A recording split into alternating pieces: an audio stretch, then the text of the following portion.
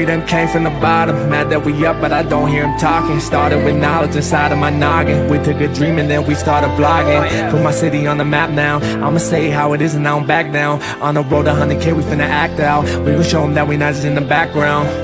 We the main event, we the main show. We the one that people always gonna pay for. FYF, we the best, no debate though. Number one sports channel, every angle. I'ma show them all how we ride. Best sports style showing out like them guys who playing it safe while they feather the lines. We pushing the narrative all of the time. Like who to go in the game is not MJ. Kobe Bryant top 10, not what we say. Hakeem Olajuwon is very overrated. Keep it real if it ain't fact, we don't say it. Now it's stable, we won't be ignored. We number one, especially when coming to sports. FYF bringing the heat here, of course. Where everything backed up with actual source. Everything backed up with actual source.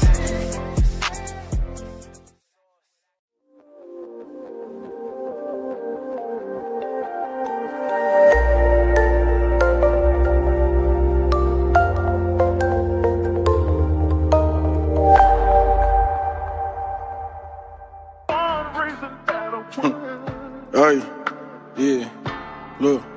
Hey, oh God, you everything that I want and I need. You give me hot just like smoking some weed. I put that Cartier piece on your wrist, cause God took his time when he made you for me. If you want my honey, I don't know why I be. That's why I call you my LOVE. Just like Alicia, yeah, you got the keys. You my little kryptonite, I'm your Christopher Reeve. No, I hate taking pictures whenever I do. You the reason I cheese. You was right by my side when everybody was sleeping on me, catching Z's. And on God. Hey, let me tell you. Said I already knew from the very beginning. With you on my team, I would never start winning. We back to back, 96, 97. Just like the Bulls, Michael Jordan got it pimping. I could be crazy, a little indecisive, but choosing you one of my best life decisions. Yeah, it's more fish in the sea, but I play my cards right with you, babe, so I ain't gotta go fishing. I treat your body just like it's a holiday. I celebrate it like family tradition. You know I eat you like Thanksgiving pie and then open you up like a present on Christmas. Sex on the floor in the bed or the kitchen, or maybe the tub with some bubbles up in it. When we in the car, I lay back, let you ride it, but baby, go slow, we don't need speeding tickets. That's a fine, but you fine too. With no makeup, I swear, girl, you times two. Like your spine, girl, I'm always behind you. Bend it over, let me go remind you. If you lost, I'ma just use my GPS. That's a good pussy search, but I find you. When you mad and you lock all them doors down, I'ma look for a window to climb through. Oh God, you everything that I want and I need. You give me hot just like smoking some weed. I put that Cartier piece on your wrist, cause God took his time when he made you for me. If you want my honey, I don't know why I be. That's why I call you my LOVE.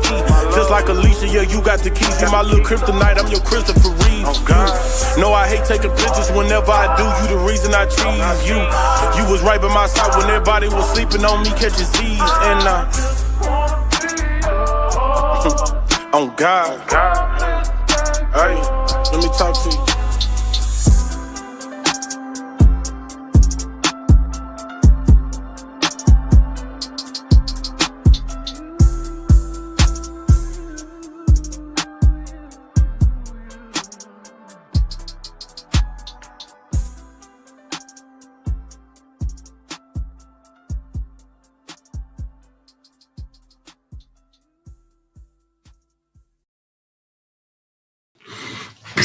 FIF Sports, man. It's Lamont, man. We back, man.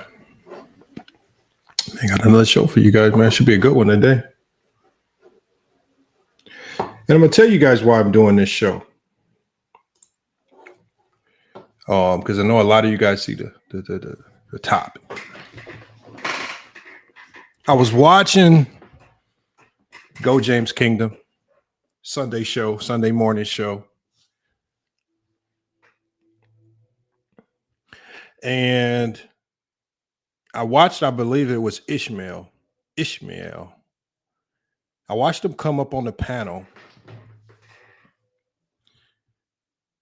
with one of the fakest, phoniest, most impassioned pleas for Kobe Bryant that I've ever heard. Oh, if you don't got Kobe in the top 10, you hate it and it doesn't make no sense. And that. What? When did it become hate?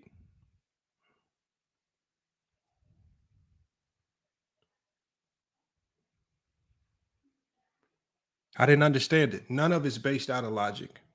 None of it's based out of reason. Now, let's just preface this by saying this right here. And salute to Moose Talks Hoops, man. Make sure y'all go check them out, man.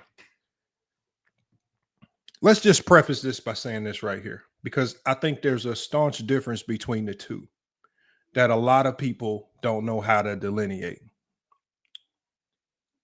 If there was a most talented player in NBA history list, Kobe would be in the top 5. If it's just about sheer talent and being better than another player, you're going to have guys like Iverson in there. Tracy McGrady is going to be in there. If we're talking about talent, and then undoubtedly, Kobe is also in there if you're just going off talent. And I think when people like Ishmael make these odd, unfettered, impassioned pleas that to me are all fake for Kobe Bryant being top 10, top 5, or wherever you want to throw him, I think it's doing Kobe a disservice. And what it also does is,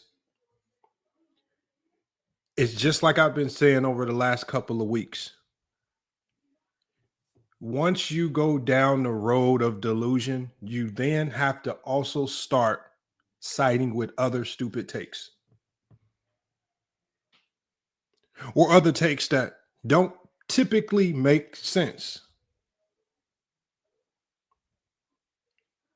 So and we're going to be talking about all this today. We're going to be talking about all this stuff with Kobe Bryant, and we're going to break it all down to a science. I'm going to show you guys all the information. 25 says doing it for views, smart. 25, let me ask you one question. What person on YouTube doesn't create a video for views? Just give me one. Give me one person on YouTube, 25, that posts a video on YouTube that doesn't post a video with the intent to get views. What other reason would I be posting it here?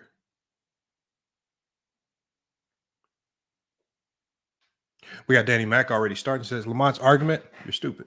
If that's what you think I'm going to say. But I think Danny Mac, anybody that knows when I do these systematic breakdowns, know that it's going to be a lot to this that you probably can't really refute other than just simply using your emotions and making these emotional pleas.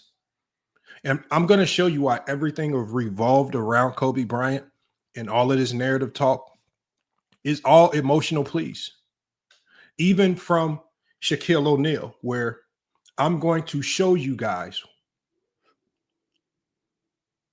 the biggest reason why Kobe Bryant will never be top 10 is because of Shaquille O'Neal and not because of anything that they did on the court. If Kobe Bryant's career is diminished, and it is, it's because of the ego and selfishness of Shaquille O'Neal.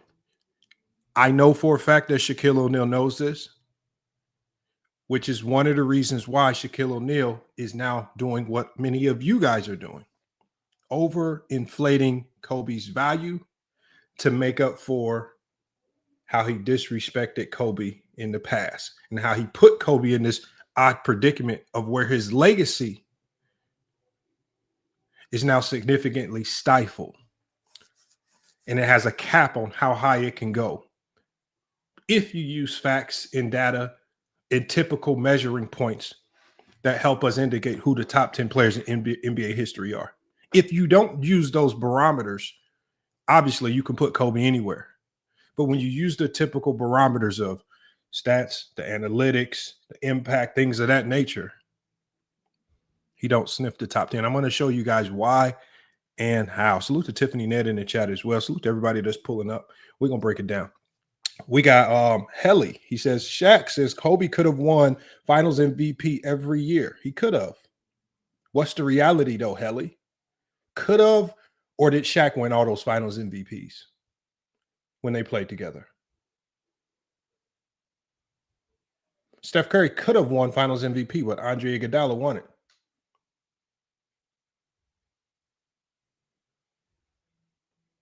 it. There's a whole bunch of shoulda, coulda, wouldas. Wouldas don't get you into the top 10. But we're going to talk later. I'm going to get to why Shaquille O'Neal is now running around saying these odd things about Kobe Bryant that significantly elevate him. I'm going to show you guys why he's doing it and how he's doing it. And why Shaquille O'Neal himself is the number one reason why Kobe Bryant's legacy was significantly hindered from being what it could have been, because talent-wise, you're looking at a top 10 talent. Mentality-wise, you're looking at a top 10 mentality. But in reality, what played out in front of us wasn't a top 10 career. That is majority because of Shaquille O'Neal. And we're going to talk about that here. Before we get started, y'all, man, we got some other stuff to get through. Make sure you guys, man. Right, the paper book, my apologies on the delay for the release of the paperback. The link is in the chat right now, though. But make sure you guys go check out the book that we just wrote. It's called the LeBron James GOAT Encyclopedia, Weaponized Truth for the Debate Era. What is this book about?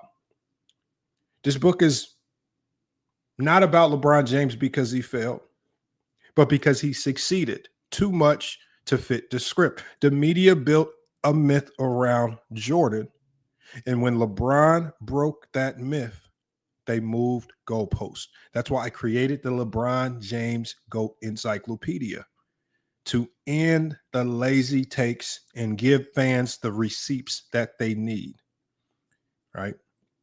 Over 100 myths destroyed, real stats, real quotes, real truth, one-line kill shots for every argument. No more losing to 6-0 nonsense. This book is your weapon. Make sure you guys go to Amazon. The link is in the chat. Go get your copy of the GOAT James Encyclopedia. Right now, the digital version is only available. But for anybody that purchases the digital version, I will be sending you a free paperback version when the paperback copies are ready to be released. Those should be ready probably within the next 2 to 3 days. And I will be letting everybody know when the paperback and hardback versions are available, because I know a lot of you guys, and I've been watching the comments, a lot of you guys have been asking about the paperback version. I want to get that to you guys. But if you want to get the digital version and get a free copy of the paperback, go get your digital copy today. It costs $23.23 to pay homage to Michael Jordan. Make sure you guys go get your copy today on Amazon, man.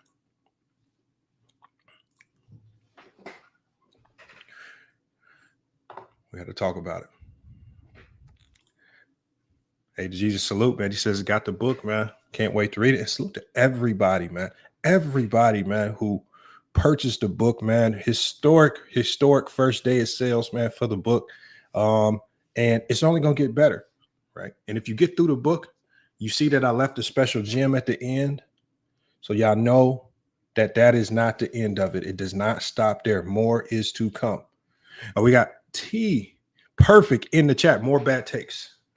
Fortunately for you, T Perfect, I don't really deal in takes. I deal in facts. I do a lot of research. Unfortunately for you guys, my top 10 is not filled with emotional selections because I love a player. It's about logic and reason and giving every player of any particular era a fair shot and crack at the top 10. I'm not one of those people that say, oh, let me just discredit the 60s just because I don't feel or think it was that style of basketball that I like. I know that those guys can't control that. They played basketball the way they saw it was to be played back then. I can only give them credit for how they were taught to play it and how great they were at playing it. As the game changed, I have to give the players of the 70s their same just due. Players of the 80s with different challenges, their just due. Players of the 90s with their own unique challenges, they're just due, and so on and so forth. And see, what I'm going to do today is I'm going to expose the hypocrisy in a lot of people. I've been saying this for years, how hypocritical people are when it has come to Kobe Bryant. And we're going to be breaking all of that down today here on FYF Sports, man. James Press says, what are you talking about? Oh, he must be talking to somebody in the chat. We got Willie Sermons in the chat. Your peers is your ultimate respect. I guess. Yeah, your peers are your ultimate respect. Unfortunately, that has nothing to do with the top 10 all time. Has nothing to do with it. That's just your feelings. Your peers that's an emotional plea. David Pierre says, Scap cook you and Gil. I never spoke with Scap about this. I never debated with Scap about this. But David Pierre, when I drop the link, you can feel free to come up here and try to have a discussion with me. No, I did clown the video, and it's obviously a troll to some degree, right? But when it comes down to making a credible top 10 list, I'm not going to use a horse video to discredit a guy and say, oh, you cannot be in my top 10 because of that.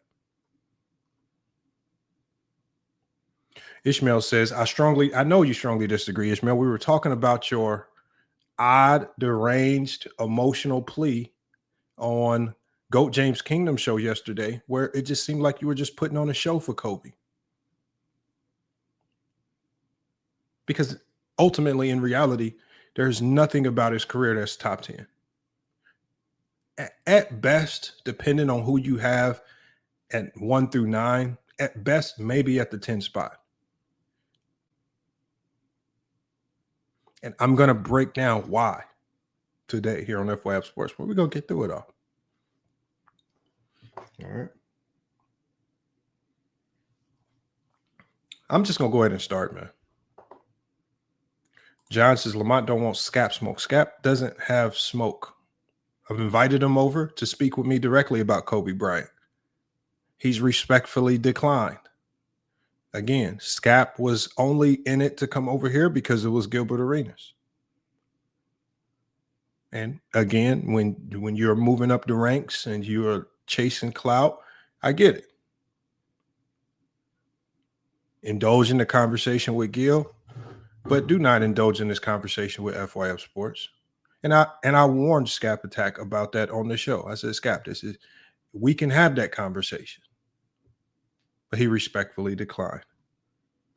And if you guys as fans, if you want to go to his channel and make that plea and say that you really need to come address FYF Sports directly, see if you can motivate him to come over here. Outside of that, I have no issue with Scap, nor do I want to entertain a conversation with Scap. He's already turned down the invitation to have the debate with me directly. So that's an issue you guys need to take up directly with FYF Sports. I mean, with Scap Attack. It's not necessarily an issue of mine. All I could do is ask. For example, like all the people that I've been going around, the big and small content creators. Do you want to debate GOAT James Kingdom? You know what they say? No. A couple of them to block me on Instagram. What do you want me to do? Do you think GOAT James Kingdom is trying to get a 20v1. I'm struggling to get a 1v1 with GOAT James Kingdom.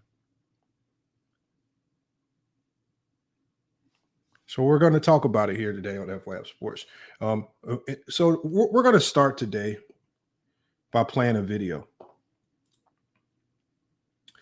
And this video is going to lead me into why fans, media alike, based on your approach to how you evaluate talent, how you all individually played a role in systematically removing Kobe Bryant from the top 10 conversation. I'm going to play this from Kobe Bryant. Hold on. Give me 1 second. Let me get this video up. And I'm about to share my screen, and we're going to go through it. It's just a sit-down interview with Kobe Bryant, where Kobe Bryant talks about the struggles of the sidekick narrative. And I think he does a good job of really explaining the struggles. All right, hold on. Let me get this. Let me get the sound up so we can hear it. All right, let me share my screen so you guys can check this out. And then we're going to go dive right into the topic. All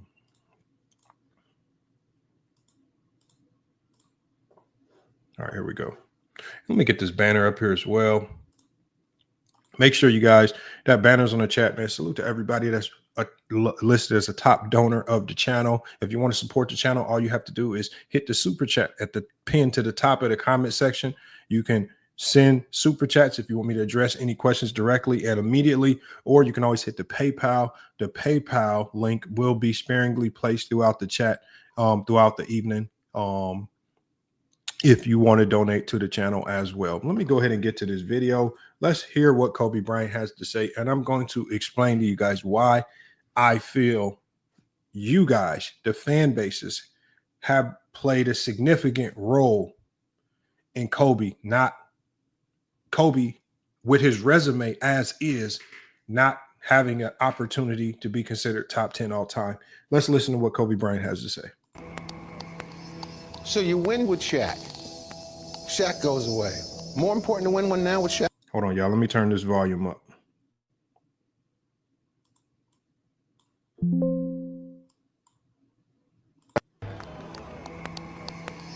So you win with Shaq. Shaq goes away. More important to win one now with Shaq not there? Oh, yeah. Because that's the challenge. You know, some said I couldn't for whatever reason, but I knew the truth of it. I think Shaq knew the truth of the situation. I wasn't some sidekick. You see me every day. You know what I'm about, you know what I mean? So it was kind of insulting to me for people to think I couldn't be that dude. Kobe Bryant slashing and hammering home. It's silly. You say, okay, be selfless. All right, you win a championship. You can't win one on your own. Huh? It happened to being selfless. Oh, it's selfless only when you want it to be selfless. Right. It's okay. I accept the challenge. I accept the challenge. Not only did you accept the challenge, I think you looked forward to that challenge. Well, I mean, you know, I wanted to see. Can I do this thing? When you win, you don't want to let that go. So it doesn't turn off the work. It doesn't turn off the competitive spirit. It turns it up. Then you wind up becoming more maniacal, more obsessed, because you don't want somebody else having that feeling. You don't want that to go away. You want it again. Kobe Bryant at the buzzer. Do you think that your game was as good as it's ever been during that period of time? Oh, yeah. Absolutely. Shot clock becoming a factor. Physically, I was there. Unbelievable. He's at 42 and counting. Mentally, I was there. Give him 50. His sixth 50-point game of the season. Stops, spins, fires, and 61 points tonight. And an 81-point game. History tonight at Staples Center. Now, at that point, was that when the Black Mamba raised its head? Yeah. Or was identified? Well, it was always there. It was always there. It just identified. Let's put a name to it. Yes. Yeah, tell me about that. Well, I mean, like I said, there's a difference between who you are and what you are. And what I am when I step on that court is, I become that. I am that killer snake. You know, I'm stone cold, man. Bryant dribbling, has to put it up with the buzzer. He banks in the three, and the Lakers win the game. I enjoy that. It made me comfortable, you know, to be in those environments with people booing and saying, you can't do this, can't do that. Felt good to me. Kobe got it! Kobe's got it! Silences the crowd. The Mamba is loose. Somebody has to put him back in the cage. For you personally, there's a point you want to prove that you can win without Shaq. But when you look around, it ain't going to be easy. All you're doing is playing out of the format. The format is a triangle. But within that, you recognize all the shit that you can change or adjust, and you communicate with each other and do it. Well, how do you deal with that? Patience. Right? Patience from Patience. Kobe Bryant? Kobe Bryant has no patience. Sure I do. Sure I do. You gotta have strategic patience sometimes. You gotta understand, you know, it's like when after we won 3, you know, we had a couple years there where it was just downtime. We didn't have a very good team. And we pushed and we pushed and we pushed. But were those miserable years for you? Well, absolutely. You know, absolutely. But you also understand that the time is going to come. Why? Because I'm going to keep banging on this door until it comes, right? But you also understand the concept of reality. And then you become more obsessive when you have the pieces around you to win a championship, because you understand how hard it is to get that chance. And when that chance comes, you make sure you take advantage of it. Bryant looks inside, finds Gasol. And we're going to stop it right there, you guys, because Kobe said a lot.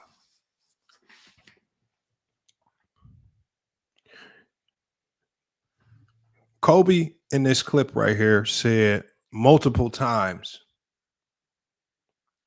that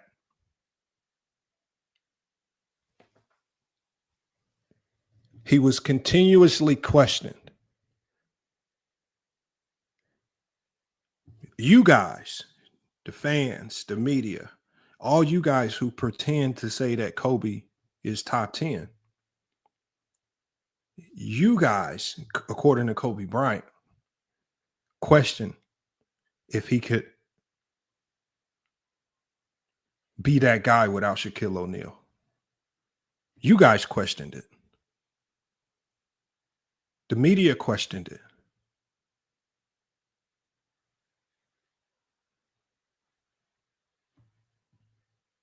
Y'all didn't question if Shaquille O'Neal could win a championship without Kobe. Y'all didn't question if Phil Jackson could move on to another team and win another championship without the combination of Shaq and Kobe or the combination of Jordan and Pippen. You guys, the fans, you guys question Kobe. Now, let me ask you guys this one question right here, especially for a lot of you guys that pretend that you always had Kobe top 10. Why would you question if he could do it without Shaq? If he was already the alpha, if he was already the number one option, if he was already the best player on the team? Ahmad Rashad even alluded to it. People questioned.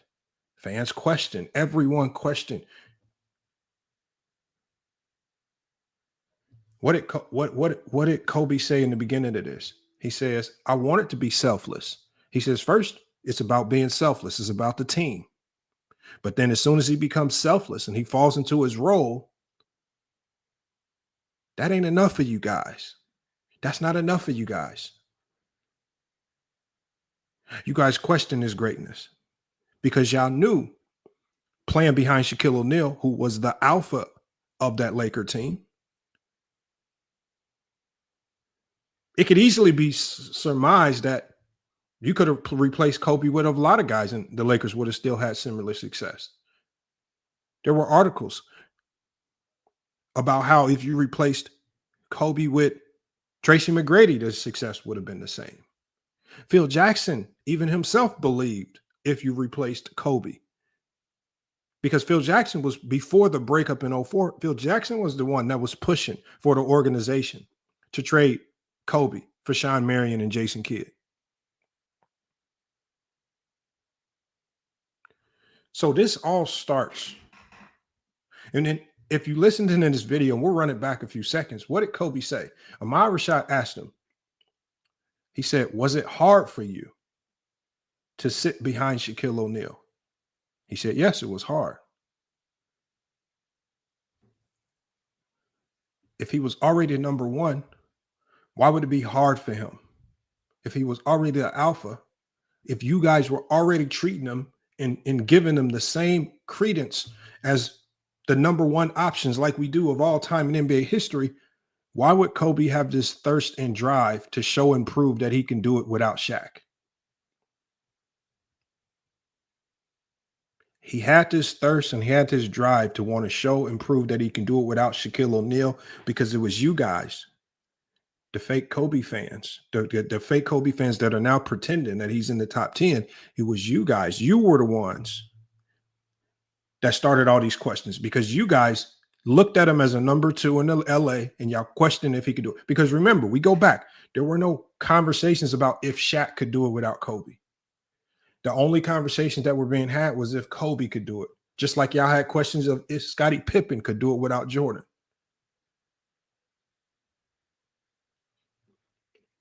So that tells us right there that everyone in the world, and this wasn't even just a narrative. Everyone knew Kobe was a sidekick, including Kobe himself. Because in 2013, when asked about it by NBC, Kobe admitted to NBC, and I'm going to show you guys right now, that he was a sidekick to Shaquille O'Neal.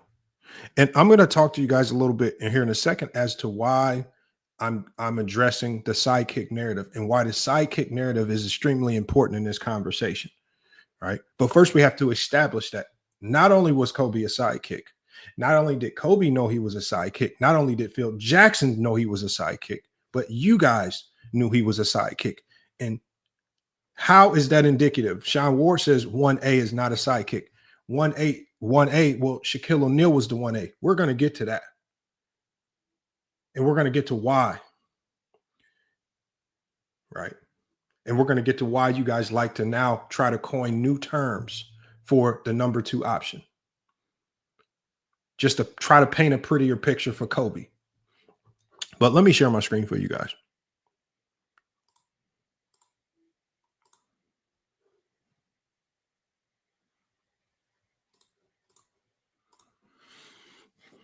So, according to NBC, Kobe Bryant admits to being Shaquille O'Neal's sidekick during the Lakers championships. Kobe admits that he was the Robin to Shaq's Batman. This was published on February 13th, 2013. This was after a game where Kobe dropped 4 points and 8 rebounds versus the Portland Trail Blazers, right? The article states it may have been taking a full decade, but Kobe finally admitted he was Shaquille O'Neal's sidekick during the Lakers' three-peat run from 2000 to 2003. The Shaq and Kobe combo led to the Lakers' 4 NBA Finals appearances over a 5-year span. But this superstar duo only managed to win 3 championships before the Lakers traded their center, right? On Tuesday night at the Staples Center, the Lakers and Suns, my bad, it was the Suns they played, 2 of Shaq's former teammates were going head-to-head, so the Big Shaqtus decided to make a rare appearance at the Staples Center. Prior to tip-off, Bryant came over and shared some laughs with the former teammate. He said, "It was good to see Shaq," Bryant said after the game. "I think we appreciate each other more now than ever. I think the further you get away from your history you had together, the more you put into perspective on it and on how dominant you were." The larger-than-life personality Shaq was on full display at the Staples Center. After the game, Bryant was facing the media after an uncharacteristically poor performance where he scored only 4 points and had 8 turnovers. Still, he was in good spirits because the team was able to pull off the victory. When the topic of Shaquille O'Neal came up, Bryant smiled and welcomed the questions. When asked point blank if he was Shaq's sidekick during the duo's time together, Kobe responded, "Yeah, for sure." Right? "The challenge for me was to show Shaq and everyone else that I could win without him," Bryant continued. Point proven. Once again, Kobe Bryant admits that he was a sidekick, but he also talks about how the challenge for him was to show everybody that he could do it without Shaq. We have a comment on the screen from Sean Ward where he's claiming that Kobe was a 1A. Sean Ward, my question to you is this. If Kobe was a 1A, then why did you guys, the pretend, fictitious, phony Kobe fans, make Kobe feel that he was a sidekick? Because while Kobe went rogue on the Los Angeles Lakers because he was tired of being a sidekick, so much so that he told this to Phil Jackson as well, right? These are things that are all documented. All right, and this is the unfortunate reality. This is the unfortunate reality of what's going on. So when we talk about, right, when we talk about the early 2000s Lakers, Shaq and Kobe dynamic, right? Phil Jackson's system was built around Shaq as the first option, right?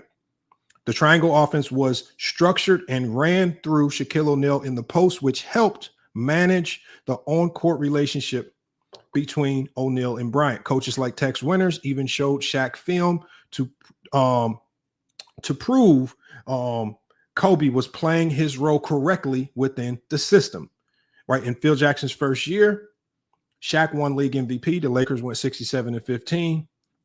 And everything, according to Phil Jackson, the quote was, everything went through Shaq.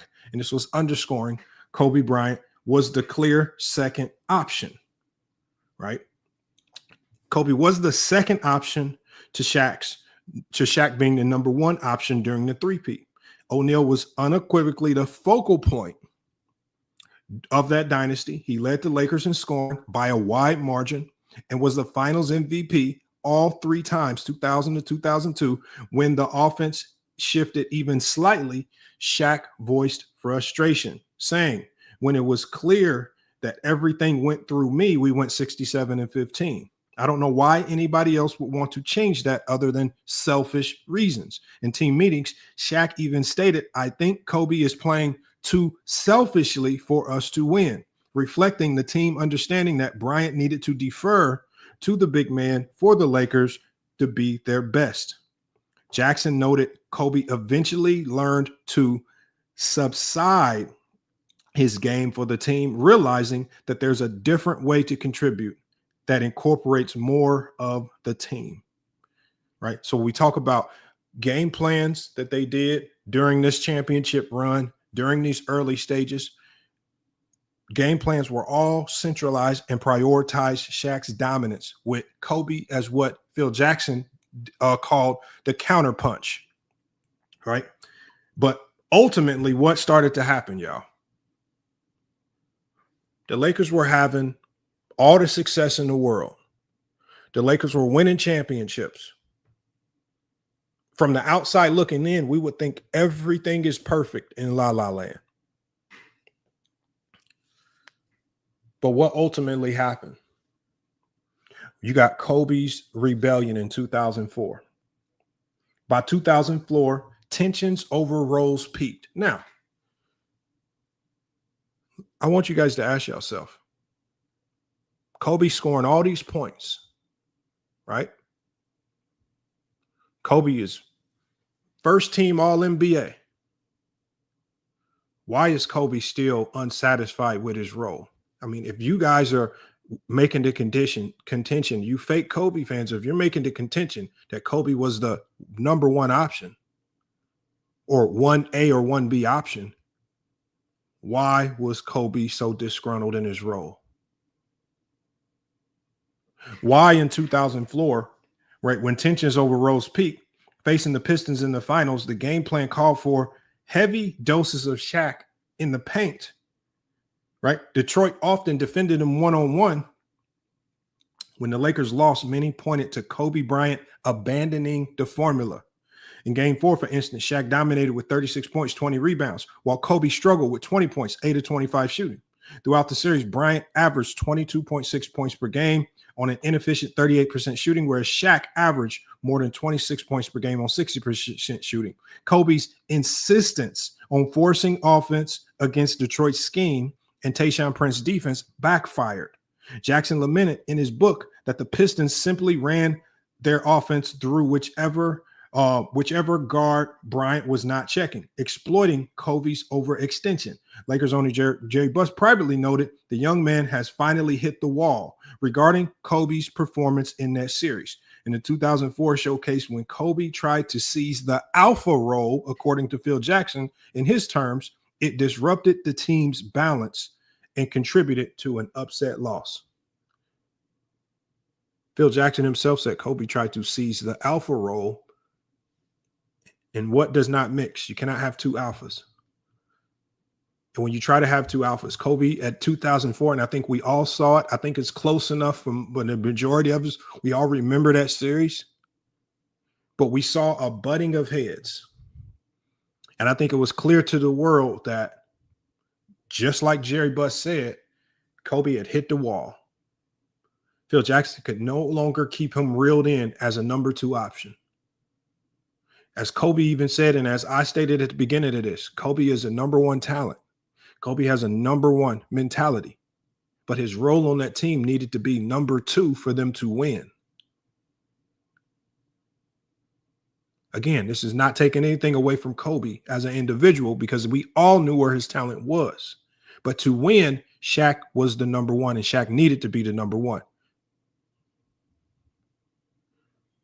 With all the success, with all the championships, with all the winning, with all the fame, and with all the notoriety, Kobe Bryant still was not happy because fans, like you fake Kobe fans, were still chirping in the background. Kobe, you can't do it without Shaq. Kobe, you only winning because of Shaq. Y'all were the ones creating this. Let's look at Kobe's career with Shaquille O'Neal as a sidekick.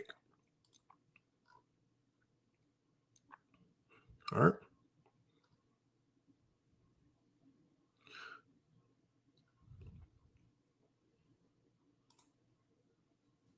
This is Kobe's career as a sidekick with Shaquille O'Neal, you guys.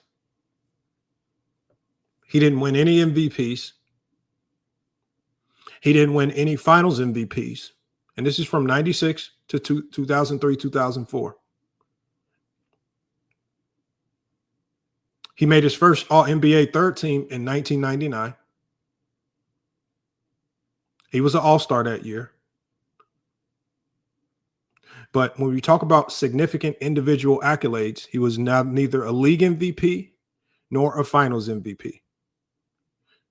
Third team, 2 second team All-NBAs, 3 first team All-NBAs. This is his career. This is a hellified second option. Now, what stands out to most fans, because even the points per game don't significantly stand out. 1998, 99, 19.9 points per game. In 99, 2000, 22 points per game. But then his points per game exploded. 28.5 points, 25 points, 30 points, and 24 points. But this is where fans and their fandom get confused. Sidekicks are, if you're a number 2 options are allowed to be great.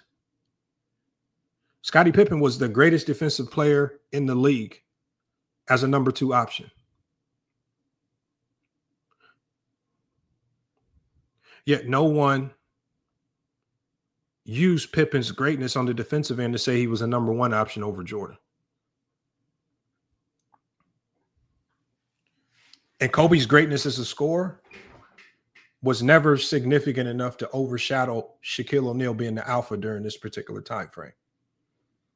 Big Cuzzo says he came out of high school. Not my problem, Big Cuzzo. This is just the start of his career. What do you want me to do? Do you want me to hide his first 3 years so nobody sees it? What do y'all want me to do? Y'all want me to hide it because it doesn't look as good? This was his time with Shaquille O'Neal.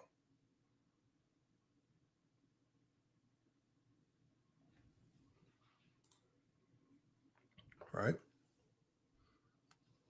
But we got to continue talking about it. Now, what ultimately went wrong? Right? What ultimately went wrong? What broke up the dynasty? Because the Shaq and Kobe duo was on its way to looking like the greatest duo in NBA history. What ultimately blew up this duo? There were tensions between still in his prime Shaq and an ambitious Kobe Bryant in the 2004 season. Phil Jackson was not brought back. Shaquille O'Neal, feeling pushed out, demanded a trade, effectively ending the Shaq and Kobe era. The core issue was the ego and role definition. Hold on. According to Jerry Buss, it was ego and role definition. But I thought you guys said that Kobe was the number 1 option. How would there be any confusion on role definition if Kobe felt like he was the number 1 option? Kobe Bryant wanted to be the lead star, according to Phil Jackson, and O'Neal refused to concede his throne. As Jackson observed, Phil Jackson said in his book, Kobe's push to be the alpha dog and Shaq's resistance created an untenable locker room split. What might have been a Spurs or Bulls-like long-term dynasty instead imploded after 5 finals appearances and 3 titles, largely because the 2 stars could not align on who was the number 1 option. Kobe's inability to accept a secondary role and Shaq's unwillingness to accommodate Kobe's rise ultimately capped what the Lakers could have achieved together. This is where I say Shaq is now at fault, right? This is why I say Shaq is now at fault. I want y'all to think about a similar instance in NBA history when you had Magic Johnson and Kareem Abdul-Jabbar. When Magic came into the league, Kareem Abdul-Jabbar was still somewhat at his peak, right? The Kareem and Magic was a model of what we call a graceful torch passing. In the 1980s, Laker legend Kareem Abdul-Jabbar, while still a top player, allowed Magic Johnson to gradually take over as the franchise leader. By the late 80s, by the mid to late 80s, Magic was winning MVPs, finals MVPs, and Kareem willingly stepped back as his career started to wound down. The harmonious transition extended the Lakers' championship window. Kareem remained a contributing second option, and the team's culture accepted Magic as the new alpha without bad blood. The elder statesman's Kareem set aside his ego for the good of the team, which resulted in 5 titles for the Showtime Lakers. Shaq, on the other end, never truly let Kobe take over in LA. In contrast, Shaquille O'Neal, who was only 28 to 32 years old during that three-peat run, was not ready to relinquish his status to a young Kobe.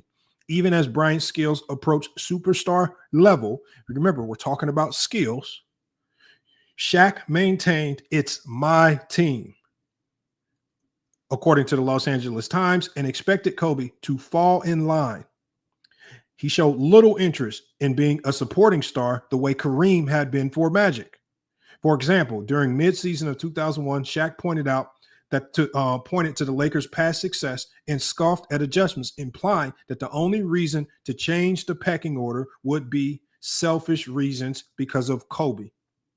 The mindset signaled that Shaq would not voluntarily hand over the reins, unlike Kareem, who was nearly 40 by his final title. Shaq was still in his prime and saw Bryant's attempts to assert himself as a threat rather than the natural evolution of the team. The lack of a graceful succession stunted Kobe's legacy, in my opinion. Because Shaq and Kobe's partnership ended abruptly, Kobe did not get to inherit a contending team in the way Magic did. Magic won titles, and even after Kareem's prime, because the torch passed and the team rebuilt around Magic. Kobe, on the other hand, spent the middle of his career on struggling Lakers squads after Shaquille O'Neal's 2004 departure until a new supporting cast was assembled. One could argue that if Shaq had accepted aging into a secondary role around the 2005-2006 LA team, staying in LA with Kobe as the 1A, the Lakers might have won more rings in that period. Shaq's pride made that impossible.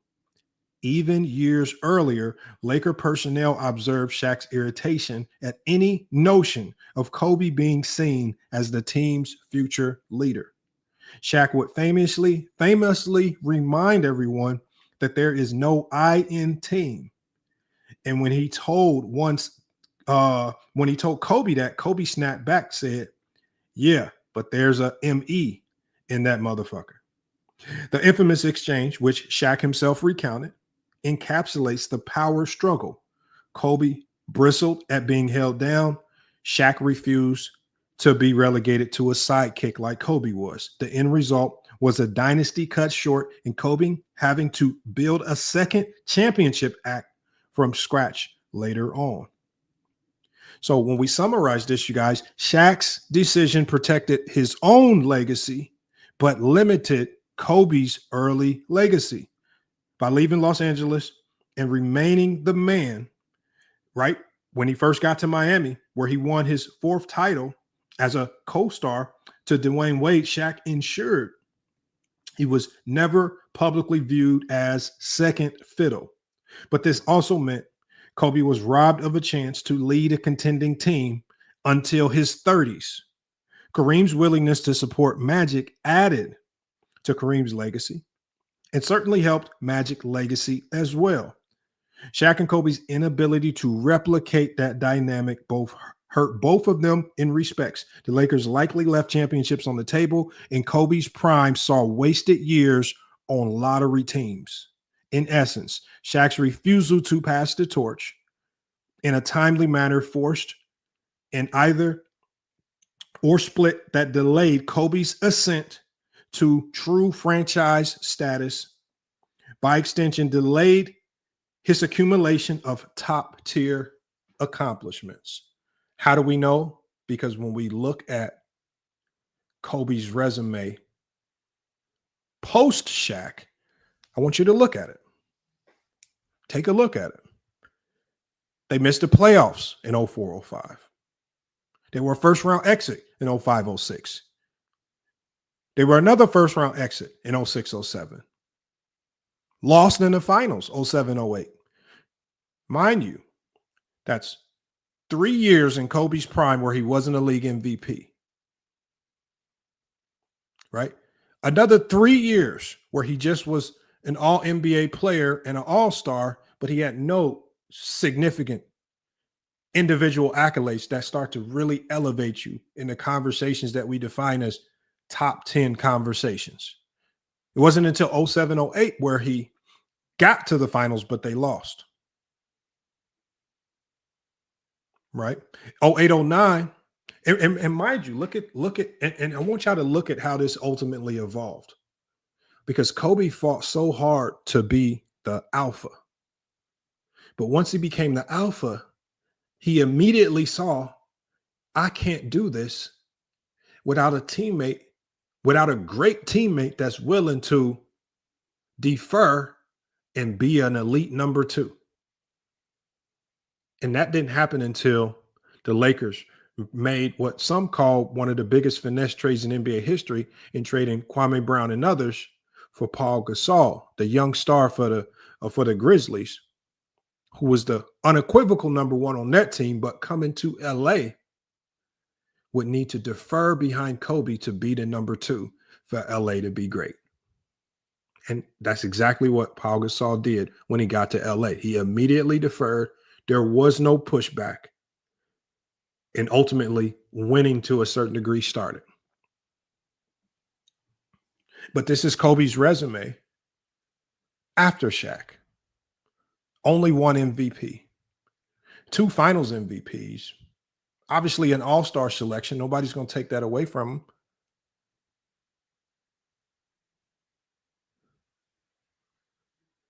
But this resume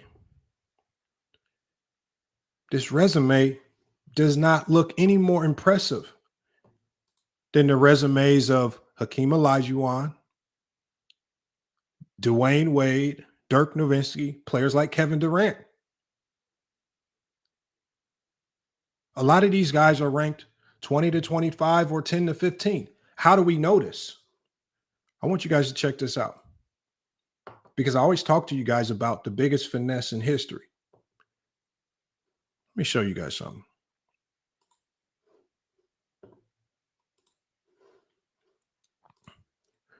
In 2016, when the NBA ranked players all time, this is where they ranked Kobe.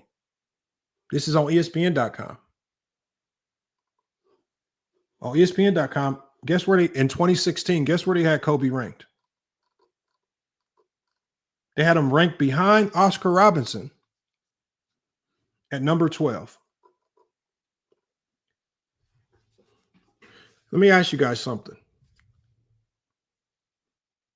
When Kobe was alive, his career was over. Why would they rank him behind Oscar Robertson at 12? Why was there no significant pushback when this came out? Why was there no harmonious outcry from fans saying, "Oh, this is disrespectful. He not in the top 10. I can't trust your top 10 list."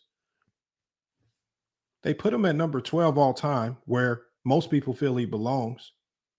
It's just typically where he fell, and they gave their reasoning for it.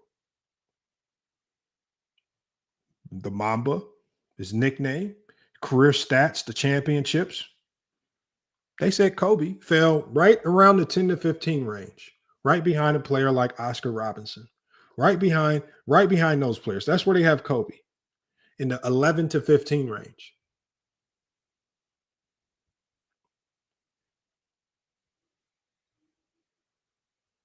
But then what happened?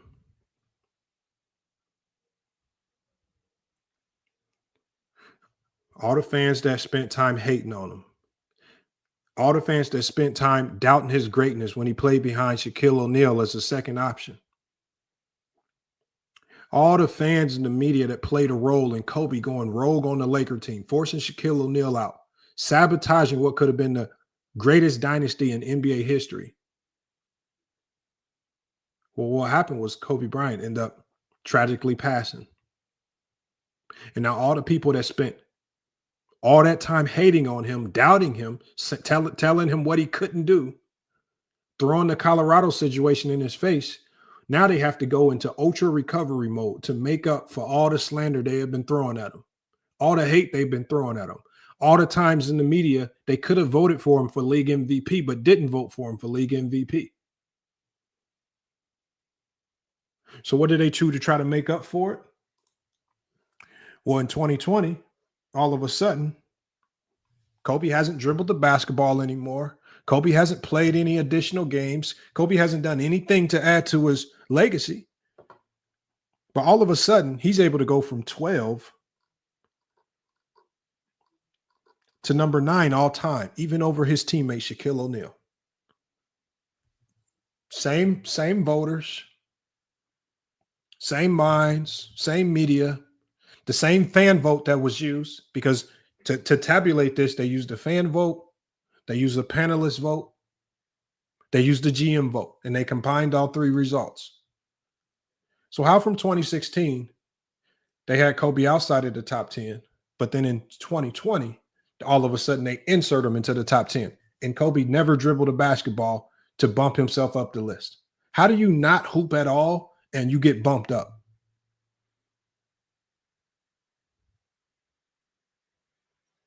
Even over your teammate, who even Kobe himself admit carried them.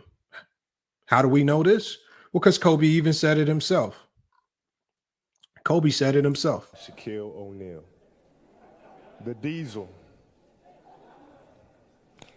You know, from his career starting in Orlando, and I'm happy that thing went bad. I'm happy. I'm happy he lost to Houston, because then he came out here and joined the Lake Show and put us on his back, carried us all the way to a championship, carried us all the way to a championship, carried us all the way to a championship. Hammered it in, and the Lakers are the 2000 NBA champions. This is it, fellas. We work all year long for it, man. Shaq the man, most dominant player in the world. I didn't say it. Kobe said it. I didn't say it. Kobe said it. I didn't say Shaq carried. Kobe said Shaq carried.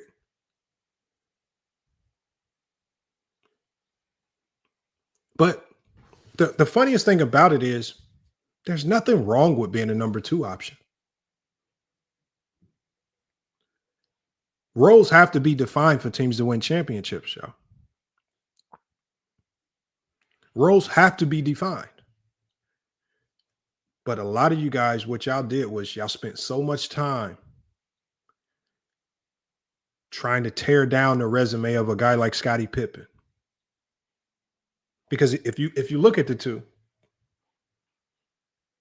in a sense, Kobe and Pippen's resumes are very similar to a certain degree, right?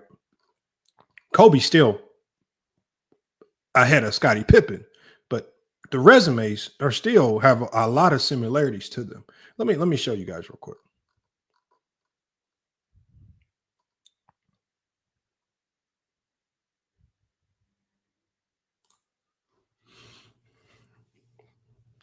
We got Kobe with Shaq versus Scottie Pippen with Jordan. Kobe 3 championships, Pippen 6 championships. Neither one of them won a Finals MVP. Neither one of them won a league MVP. Kobe's tenure with Shaq, 21.8 points per game. Pippen's tenure with Jordan, 17 points per game. Pippen, 7 All-NBA selections, Kobe 5. Kobe 4 All-Defensive teams, Pippen 10. Mind you, Pippen also with 1 top 5 MVP and Pippen with 6 top 10 MVP. Kobe was a 6-time All-Star. Pippen was a 7. What's the difference in their roles? Kobe was a high-usage scoring guard. Pippen was a lockdown at the number 2 on the defensive end. What's the differences in their roles? Kobe did not want the sidekick role, while Pippen accepted the sidekick role. The system fit. Kobe was a secondary scorer behind Shaq. What was Pippen? Pippen was a defensive anchor behind MJ. But what is the defining of these two? Kobe was tired, according to Phil Jackson, tired of playing second fiddle to Shaquille O'Neal. What quote defines Scottie Pippen? Well, Michael Jordan said, whenever they mention me, they should speak of Scottie Pippen as well. The only difference between the two is that Pippen embraced being the secondary star or sidekick, while Kobe resented it. And he resented it, according to Kobe's own words, because you guys, the fake fans, doubted him. And then he resented it even more because when the chatter from the media and the fans became loud, saying that Kobe couldn't do it, Kobe said himself in that video I played earlier, my teammates and my coach didn't even stand up for me. Phil didn't come out and say that's wrong. Shaq didn't come out and say that's wrong. Jerry West didn't come out and say that's wrong. Nobody stood up for him. Kobe Bryant went rogue because of you guys. What could have been the greatest dynasty in NBA history was broken up because of you guys. Ironically, fans destroy Pippen's legacy for being the number 2 behind Michael Jordan, but try to rewrite Kobe's role to preserve a top 10 case. That's called narrative manipulation. That's not historical accuracy. When we talk about why Kobe was never a true number 1 option, the system revolved around Shaq. Phil Jackson's own words explicitly said Kobe went rogue in 2004 and refused to run the triangle. He was playing to prove he didn't need Shaq. Kobe told Phil Jackson, quote, Kobe told me he was tired of playing second fiddle to Shaq. I thought you guys said he was 1A. How do you get tired of playing second fiddle to a guy if it's equal? If I'm playing alongside another guy and we're both averaging 30 a game, why would I complain? It's equal, right? No, it's not equal. But that's just the reality of it. And why are we talking about Kobe as a sidekick? Because we all know, y'all, that sidekicks don't get top 10 consideration. Scottie Pippen, as great as he was, I mean, this is how great Scottie Pippen was, you guys. Scottie Pippen, according to NBA.com, is the 5th best player in the 1990s. His highest rank, according to NBA Power Rankings, he was 4th. His lowest rank ever in the 90s, from 1990 to 1998, his lowest rank amongst the great players in the 90s was 7th. 6 championships, 7 All-Star appearances, 9-time all-defensive selections, 1994 All-Star Game MVP, named one of the league's top 50 players. Pippen did all of this. And on top of all of it, He has the majestic 6-0 tag. He's 6-0 in the NBA Finals. How is Pippen able to do all of this? Arguably the greatest, not even arguably, he is the greatest perimeter defender of the 90s. Arguably, next to Hakeem Olajuwon, it could be 1-2, depending on how you view the game, as the top defender of that era. Innovated the game as a playmaker at the small forward position. And he has the majestic 6-0. Scottie Pippen doesn't get top 10 consideration because we don't give top 10 consideration to guys that were sidekicks. This was the same for John Havlicek, who was 8-0 in the finals. He was a sidekick to Bill Russell. This goes the same for Sam Jones, who's 10-0. Sam Jones had the name Mr. Clutch. 10-0 in the NBA Finals. 5-time All-Star. Will never get significant consideration because he was a sidekick. We could go down the list. And the unfortunate reality is that we've never given players relegated to being the second option. No matter how they got that, because Bill Russell wasn't the number one option on the Celtics because he was a great scorer. So we know being the alpha isn't directly tied into scoring because John Havlicek was a far superior scorer than Bill Russell.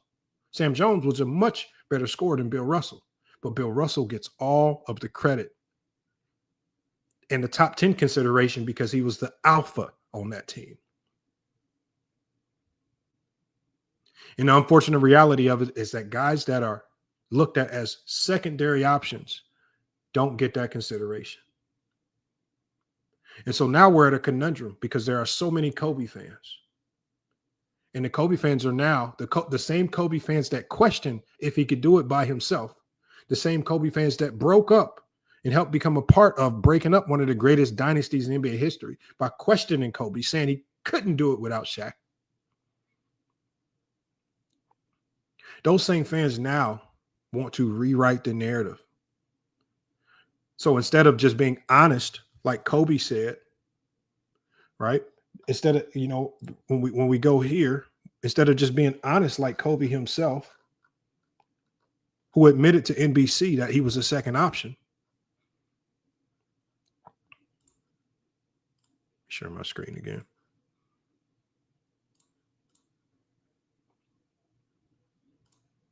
Instead of being honest, like Kobe was honest, when NBC asked him if he was a second option, you guys want to now try to paint a new picture. No, he wasn't a second option.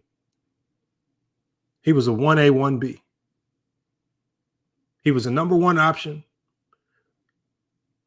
And we have to find a way to finesse him out this sidekick role just so we can pave a way and create an avenue for him to be in a GOAT conversation. And even with all of that, he still don't have a top 10 resume.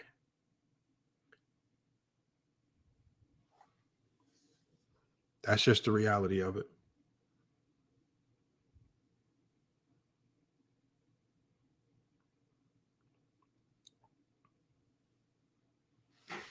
This is a lot to do with you guys, you fans.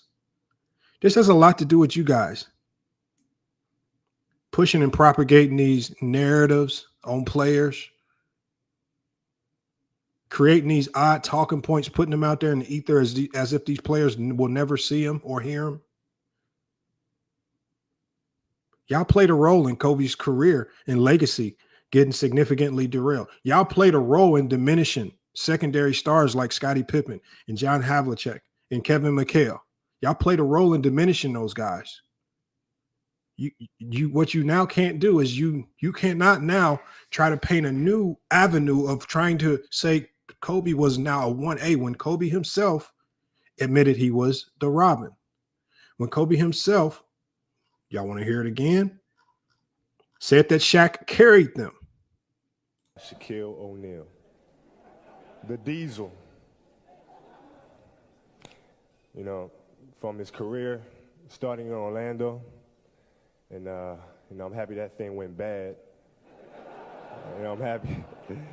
I'm happy they lost to Houston, because then he came out here and joined the Lake Show and put us on his back, carried us all the way to a championship, carried us all the way to a championship, carried us all the way to a championship. Hammered it in, and the Lakers are the 2000 NBA champions. This is it, fellas. We work all year long for it, man. Shaq the man, most dominant player in the world. Carried him.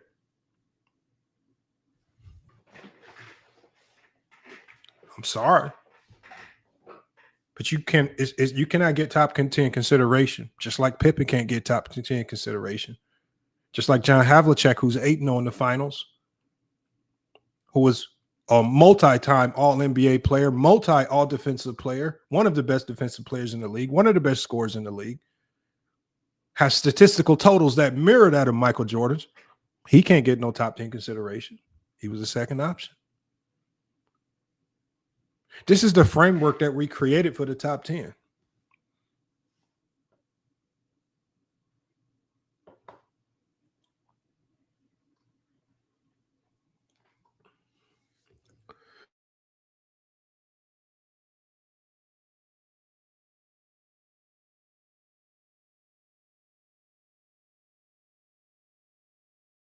So for when you guys come up, we got Obi-Wan says Lamont smoking Balco. I guess these are all facts. Everything that I said is facts. It's just funny how when I drop facts, you guys say nothing but, oh, he's smoking Balco.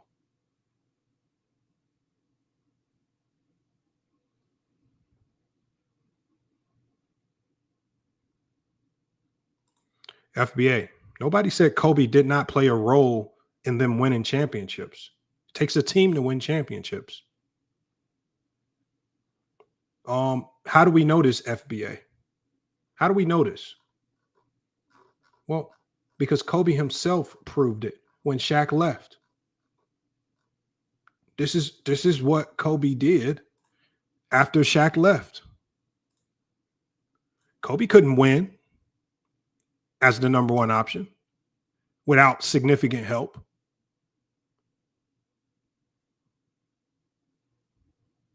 He cannot win without Paul Gasol. How do we know he couldn't win without Paul Gasol? How do we know he couldn't win without a bona fide number two option that's willing to accept his role? I'm going to show you guys why. Kobe himself said it, and he got so frustrated. He got so frustrated with the Los Angeles Lakers for giving him a guy like Kwame Brown as opposed to getting him a bona fide number two option. Now tells Stephen A. Smith he wants out of L.A. When you with the organization for 11 years, and, you've been a fan of theirs growing up, and you just love everything about the organization in terms of the players and the history and the fans and the city. And, to go through something like this is extremely difficult. Finding out about the Shaq situation, and didn't promising me one thing in terms of wanting to rebuild right now, and telling Phil Jackson another thing, and it's rough, man. But I just don't see how you can rebuild that trust, and I just don't know how you can move forward in that type of situation. Well, if you don't know how you can move forward in that situation, you're still under contract with them. Are you saying right here on this show that you want to be traded? Yeah, I would like to be traded. Yeah. There's no ifs, ands, or buts about it. It's not a situation where what if I know before you reportedly said that you would like them to get Jerry West back. Are you saying now emphatically, regardless of what they've done, you want out of Los Angeles? Yeah, I would like to be traded. And as tough as it is to say that, as tough as it is to come to that conclusion, there's no other alternative. They obviously want to move in a different direction in terms of rebuilding. I wish they would have told me that prior to me signing with the team. They obviously want to move in a different direction, and but they want to keep you though, Kobe. They want to move in a different direction, but they don't want to do it without you.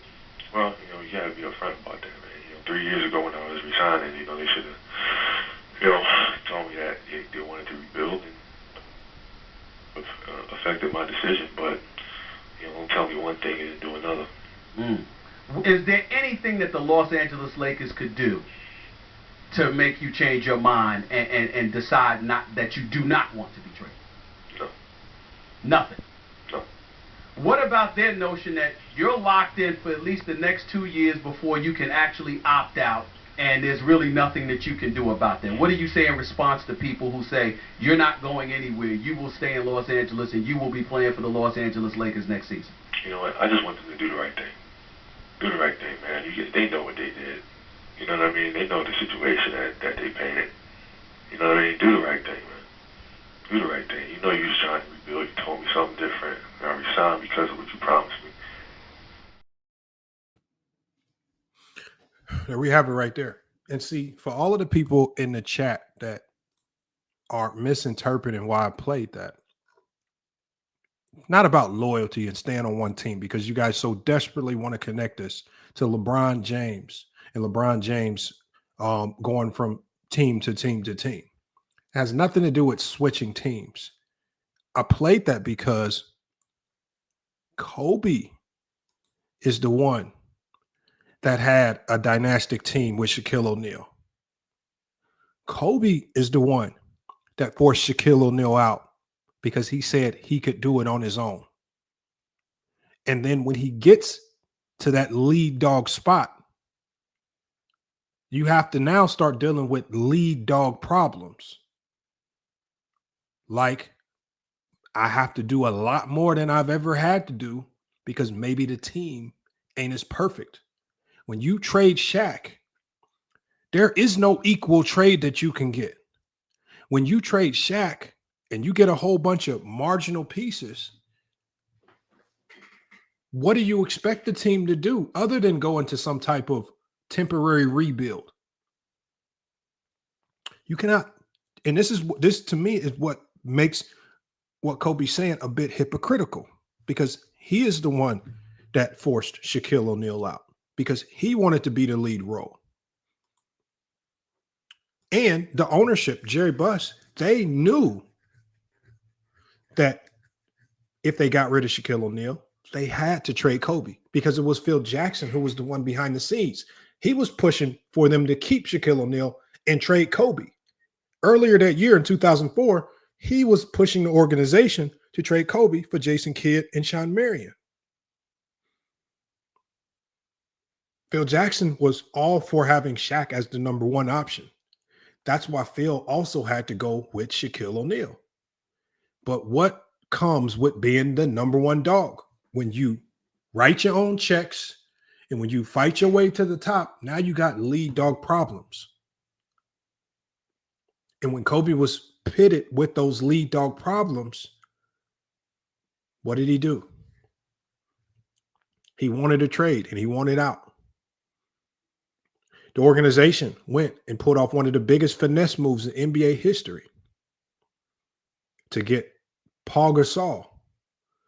And Paul Gasol was then forced into a number two role, even though Paul Gasol, with his prior team, was the number one option. I mean, y'all so desperately, and it's going to be a lot of y'all, even when I hit the link, even when I drop the link, a lot of y'all are going to be desperate to try to make this about LeBron James. This has nothing to do with LeBron and everything to do with Kobe. Kobe's resume is what it is, y'all. This is Kobe's resume.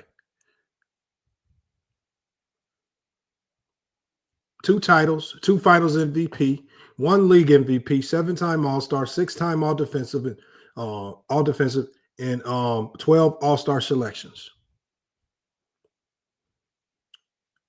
Why do I say this is his top 10 resume?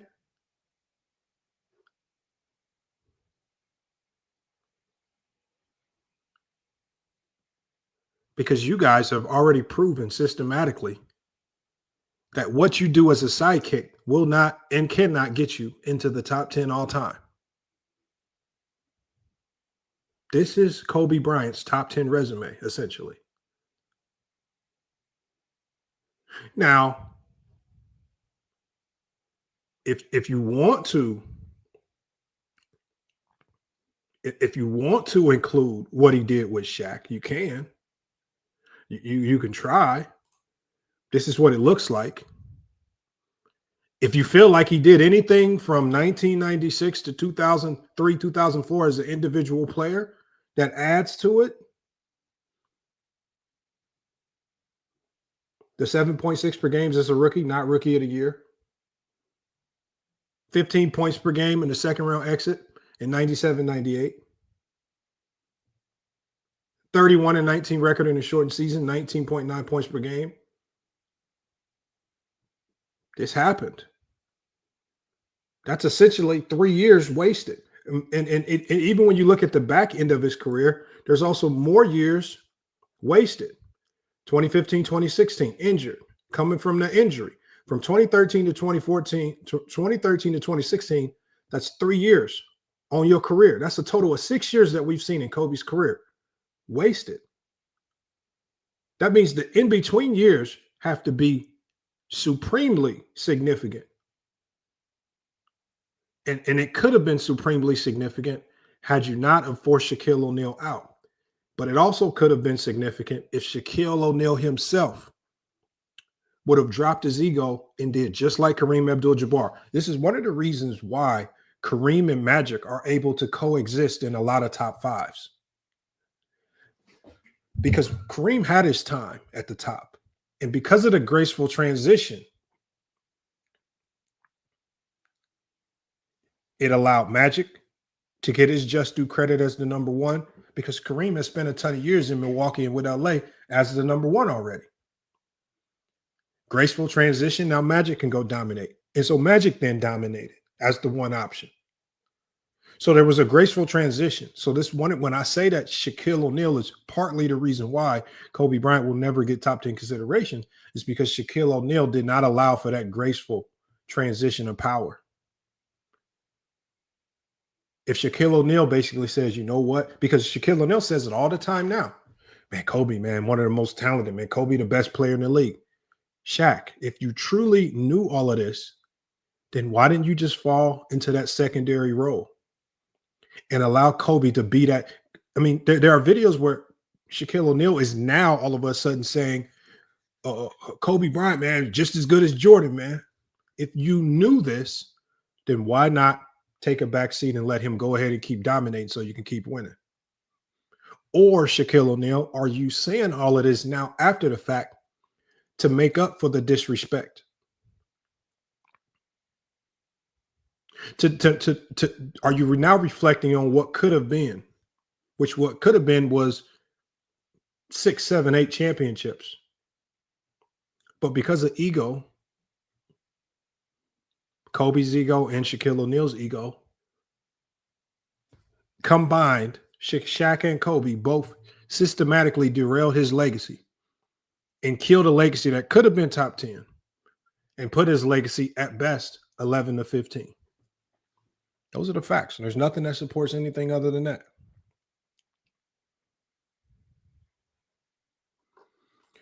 He says he literally did that before Kobe died.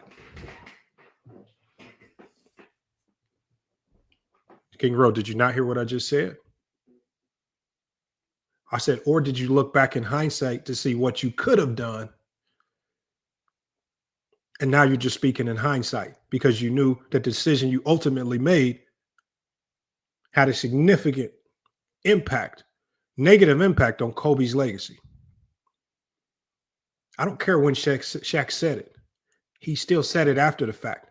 And what Shaq says cannot add to make Kobe's resume or legacy any better. Kobe's resume and legacy is what it is. You guys set the framework for what criteria gets you in the top 10, which the one thing that's almost universal is that if you're a second option, that universally takes you out of what we define as the top 10. What you do as a secondary option, because a lot of times you guys use the Robert Horry theory. Well, why is Robert Horry not in the top 10 with all the championships? Because he was not the number one guy. Why is Pippen not in the top 10? Because he was not the alpha, the number one guy. Why is John Havlicek not in the top 10? Because he was not the alpha, the number one guy. Why is Sam Jones not in the top 10? Because he's not the alpha, the number one guy. We already have the framework for what gets you into the conversation. And there's a huge portion of Kobe's career where he's the second option.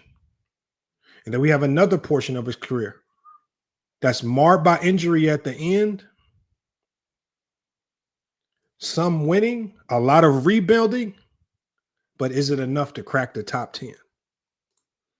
Let me give a shout out to all the people that dropped super chats. We got Max with a super chat. He said, "Did you see Dreamers Pro video about Kobe today?" No, I did not.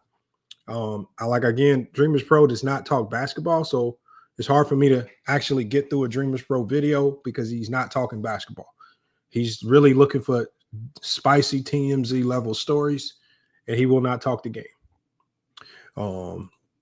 We got Mahari Nation Sports Podcast with the $5 super chat, man. He says, "Can you unblock Tissue for MAGA, please?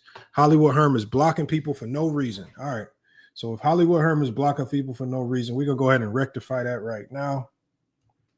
Because I try to give y'all wrenches, y'all. I try to give wrenches, not to block anyone, but it's just to really show that you've been an OG, long-time supporter of the channel. So let me just go ahead and take care of that right now. I'm going to go ahead and drop the link so we can get people up here. But I'm going to go ahead and unblock Tissue for MAGA, and then I've got to make sure I remove Hollywood Herm's wrench. Let me go ahead and do that right now.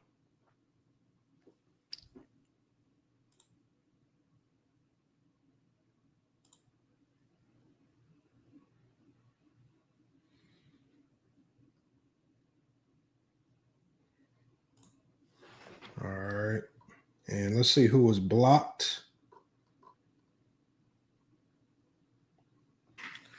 Was there anybody else blocked?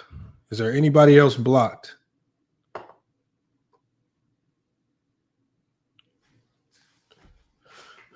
Dan Morgan says, I bet Lamont won't play. Current or former players having Kobe as top 5. Why I don't need the validation of others to determine my top 5, Dan Morgan. You guys need validation from others for your top 5. My top 5 is based on, and I've given clear criteria on what it takes to crack my top 5. And when ESPN had Kobe at number 12 in 2016, I didn't hear you guys complaining to ESPN. I give you clear. I've given you guys very clear criteria as to what formulates my top 10. And even when I put my criteria into Chat GPT, it did not have Kobe in my top 10, nor Hakeem Olajuwon. It's you guys who don't have criteria.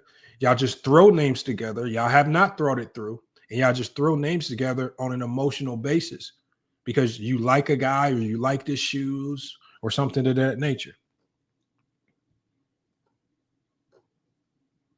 And that's why a lot of you guys look very silly when we ask you for criteria and your criteria don't make sense.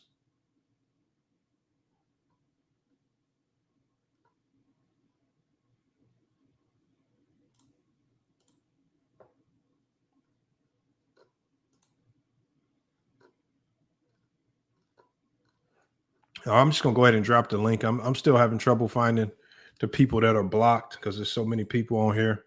So I got to go through and find the people that got blocked today. The link is in the chat if you want to pull up.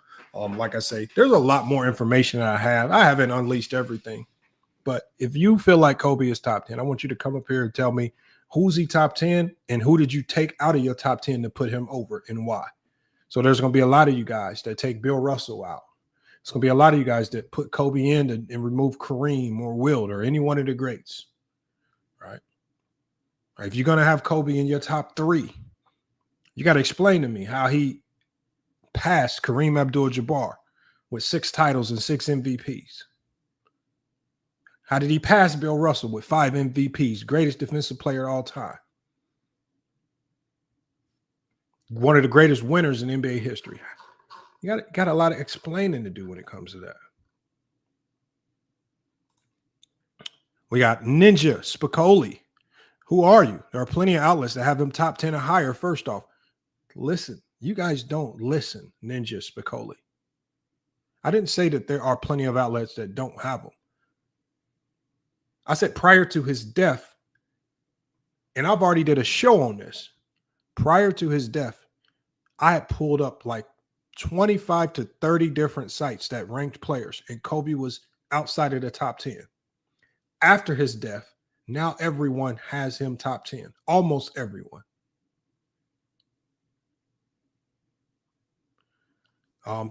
King Real, I don't know what that comment means. Levels.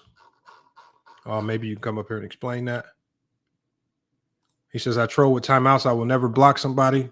Unfortunately, Herm, timeouts stop people from engaging in the chat. And when people don't engage in the chat, that means they go from this stream and probably find something else to go watch. Unfortunately, y'all don't have rent. The only time we really block people is when we see the fake spam accounts that's spamming the same thing over and over. The timeouts and y'all just trying to flex because you don't like what somebody's saying, that's not what we use it for. Timeouts can be annoying. People trying to type in the chat, trying to cook, whether they agree or disagree with me. I don't even time people out.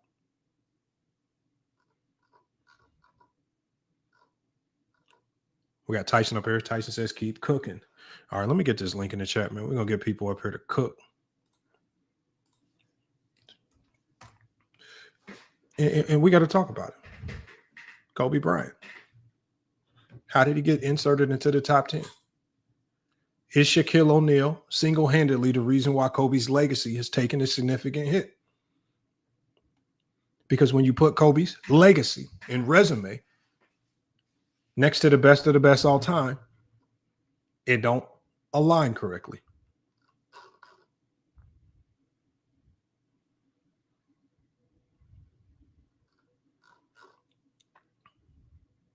We got Willie in here talking about LeBron again. If you notice, LeBron fans talk about everybody else except LeBron. Well, so Willie, so when we do videos talking about LeBron, you get mad. When we do videos talking about the games and the NBA finals, you get mad. And then when we do a video not talking about LeBron, but talking about Shaq and Kobe, you're talking about LeBron. It seems like, Willie, the only person that's talking about LeBron is you. Because you will talk about LeBron when we're up here talking about the NBA Finals. You will talk about LeBron when we're talking about Michael Jordan. You will talk about LeBron even in a conversation that's about Kobe Bryant. You are obsessed with LeBron James, Willie. You need to get help. We got Ninja Spicoli says with the $1.99 super chat cap. He's been top 10 since he won in 2010. Unfortunately, he's not. And unfortunately, the data does not show that. And unfortunately, there are far too many top 10 rankings prior to 2016 that show him outside of the top 10, including ESPN, Bleacher Report, Fadeaway World, Clutch Points, all of the major publications. The Los Angeles Times even did a top 10 ranking and back in 2018 where they had Kobe ranked at 13, right? And that's right in Kobe's neck of the woods in his backyard in LA. We've already exposed this. And we've already exposed how after he passed, everyone simultaneously decided to put him in the top 10. Why is that? I literally just showed you one example. Do I now have to show you all of the examples for you to believe me? I have a video dedicated just to that. Prop IP. How am I playing devil's advocate? Have you heard the intro? Oh, he said that's the old link. My bad, y'all. That is an old link.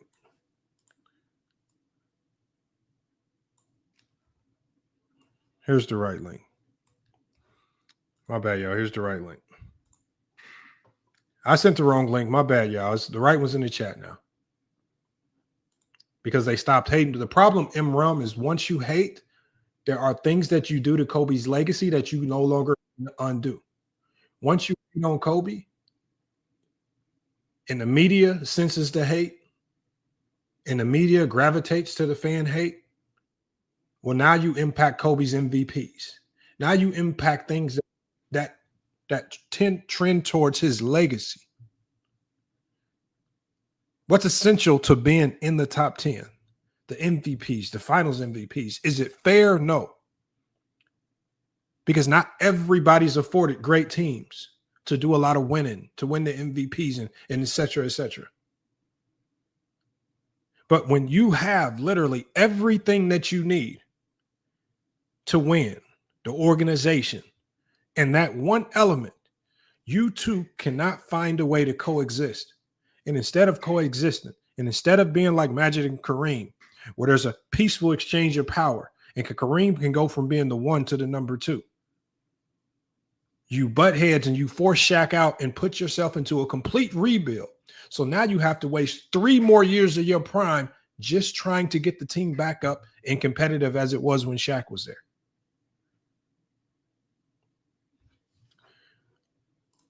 Let me bring everybody up. We got everybody pulling up, man. We got let me start with SMT Media Network. Hey, Lamont, real quick, brother. Tissue Mag is unblocked now, so you good, man. Let me start with SMT first. He was the first one in here. Appreciate I gotta go with Thank SMT you. Media. SMT.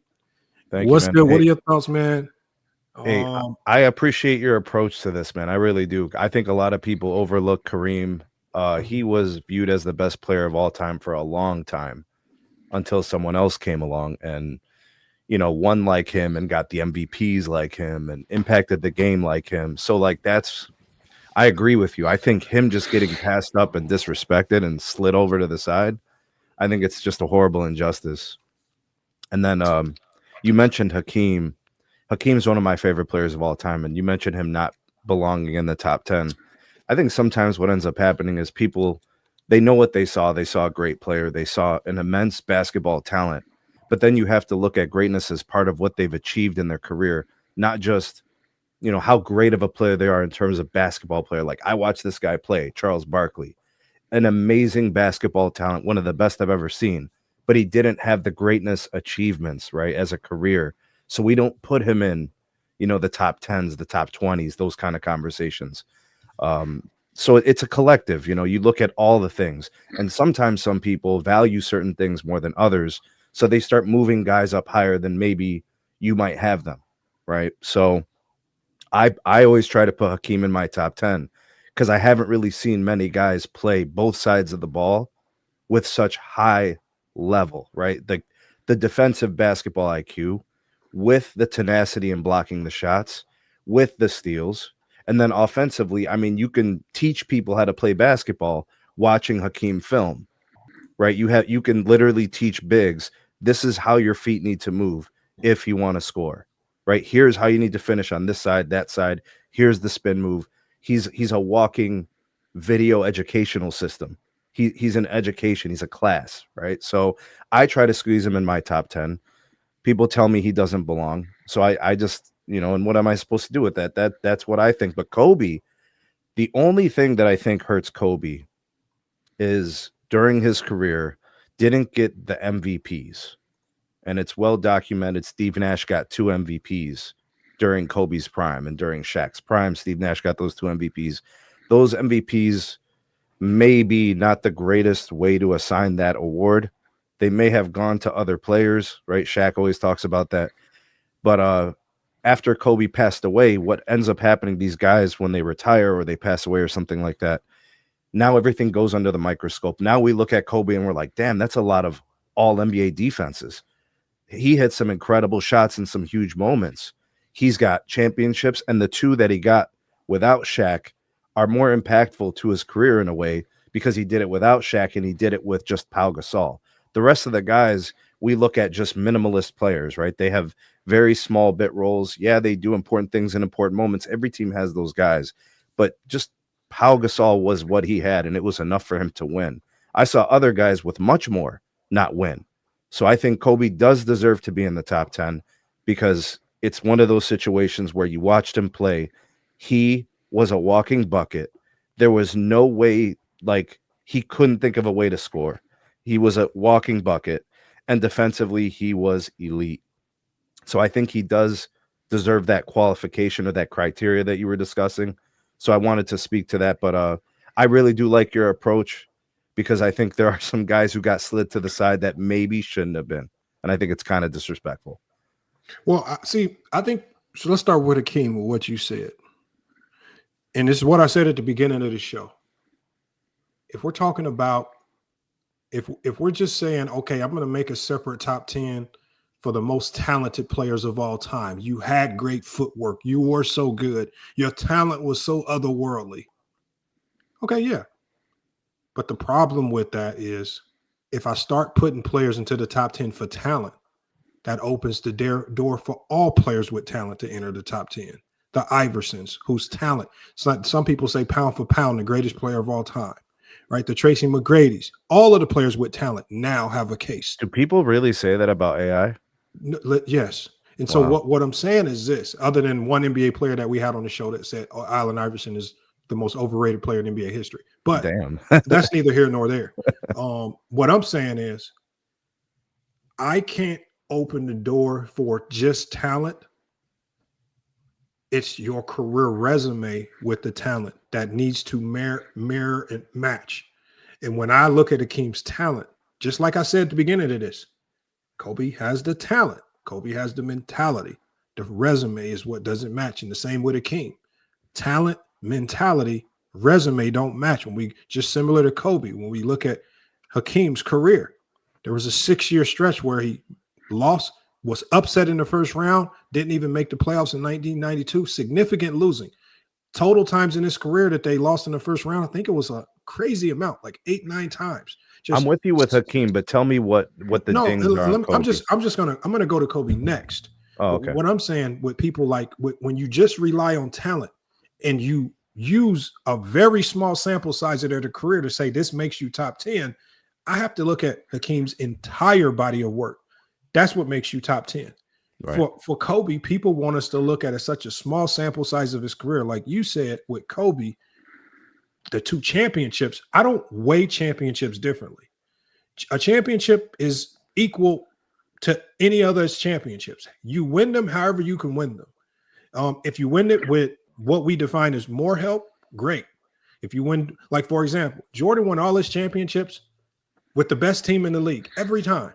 Do we then devalue Jordan's championships because he won with the overwhelming best team in the league and it wasn't even close?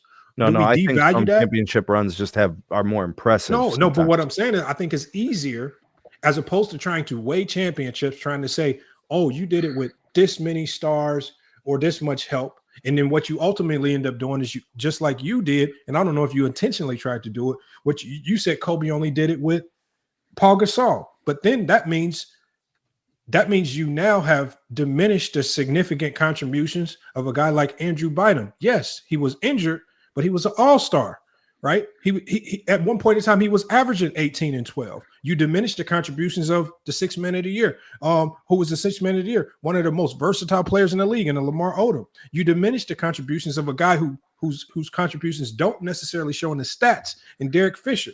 You diminished the contributions of a Ron Artest, who was looked at as the best defensive perimeter defender in the league, who was a 20-point per game scorer in his career. But now we have to diminish really good players just to say that Kobe did this by himself or did it just with Gasol, when we all know that was not the case. So no, I don't want to do that. I don't want to. Then I shouldn't have did that. I shouldn't have did that. I know you shouldn't have. I know that wasn't my intention. I don't like to poo-poo on guys because you're right, bro. You got all-stars. You got guys that play 15 years in the league. They deserve more respect than that. The only reason is we can. But that's what happens when you start weighing. I'm with you on that. When you try to weigh, I think I'm going to give his 2 championships more weight and gravity than this guy's, because so now we're just playing a game of who can we diminish and who can we try to boost up.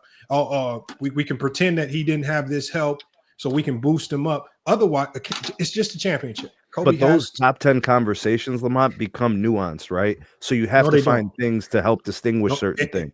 No, they don't, because first of all, to even get into the top 10 conversation, there's a certain level of criteria. I feel with my criteria, you need to get in the door. And all right, go ahead, do it. Go ahead. It's a mixture of what's the most significant individual award you can win in the NBA. It's the league MVP. Okay. You have to walk in with those. Okay. Right. So you have to have those. If you only have one, it's not on me to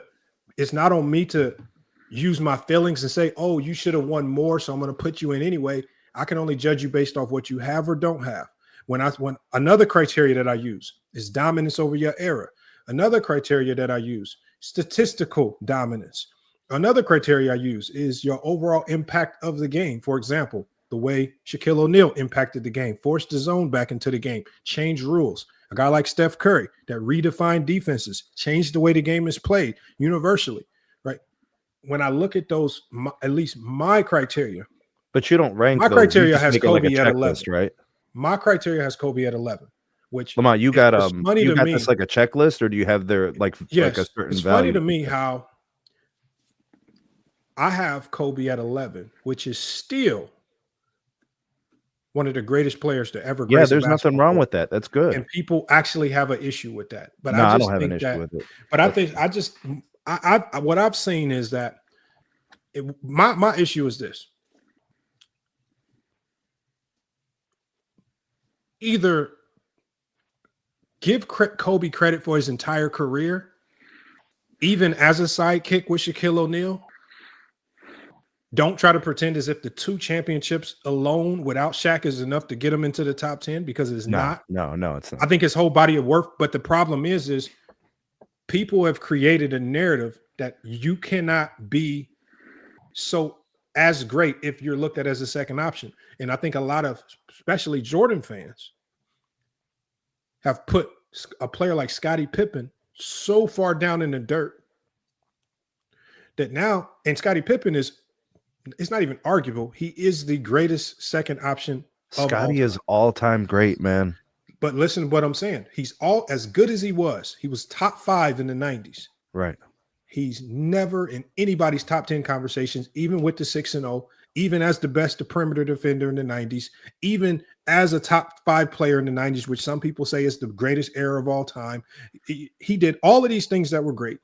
6-0 wouldn't happen without him. Yet no one has him close to sniffing the top 10, even though he's all NBA, even though he was always in MVP top 10 votings, even though he was in top 5 MVP votings, right? Even though in 94 without Jordan, with no real replacement for Michael Jordan, he led that team to 55 wins. And potentially, if they actually would have replaced Jordan with a viable counterpart, maybe could have gotten back to championship relevance. Maybe. We won't never know because Jordan came back.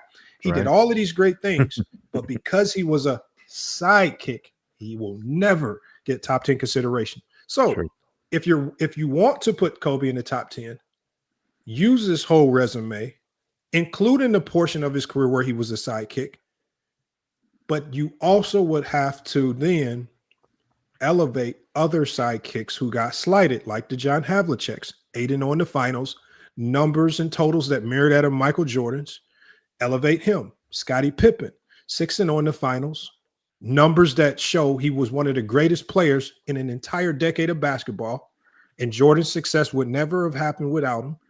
Elevate, but because people are refusing to elevate Pippen, they refuse to elevate players like John Havlicek. They refuse to side with the logic that a sidekick can get consideration in the top 10 consideration. That argument in and of itself is what's hurting Kobe. It's that logic that hurts Kobe. What do you do with That's Kareem? the exact logic that's keeping Kobe out of the top 10 for many people that like to diminish people like Scottie Pippen. What do you want to do with Kareem, when Magic kind of became the guy in LA, right? And kind of carried and all that. What do you do with Remember what I said, and a lot of people didn't catch this. Kareem was really mapping out a historical career without Magic. Won an MVP when his team didn't even make the playoffs. This man was having a hellified career. And even when Magic got there, even in that championship they won when Magic was a rookie, Kareem was the best player. Magic only won the finals MVP because of that last game. But wouldn't you say they won 2 rings? Kareem's stats were absolutely ridiculous. But what I'm saying is the difference between Shaq and Kareem is that as opposed to butting heads with Magic fighting for the lead dog role, Kareem just said, you know what? I've had my time at the top. I don't give a damn about this number 1 option bullshit. I just want to keep winning. I want to keep adding on to my legacy. For the most part, his legacy had already been stamped, sealed, and delivered. Magic, you got this. It's your time to be the number 1 guy. is your league and Bird's league right now. My time at the top is my trajectory right now is on the way down. There was no butting of heads. There was a peaceful transition that allowed for Magic to get credit as the number one guy and lead the Lakers. Kareem could finish his career going out essentially on top and not having to go to another team and play horribly or play for some bottom feeder trying to scrape little bits and pieces of his career together.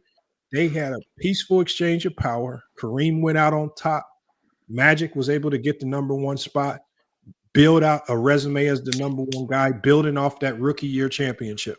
That did not happen in LA. There was too much friction and butting of heads. And because of that butting of heads, forced Shaq out and it forced Kobe into an instant rebuild where now he has to deal with 3 years of losing, 3 years of just being a really good scorer on a bad team, 3 more wasted years. Remember, the first 3 years of his career wasted because they put him on the bench. Now you force Shaq out, 3 more years of not being relevant because remember, to be in that top 10 conversation, you have to be in those finals. You have to be in the MVP conversations or at least winning them. You have to, especially in your prime. 3 more. And then towards the end of his career, because of the injury, another 3 years wasted. That's essentially 9 years of a career wasted. You don't have many years to get this wrong. I'm sure they got regrets. You know what I'm saying, Lamont? There was too much wasted years. And it ultimately, to me, had a significant impact on his overall resume and legacy. I'm sure they got regrets, Shaq, Kobe, and those guys. I know they do. I know they do. And we see it every time Shaquille O'Neal opens his mouth. Shaquille, because he's always overinflating who Kobe was. Kobe is number 2 all time. No, he's not. He does not have nothing close to a number 2 resume all time behind Jordan. Looking like Jordan and being Jordan are 2 different things. So, again, nothing close about their legacies or resumes. He's not close to Jordan. He's not close to the resume or legacy of a LeBron or Kareem or Bill Russell or Wilt or Shaq. And that's the reality of Kobe Bryant's situation. And to me, I believe he's 10 to 15. But I want to come back to you, SMT Media. Let me go to Mahari because I know he was wanting to say something. We got Khalil and everybody else up here. I want to get everybody opportunity to cook, and then we just open it up free for all style. Let me go to Mahari next. Hey, what's happening, bro? How you doing today? What's good, man? Well, I just want to make sure that my homie of mine that I subscribed, that I've asked you to subscribe to your channel, he's on block, so it's all good. Thanks, though. All right, no problem. Yeah, but I just see the thing with the thing that I always think about with Kobe here is that I've always had this problem with a lot of these, especially a lot of the people in the chat that's trying to overflake Kobe Bryant's legacy. Like, a lot of you guys didn't do this when Kobe Bryant was alive, and you basically detested him when he basically had to be the number one guy because he got tired of playing the sidekick to Shaq because Shaq's ego wouldn't allow him to succeed himself as the number 2 option. And every time I've had conversations with people about Kobe Bryant, I always ask people, like, what significant impact that Kobe Bryant had in his time, right? But more importantly, too, people tend to gloss over all of Kobe Bryant's, faults and a lot of his, mishaps in his career, and they try to glorify it and try to say like he had a spotless career, which he did not have. And I've seen people always gloss over the 2004 NBA Finals a lot when they tried to give the Pistons their credits due, which they should. But at the same time, I've heard people say that the Lakers were too old at that time. No, they weren't. The only problem is that Kobe tried to win the Finals MVP that he never achieved with Shaquille O'Neal, instead of doing the things that they got them the 3 championships in the first, which was just being the beast. But the other problem here is that with Shaq at that time, Shaq was fat and out of shape, and he just refused to pretty much stay in shape and commit himself to being the best center that he could be. Because truthfully, Shaq at his peak, at his apex, was unstoppable. The only thing that stopped him was himself. And there's the other thing here is that with Shaq always tries to, gloss over all his faults too, which he was one of the first people that basically started sitting out games because he basically said, and quote, I got injured on company time, I'll heal on company time. So what does that even mean? You get what I'm saying, Lamont? No, I get what you're saying. What I don't want, I don't think this is about any particular year or anything like that. I think this is more so about Kobe's entire career. There's a portion of his career, the first 3 years, it's hard to say that adds to his top 10 relevancy if he has any. Then his time as a sidekick with Shaquille O'Neal. Well, the way we've looked at sidekicks is we've generally not given sidekicks an opportunity to crack the top 10. So if we remove everything that he did as a sidekick, because it generally throughout basketball history doesn't add to your top 10 criteria, well, then now we have to look at his career in an even smaller window, kind of what SMT was saying.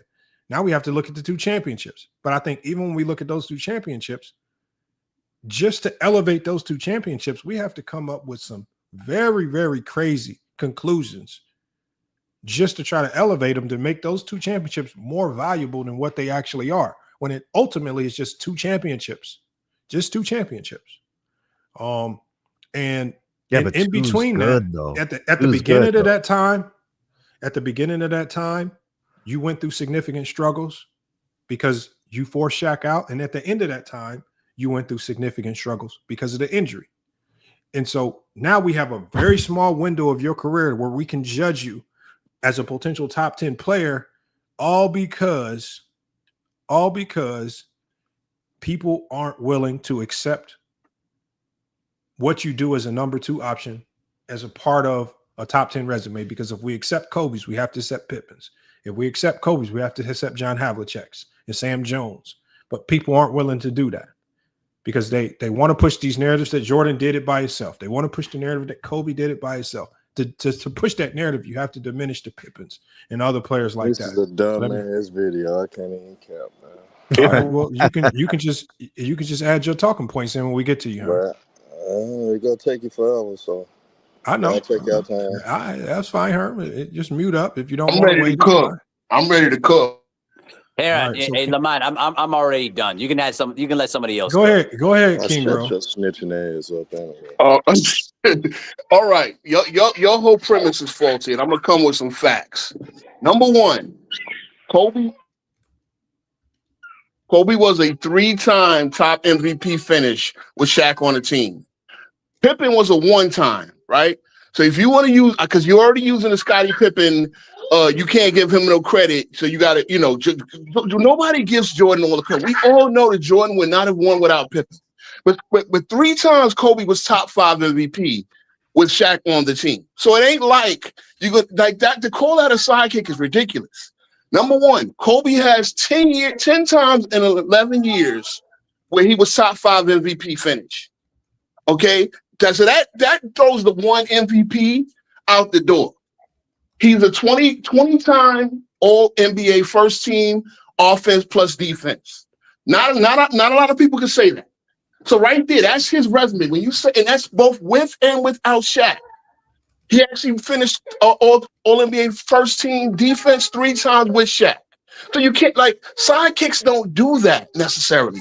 And be an All NBA on offense. Pippen did it. Okay, Pippen did it once. All right, No, Pippen wasn't perennial All NBA first teamer. I don't mean to cut you off, King Roll. Let me go ahead. Pippen. No, go ahead. When I say that Pippen was top 10 or top 5 in MVP voting, it's just to elevate the point that he was a top 5 player in the league at that time. I get it. Hold on. Let me finish. Even though, for example, you just said we give Pippen his credit. So if you give Pippen his credit, he's 6-0. He was a top 5 player in the 90s. Many people feel the 90s was one of the greatest eras of all time, one of the most competitive eras of all time. Pippen was consistently all NBA, consistently all defense, and he's arguably looked at as the best defensive player of the era. I think Hakeem has that point. If that is the case, King Rowe. Go okay. What credit do you give Scottie Pippen, and where can we find that credit in any of your rankings? Okay, I'm gonna call it right now. Levels. Again, I just went over Kobe's level, even as a sidekick. King Rowe, that's just a simple question. Then I'll let you go to the other point. You said in your diatribe that you give Pippen credit where in your ranking, because we're talking about top 10 rankings, where in your rankings do you give Pippen credit for being a top 5 player in the 90s? Because I don't talk about Pippen as a sidekick. I talk about Pippen as one of the greatest players of all time. So where in your rankings? He's 6-0. He's undefeated in the finals. He was part of one of the greatest dynasties in NBA history. He was always on an all-NBA team. He was always on an all-defensive team, just like Kobe. He was always top 10. But here's the thing. He wasn't always top 5. He wasn't always top 5 MVP. He was twice. Hold on. Where? Okay. Hold on, King Ro. Where do you credit Scottie Pippen? Where can we see this credit in your rankings? He's in my 20s. He's like 28th. Why is he so low? Guess what? Because of when I said levels, Lamont? Because he was only top 5 MVP twice. Once with Jordan, once without in 94. So in 96, he was 5th in MVP voting. That's the highest he did with Jordan, and I think he was 3rd in 94, right? So there's levels. See, if you're trying to equate him to Kobe. Hold on, let me say one thing. Go ahead. So being top 10 for Scottie Pippen is contingent on his top 5 MVP finishes? Yeah, because guess what? Kobe was an MVP. Kobe did lead teams that beat multiple 60-win teams. Kobe did lead teams. Now, if you want to call him a sidekick, which again is just another stupid thing, I'll call him 1A at worst. I'll call him 1A at worst. Kobe called himself a sidekick, not me. Okay. Again, it wasn't that simple. And again, some things are true. Both of them had ego. Both of them had egos. And Kobe felt, again, one thing that Kobe felt was Shaq's lack of preparation, which I want to get on that too. Shaq's lack of preparation and healing on company time, like we just talked about, right? That to me, that diminished Shaq, not Kobe. You want to diminish Kobe for that. But again, when you talk about him being a sidekick, 3 of those, and mind you, he's only 24 at the time. He was top 5 MVP. That's individual. King Ro, right now, hold on. Right now, you're going on an emotional rant. No, because you never let me land my plane, Lamont. No, I don't think you fully understood what I was saying. I do. What you're trying to do is frame my argument. The reason why I know you don't fully understand what I'm saying is because of how you're explaining it. When I introduced Shaq into the equation, I said, because Shaq did not gracefully accept his role of regression and allow Kobe to be the number 1 that he was talent-wise, because no one with a brain is going to say that Kobe wasn't a number 1 talent-wise. But because he didn't allow that, what he did systematically was, 1, it created another finals loss where you don't have a championship on your belt in 04. From 04 on, what you then do is with Shaq forced out and Phil Jackson gone, because you can't have, because the organization knew Phil Jackson was too Shaq friendly and it wasn't going to work initially. So they got rid of Phil and Shaq. So now Kobe's career goes from being a consistent finals contender into now having a rebuild mode. So now in rebuild mode, in the middle of your prime, you now are wasting years. These are opportunities where you could be literally adding on to your top 10 case. But now, because you butt heads with Shaq as opposed to a peaceful cohesion and existence where you guys can just switch roles essentially, because you bumped heads, primarily because Shaq wasn't willing to relent the role. As Kobe said in the video, Kobe said, "I'm knocking on that door." This is what Kobe said in this video. He said, "Hold on one second, King Ro. Hold on one second, King Ro. Hold on one second, King Ro." Kobe said, "I'm knocking on that door." He says, "I was frustrated." He says, "I'm just banging on that door. I'm trying." When he talked about that door, he's talking about that door to being the number 1 guy. And so what we're talking about here is the hypocrisy, King Ro. The hypocrisy of, just like I know, Kobe was that dude, right? Kobe was top 5, right? Pippen will never get top 10 consideration because we've labeled him as a number 2 option. No matter how you try to slice and dice it or work your way around it, Pippen, just like John Havlicek, just like Sam Jones, and all the great number 2 options in NBA history. Hold on. Hold on one second, King Ro. Hold on one second, King Ro. Pippen has never gotten top 10 consideration even though his resume screams something else. Because if I didn't tell you Pippen was ever a sidekick and I just showed you his resume, that's a hell of a resume. It's nowhere near Kobe, so why even bring it up? I'm not saying he's equal to Kobe. I'm saying if you consider Pippen as a player and not as a sidekick, then he's going to be ranked a lot higher than 20. You stuck on a sidekick thing. So hold on 1 second. I'm stuck on the sidekick because this is the terminology that you guys use to diminish players like Scottie Pippen. Hold on 1 second, King Rowe. Because I've had this channel since 2020. Do you think I don't know what language you guys use to diminish players? Do you don't think I've heard the arguments that you use to diminish players like Scottie Pippen? I've heard you cannot come up here and undo 5 to 6 years of how people have come up here on the FYF Sports and tried to systematically diminish Scottie Pippen, all because he was a second option whose best attribute was defense and not scoring. Lamont, where do you I watch people for the same 5 to 6 years. I watch people for the same 5 to 6 years come up here and try to elevate Kobe because he was a second option that could score. Lamont, where do you rank Scottie? It's biased towards scoring.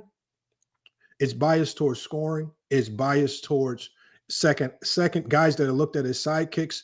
And I've always said getting into the top 10 is unfair because we have to make considerations on things that just aren't afforded to a lot of people. Being a number one option sometimes isn't afforded to you, just like it wasn't afforded to Kobe for a chunk of his career.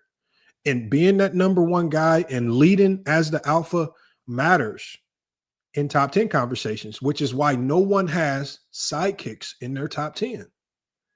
So to come up here, top five MVP candidates, a sidekick is wild. Hold on 1 second, King Rowe. You might have Kobe in your top 10, but your criteria doesn't align with it because your criteria. I don't know. Don't go with what they did on GJK. Hold on 1 second, King Rowe. Your criteria is supremely flawed because your criteria has LeBron as the GOAT, and you staunchly believe he's not the GOAT. And that's the unfortunate reality of when you. No, it's not because they didn't put my whole criteria in. Hold on 1 second. That's why. Hold on, King Rowe. This is the unfortunate reality when you try to warp criteria to insert players that don't belong. You get results that aren't indicative of what you actually are trying to portray. And if for you are staunchly against LeBron being the GOAT, you've tried to warp away criteria that puts other people like Kobe and Jordan ahead of LeBron. But in trying to do that, when we put your criteria into the machine, it said that. Take that bullshit. Yeah, I know because they don't let me finish, but that's cool. Again, I'm bringing up facts. King Rowe, I'm gonna let you finish. Hold on, I'm gonna go. I gotta go to Khalil because we got people. I'm gonna open the whole panel for conversation. I'm gonna stop talking. I want to get to everybody first, but King Rowe, I just know that you have been extremely hypocritical. And I just want you to be very wary. Very wary of your approach when talking about Kobe Bryant and trying to elevate this sidekick status or the sidekick element of his career, because by default, you are also elevating everyone else who was sidekicks, the John Havliceks, the Scottie Pippens, and we all know that you have never given any of those guys their credit that they do. I put Hondo over Scottie. I put Hondo over Scottie because he won 2 without Russell. Let me go to Khalil. That's history facts. But that's just you making that up today. Just to I'm making it up. No. That's my all-time list. I consider an all-time list all time. And I use all the facts list for us to reference back to. Khalil, what you got on this? Salute to you, Lamar. Y'all can hear me pretty good? Yes, sir. I'm not going to be long. This is actually funny as hell to me. I like the way you opened up the video, though, with the videos. I haven't seen those videos in quite some time. I don't feel that there's nothing wrong with Kobe being right behind Shaquille O'Neal. That actually speaks to his greatness, being a teammate that's willing to sacrifice for the end result and winning. Like, I don't know why people are so hell-bent on having Kobe at number one when you just showed the video with him saying that he wasn't. And people still fight against that. That's just like the silliest shit to me. I also appreciate you saying that Shaq was to blame too. It wasn't just Kobe. Kobe's whole gripe with Shaq was to just get in shape so we could try to string off more championships. And the fact that Shaquille O'Neal wasn't disciplined enough to stay dedicated to his craft. The fact that he didn't allow Kobe to take the reins of being the best player on that team, Woody did that for Dwayne Wade literally the year after. So it just, I don't know, it was just all over the place. And then you can kind of see the characteristics of Shaquille O'Neal post-retirement and how he talks and acts. You could tell he was like that in the locker room, and you could see the dynamic between him and Kobe was off. For the majority of the time, they were teammates. He even had a rap song about Kobe. I don't know if you remember that, where he talked about Kobe eating a dick and how his ass tastes and all that garbage. So he's just making up for all the disrespect that he had towards Kobe, and you can tell this like it's over exaggerated, but this is how most of his fans are. I'm 44. I'll be 44 next month. I was around during Kobe's entire career, and people despised Kobe. He was arrogant. He wore that on the court. The Denver, Colorado situation, the snitching situation he had, cheating on his wife, like whatever reason you want to come up with, they hated him. And to see that now transition over into love, I actually like it because Kobe deserves to be loved and respected because he was a brilliant person. He spoke multiple languages. But just to see it happen in real time like that is just funny to me. I mean, you got this guy, King Rowe, up here. This dude is just all over the place with trying to defend Kobe instead of just admitting as a Kobe fan. Hold on, bro. Let me finish my thought. You had your time to talk. I'm going right back to you, King Rowe. I'm sorry, King Rowe, because I didn't let you get your time, King Rowe. I'm coming right back to you now. But at the end of the day, bro, this is how passionate fans should treat their favorite players. They should defend them, but you also, being a true fan of Kobe, what makes Kobe great is the failures and his ability to bounce back from them, his resiliency. That's what makes him great.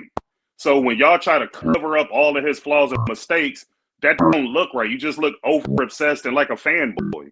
Just accept the fact, okay, he was behind Shaquille O'Neal from this point to this point. He should have been the man with Shaq still on his team, but Shaq wouldn't allow him to do that.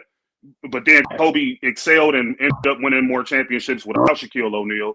That was the great part of the Black Mamba. That's what made him the Black Mamba. And let's be frank here. Kobe really didn't care about the media. What gave him that Black Mamba mentality was really these fans. Because these same fans that's arguing for him now was the same fans shitting on him when he was in his prime. And this is why he hated a lot of the fans. And he would come to the arenas and dump all on them and dump all on their team and just look at him all crazy. That's what made Kobe who he was. So just accept his greatness with his flaws, because ain't nobody perfect. Everybody has flaws. Everybody makes mistakes. And that's okay. That's a part of human nature. But when y'all sit up in here and try to act like this dude didn't have no flaws, that's what make it look bad. But go ahead, man. I want to hear this King Rowe guy because he's funny. I mean, look, can I preface this? I hated Kobe more than I dislike Kobe. Hate is a strong word. I never was a Kobe fan. I wanted Kobe to lose every time. But one thing I don't do is use my personal feelings to not give him the credit what he was. As again, I came with all facts. 11-time All-NBA first team, 9-time All-NBA first team defense, and 2 and 3 with Shaq. So to call that a sidekick, okay, that's okay. I mean, what are we talking here? We all know that they were equally important to those 3-peat. You don't have the 3-peat one without the same way you don't have the 6 without Scotty, the 2 3-peats. You don't have one without the other. So we can understand that, but then there's levels. As I said, he was top 5 MVP voting 3 times with Shaq. So that, I mean, to sit there and say, well, then his resume because of the 1 MVP, well, we got to throw that out there when he was consistently seriously considered. Like he would have consistently been a finalist. Wrong, you explaining it wrong though. Like, okay, you could go. It's different ways that you could explain it. You could talk about Kobe's longevity and sustained dominance. That's what I was trying to do because I was trying to go. Hold on, though. Yeah, go ahead. You can also talk about his two-way greatness. You could talk about his scoring bag. You could talk about how he dominated in one of the most difficult eras considered by a lot of basketball aficionados of all time. You could talk about how he was elite in advanced metrics. See, agree with you 100%, huh? You could talk about the clutch shooting and the playoff longevity in his career. He was in playoffs most of his these are facts. And again, that's what I'm saying. That's why I started with the All MVPs, All NBAs. Hey, you can also talk about the technical versatility and skill transcendence. You could talk about that as well. Kobe was a 15-time All-Star, my nigga. 15-time All-NBA. No, well, he 15-time All-NBA selection. The facts I'm showing shows he was the best at his position on both sides of the ball for 10 years. First all time.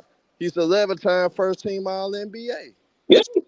You know what I'm saying? More than Bird, Magic, and Shaq. Niggas that's in the top 10. You know what I'm saying? 18-time All-Star. More All-NBA first team than Jordan. Hey, man, that man came out of high school. That man was the elite for 3 fucking decades. Ain't that many niggas that can say they elite for 3 fucking decades? Oh, okay, so Herm, can we just so we can? I want you, since you know a lot about Kobe, all right. So what we gonna do is I'm not even a Kobe guy. No, I know you're not a Kobe guy, but it sounds like you're extremely knowledgeable about Kobe. So what I want you to do is we're gonna break up his career into 3 segments, right? The beginning, the middle, and the end. And what I want you to do is I want you to tell me about each segment of his career, what makes it top 10. All right. You ready, Herm? I mean, that's okay. So we got this is the beginning of his career. So let's say the beginning of his career is from 1996 to 2000. That's just the early stages. Talk about how that adds to his top I mean, 10. I'm not gonna go by where you go. I'm reading his resume. No, we're gonna go through his whole career. No, I'm just going through his resume. I just want you to break down. We are going through his whole resume, but I want you to. But I want you to break down. I ain't got to do that. Herm, I just want you to teach the Kobe resume is Kobe resume. I said what I said. You interrupted while I was Herm, I'm not trying to kill your argument. I just want you to segment it. So we're going to talk about the beginning of his career. Tell me about when we talk about Kobe in the beginning of his career.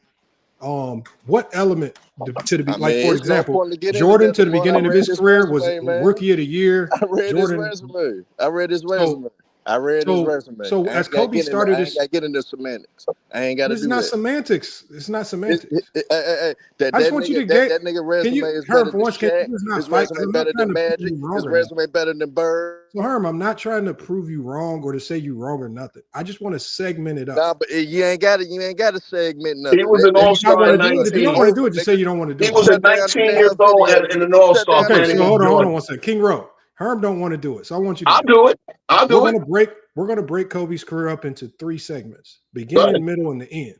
Okay. And I want you to tell me, because to crack the top 10, this is a very elite class. It has to be ridiculous. And so, in cracking the top 10, and that means you need to be giving me things that we've not seen too much in NBA history. When we look at Kobe from 96 to 2000. I want you to talk to me about from that duration of his career, what made that segment of his career, what was top 10 about his resume in that segment? Well, let's start here. At 18 years old, he played his first NBA game. 18 years, about a couple of months, right? That's what he was calendar-wise. So already he's on a team that's kind of ready-made for the playoffs. He's sitting behind Eddie Jones and Nick Van Exel, right? But he's still getting, he's still contributing. I don't want the story. I just want what makes him top 10. Okay. Again, All-Star at 19. Nobody did that. Between maybe was Garnett even an All-Star at 19 by 1998? Was Garnett an All-Star 98? 99, that team goes to the second round. It kind of flamed out. They lost to the Jazz.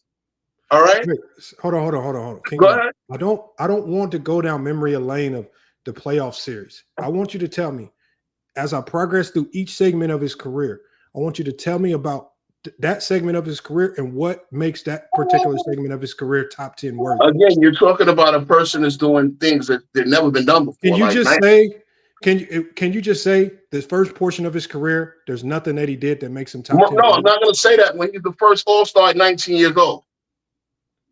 Okay, so being an All-Star at 19. That makes you, so to you, that's top 10 worthy. Yeah, I mean, has anybody ever done before? All right. So that's the criteria. Okay. So when we go to, let me remove this comment off the screen. And he's an 18-time All-Star. Yeah, I mean, the first one in 99. This is what happens when you break a split. Because I told y'all, because of the split with Shaq, Kobe had what I call more wasted years. So now you're going to 04, which, okay, doesn't go matter. 04. Doesn't matter. It's wasted years. But why are they wasted years? What? I mean, he's still scoring. Because when you're in the top 10, no hold on one second. King Rowe, hold on one second, King Rowe. The commentary, the extra talking is just sound like nonsensical chatter.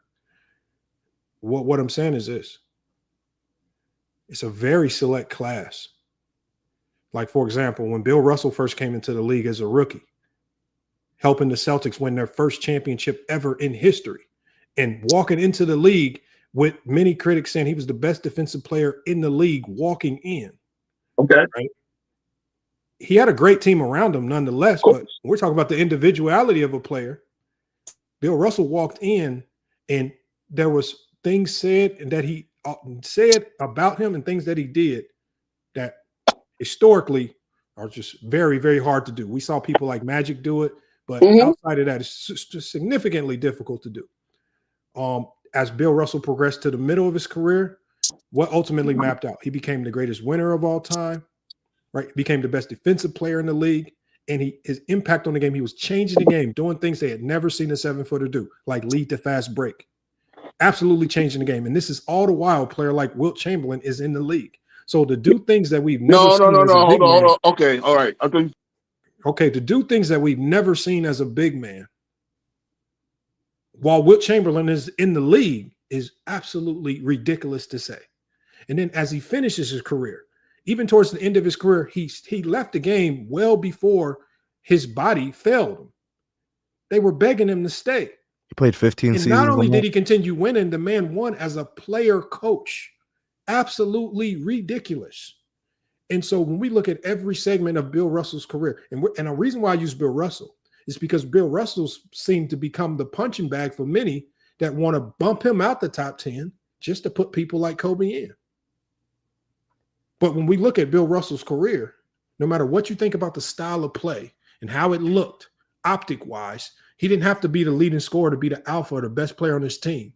He's the reason why people like John Havlicek don't have a top 10 case, because even though he had a team full of great players, he stood out amongst all the other great players in a league where the players voted who the league MVP was. And he was a MVP 5 times. It wasn't as media driven as it is now. Lamont, you just spoke about circumstance, right? You were talking about the segments of these careers and when certain guys were number ones and all that. I would say Bill Russell came in the league as a 1 and finished as a 1. But he was also, by your definition, by your explanation, a victim of circumstance because he didn't have to score.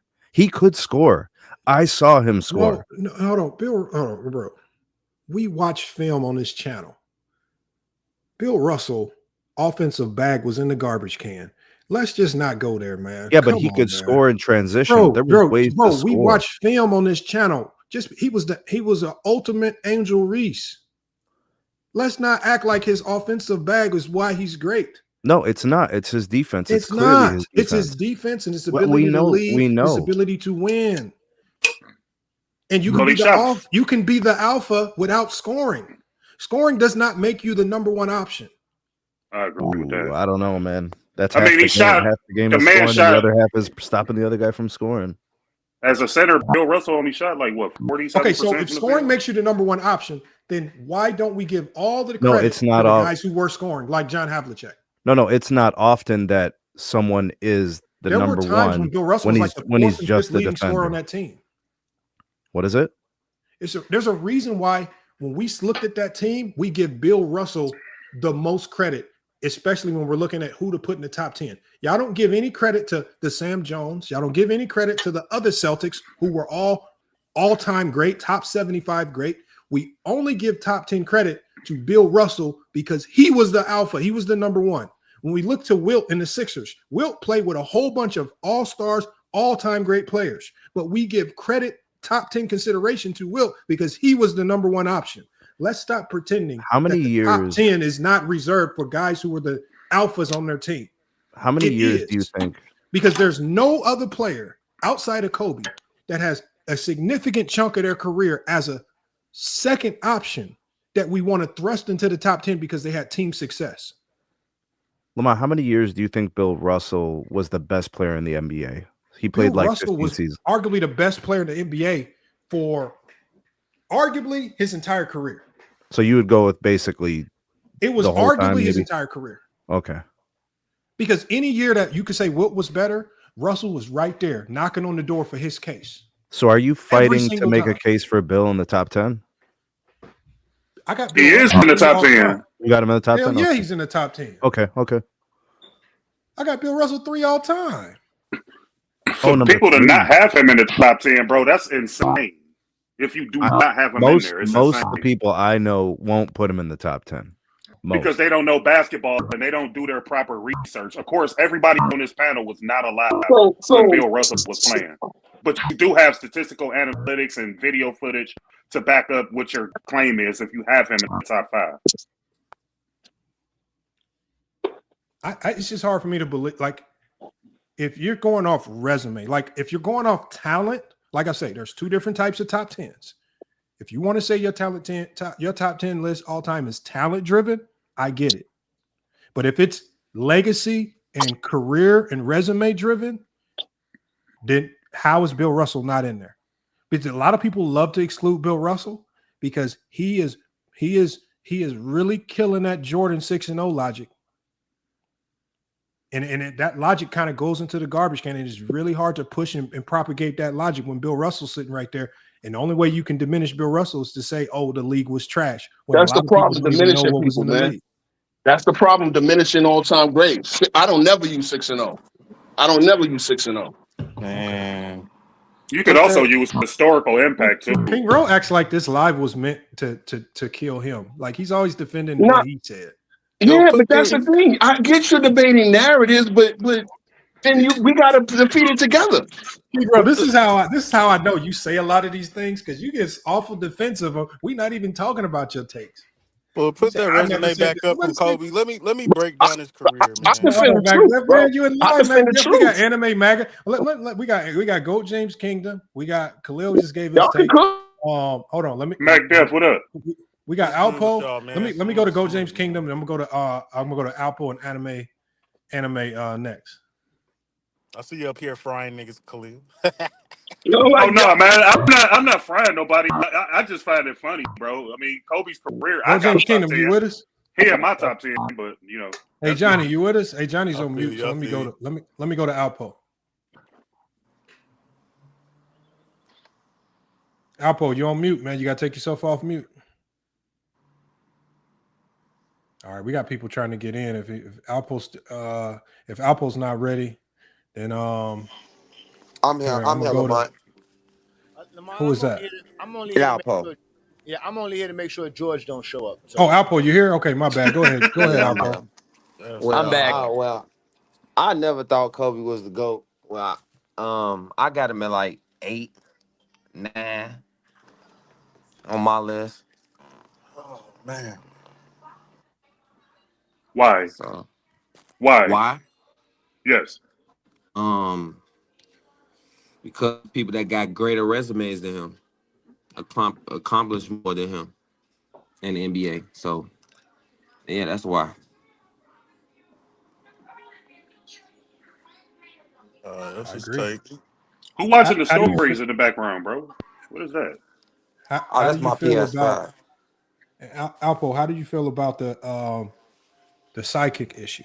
I think a lot of people are trying to really fight against the Sidekick narrative because they know it's true.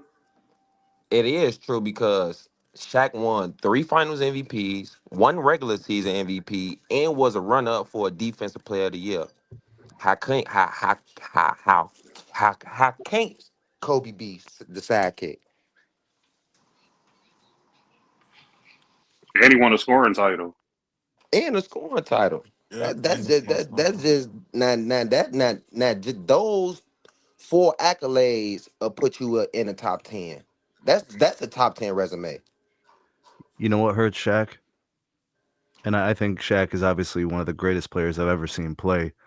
But what hurt Shaq is watching his abilities fade so quickly. Like his best defensive abilities were in Orlando. It didn't hurt Bird. You know, his best didn't hurt Magic in short career, so not gonna hurt Shaq. Well, I mean, I'm just talking about when his defense was imposing. Like I'm looking at both sides of the game. He had to learn early, though. Quick, how many years did Shaquille O'Neal play? And I think the other thing for Shaq was him getting taken out at the end of games because he couldn't make his free throws. 17. There's a lot of great players that couldn't make free throws. I know, but that hurts them. There's a lot of great players that couldn't be closer. Tim Duncan couldn't be the closer, but he's in a lot of people's top 10. No, I understand. I'm not excluding others. I'm just saying those were things that I observed about Shaq that as great as I rank him, I still have to say I remember him getting pulled out of games vividly. I remember him being taken out of crucial moments in games, and that does ding. But we're talking about the reasons why somebody should be in the top 10, not why. But you have to take people out, Lamont. You just talked about it. You said you got to take people out in order to have an exclusive. No, what I'm saying with Kobe 10. is the question here with Kobe is the framework that was created was what you do as a sidekick generally does not count towards getting you in the top 10. How do we know this? Because when you look at all of the great sidekicks in NBA history, what they did does not get them into the top 10. So, for example, Scottie Pippen is going to go down as the greatest sidekick probably in NBA history. He bought into the role. He accepted the role. He didn't push back. He elevated when Jordan left. He went right back to that role. And you look at the accolades, when you look at the winning, when you look at everything that he did as an individual player, along with the championships, if there was anybody that would have a case, if being a sidekick gets you in, it would be Scottie Pippen. But we all know that just with that sidekick label being that number 2 option, because of that alone, he will never get any top 10 consideration. And so I believe with Kobe Bryant, as great as he was, and I think he did a lot of good things behind Shaquille O'Neal, I think because there was no peaceful transition of power where Shaq allowed Kobe to take the mantle as the true number 1 on that team so that he can get his just due, just like Shaq got his just due. It put Kobe in some years of an abyss, kind of, where he had to rebuild. He spent 3 years in his prime just trying to rebuild the Lakers up, had some winning, but then by then he had tore his body up so much, he had 3 years at the end of his career where he completely wasted those as well because he had to do so much just to get the team back up into contention. Right. So much so he had to, almost demand a trade because they needed to go get more talent. But they had the talent in Shaquille O'Neal, and you forced it out. Lamont, he was chasing individual accolades at that time. So I think and like I say, it's hard for me to just ignore the obviously the major individual. To me, the hardest award to win in NBA is the league MVP. The easiest Kobe win, and you want to know what's the crazy part out of Kobe Bryant 20 years? Well, the easiest to win is I think the Finals MVP is overvalued. I think the league MVP is undervalued. I think the hardest award to win is the league MVP. Having multiple of those is significant. And, so what do you do? What do you do with Joker?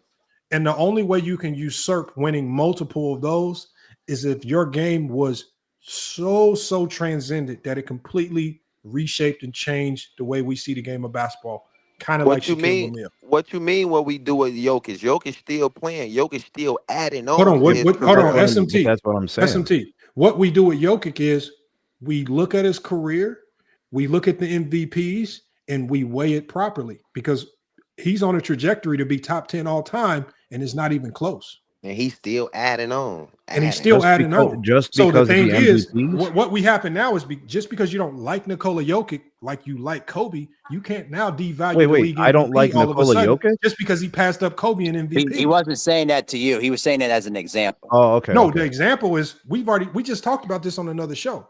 I've already said it. I said Nikola Jokic is on trajectory to be top 10 all time with his resume and legacy. If you got to take someone out. Who's it going to be, Lamont? I don't know who it's ultimately going to be, but whoever is at 10 you're ready generally to do drops. It, but you're ready to do it. It literally starts with whoever's at 10.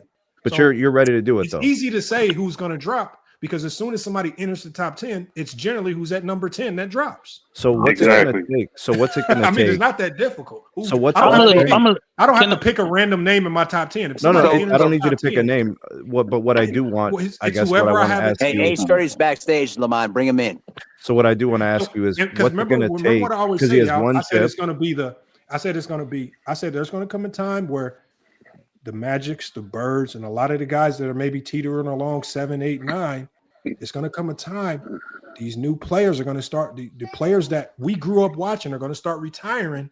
And as some of these guys build out legacies and resumes that are top 10 worthy, somebody's going to have to drop. Yeah, We're going to have to start letting go of these older players that we fell in love with, the Magics, the Birds, and all that. And it's like, that's why you hear so many people saying, this guy in my top 10, he ain't moving for nobody. They're so headstrong. They don't want to allow new players to enter the fray. So what they do is they try to diminish the greatness of what Nikola Jokic is doing. All the MVPs, all the greatness. Right. It's gotten so bad that now we have to treat a guy who averaged a triple-double for an entire year, and people are making up reasons as to why it happened.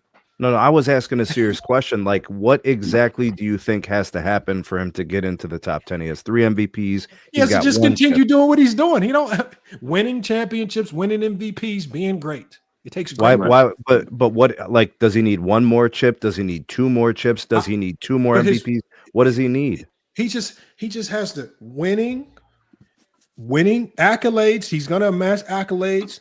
MVPs. I think he has enough MVPs as it is right now, but more is just going to strengthen the case and basically think and stay a number 1 option and do it all the while you're a number 1 option. Right now, Nikola Jokic is number 1 option. He's doing today. This year, he just did something that no center in NBA history has ever done. Average a triple-double. So now he's already statistically done something statistically that we've never seen. So he's already checked that box, right? He's checked so many boxes. I mean, people are going to fight to try to deny him the top 10 consideration because they just want to hold on to the players that they like the Kobe's. And a lot of people who have Kobe teetering around 8, 9, 10 or Magic and Bird, these guys are going to have to drop soon. They're going to have to drop. Yeah. Let me say this real quick, Lamont, before somebody else talks. At some point, he's gonna surpass Shaquille O'Neal, and he's gonna be in the top 5 if this trajectory continues. Is what I'm saying. I agree. Hold on. Let me go to Tyson. Tyson pulled up. Tyson, what's good, man? What you got? What's good? Can you hear me? Yeah, we hear you. I was just questioning why we just segmenting Kobe Bryant like that was the end of his career, his time with Shaq. Like he didn't go to 3 finals as an alpha, the clear number 1, and win 2 of those. He spoke about that. He spoke about that already. Well, so why he keep comparing him to Scottie Pippen, who never in his prime or only that 1 or 2 years got that opportunity and didn't win championships or go to finals? Why are you comparing that to Kobe? Okay, so when Kobe played with Shaquille O'Neal, right, that was a tenure from 1996 to 2004, correct? Sure. That's what, 7-8 year sample size, correct? That's a big sample size. Sure. I'm saying during that time frame when he played behind Shaquille O'Neal, it was his role to play behind Shaquille O'Neal, correct? As a 100%. 100%. My point and why I compared him to Scottie Pippen is that it seems as if what you do, no matter how great, as a second option, doesn't count towards any points that get you in the top 10 conversation. How do I we wouldn't know say that? it didn't count. I'm not saying it doesn't count, but what I'm saying is we know it doesn't give you any extra boosting points. I agree with that. Towards the top 10, because as great as Scottie Pippen was, Scottie Pippen, even as a second option, has had a better career than a ton of number 1 options ever will have. Agreed. His career is going to be better than James Harden's. I'm talking about, you can go down the list of great number 1s, and Scottie Pippen's resume and legacy is going to be greater, and he was a second option. Yet, but he will always get slighted in rankings because he was a number 2 option. So but you should speak to that instead of trying to knock down. I already spoke to it. Okay, but instead of trying to knock down Kobe Bryant, you should say Scottie Pippen should be ranked higher. I'm not knocking down Kobe. What I'm telling you is, because I started with the premise of the top 10 is unfair. There are some things that are just afforded to people in the top 10 that if you don't have the ability to go be a number one, if you don't have the ability to be on a great team that wins championships, if you don't have the ability to be in a great organization, unfortunately, the top 10 won't be for you. And it's just I understand unfair. that. And I believe, unfortunately for Kobe, Man, let me. it's Okay.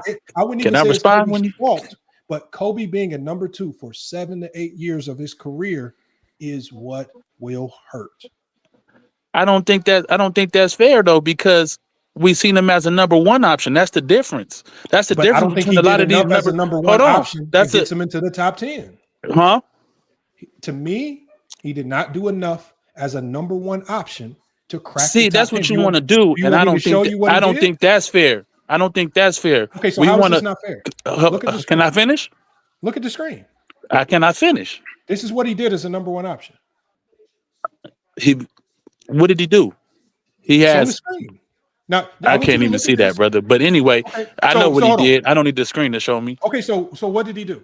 What did he do as a number 1 option that is You can worthy of zoom being in in the and top look 10? in. He's No, he can he's see. one. That's very big. What's that? If you can't Whoa, see, pause. What did he say? As being a number, as Kobe, if we just evaluate Kobe, or actually, I'll simplify it into this. This is what Kobe did as a number 1 option. I know you can see that. For sure.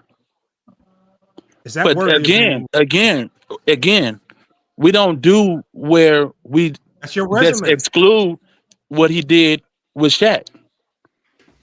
You exclude Pippen. If you don't want to say he wasn't a, if you want, hold on. If you just want to say that he wasn't a number 1 option, but that doesn't take away what he's done with him as far as his accolades, as far as his championships. If you want to hold him to a lesser degree because he's a number 2, that's fine. You can hold him to a lesser degree, but just to exclude him is crazy. Okay, but do you value what he did as a second option, Tyson? Of course. Now, where do you rank Scottie Pippen since you value what you do as a second option? Oh, I got Scottie Pippen around 18, 19 in that range. Yo, McDuff backstage. But what does that have to do with? And then when you bring that together, hold on. But when you put that with what he does, have no Pippen in no 18 and 19, man. if you put that, I've always been a Pippen supporter. I've always been a supporter of what Pippen did. I think he was a top. I think it was a top 5 player in the 90s. So you can't do that with me. You can do that with some other people. You can do that with me. I'm the only one that's been pushing that narrative for years. I'm okay. I don't have a platform to push a narrative, but I still agree with your narrative. I ain't never heard you come up here and defend no Scottie Pippen. Yeah, you have. You might not remember, but yeah, you have. Yeah, you have. So, but anyway, when you take that, what he's done as a number 1 option and encompass that with him, that doesn't bump him up. No. So if Pippen won that title in '94, that wouldn't elevate him. No. Yeah, you're a damn lie. It would elevate him a little bit, but it's not going to You a damn lie. the top 10. You a damn lie. It would elevate him. Anytime you win a championship, That's what I asked you, and you said no. But what I'm saying is, we're talking about doing something that enough of it to get okay, if he went to but if he went to a number Pippen, for example, now if you would have told me, let's say Pippen leaves and goes to Houston, let's say he wins championship with that big 3. You would have had to give him credit, but he wasn't the number 1. I'm saying if he went to a team, but at the end of the day, no, you're not. When you're the number 1 option, I need to. That's crazy work. It's a number 1 option. As you got to remember, in your top 10, the top 10 is filled with number 1 options, alphas. There's nobody's top 10 that includes a number 2 option. That's not necessarily true. Who? So if we look at Kareem, or you can look at whoever you think was the number 1 option on that team. If you think so, which one of those that time in LA are we discounting? Which one? Tell me. Kareem Abdul-Jabbar was looked at as the greatest player of all time before that. Exactly, but are we so take that off of you taking LA off his resume because he's a number 2? I'm not taking it off his resume. What I said was so you're encompassing all of it, right? I'm saying if he would have bumped Boy, heads I'm cooking your ass, Lamont. I'm cooking your ass. If he would have bumped heads with Magic, because his career had already been stamped, sealed, and delivered by the time Magic got there. Sure. We knew who Kareem was. For what sure. I'm saying is this. What made it better for Kareem was we saw what he could do as a number 1. It was great. And we saw what Kobe can do as number 1. It was great. Magic gets there. I know. And nobody said what he did wasn't great. But when Magic arrives, unlike with Kobe, Kareem said, "You got it, Magic. I'm gonna fall back. I'll be the number 2 and help you be the lead dog." So that's what Kobe did with Shaq. All the while Magic is mapping out that number one, that the resume as a Right. number 1 option. Sure. Kareem is just coasting along. That's what Kobe did. 2. Yep. And so all I'm saying is we saw Kareem had an extended amount of time as a number 1, was great, changed the game, all types of stuff, everything that you can think of, every barometer that you can check. Okay. And that's why we Right? have Kareem over Kobe. And instead of wasting years bumping heads and having to send in the team into a rebuild, that's narrative talk. They don't have that. Hold on 1 second. That's not narrative talk. This is what happened. That is, but it's still narrative talk. You're talking about off the court stuff. Tyson. Hold on. Kobe, as you can see, because of the head bumping with Shaquille O'Neal, you out Shaquille O'Neal, and now you force your team into rebuild mode. So now you have 3 years in purgatory, 3 years of your prime, 04 to 07, where now you're in purgatory. Now, did we say that about Kareem when he went to LA without Magic? Because they never went into purgatory. They didn't, but they underachieved. Hold on. Listen to what I'm saying. They never went into purgatory because him and Magic bumped heads. They continued being great. Okay. Yeah, again, that's that. Okay, you're taking that 2-3 year segment of Kobe's career. You're just looking at that's Tyson. fine. Stop just looking at talent. Stop. The top 10 is reserved. It's more than just talent. It's what you do, the accomplishments, the winning. This is 3 years of losing. Just like the end of Kobe's career. That's another 3 to 4 years of losing because he got hurt. Just like the beginning of his career, right? When he wasn't even playing, right? The beginning of his career was already kind of somewhat wasted because that was 3 years where he was relegated to being less than. So in total, you have 9 years of his career that are completely wasted. If he doesn't collide and bump with Shaq, you're looking at a legacy that might never be matched because they might have 6, 7, 8 championships. That is going to, and then some of those championships with Kobe as the 1, not always as the 2. Those are the things that add to your legacy.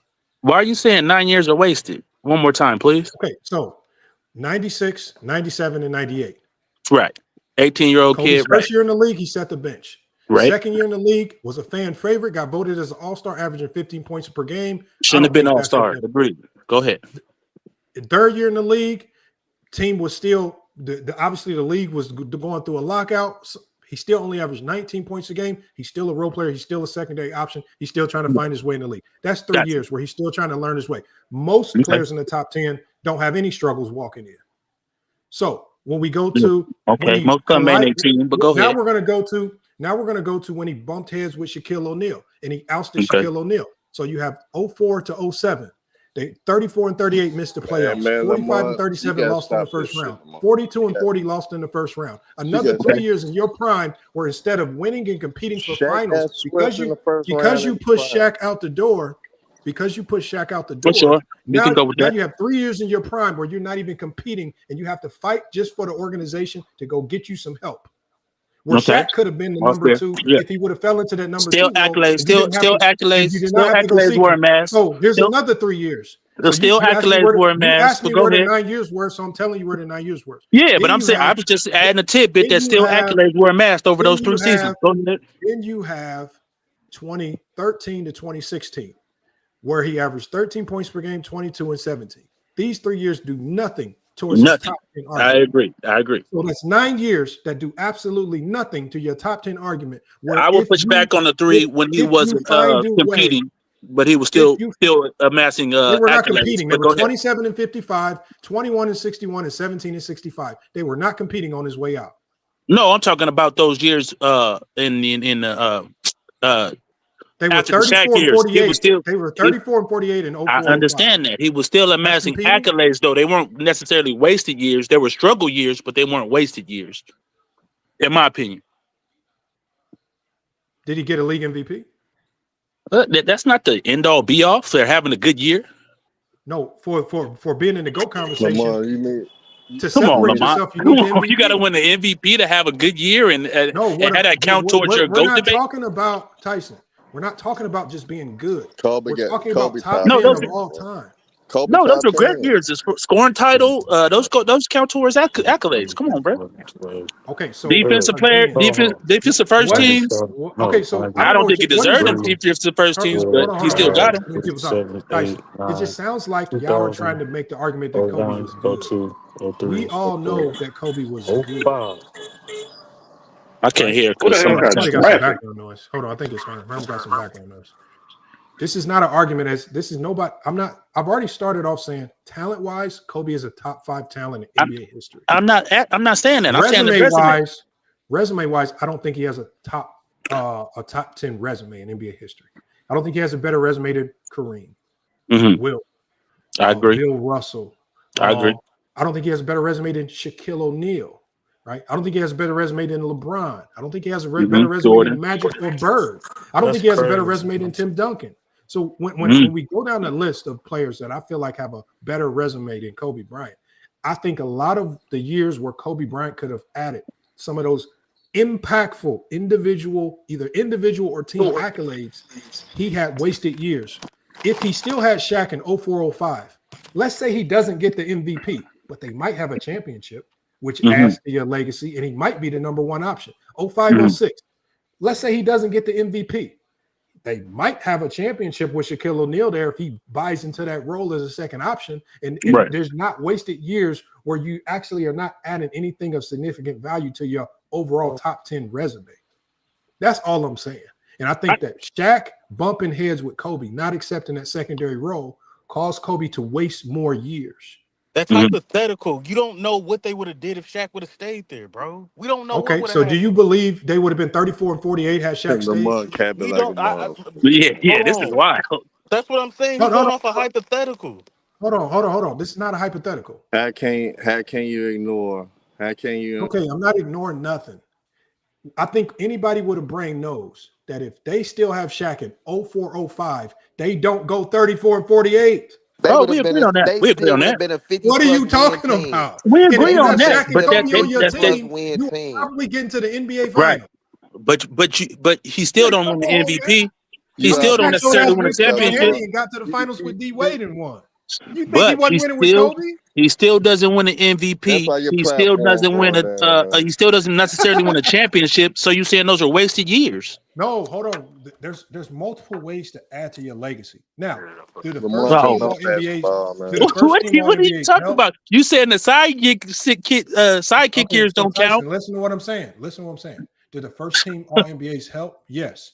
But to me, the most impactful things that you can do to add to your legacy, right? If we're talking top 10 of all time, are winning league MVPs or winning the championship. Those are two of the most impactful things that you can do. If you're really trying to crack, and I think that's why we see it with Nikola Jokic right now, where a lot of these voters are in fear of giving Nikola Jokic any more MVPs because they know the significant value and impact of him having all of these MVPs is going to reshape and change conversations. And it's almost without a doubt going to force him into the top 10 because these old heads that are voting don't want to see a player like Nikola Jokic in too early. That's but they can't stop him from winning championships. So that essentially tells you the value of just. But they can't stop him So from winning championships. FYF, where do you have Steph Curry? Larry Bird's career got cut short. He had I got 3 MVPs in a row, and that almost single-handedly put him in the top 10. So where do you have Steph Curry? What's the five? Hey, Lamar, so what's the five most important things you gotta have? You got Curry at 10? Hold on, what was the question? What's the 5 most important things you have to crack the top 10? Well, it's not that you have to have all of them. It's you have to No, have. I'm saying, what's the 5 most important things championships that you have to have? Winning, significant winning, championships, obviously. I mean, so again, with Bill Russell, winning. I mean, it stands out like a sore thumb, and his impact towards winning championships is second to none. Significant. Your talent in and of itself, if it was so great that it completely changed or rewrote how the game of basketball was played. For example, Shaquille O'Neal, they brought the zone back, right? Wilt Chamberlain, pushing the free throw line back. Bill Russell changing block rules. Steph Curry changing how teams defend and how they utilize the three-point line. Things like that of that nature, just completely reshaping the game of basketball with your talent. That can be a significant impact. Statistical. If you have otherworldly statistical, I mean, look at what LeBron James is doing with statistics. Look at what Wilt Chamberlain did with statistics. Just otherworldly statistical impacts right there. Obviously, Jordan with all the goddamn scoring titles in a row, right? Things that are just statistically extremely difficult to do. And then you go so you got change the game, winning championships, and then you have individual. My individual, I just simplified it. What is the most significant individual accolade that you can win as a basketball player? It's the league MVP. Having those multiple, if possible, will definitely put you in those conversations. If you have a good mix of all of those, for example, Steph Curry, he has the winning, he has the MVPs, impact on game, 3 of them. LeBron probably checks the box on all of them. Jordan checks the box on all of them. Bill Russell checks the box on a lot of those. Wilt checks the box on a lot. Shaq checks the box on a lot. Tim Duncan checks the box on a lot. I just think when it comes to Kobe, I don't know if he checks the box on a lot of those other than winning. Lamont, all right, first of all, but that's just my criteria. And I'm not here to change y'all criteria, because I know a lot of people have Kobe as a top 10 player.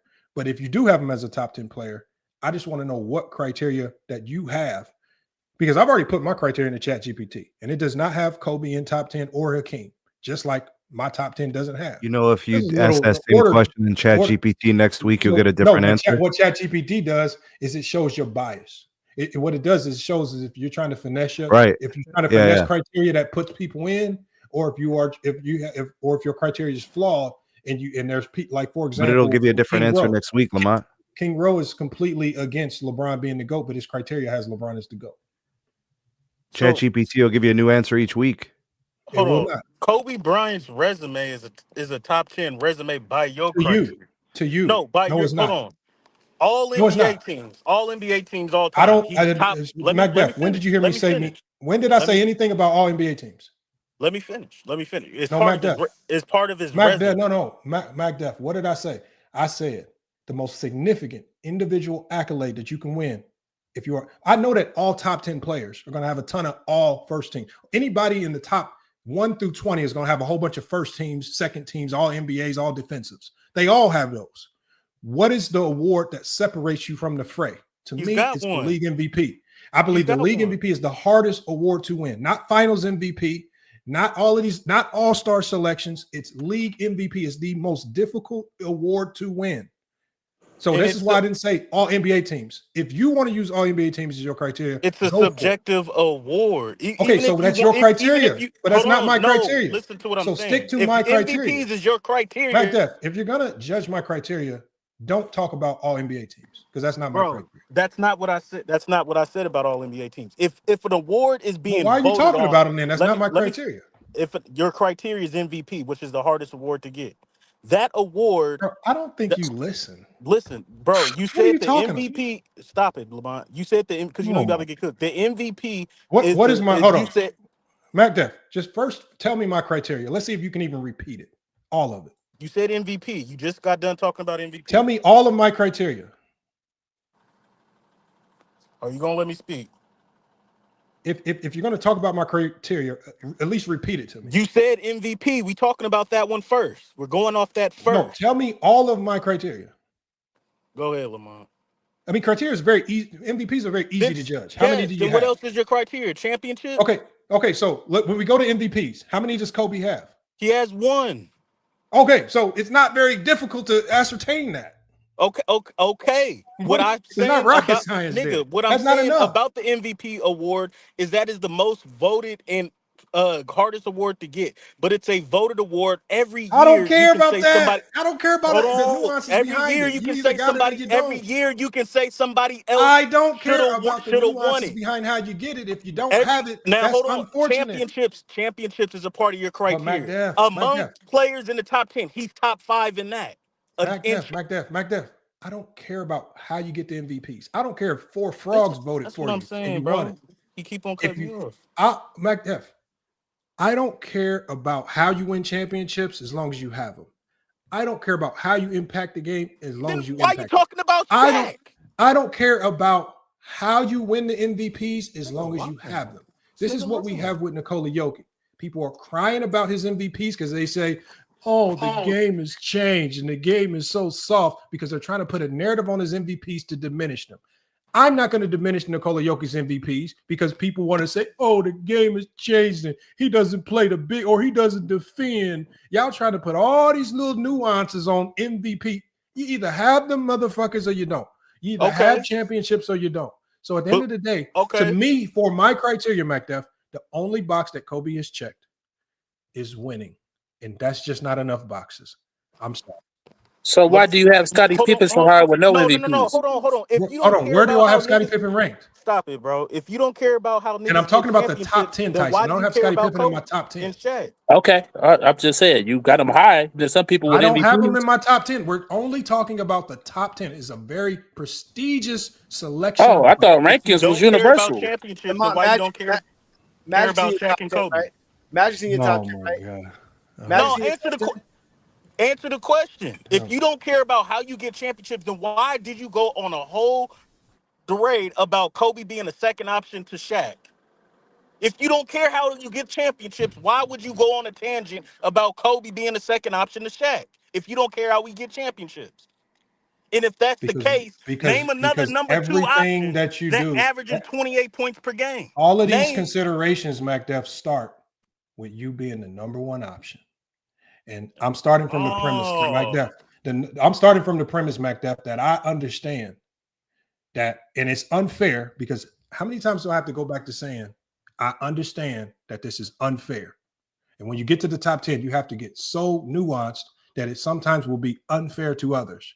And I understand that if you are a second option, no matter how great you are at being a second option, it's going to be hard for you to crack the top 10, no matter how great you are. As much as I love Scottie Pippen, as much as I love everything that he did, I understand that because he wasn't the alpha of that team, the majority of this credit is going to go to Michael Jordan, just like the majority of the credit went to Bill Russell, not all of the other Hall of Famers. Just like the majority of the credit, right, went to Larry Bird, not Kevin McHale and all of the other Hall of Famers. Just like the majority of the credit for a lot of these players go to the alpha on that team if we're talking about top 10 players of all time. I understand that, and I'm not fighting against it. I want to know why you guys are fighting against that logic by trying to now count everything Kobe did as a sidekick, even though we all understand that what you do as a sidekick generally does not boost your top 10 consideration. We count Magic Johnson as a sidekick his first 6-7 years in the league. What are you talking about? Magic Johnson was never. Hold on, Magic Johnson. MacDuff. I already explained the Magic Johnson conundrum. If you were listening, I said the beauty of what Magic Johnson did was MacDuff, was this. Kareem conceded and said, "You got it, Magic. I'm going to allow you to be the number one, so you can show the world what you can do as the alpha." Unlike with Shaq and Kobe, Shaq butt heads with Kobe and said, hell no, you're not being the number one. Even though Shaq was 28 to 32, right, towards the back end of his prime, while Kobe is at the start of his prime, unlike Kareem, Shaq did not allow for the graceful transition of power so Kobe could show the world. This is why Kobe said in his video, everybody was questioning if I could do it without Shaq. If he was already the number one and if people were giving him his fair credit, why was the world, you fake fans, questioning if he could do it without Shaq? It's y'all fans that created this narrative and logic. It was you fans and you media that was pushing this because Kobe was hated. You guys pretend now that you like Kobe, but Kobe just said in his video, there was a sentiment from fans and media. That's a fact. I can't do it without Shaq.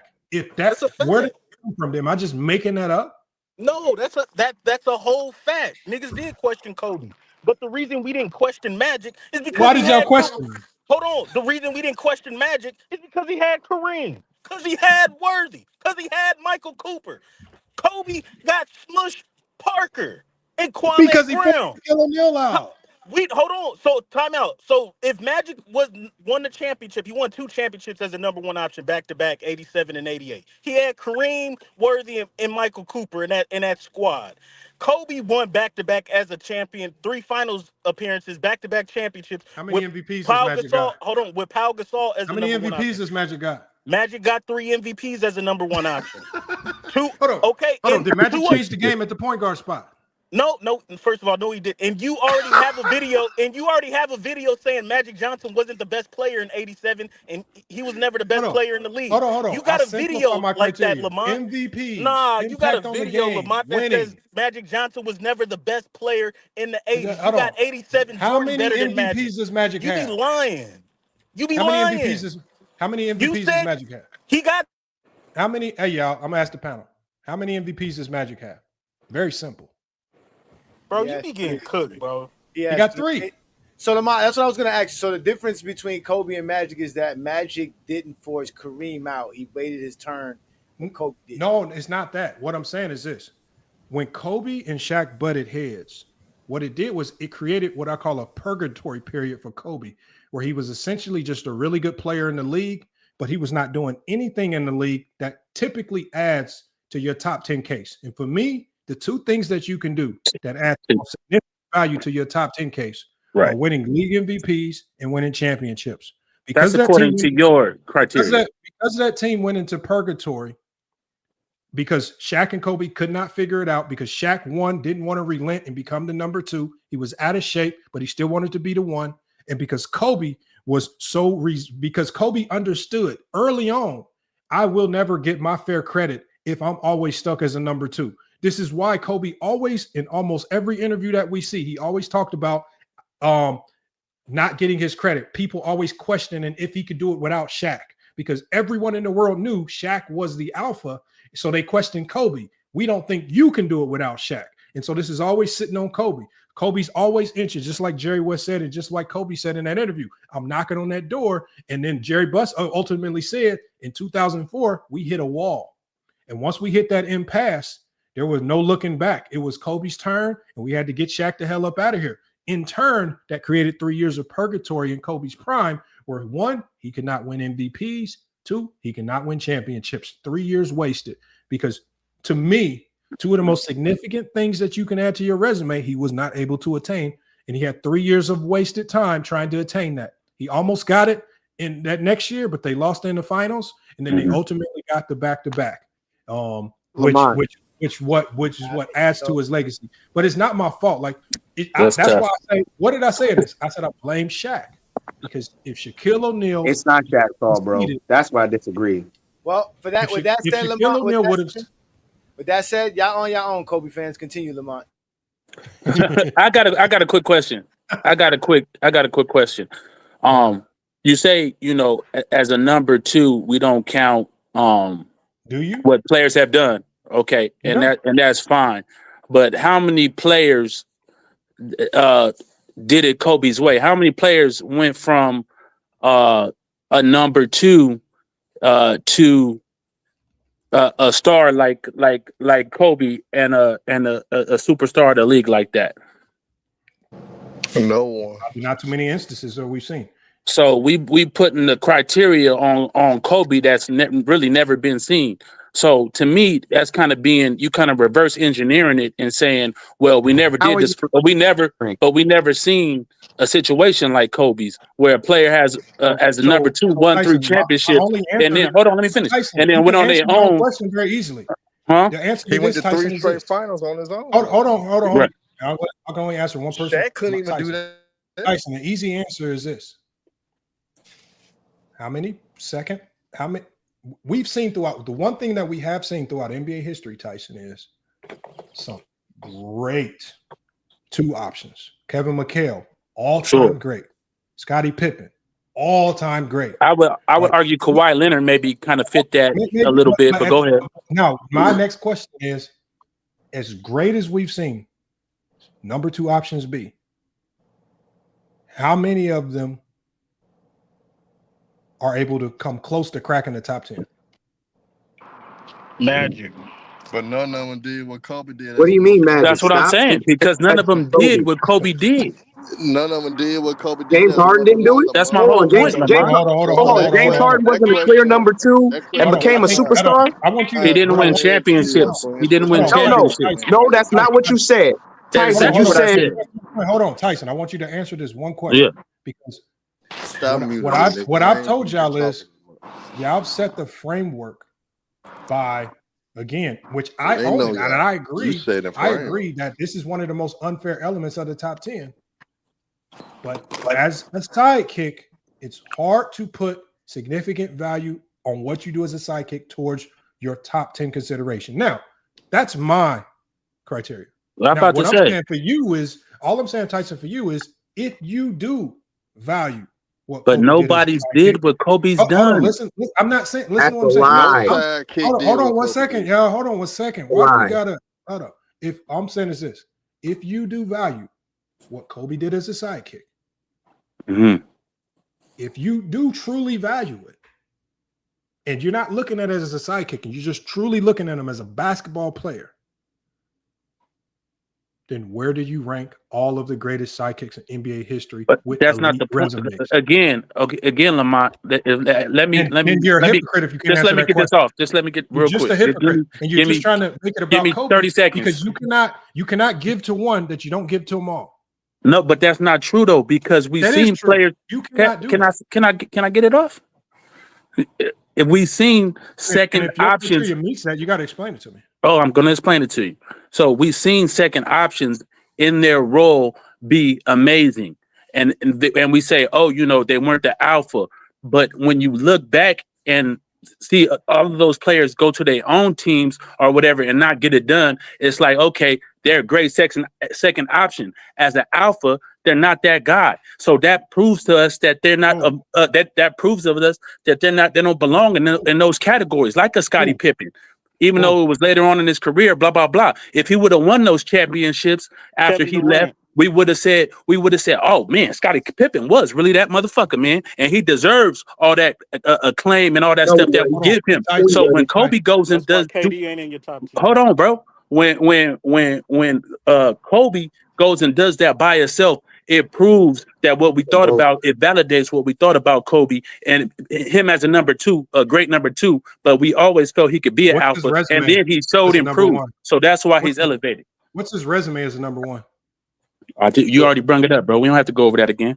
Comment on what he's saying right now, It's a because top this 10 lie, resume. this It's not a top 10 lie resume. that nobody else did it like Kobe needs to stop right here. James Harden was the third option on the Oklahoma City Thunder, coming Didn't off the win chips. bench. And the last time I checked, he How has many a chips league he got? MVP. Twin man, It doesn't stop. matter. I'm just Stop. no, you Stop. know Stop. that was It's not a not your comparison. criteria. No, you stop, It's not a Tyson. That's not comparison. what you said. You said It's how not a many people comparison. did it like Kobe? You said how many Kobe people take a lot became of them too, went man. from a second Why are option you to a comparing James superstar. Harden to That's what what you Kobe said. did? Hold on. I want to hear what Twins got to say. Hold on. Let me say that. Yeah, but it's not You even sat valid, here and bro. said how many people went from being a second option to a superstar. I can think of at least 2 or 3 right now. Russell Westbrook did it. He won a league MVP. James Harden did it. He won a league MVP. Are they top 10?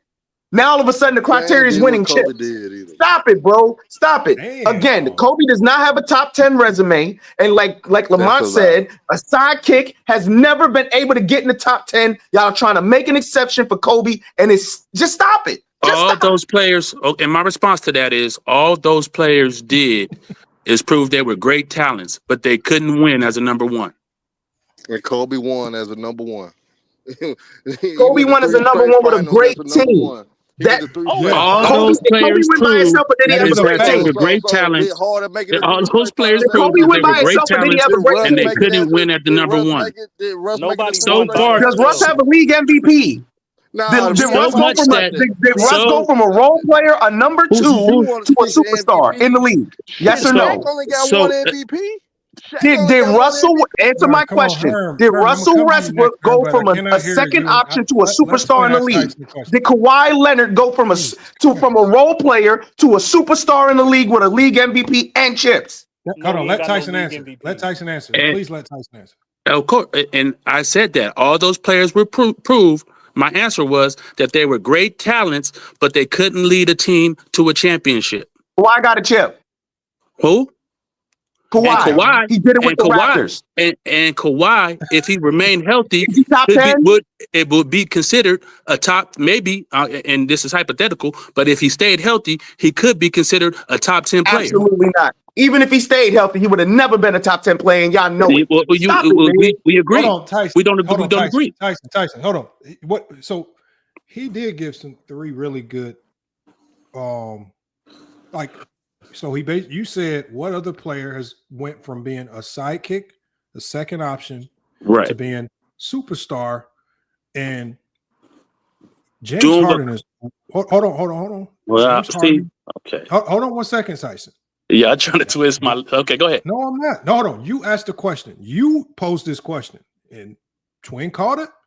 He said, "You said what other players have done what Kobe's done." Went from being a second option, and when they get that opportunity to be the one option, they evolve into what the superstar status. Russell Westbrook did it. Russell Westbrook did it at a historic level, having a season historically that we had never seen up until Nikola Jokic was able to duplicate it. 100%. James Harden did it to the likes of, we had never seen a guy scoring the ball like he was scoring the ball. The last time we saw somebody scoring the ball like he was scoring it was like Michael Jordan almost. I mean, he was scoring at a historic clip and doing it at a ridiculous rate.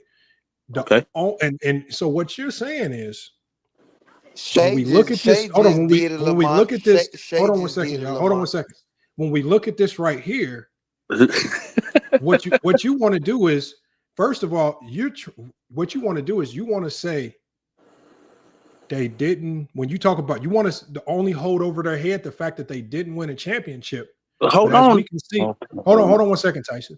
As we can see with Kobe Bryant, he couldn't win either until the right coach and team got into place. This is even Kobe himself. Kobe himself even said on the video that I have, he don't win a championship without Paul Gasol. I agree with 100, but we can only. Hold on 1 second, Tyson. Let me bring my point home. Okay, you got it. What I'm saying is, when you look at the time when Kobe was a number 1 option, they didn't start winning until they got a true number 2 option. They stopped winning when they lost that true number 2 option. I mean, really, the winning started with Phil Jackson and Paul Gasol. The winning didn't start and end with Kobe. I mean, again, and that's the funny part about. LeBron, don't do that, man. Oh, okay, so do they win without Paul Gasol? No, of course not. And players don't win and Jordan don't win without so and so. When no player wins without whoever. And typically, and hold on, this takes me to my point. And so when you win, who typically gets all of the credit? The alpha or the others? What's that? I'm sorry. When you win a championship, the alpha, who typically gets all of the credit? The alpha or the others? The alpha. They don't get all the credit, but they get the majority of the credit short. The alpha does. Like, come on, we know that. I know. I'm saying and that's the problem with this discourse. Even if he doesn't want to use the I don't example, do that. But you doing stuff that I don't do. Of course, the teammates get credit. I credit Paul Gasol. I credit Ron Artest. I credit Dwayne Wade and Chris Bosh. Come on, bro. What are we doing? No top 7. Everybody knows it takes a team to win. Nobody wins without by Tyson's logic, Kawhi Leonard's a top 10 player. Hold on. That's not what Kawhi Leonard's a top 10 player. But he got injured. His career is That's not my logic. Hold on 1 second. You guys are missing Lamont's point, though. Y'all really are just really missing the elephant. That's what I'm saying. They're missing it. So even though we understand, right, when we look at this right here, even though we know the 2 championships that Kobe won, we know he don't win them without Phil Jackson and Paul Gasol. Kobe still gets full credit as being the reason why they won those championships. No one runs around and gives Paul Gasol as a number 2 option credit for those 2 championships, just like no one runs around giving Pippen credit for the 6-0 because Jordan gets all the credit. So what I'm saying is this right here. When we go back to the first 3-peat, who gets all of the credit? Shaquille O'Neal or the others? Absolutely, Shaq gets all the credit about it. Yes. Oh my God! If you can't, literally brought to LA to win championships.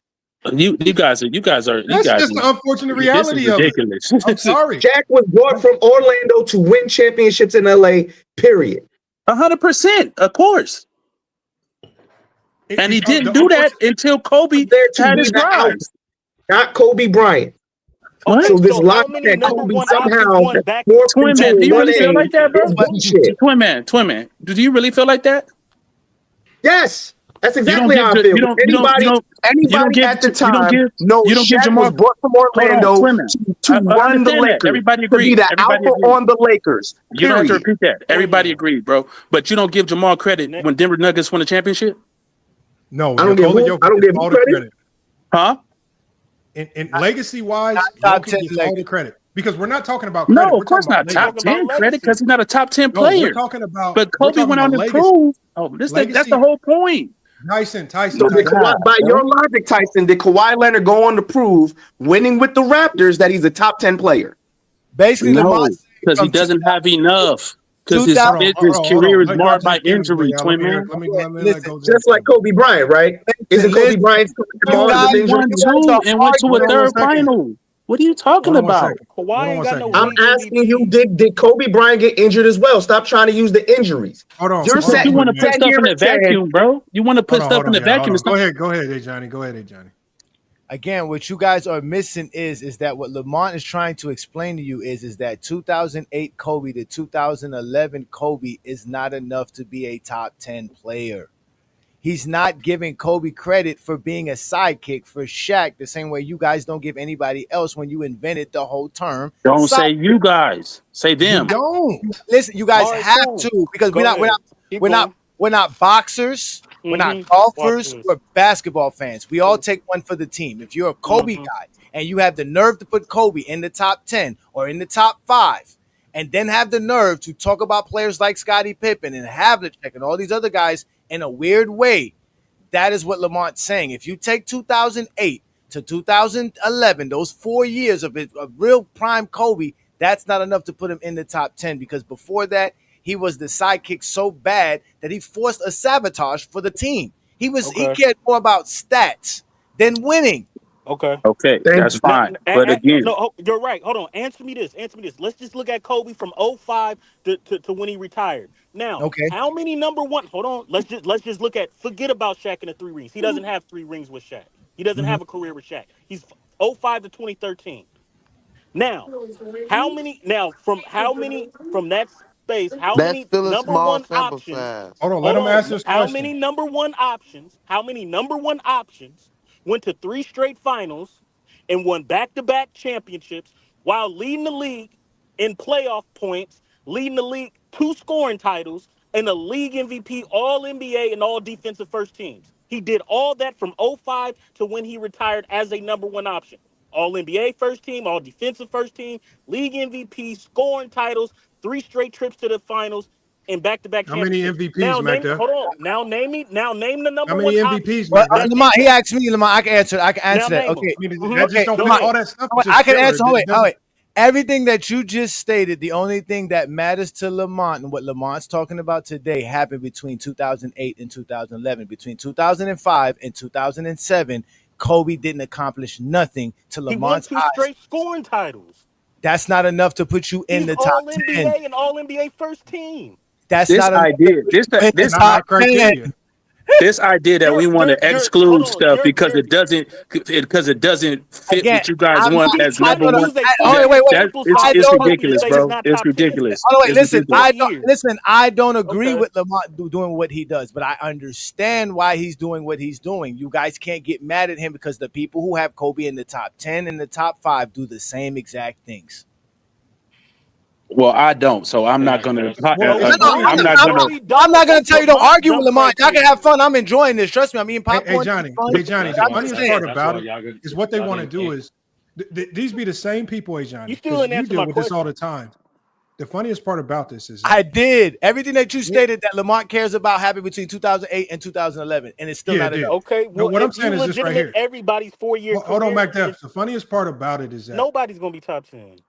Y'all now want to use, first of all, the reason why I said I don't consider all NBA teams is because I said we're already talking about a very selective amount of players, even if you go 1 through 20. The one thing that we know all players 1 through 20 in NBA history are going to have, we all know that they're all going to have all NBA teams.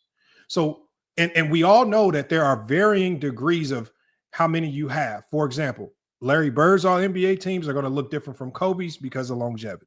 No right? defensive team. Does that make Kobe any more or less have better legacy? Well, maybe somewhat, but first, all NBA teams to me are kind of a wash when you talk about the top 20 players. And how do you start to separate the greatest of the great amongst the top 20?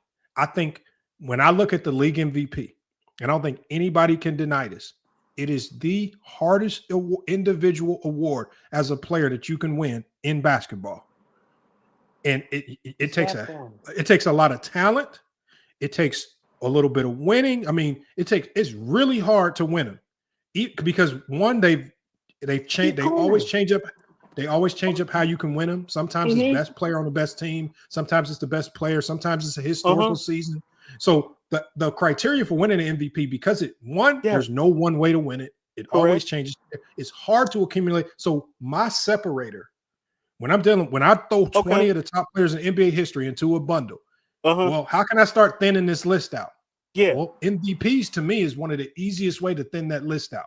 I agree. And so the players with no MVPs or one MVP, I got to start unless you hit a whole bunch of some of my other elements of criteria. I have to start moving you down. So when I look at my other elements of criteria, impact on the game, changing the way the game is played, statistical accomplishments or phenomenons like the triple doubles with Russell Westbrook or Oscar Robertson or Nikola Jokic, things like that. The impact on the game, like with Steph Curry or with Chamberlain or Bill Russell, right? To me, with my other elements of criteria, Kobe just doesn't check enough boxes. Right? Kobe has the winning. That's the only. He's not statistically. He is not more accomplished. Shaq only has one MVP. Based on your criteria, I know, but what does Shaq also have? He has impact on the game. What does Shaq also have that usurps Kobe? He completely changed the game of basketball. Kobe did not do that. I got you. I'm saying that. I agree. But the statistical dominance Kobe has over Shaq. Hold on. Listen to hold on.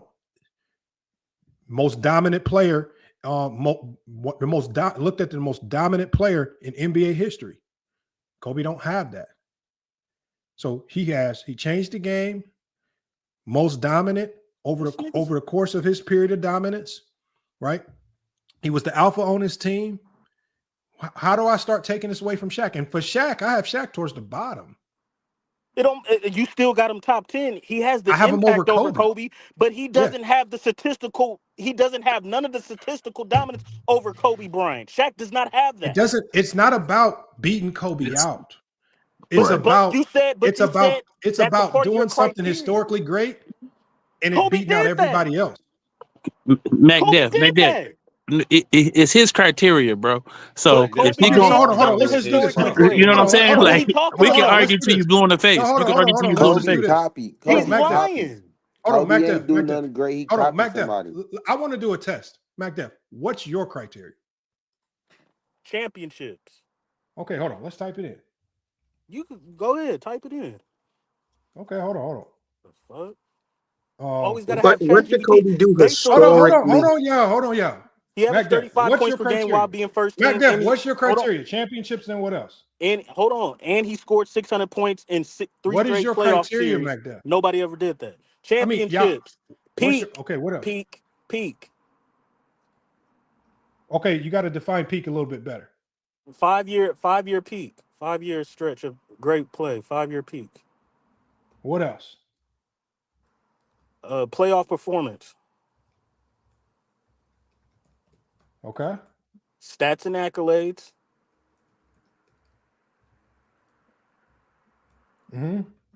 Impact on the game. Okay. And last competition and teammates. Competition. How do you define competition? Who you beat? Okay. Okay, Who so you the beat? reason why I'm saying Competition. Who hold you on, beat? MacDef, the only reason why I'm asking this is because there are some 50-win teams that are better than some 60-win teams. Who So you how do you beat? define Competition. competition? No competition. Who you beat? Type it in. Okay, Kyle. I don't think this gonna end well. He I know top it's 10. not. Go ahead. Do you got any other criteria? Go ahead. I don't Okay. care. Go ahead. I don't have to do. I don't have to say nothing. I don't have to put. You got to have a winning record in the finals. I don't have to put all that the other Okay, stuff. so You have to what's have your a top 10, dynasty. MacDef? Go Okay, ahead. MacDef, give me your top 10. Jordan, Kobe, Curry, Kareem, Bill Russell, LeBron, Magic, Tim Duncan, Will Chamberlain, and I Larry didn't. Bird. I done almost Go ahead. choked up in here, bruh. Pause. Nigga have to have Chat GPT check my shit because you know you was getting roasted. No damn Shaq ain't got no statistical dominance over Kobe's peak because Kobe's It peak doesn't as a have to be scorer. statistical dominance over Kobe, but he checks more boxes than Kobe. No, he doesn't. Yes, he does. No, he does not. Like that, bro. Stop arguing. Okay, so hold on. Go ahead, type it in and show everybody. Show everybody. According to Go ahead. all right, hold on. I'm about to show everybody. I'm not gonna add. You have to have a dynasty. Everybody in my top 5 got a dynasty. But go ahead. Here, let me share my screen.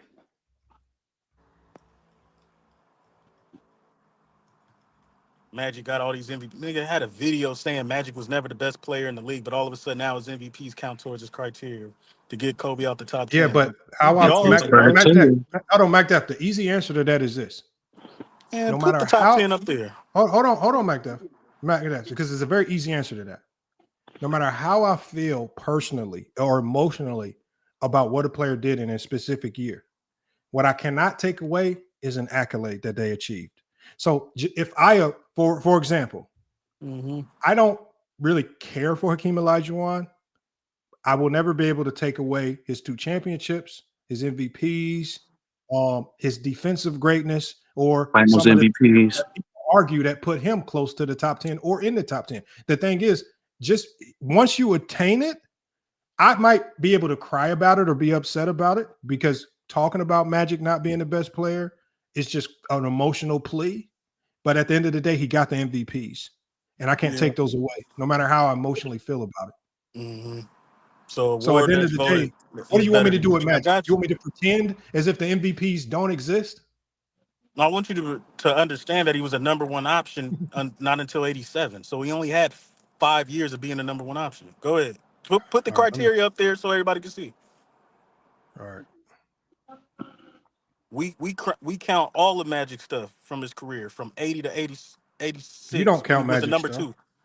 I got him in my top 10.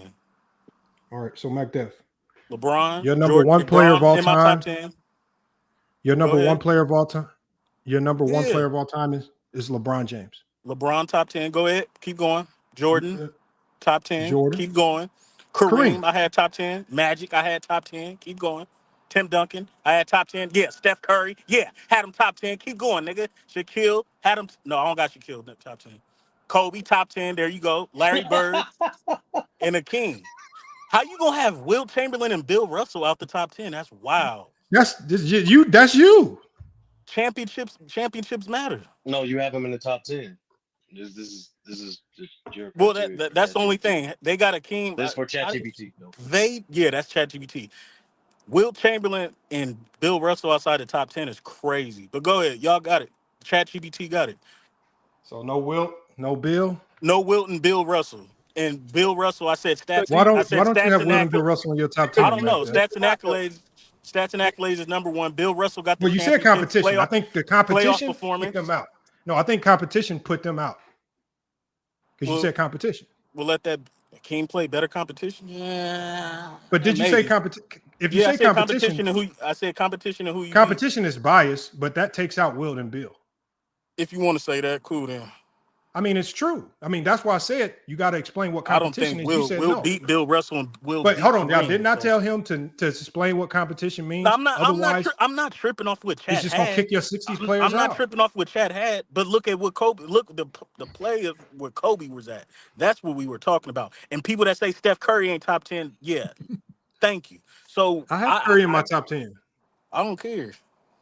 Like Kobe's that. top 10, nigga. They're Kobe mad, is bro. top 10. That's No, what that's because matters. you're a Kobe fan. Kobe is top 10. Now, Chat GPT said it based on the criteria. Got to give it to him, Lamont. That's what I'm saying. Let me see what it says. Hold on, let me see what it says. I mean, if you go with competition, if you use competition, that's gonna put them in. That's his criteria. Yeah, I'm right. Great T news. I don't care. I don't care what he talking about. Because it says Kobe. It says Kobe peak. No, it went better than that. 2006 to 2010. Yeah. 1 MVP. It gives him credit for all NBA teams, all defensive teams. Yes, sir. And it says competition. He beat Duncan. Yeah. The big three Celtics: Dwight Howard, CP3, KD, and Russ. That part. I mean, nobody played more competition than Kobe. That part.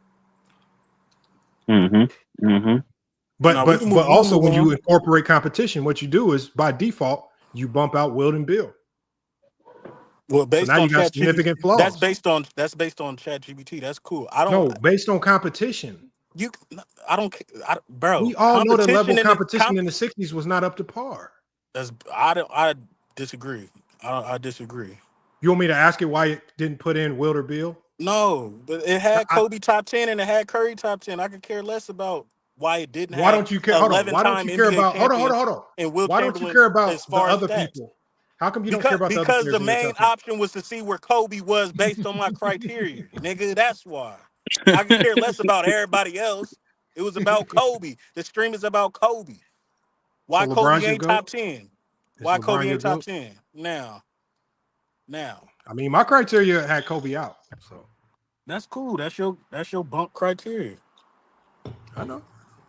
His criteria, he can't be number 8 or 24. He snuck that in there. Nah, we cool. We got He snuck that in there. If we remove Sidekick years, you want me to see what it says? Why would we do that? Yeah, that's because what, we that's never what, count that's what I'm Sidekick saying. years. Hold on. No, Go you ahead. don't. Go Yeah, just say what you don't do. You can't years. speak for everybody, bro. Okay, Time out. Tyson, This is what I'm saying. No, this is what I'm saying. Sidekick Go years, ahead. Tyson. If you count Sidekick years, Tyson, how is Pippen not in your top 10? I'm not counting Sidekick years to say that he's a number 1. Yes, being an alpha is more important. I agree with that. But you are discounting the years altogether. No, that's the difference. Okay, he so wasn't the you alpha. discounted Pippen's whole career altogether. I did not. How is 6-0? How was he? Get him how in the top how was 10 or Pippen close? in my top 20, 25? Okay, who do you have? So you got who If you I'm got over discounting the Pippen? years, You have if I'm Barkley over discounting the Pippen? years, he wouldn't be in there at all. Who all do you have over Pippen? Barkley? Yeah, I got Barkley over Pippen. You got Hakeem? Hakeem is extreme loser? Oh yeah, I got Hakeem over Pippen for sure. Wow, hold on. Because he's a better player. Yes. Oh, because of talent. Talent not is important to career me. legacy. So it's not career legacy, it's talent. Talent is in my criteria. Yes, he's a better player. Yes. In the era where the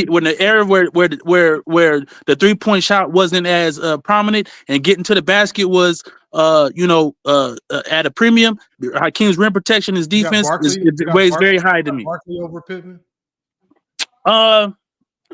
That's a good case. Karl Malone over Pippen? I got Karl Malone over Pippen. All right. Yeah, I got Karl Malone over Pippen. So that really leads me to question: what the hell are you valuing out of Pippen's career? Anybody got Pippen in their top 20? Tyson 25. I said 25. Just 20, to 20, squeeze him in there.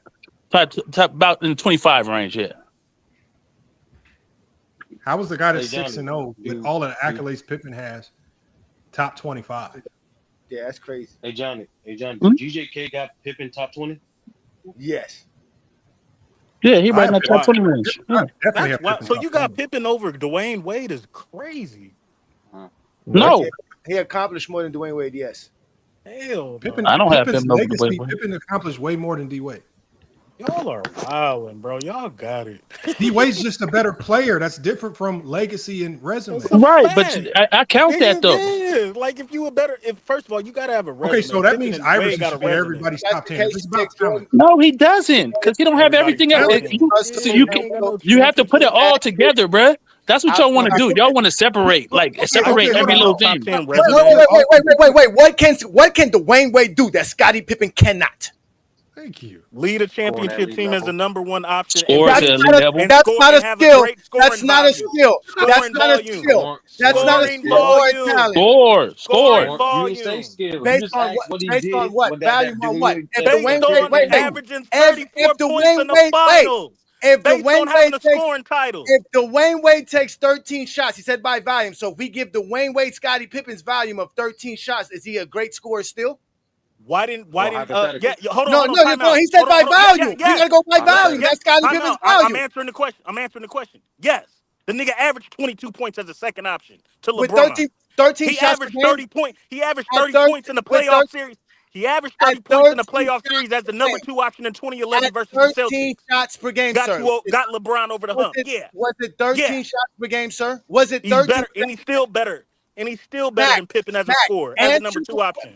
Get out your feelings and answer the question. Was That's it at not. I'm not in my feeling. I'm answering the question. Oh, I hold on, just hold said on, yes. hold on. Was Chat it at, GPT did wasn't the that math. 13 free field goals per game? So you're Hold a on, just Go said Gems yes. Kingdom. No, Go it's a Gems lie. Kingdom. Hold on, Chat GPT did the math. If we equalize their volume, Pippen and D You Wade. just got to go by field goal percentage at that point. If you're If gonna you equal out their value. equalize the hold on 1 second, y'all.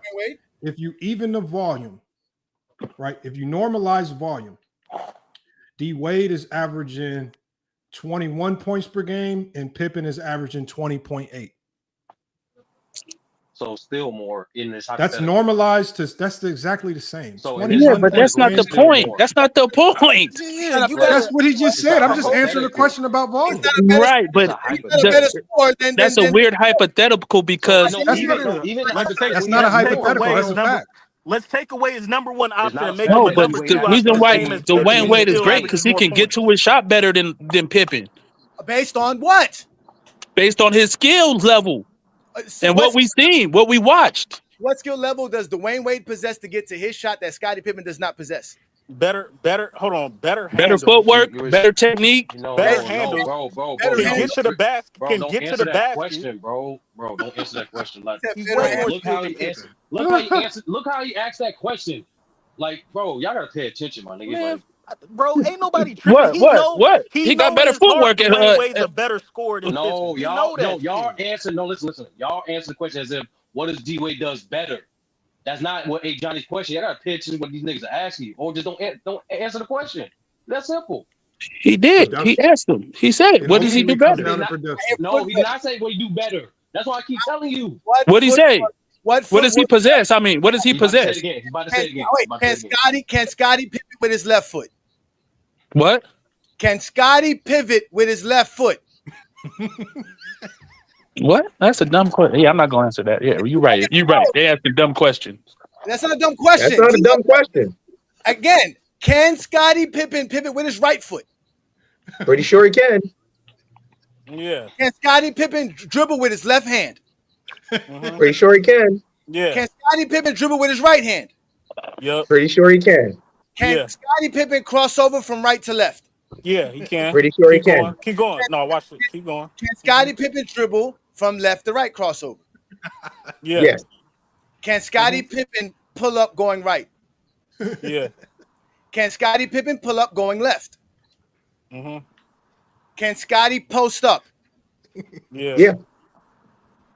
So again, what is it that Dwayne Wade does that Scottie Pippen doesn't? Again, as a scorer, Now there you go. Now you can answer that question. And that's not the same question. As a scorer, he has more scoring aggression based on the volume he put in the playoffs and regular What if you season. equalize the volume? Scottie Hold scored on, more time out. points in the playoffs than Dwayne Wade. Let's continue. Let me Let's finish. continue. Let me finish. I didn't. First of all, I didn't finish. It's not continue if I didn't finish. When What you did are he say? when you are a number one option as a scorer, which Dwayne Wade and Scottie Pippen was for their teams. Scottie Pippen was a pass first number one option. He wasn't a scorer first. He was a passer and facilitator as a number one option for his team. Dwayne Wade was a score. Let me finish. Dwayne Wade was a score first, volume aggression scorer. Based on that, his numbers were better in the regular season and in playoffs as a scorer. Skill wise, you can say whatever you want as far as skill wise, this, that, and the third. But we all know Dwayne Wade had a better handle and better at attacking the rim than Scottie Pippen. Now we That's can where I was continue. going. Now we continue. Put Based constant pressure on the on defense. Was what? better in isolation. Was Based better. on subjectivity. This What? is a Based subjective on opinion. what? Oh, And man. no All data right. to support it. Yo, Again, hey, Tyson, get him. oh, Tyson, wait. I'm going on mute. Get him. He brought up the idea of Dwayne Wade being a volume shooter. So because Dwayne Wade decided to shoot the ball more than Scottie Pippen, that makes him a better player. This is why Lamont cooks y'all every time y'all show up on this stream, because y'all don't hold the same thing for anybody else. That means Allen Iverson's a better player than most of the guys that you got in your top 10, because he is a volume scorer and can score in many ways because he takes all these shots. If you're going to use Dwayne Wade just taking more shots to be better than Scottie Pippen, he is not talent-wise better than Scottie Pippen. You're just saying he takes more shots. Anybody could take a shot. That's not what I said. No, I'm not talking. I'm cooking Matt right now. I'm Okay. cooking Matt right now. Because y'all said that y'all did not have Scottie Pippen in your top 20.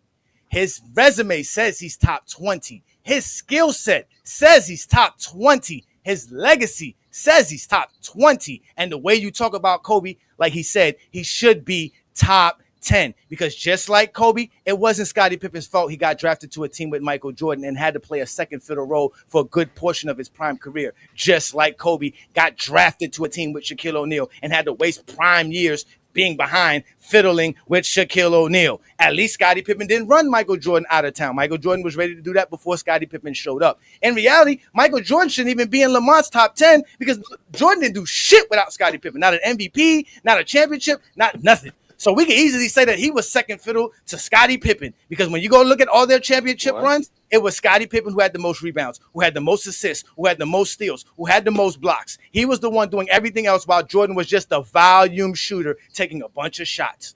So again, the same reasons that y'all knocking Scottie Pippen is why Kobe is not top 10. Why do you have Kobe over Scottie Pippen? Because I go by stats, accolades, and achievements. You see, Lamont ain't testing me. You go by stats, accolades, and achievements. Yes. Okay. Yeah. I'm just asking. You don't value him winning. You don't value him. You don't value winning as an alpha. I'm asking. No, there's no such thing to me as alpha. That doesn't exist to me. Okay. All right. I see that. This is why I told you guys. See, look, you don't like taking one for the team. You think it's all about you. Then when we call you out, you saying why you put again. It's a I'm team. just asking, brother. I'm just asking. Team sport. No, I'm cooking now, because I was sitting here listening to y'all having patience. Okay. Go ahead and cook. Y'all got mad at me because I proved to y'all Scottie Pippen better than Dwayne Wade. Y'all always get mad. He's better than Dwayne Wade. And there's nothing that y'all can sit here and tell me Dwayne Wade can do on the basketball court that Scottie cannot do. In fact, there's things that Scottie could do that Dwayne Wade just can't. Let's just forget about it. Let's just be real. So let's leave it alone. When we talk about Scottie Pippen, the way we talk about Scottie Pippen, because y'all, again, he's the same career as Kobe. He was a sidekick for all these great legacy championships that Kobe was able to. The dynasty that Mr. Mack always wants to bring up was because he was a sidekick. Kobe couldn't win no damn dynasty as no alpha. So again, this is why I stay quiet, because I got Friday nights to cook y'all. I didn't come on Monday night to cook y'all. Okay. Well, y'all got to stop saying they had the same career, bro, because the niggas clearly didn't have the same career. Like, y'all got to stop saying that. Who said they had the same career? Y'all got to stop saying that, bro. But who said that? No, y'all kept, and there's another thing too. Like the sectioning off of a player, like every player is measured based upon their contributions, what they did, not just what section of this, the section of that. I don't know what the fuck that was. That was my argument. Hold on. I mean, No, because the first thing y'all gonna do to Scottie Pippen is say he never won nothing while he was I'm the not alpha. gonna talk about Scottie Pippen. That's I'm gonna talk about no, what we're saying, Scottie Pippen's just the players. best I'm talking example about one because it answers all questions about what we're not saying in theory, Sturdy, what you're saying. In theory, you are right. It should not be judged off if you are an alpha or second option. It should just be judged off production, what you're able to do, accolades and things that you're able to attain, and did it lead an impact towards winning. That would be the most idealistic way to approach it. In reality, what we do know is no one approaches that. right? Most of us look, like I said before, most of us look like when we look to Jordan's 6 championships, Jordan gets all the credit. When we look to any team that wins a champ, like for example, then you talked about the Denver Nuggets, as good as Jamal Murray was, in the sense of legacy, when it comes down to your legacy and the things that can potentially get you in top 10 conversations, Jamal Murray will never get credit for that championship. Nikola Jokic will, because he was the alpha on that team. The number one option, unfortunately, gets all the credit in a lot of these conversations. And guys that were relegated to being the number 2 rarely ever get the credit that they deserve. And that's the unfortunate reality of being a number 2 option, which is why Kobe hated it and forced his way out of that role, because fans, even during the time he played, questioned it. They said, you can't do it without Shaq. You're just winning as a 2 behind Shaq. You're only winning because you got the most dominant player in the league. Kobe hated those criticisms. He hated those sentiments, even though they were winning.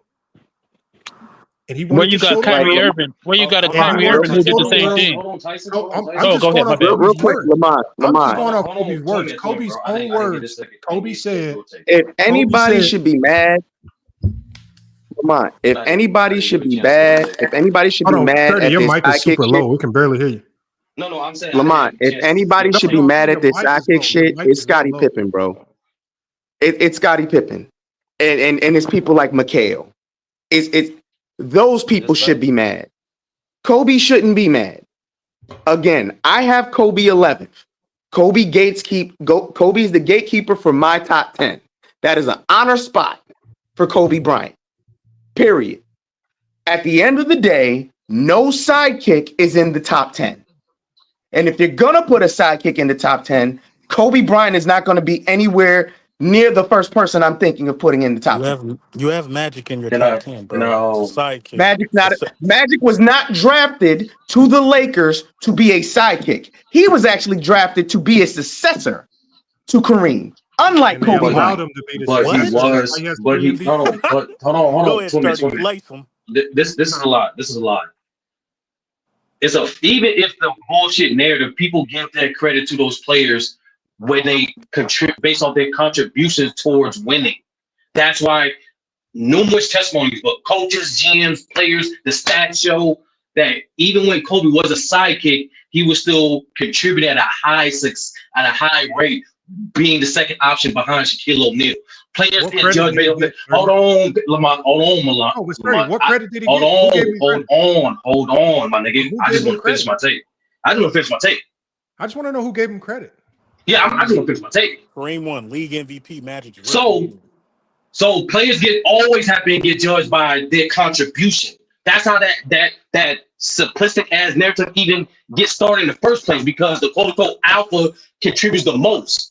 So when during that time, when you have players, coaches, GMs, like I said before, regarding Kobe as a top 5 player, the stats showing that Kobe was a top 5 player as a second option to Shaq is because of his contribution.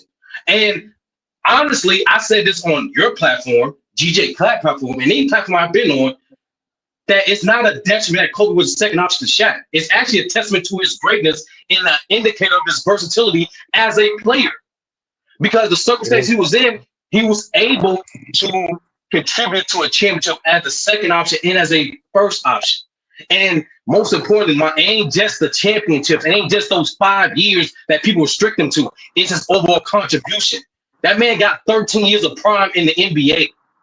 That man, out of his 20 years he played at home, Lamont, out of the 20 seasons he played, he was considered by his peers, coaches, GMs as an elite player for about 15 years of those.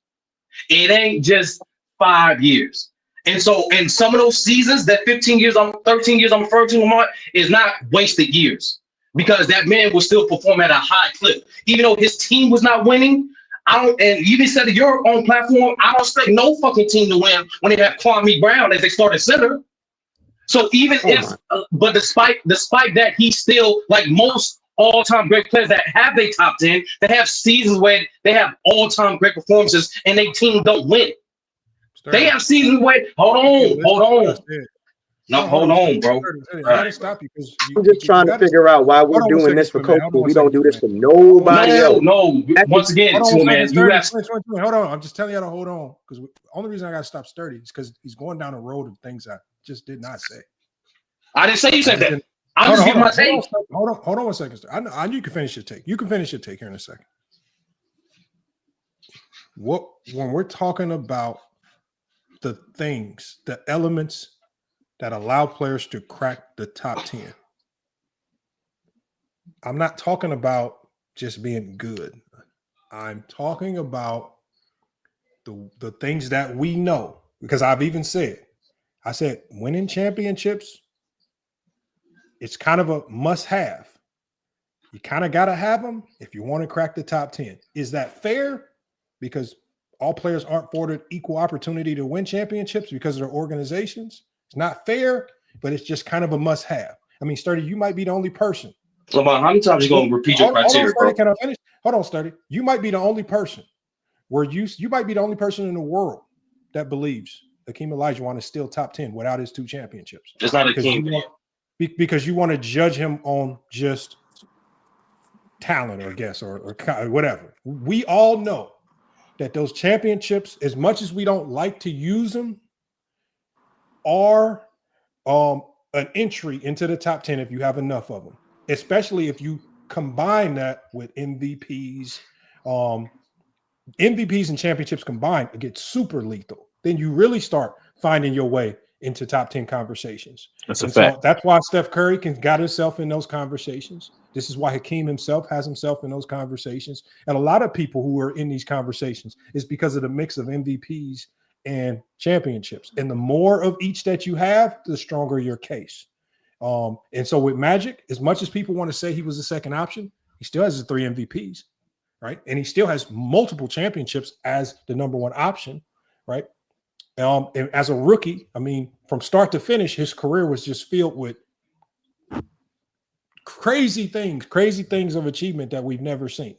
From what he did as a rookie to the graceful transition of power with Kareem, where Kareem allowed him to be the number 1 without running off to another team because he was pissed off, diminishing the Lakers, so Magic would have to struggle. They didn't allow that to happen. But unfortunately for Kobe, with Shaq getting ran off, it forced Kobe into purgatory for 3 years where he was struggling. No winning, no MVPs. He's in purgatory now. That's detrimental to your top 10 case because championships and MVPs are essential to your top 10 case.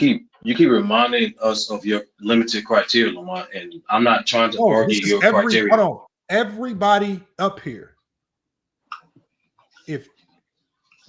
when I go through your top 10, I don't care who your top 10 is, right? The majority of the players in your top 10 are going to have championships and multiple MVPs. Yes or no? No. Yeah. Yes. My only difference is Shaq. Yes. Yeah, it's a good thing I don't pigeonhole. It's a good thing I don't pigeonhole into 2 things. As I said before, I don't pigeonhole the 2 things. The only people that find themselves to be some type of exception are the people that did something so historically transcendent that you just cannot leave them out. Number 4 leading scorer. No, Lamar, once again, we get it. That's your criteria, bro. Like, this is the 3rd Kobe video. No, I'm talking about yours. 30, you can tell me your top 10. I didn't say my top 10. I didn't say my top 10. I didn't say my top 10. MVPs. I didn't say my top 10. I didn't, because it's not about my top 10. Everybody in their top 10 got one person that won at least one. It's not about my top 10.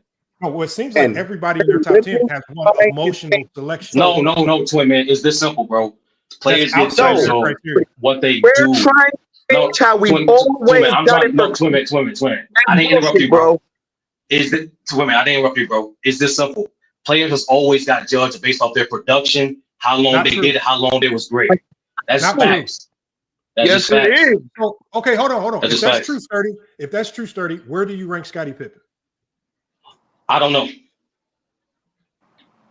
Yeah. How? Give me not a Scottie. I don't know. 30, you're smart, man. If it's just about production. No. Hey, Johnny. I'm saying how right now because I'm focused on the topic of the video, which is Kobe Bryant being top 10. 30. That's a part of the topic, Scottie Pippen. Thank you. Scottie Pippen, where? He's on the thumbnail? Because of the sidekick. He's on the thumbnail? Because Boy. Kobe was a sidekick. You guys talking keep about Scottie avoiding Pippen the whole time, Kobe Freddie. being a Oh, sidekick. Lamont, I don't Kobe have to. That's the thing. was I a don't have to. sidekick. No, hey Johnny, Sturdy, I let's don't just have to talk about other players to talk about one. Sturdy. Let's just not get away from it. Sturdy, I know you're one of the most intelligent people on the panel. If you judge players off of action and what you do, Know that not nigga. sidekick BS, where do you rank Scottie Pippen if it's about production and what you do towards winning? It's not just those two things, Lamont. Once again, that's why you can't just cut niggas off in the middle of the tape and then pretend that's the only thing they're saying. Yes, he did me. It's not just two things. Okay, so you did it to every single person on here. What's your criteria? My criteria is based off production and impact, longevity, how do you perform the playoffs, and accolades. If you want the value to that things, I can give you that too. But those are categories I put. I don't value those as equally. You said production and impact, playoff production and impact. What else? Longevity. I swear, weird. And awards and accolades. Somebody. And no, twin man. Okay, what Once else? again, what else? No. This has to be addressed because he keeps interrupting me. This has to be addressed because he keeps interrupting me. Sturdy, I'm not interrupting. Here's what else. No, you're not. Twin man is. I'm not a Kobe Bryant fan. I like basketball. Okay, what's the rest of your criteria, Sturdy? You don't need no propaganda to give that man credit what he did. Okay, what's the rest of your criteria, Sturdy? I'm sitting here saying there are other players that we sat here and shat on for decades and didn't get their motherfucking. I'm not French. Sturdy, can you just give me your criteria? Twin man, you talking? I'm not changing anything up for Kobe Bryant to shove him into the top 10 where he don't fucking belong. I'm not doing it. Don't do it then. Calm down, bro. Yeah, It's basketball. criteria later to prove that he's not top 10, bro. All right, hold on, y'all. Please hold on. I'm just trying to get all of Sturdy's criteria. Is there anything? Because this is very general. And that's why I asked you, do you want the value of it? Because I didn't agree to putting this into okay, Chat so GPT. if there's any nuances, it's not going to take nothing but 10, 15 seconds for you to tell me the nuances. Am I talking to you or Chat GPT? I'm asking. It does matter. One person has a soul, the other person don't. Okay, so tell me the nuances. Amongst that criteria, I personally, this is obviously everything's subjective to how you value it. Production and impact, Kobe Bryant for his decade. Hold on, that's another thing too. Why y'all let this man say this man didn't have a decade of dominance? Like this man, Kobe Bryant, wasn't by his peers and productive wise, accomplishment wise, and winning wise, was regarded as the best player of the 2000s. Because he only wanted to focus on 08 to hold on, Sturdy. When did I say Sturdy? What did I base the decade of dominance on? No, when you mentioned the many things that this thing you didn't. I'm trying to finish. I'm trying to answer your question. What did I base it on? It's very simple. You based it on your criteria. You was mentioning during the beginning of your monologue. So what are two of the primary elements that should go to your dominance in your decade? One, MVPs. You said, yeah. How do you dominate your era? By dominating 2, 3, 4 Mhm. MVPs in your run of dominance. That tells me you're dominating the shit out of your era. Changing the game, completely changing rules. Shaquille O'Neal during his run of dominance, what did they do? Motherfucker, we got to bring the zone back to stop this motherfucker. That's how you know you're dominant. So when we talk about dominance, impact on game, statistical dominance, doing things. Now, if you want to say Kobe's 81-point game is statistical dominance, it's not better than Wilt's 100, but I guess I'll take that. But again, it just doesn't meet my criteria for dominance. Yeah, I'm not arguing your criteria. I get it. We understand your criteria. So if you want to go to the subjective, the other smaller things, give his criteria. That's what he's trying to do. That's what I'm saying. Like, how you ask me the nuance of my criteria, then start talking about your criteria? About my criteria. So hold on. I didn't ask you nothing. Okay, so let's just stick to. Can we stick to your criteria? What is I thought I was doing that. And what's your nuances? No, you went on a tantrum going off on Twin Man. Because he kept interrupting me as I was trying to get to the nuance of the criteria. Can we get back to it? The production and impact, 30%. When you look at Kobe Bryant, no, I got to explain why it's not Kobe Bryant or just. I just need your criteria. Okay, how you play in the playoffs, that's 30%. Primarily during the players' part. That's how I judge it. Okay, so you said production and impact is 70%. 30%.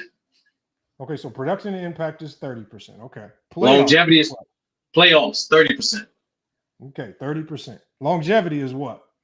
30%. 30%. Okay. Accomplishments, accolades, 10%. Okay. 10%. Awards and fuck. Is there any other nuances? Championships, Since it's still very general. What do you No, want that's the thing, Lamont. The way I break down basketball, the way I appreciate greatness, Chat GPT is not smart enough to keep up. So that's why I'm not. Okay, you can can't sum summarize it down into a few It's not sentences. smarter than a computer. You can't. So, It's not a computer. Look up what it is. okay, so can you just summarize it for me? I did. It's not very difficult. I did. Okay, so what I'm saying is nuances. Is there any nuances you want us to implement in here? So things. What does he want? Generalized. If you want to, relative to the player's prime, that's the only other ones. Okay, and so relative.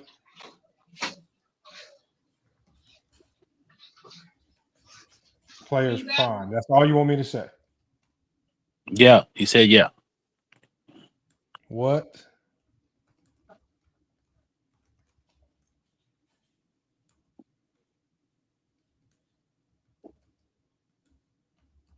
Okay, let's go. And so what's your top 10? Do you have it to memory, Sturdy? Nope, the order don't matter. Kareem, Jordan, LeBron, Wilt, Duncan, Hakeem, Shaq, Magic, Kobe. That's it. That's the 10. And Bill, I apologize. And Bill, that's 10. And Bill Russell, right? Yeah, it don't matter the order. The order don't matter. Okay, so according to your criteria, number one for you is going to be LeBron. Production, playoffs, longevity, awards, and then it said the composite score of all four of these categories based on your percentages. LeBron is number one. Number two is going to be Jordan. Production, playoffs, longevity, awards. It says slight knock for shorter prime, longevity. Kareem is number three. Production, playoffs, longevity, awards, all-time leader in sustained excellence. Four is Duncan, production, playoffs, longevity, awards, quiet dominance that checks every box. Number five for you is going to be Steph Curry, production, playoff, longevity, 10 years plus, still going, awards, 2 MVPs, 1 unanimous, slight dock for defense, but all-time offensive engine. Number six for you is going to be Shaquille O'Neal, production, playoffs, longevity, awards, slight penalized for conditioning and inconsistent post-prime. Bird is 7. Production, playoffs, longevity, awards. Longevity knocks him down a bit, but prime was elite. Hakeem is 8. Production, playoffs, longevity, awards. 2 MVPs, finals MVP, 2 DPOY. Most skilled big man ever. It says slept on peak. Number 9 for you is Kevin Durant. Production, playoffs, longevity, awards. Not as complete defensively or as a leader, but huge impact score. And your number 10 is going to be Dirk Nowitzki. Production, playoffs, longevity, awards. Gets a major bump for peak longevity combo. Your honorable mentions are Kobe Bryant, Giannis, Moses Malone, David Robinson, and Nikola Jokic. Kobe's not in the top 10? No, he left out impact. As you hear, hey John, he touched impact, but it don't He matter. left out something. That's out 10. I don't. Once again, hey John, I'm a human being. I don't make my criteria limited to only 5 fucking sentences. That's retarded. Oh, it says. So I'm gonna impact subjective part of the criteria because everybody's is not objective. Chat GPT is not objective. Hold on. I said this is what I typed in for his criteria: production, impact, 30%. Playoff performances, 30%. Longevity, 30%. Awards, accolades, 10%. All of this relative to a player's prime. And that's what you said. And I asked you for any subjective points that could help make this and fine tune it so it doesn't get too thrown astray in a muck.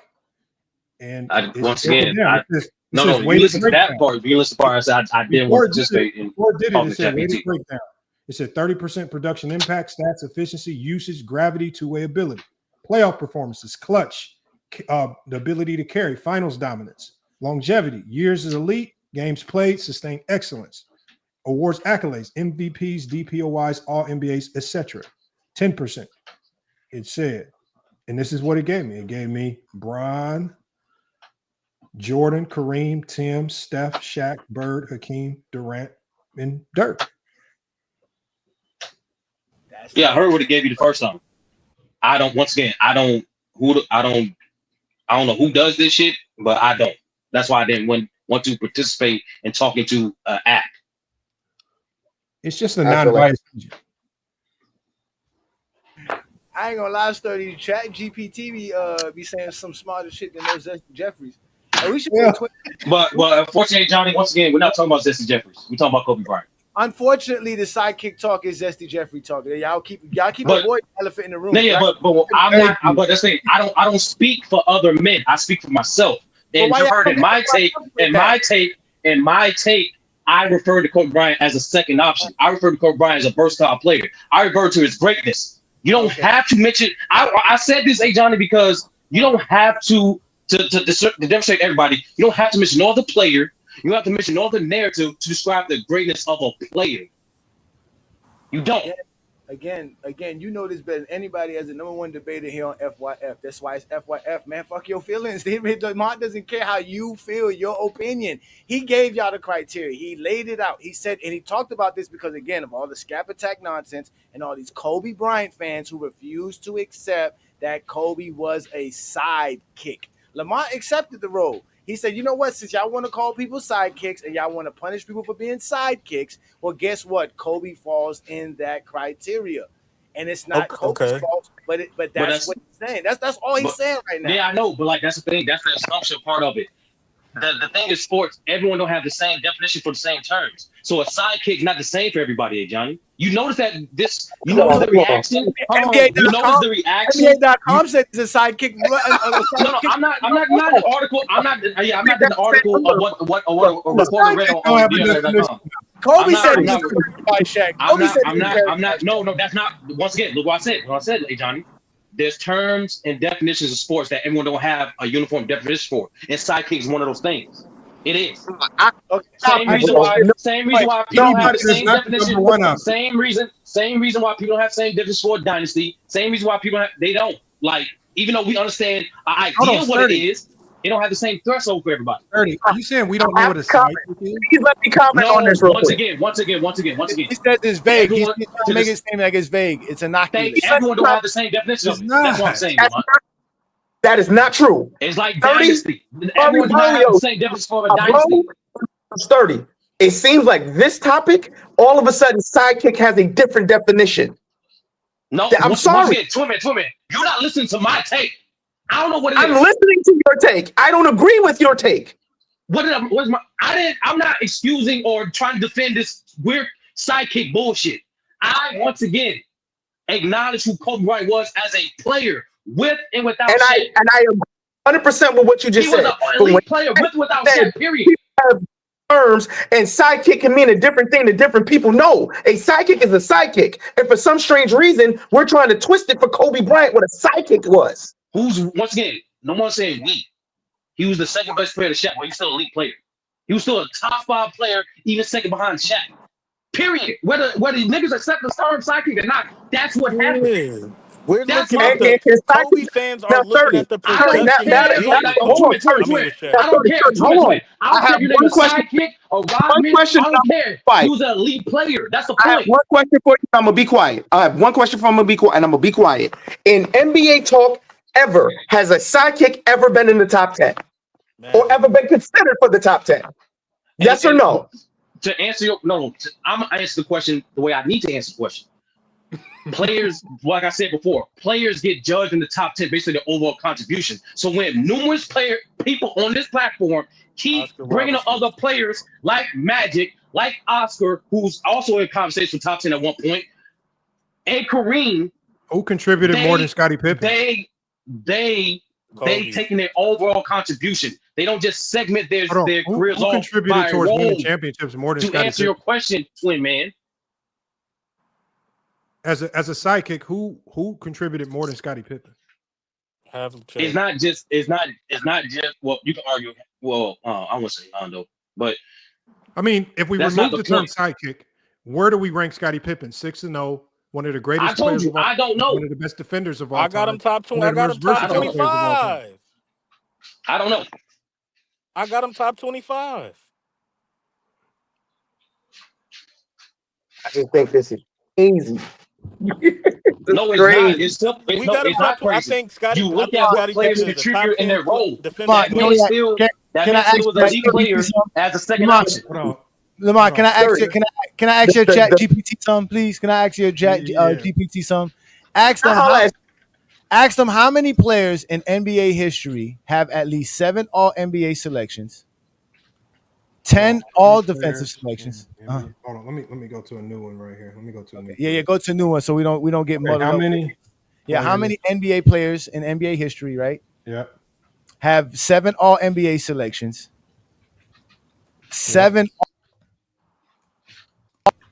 10 All Defensive selections, Hold on, you said 7 All NBA selections. What else? and 7 All Star selections. Oh, okay. I'm about to read off Scottie Pippen resume and 10 All Defensive selections, LeBron ain't on that list. 6 championships, Mm-hmm. and have at least 3,500 points in the playoffs. Total points in the playoffs. 3,500.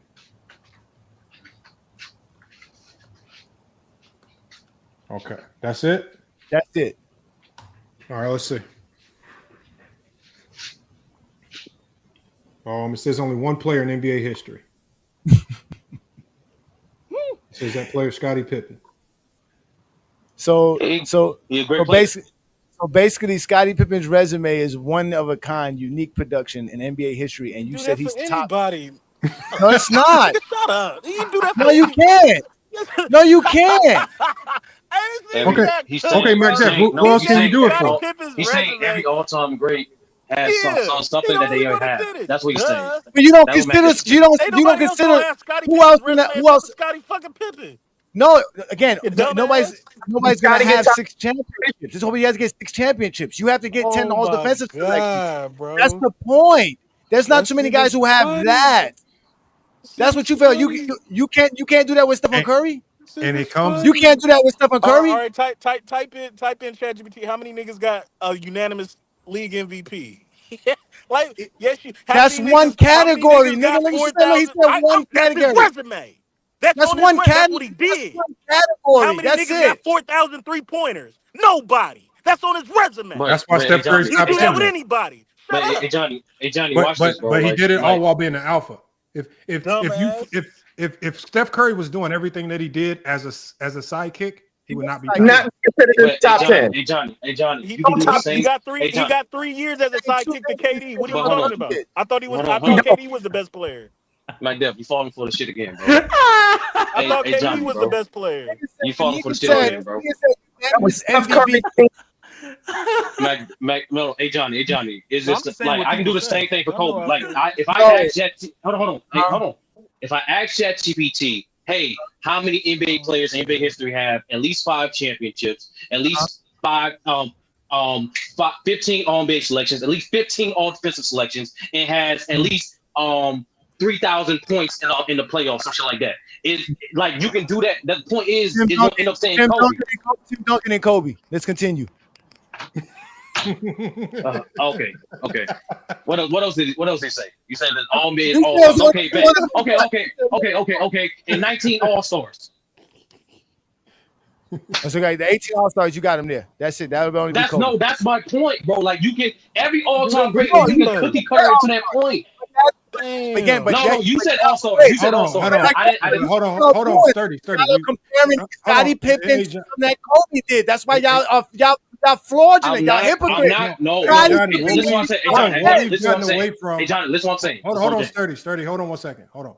What we've gotten away from is this right here. Sturdy, you said that the sidekick is BS, and you don't. I didn't say that. I did not say that. Okay, did you not say that sidekick doesn't have a true definition? I said everyone has a different definition of sidekick. That's what I said. So you basically, when you consider your top 10, you don't look at if the player was a sidekick or not. You just look at production and impact. I look at what you asked to do and how productive and impactful what you were asked to do it. That's what I look at. And so that's simple. that's why I say that leads us into the next question, because if you look at what you are asked to do, which and you love using what coaches love say and support. I mean, Phil Jackson, the coach of that team, always talks about how Scottie Pippen did the most. He said specifically, Jordan was only asked to score. Pippen did everything else.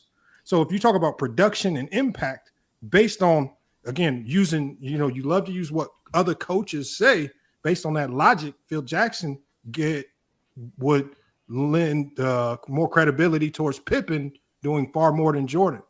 So if we go with that, that means shouldn't we weigh the championships more favorably towards crediting them towards Pippen, which ultimately would rank them a little bit higher? Like, how do we get without definitive roles? It gets real murky where we give the credit on the two championships. I said your overall contribution to winning. You keep pitching on to championships. Okay, so that's what Phil Jackson was talking about, winning. I ain't saying nothing about Phil Jackson. You brought up Phil Jackson. No, we're talking about Scottie Pippen. So, like, if you talking about Scottie, I think we all know. And like, why you keep I keep saying the same thing? I don't need avoiding the conversation. Hold on. I think Sturdy, you gotta address the question. The question is going to be, if you don't consider the sidekick as a term that means much and it's just about production and impact. I didn't say that. I think it gets very confusing.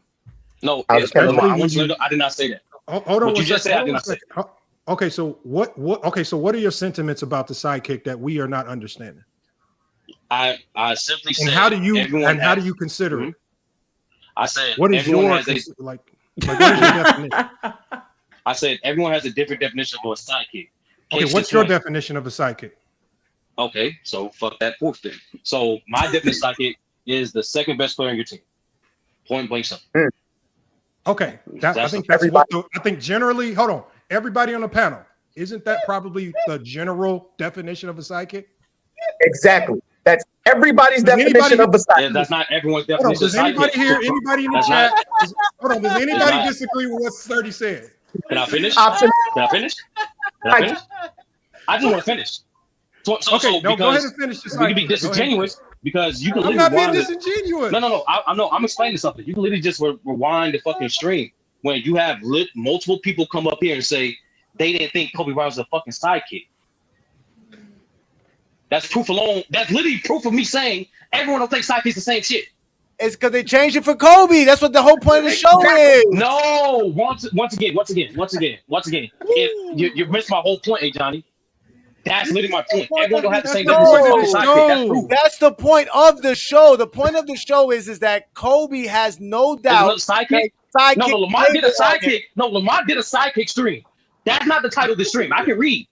Yes, I'm doing it right now. He's telling but what Lamont is telling you, because of his sidekick status, he cannot be in the top 10. The title of the show is Kobe's not top 10, and it's because of the sidekick label. You don't want to address the sidekick label that is attached that Lamont keeps giving to Kobe. I did address it.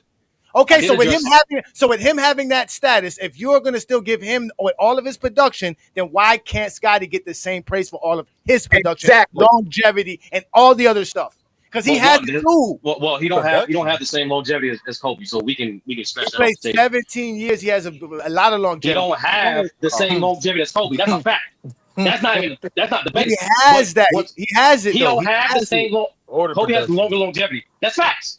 That's not nothing. That's what it is. Better. Hold on, Sturdy. I'm not saying. I didn't say he's better. Hold on, Sturdy. I'm not trying to talk about Scottie.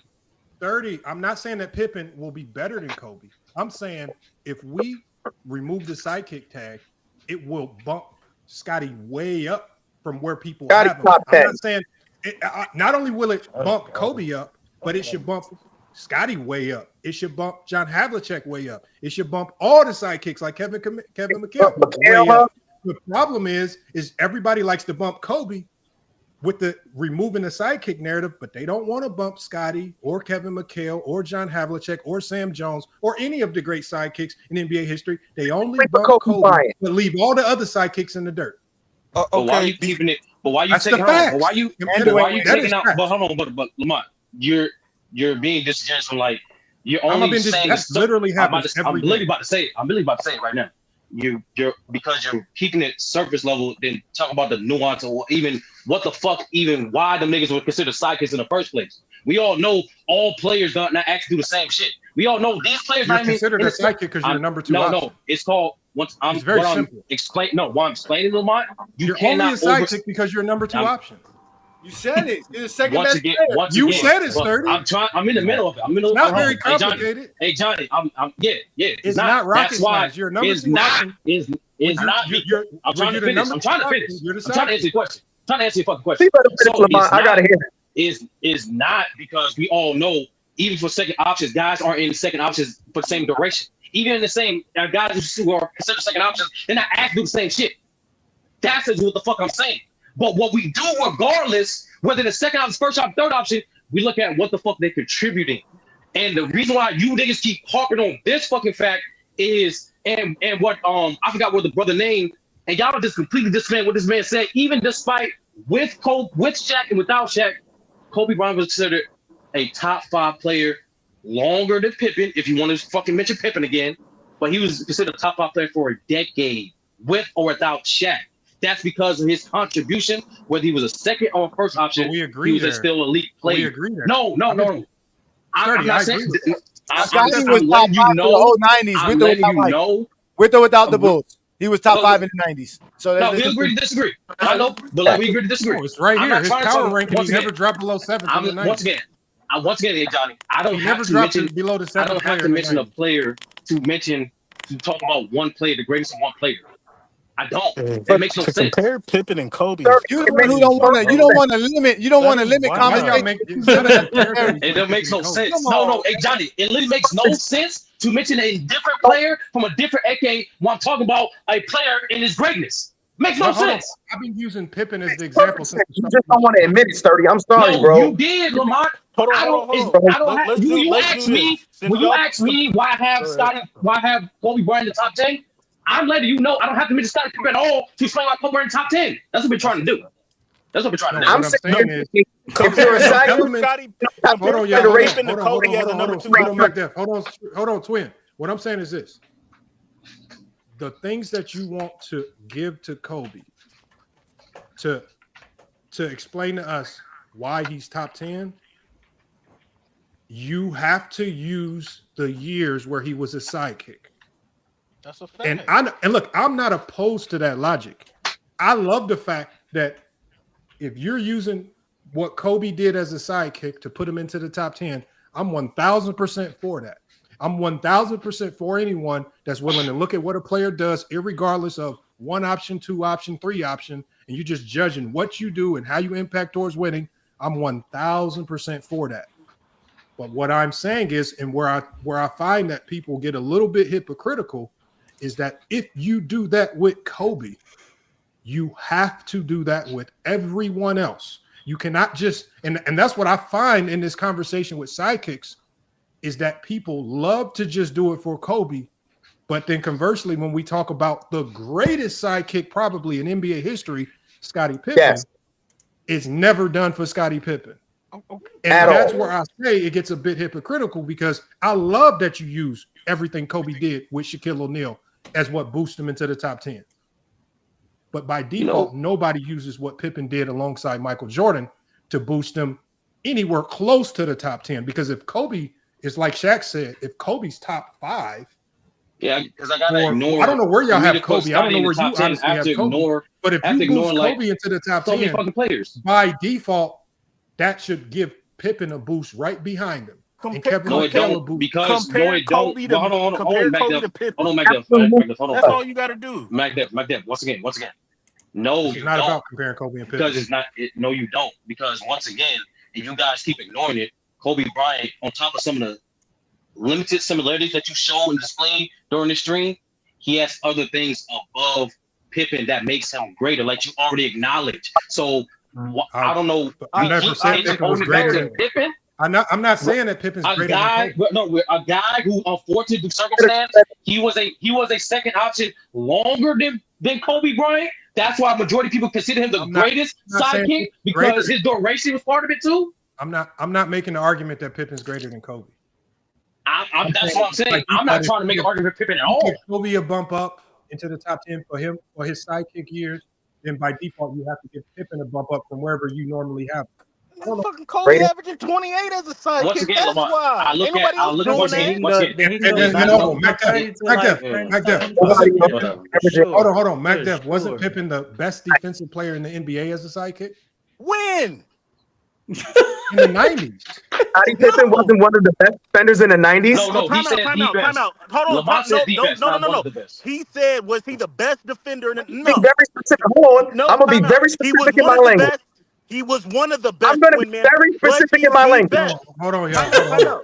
I'm going to be very specific in my language when I say this, MacDef. Scottie Pippen was the best perimeter defender in the 90s. Period. Was Scottie Pippen the best perimeter defender in the 90s? Yes, I'll give him perimeter defender. Yes.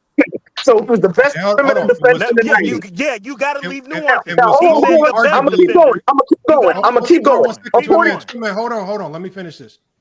And was Kobe, if not the best, one of the best perimeter scorers in the NBA? Yes. Okay, so what you have is you have 2 second options where one is the best on one side of the ball, where the other is the best on the other side of the ball. So are you now Kobe saying is that still top 5? Kobe is I'm not. Hold on. I think what y'all are panicking doing. I think y'all are panicking, trying to think that I'm pushing the argument that Pippen is better than Kobe, and y'all are hitting the panic button. No, we're not. This is not about comparing. This is not about comparing. This is not even about trying to make Pippen better than Kobe. What I'm saying is, by default, if we are going to use the sidekick years of Kobe, which I would appreciate if more people started doing that. If we're going to do that with Kobe, we cannot just do it with Kobe. I want to see more and more people also say we need to start showing more appreciation to guys like Scottie Pippen, who as a sidekick was just as great as Kobe in their own right. Now, all I'm saying is, did it look different? Yes, because everything that Pippen did great was on my majority was as a playmaker on the defensive side. Everything that Kobe did great was the flashy things that fans love to see, and it mirrored Michael Jordan. You adore it a little bit more. No, and you intrinsically end up valuing it.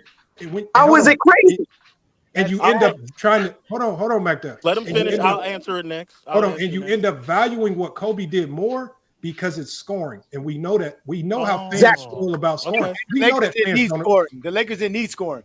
Keep so going. all I'm saying is, Mm-hmm. we're talking about two players who one was the best defensive perimeter player, one was arguably, if not the best perimeter scorer in the league as second options. But what we see differently is they get weighted differently, because what Pippen did great doesn't get weighed as valuable as what Kobe was doing great, because y'all think scoring is much better than a great defender, right? Even though Pippen in his own right was a decent scorer, was a great scorer, especially when you look at how low scoring the games were in the 90s and the points per game he was able to put up based on the pace of play. So I think averaging close to 20 points per game with a lower pace of play and being the best defensive player, when you look at his impact and productivity, like Sturdy said, it's hard to deny that his impact and productivity towards winning those championships wasn't more or equally as great as what Kobe contributed in the three-peat. I'm gonna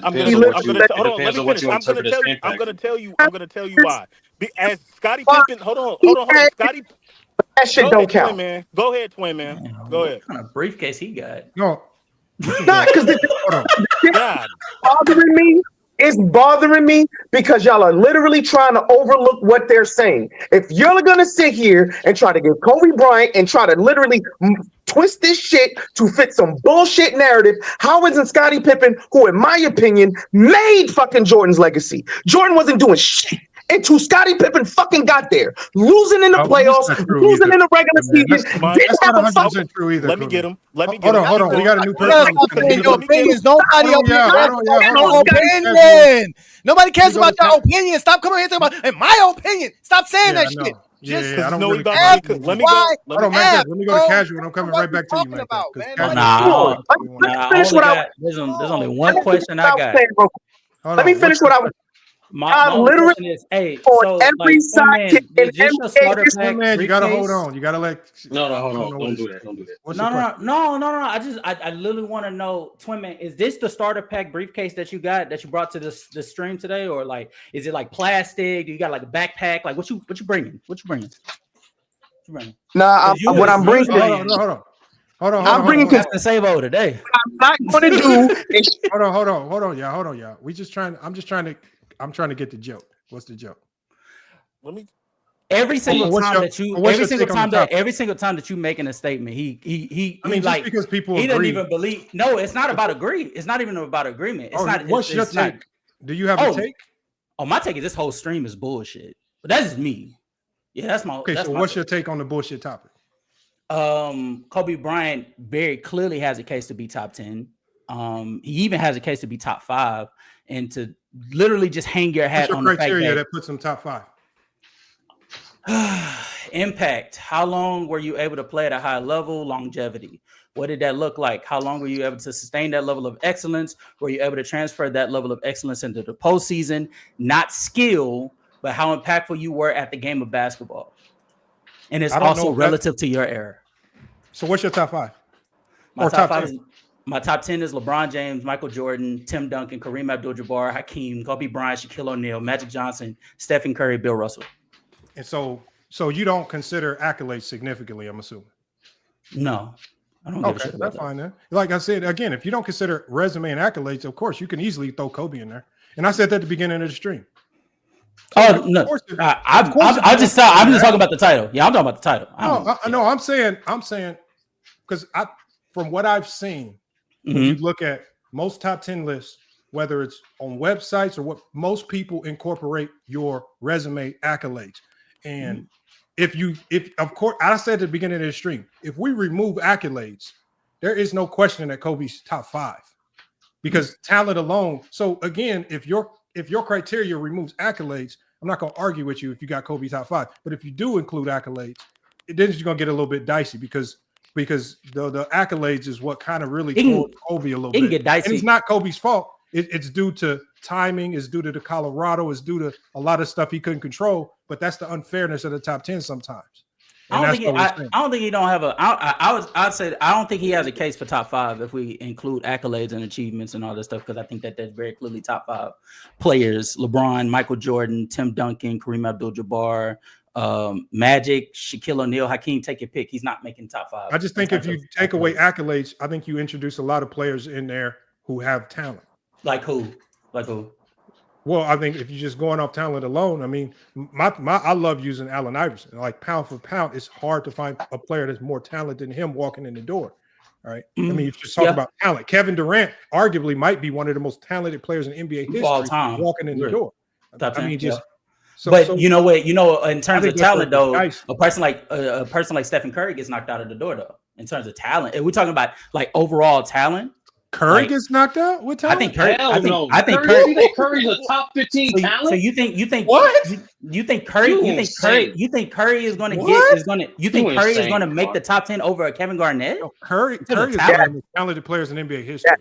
No, he's not even top 15 talent. Are you crazy? So casual. So casual. I'm guessing you don't have a sidekick label for players, correct? No. Okay, so where's Scottie Pippen at in your rankings? Scottie Pippen is number 26.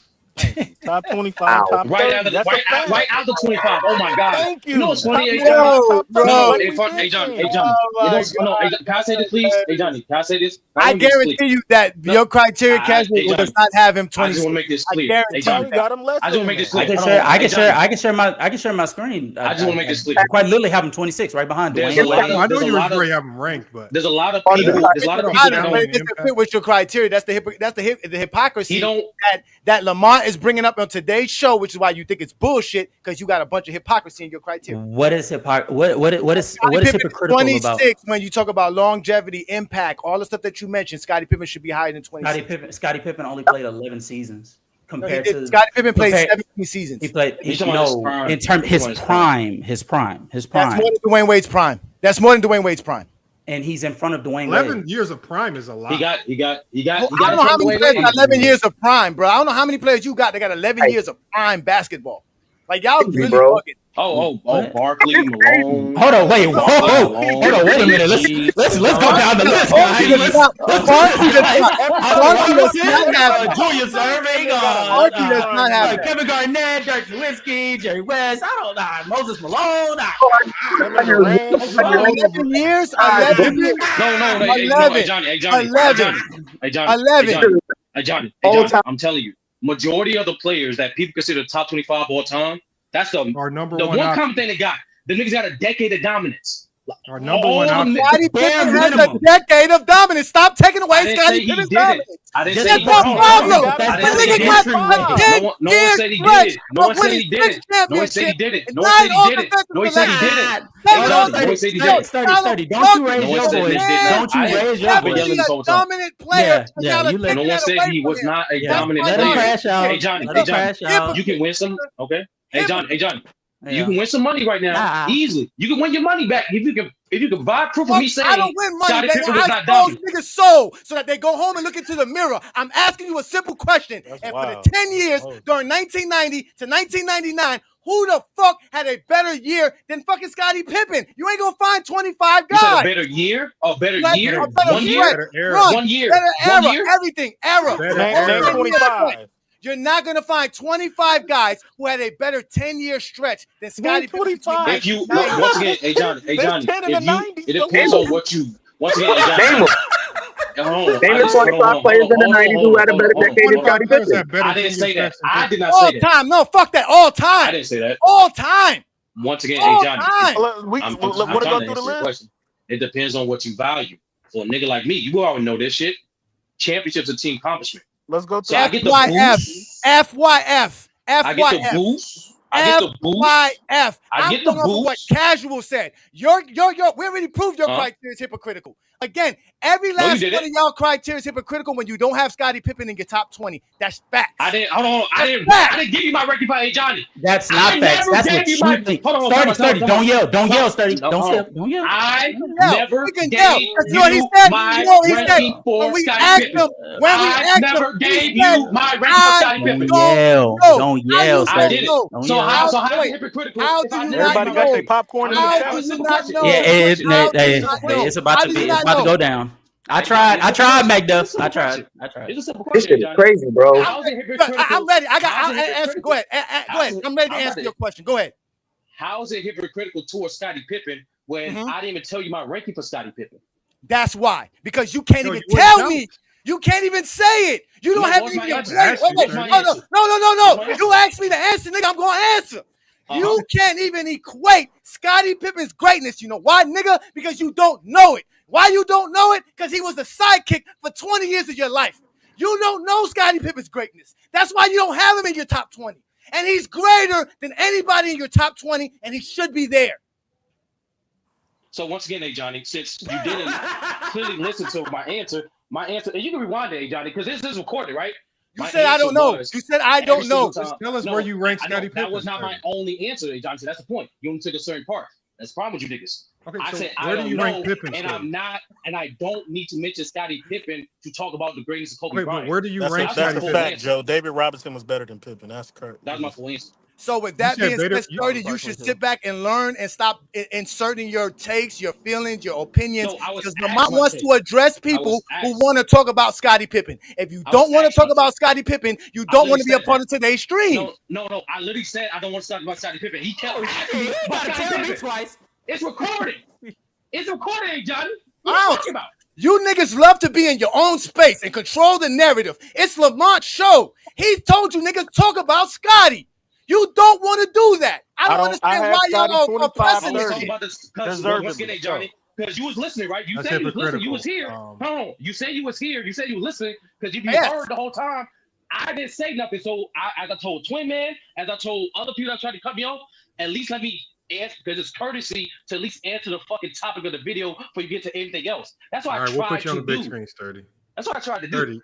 But Sturdy, that's the top. Okay, so Sturdy, what have you not been able to say today that you want to say? That's not what I said, Lamar. I'm talking to a Johnny. I'm responding to a Johnny, which was I simply Okay, said. no, I'm just saying if you feel like you haven't been able to say something. I didn't say no. Or I said no. I'm reiterating what happened. What happened was, as I was trying to get my first take to try to answer why is Kobe Bryant a top 10 player, you kept trying to veer me towards Scottie Pippen, and I kept beating me saying I don't need to mention Scottie Pippen to try to finish the greatness of Kobe Bryant. No, hold on. The reason why I say that, Sturdy, so this way you can probably answer it a little bit better now. I feel like Kobe and Scottie Pippen are tied to a string. And for any particular reason that you might bump Kobe higher, it's directly connected to his sidekick years. And in using sidekick years to bump Kobe, I think with Pippen, like imagine Kobe is up here and Pippen's hanging from a string. And for every time you come up with a reason, especially reasons during those sidekick years to bump Kobe up another ladder, then automatically Pippen's getting carried up with him higher. Maybe. I'm not saying that Pippen did anything to pass Kobe up. He did not do anything to pass Kobe up. But what I'm saying is they are connected on a string. And for anybody that's wanting to put Kobe anywhere close or in the top 10, Pippen needs to not be too far behind because his career as a sidekick is second to none. And perfect in the finals, best defensive perimeter player in his era, never was ranked below as worse than the 7th player for an entire decade.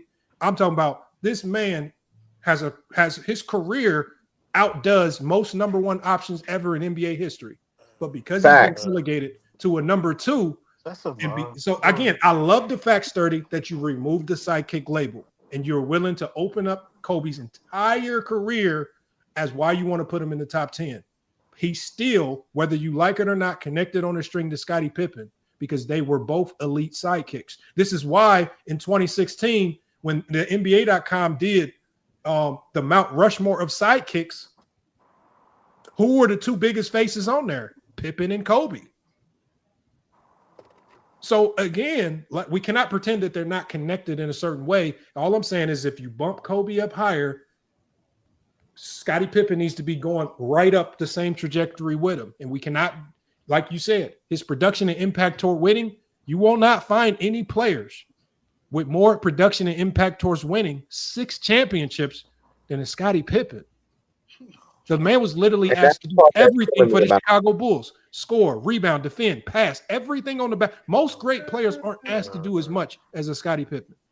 Steph wasn't asked to do as much. Jordan wasn't asked to do as much.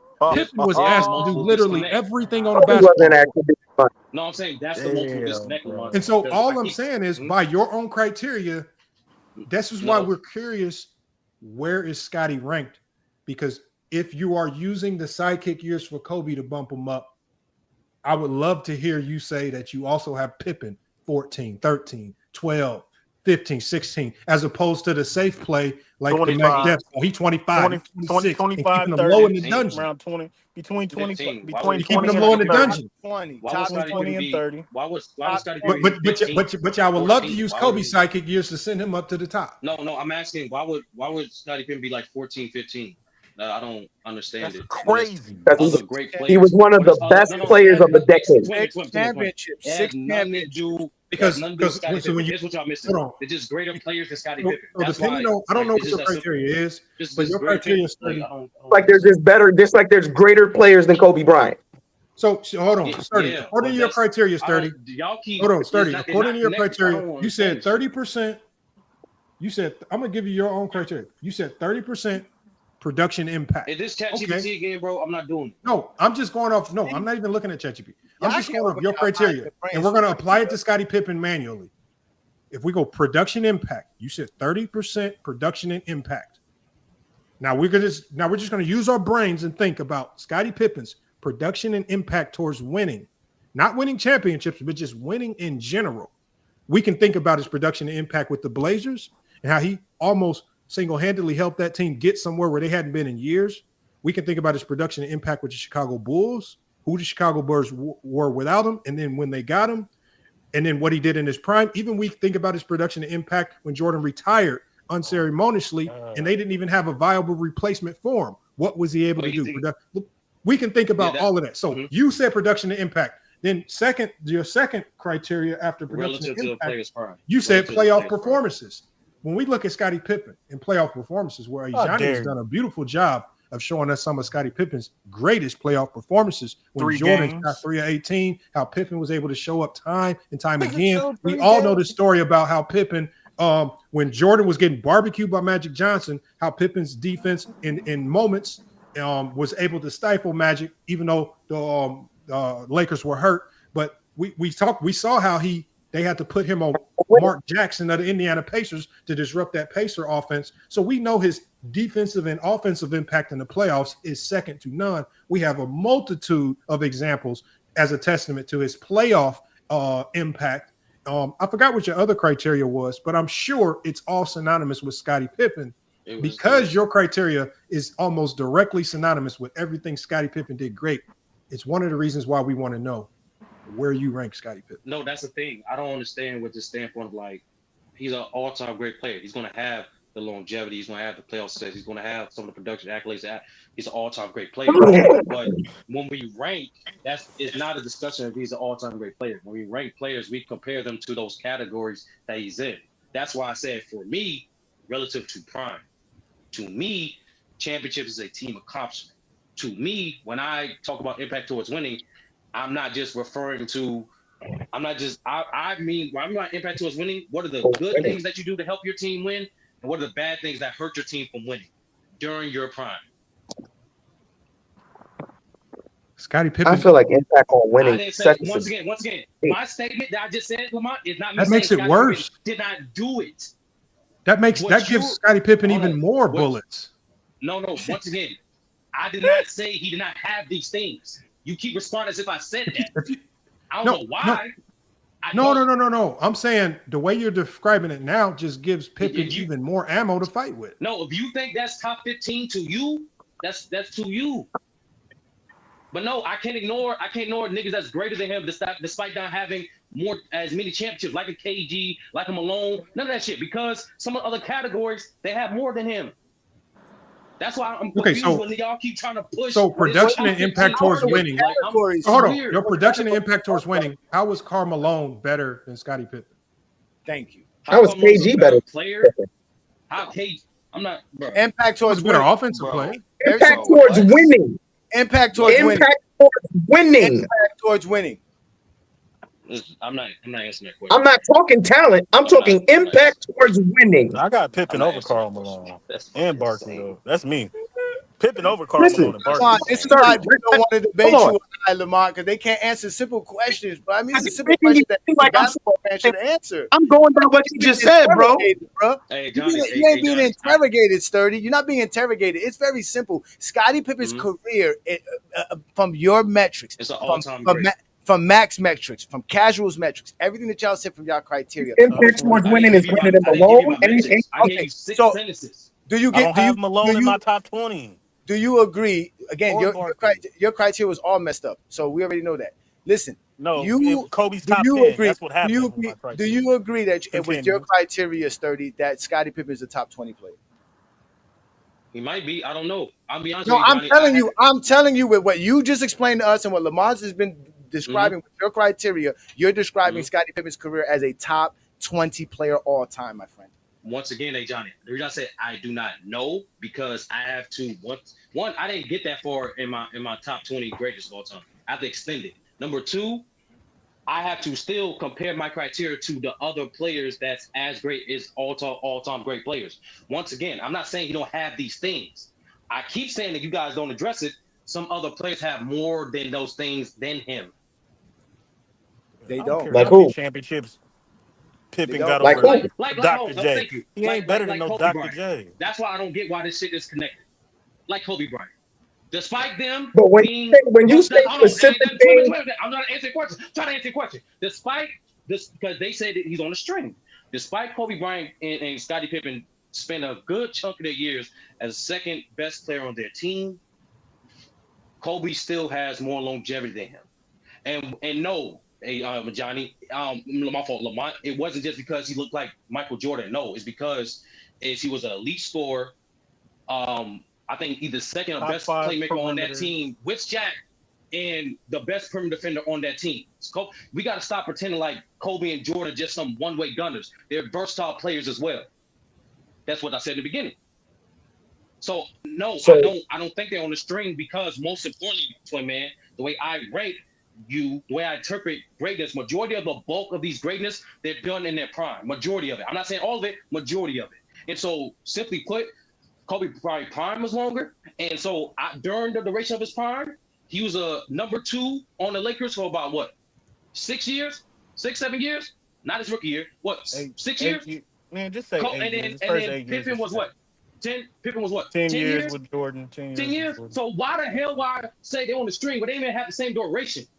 And Kobe did more as a number 2 option than Kobe. The only thing they have in common as players, nobody's saying Pippen's better. No, than you Kobe. said they aren't connected to a string, Lamont. And I'm simply reiterating how they're not, simply because one, their duration as second options was not even the same. Number 2, even in the triangle, they was not asked to do the same shit. So why don't you guys say hold on. What I'm saying, Sturdy, is this so you can understand it better. What I'm saying is they would have been asked to do the same shit. For Kobe Bryant, 7 to 8 years is a huge chunk of your NBA career. And Kobe spent that chunk as a sidekick. Pippen spent a huge chunk of his career in his prime as a sidekick. And so I believe that one, it's unfair to Kobe. It's definitely unfair, but the sidekick narrative hurts Kobe. If you choose to use that narrative, you said you don't. So what I'm saying is, because a huge chunk of what made them great as individual players came as a sidekick, you've already agreed that it's unfair to eliminate that aspect of their career just because they are a sidekick. So by removing the sidekick tag and just considering them as players for what they were able to do as an impact towards winning. For example, with the Robert Ory's, his impact towards winning, even though he won 7 championships, isn't the impact that a Scottie Pippen had. So what we do is we can find ways to eliminate people that don't belong, even though they have a lot of winning, because Scottie Pippen's impact is also shown in a lot of tangible ways. His defense, a lot of these things we can see, accolades, impact over the course of a 10-year period, even NBA player power rankings. He was never ranked lower than the 7th best player in the NBA from 1990 to 98. So there are a lot of things that we can point to that identify he was more than just your average Joe just riding the bus with Michael Jordan. And I just believe that you are right. Kobe's full career needs to be a part of the resume. That makes a ton of sense. I believe he's connected on the string with Pippen because Pippen's full career needs to be assessed in the way he's ranked, and we shouldn't use the sidekick tabulation to devalue him. I just think it's crazy how we're trying to rewrite every last ounce of basketball talk for one player. That's exactly what we're doing, and I wish MacDef and Sturdy would literally just admit that. We're literally right. I'm talking now. I was quiet. We're literally trying to rewrite how we talk about NBA players because his name is Kobe Bryant. I'm sorry. He was a sidekick. Sidekicks don't get top 10 consideration. Listen, they don't. I agree. Listen to me, bro. I am agreeing. We are agreeing that Kobe's a sidekick. So he shouldn't get top 10. Let me finish. Just like Kevin McHale, just like Havlicek, just like Scottie Pippen, he should get no top 10 consideration. Nobody's finna sit here. Nobody's finna sit here and say Kobe was better than Shaq when he was on the Lakers. Nobody. Everybody agrees. Let me finish. That's a lie. I can't tell you how many times we've heard people come up here and say Kobe Bryant. Kobe Bryant was better than Shaq. There's been too many people come up here and say that. A lot of people say that. I agree. Some people say that. The facts is Shaq was the best freaking player in the league. When nobody fucking with Shaq during his peak years, winning those championships. Kobe was the sidekick. He was the second best player on the team. We get that. Now, we have to also understand Scottie Pippen was the second best player on his team, winning championships. Magic Johnson was the second best player on his team, winning championships. I'm a Steph Curry guy. I'm a Steph Curry guy. I do not care. I don't. Well, how care. long was he was he the second best player? Who? Magic. 7 years, from 80 to 86. So he was winning MVPs as the second best player. He didn't win the league MVP. He didn't. Hold on. He won Finals MVP. He didn't win no league MVP as the second best player. 87. His first MVP. Yes, when he was the number 1 option as a number 2 option from 80 to 86. He didn't win no league MVP. So he won 3 MVPs, correct? Yeah, multiple 87. So he won 3 MVPs, correct? As a number Second 1 option option. from being a As second a number option. 1 option. That's Okay, a fact. now in your criteria, MacDev, do you consider accolades? Yes. Let me finish what I'm saying with the number 2 option and the sidekick. Okay, let me finish, bro. Kobe was a sidekick. Steph Curry, I don't care if you say he was a sidekick. Cool. Pippen was a sidekick. Magic was a sidekick. Now to Sturdy's point, he's not tripping off that. He's looking at what they contribute to winning in their production. And if Kobe is number 1, if Kobe is a sidekick with all these other sidekicks, but the motherfucker averaging 28 while being first team all defense, Scottie Pippen ain't averaging no 28. Nobody's saying Magic Pippen's better than Magic Johnson ain't averaging no 28 points. Scottie Pippen didn't have to average 20. That wasn't his job. Hold on, MacDev. You got to stop going down this road as if we're trying to pretend that Pippen is better than Kobe. There is no world in where Pippen is better than Kobe. Nurse, you don't have to regurgitate like SFM used to do a whole bunch of Kobe stats. This nigga's we lying, all know. No, I'm not we all saying know that. We all know that Kobe is better than Pippen. We're just talking about their sidekick time frame, because just like you can say, nobody was scoring like Kobe. Well, as a sidekick, nobody was defending like Pippen. Kobe. So Kobe wasn't. Maybe if Kobe didn't have the Mamba mentality, he had Scottie Pippen's mentality, he would have more than 5 rings like Scottie does. Hold on, let me finish what I'm saying. This nigga, he mute me, bro. This nigga mute me. Because nobody gives a fuck about 28 points per game, man. Shut the fuck up about that bullshit. That's not even what I'm. That's not even what I was. Like you fuck about those 28 points per game. Nigga don't make you better than nobody because you can score 28 points per game. Nigga, shut the fuck up with that bullshit. Alright, he can say that. You got it, then. 16 to 28 don't matter. While being first team all defense, cool, man. That's though they contribute. But hold on. Let me finish. Continue what you're saying, bro. Listen to me, bro. Yeah, but Scottie Pippen was the best defender while being first team All NBA. Correlate your shit to Magic, bro. Magic, Kobe's I mean, more it still connected to correlates. Magic than he is just to the Pippen. opposite way. He's more connected to Magic than he is to Pippen. That's what it is. Okay, so make the correlation. No, he's not. Either He's way, better than Scottie Pippen's Magic as the money. number 2 option. Please explain, Sturdy. And make the correlation and show me where in your rankings. All y'all do is compare Magic, Scottie Pippen to all these top 10 players. show me in your rankings where Magic That's also what the gets a fuck bump. y'all are doing. No, because that's what Scotty's career is doing. It's his career. It's his career. You guys don't want to recognize Scottie Pippen's career. You guys are all diminishing everything Scottie Pippen's doing. Y'all literally act like Scottie has nothing to do with 6 titles and Michael Jordan never winning in the playoffs without Scottie Pippen. That's a part of your criteria. Yes, and Scottie Pippen has the stats. Scottie Pippen stat wise is nowhere near top 25 players all time. What are you talking about? That's because you're looking at points per game. No. Right. Stats. No. Points, rebounds, assists. Yes, it is. Yes, He's it is. nowhere near top 25. Somebody was yelling KG. He averaged 18 points per game. Oh, Shut the fuck up. No. Shut the fuck up. You're talking stats. Shut the fuck up. Johnny, you're talking stats. Hold on. Yes, motherfucker. I just gave you a stat. 18 points per game, motherfucker. You got him top 20. Shut the fuck up. Your stats is total, sir. Hold on, Lamont. Let me talk to him. No, MacDev, let me ask you one question. How do you encompass being the best perimeter defender into a stat? Because it's easy to say stats for Kobe because points per game are encompassed in a stat that we all love. Everybody wants to score. It's the flashiest statistical category. The guys that score get the most credit, clout, however you want to look at it. Are we penalizing Scottie Pippen because what he did great? No. Defense can arguably be the most important thing you can do on the basketball court, even still today.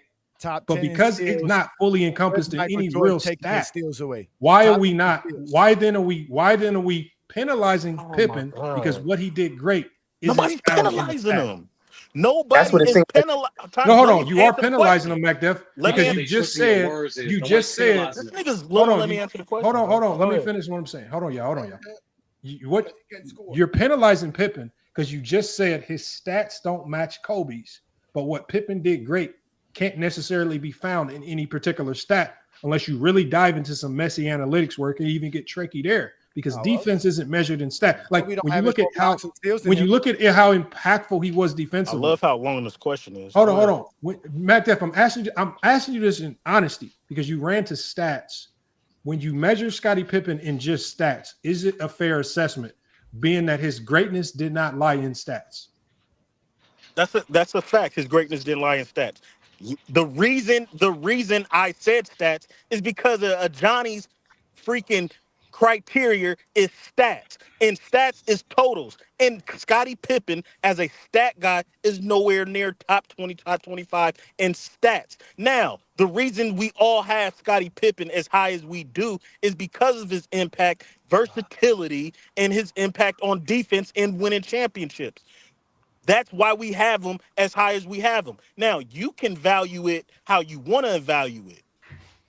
I'm gonna value it as he was the best perimeter defender in the league. He was the best defender on his team. Right? He won six championships. He was impactful. Now, was he the guy to get the job done? Was he the closer? There's other impacts. Was he the number one option? No, he wasn't the number one. Is that what you're saying? He wasn't the. Let me finish. So you're penalizing him for not being the number one option. Let me finish. Let me finish. He was the best playmaker, the best defender. Let me finish. He wasn't A, the number one option. He wasn't B, So you're penalizing him for not being the number one option. Let me finish. He wasn't the number one. He wasn't the number one option. He wasn't the closer as well. Those are factors that determine who, because there's no stats that determine that. Either you're the closer and the guy who takes the last shot and the team depends on, or you're not. Either you're the number one option and you put up points, or you're not. Scottie Pippen was not those things while playing with the Chicago Bulls.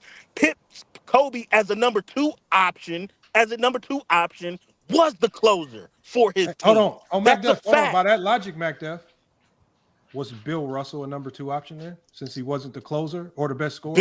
Bill Russell as a number. First of all, he was a number one option a couple of years. And he was a number two. He was not the best scorer on that team. Yeah, by your Bill, metric. Time out. Bill Russell and he was definitely not the best closer. Sam Jones was the best closer. Can I finish? Bill Russell led his team. Bill Russell led his team in scoring through a playoff run in 1962 and won a championship. So you can say he won playoff run. Hold on, let me finish. I want to bet money. That's a lot. Hold on, look it up. 1962, he led his team in scoring. In the playoffs or the regular season? In the playoffs. Dude. No, I'm not picking up the briefcase. My fault. I'm not picking it up. Don't do it. Don't do it. Bill Russell that's what I'm saying. No. You can say Bill Russell wasn't a number one option, number two. That's cool. He wasn't the best scorer, but he still led his team in scoring throughout a playoff run. Scottie Pippen. Hold on, MacDuff. Let's just stick with what you just said because we want to go off your word. Yeah. Hold on one second, MacDuff. First you just said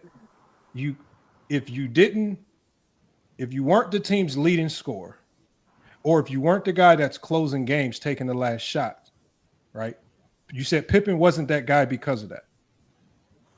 Throughout the duration of Bill Russell's career, Bill Russell was not taking the last shot, nor, generally speaking, throughout his tenure with the Celtics, was he looked at as his team's best scorer. Sam Jones was the best closer. Other guys like Havlicek, Heinsohn, there were plenty of other guys who were looked at as the best scorers. So my question, I don't know how he got dropped out. Let me put him back in. My question is, Bill Russell, I mean, if you're just trying to use one playoff run to say he meets your criteria, I don't know if that's enough because we're talking about doing something good enough to get you into the top 10. Bill Russell was not looked at as the number one option on that team because of scoring.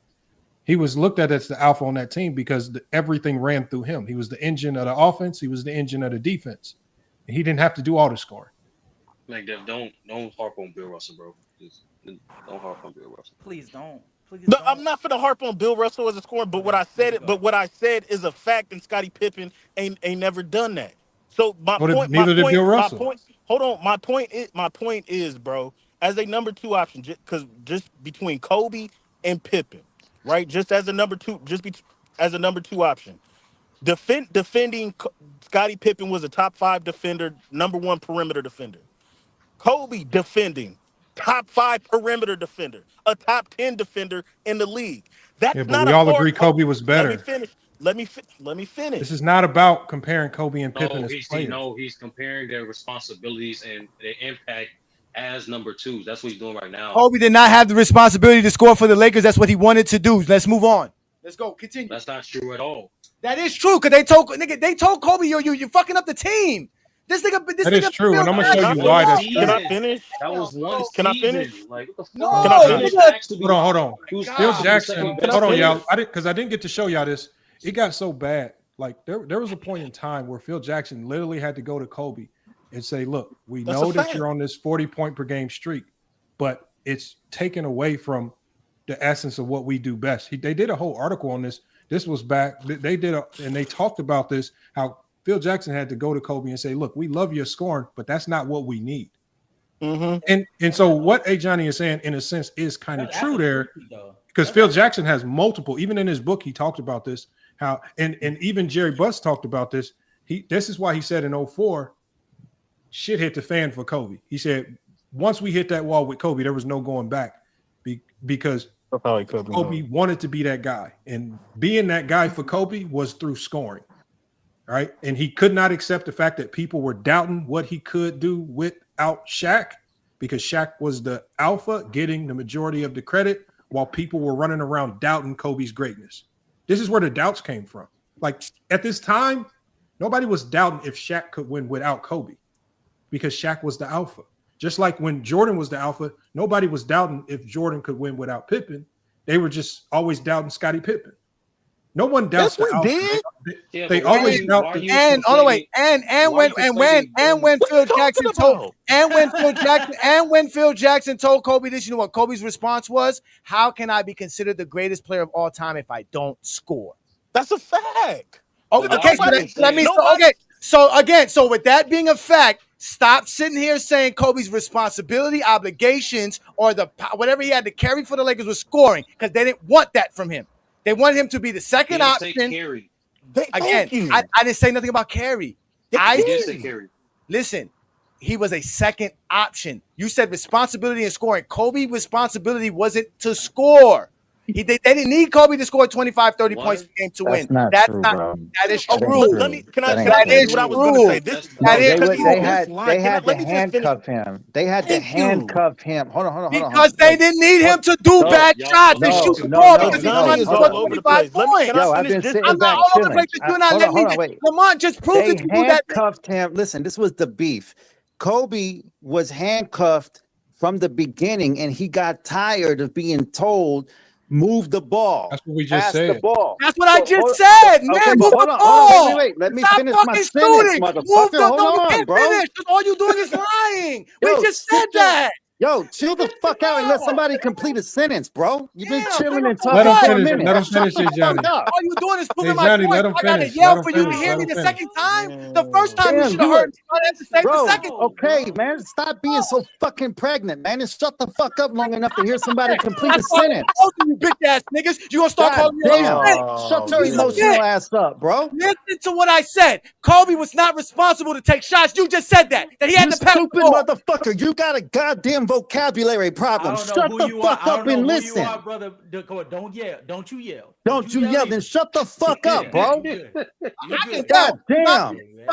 Go ahead, bro. You motherfuckers don't listen. Hold on. Hey, Johnny, let's go. You got a fucking big brain to fucking listen. Yo, you the one that can't listen, bro. You the one too busy talking. You can't hear shit. If I was talking, why are you talking then? If I was LeBron talking, fans get emotional over Kobe. I ain't gonna lie. God damn, this motherfucker gonna have a fucking. You about to have triplets, bro, over this shit, bro. Okay, Slim, go ahead with your take. Listen, Slim. All right. Go get Hold a on. Slim Jim. See, Go this ahead, is what Slim. happens. They already cut me off, Slim. Go ahead.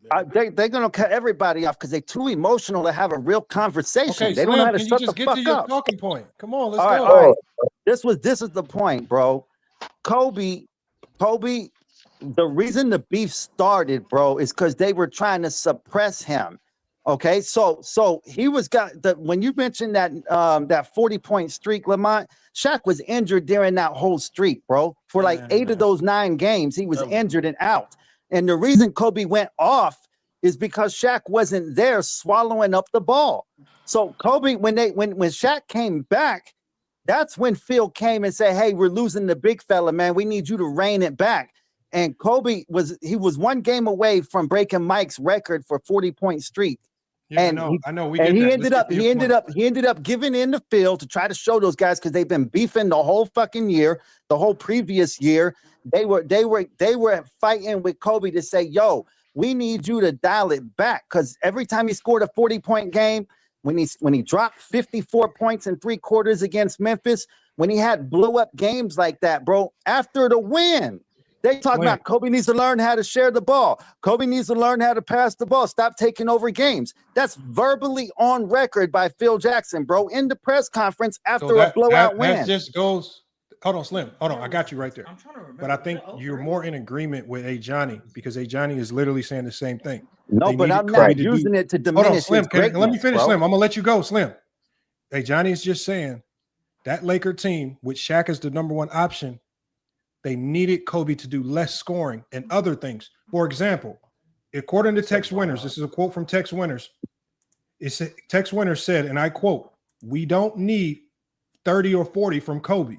We need 20 and 8 assists in defense. The triangle collapses when there's no movement. And when he breaks from it, everything stalls." Also, another quote from Tex Winters.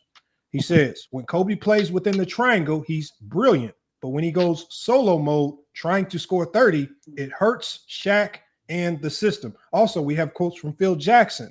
Phil Jackson says, "When he tries to do too much scoring," this is a quote from Phil Jackson. He says, "When he tries to do too much scoring, it disrupts our rhythm. The offense becomes predictable. Shaq needs touches. The system needs spacings. That's not how we win championships." That's Phil Jackson on Kobe in 2002 scoring bench. Also, he said, Phil Jackson stated, "Kobe has to understand that the game is not won by one-on-one play and always scoring. The triangle is about balance, timing, and trust. When he lets the game come to him and plays as a team, we win." And then the last quote from Phil Jackson, he said, "Kobe's biggest strength is also his biggest flaw. He believes he can win every game scoring the ball by himself.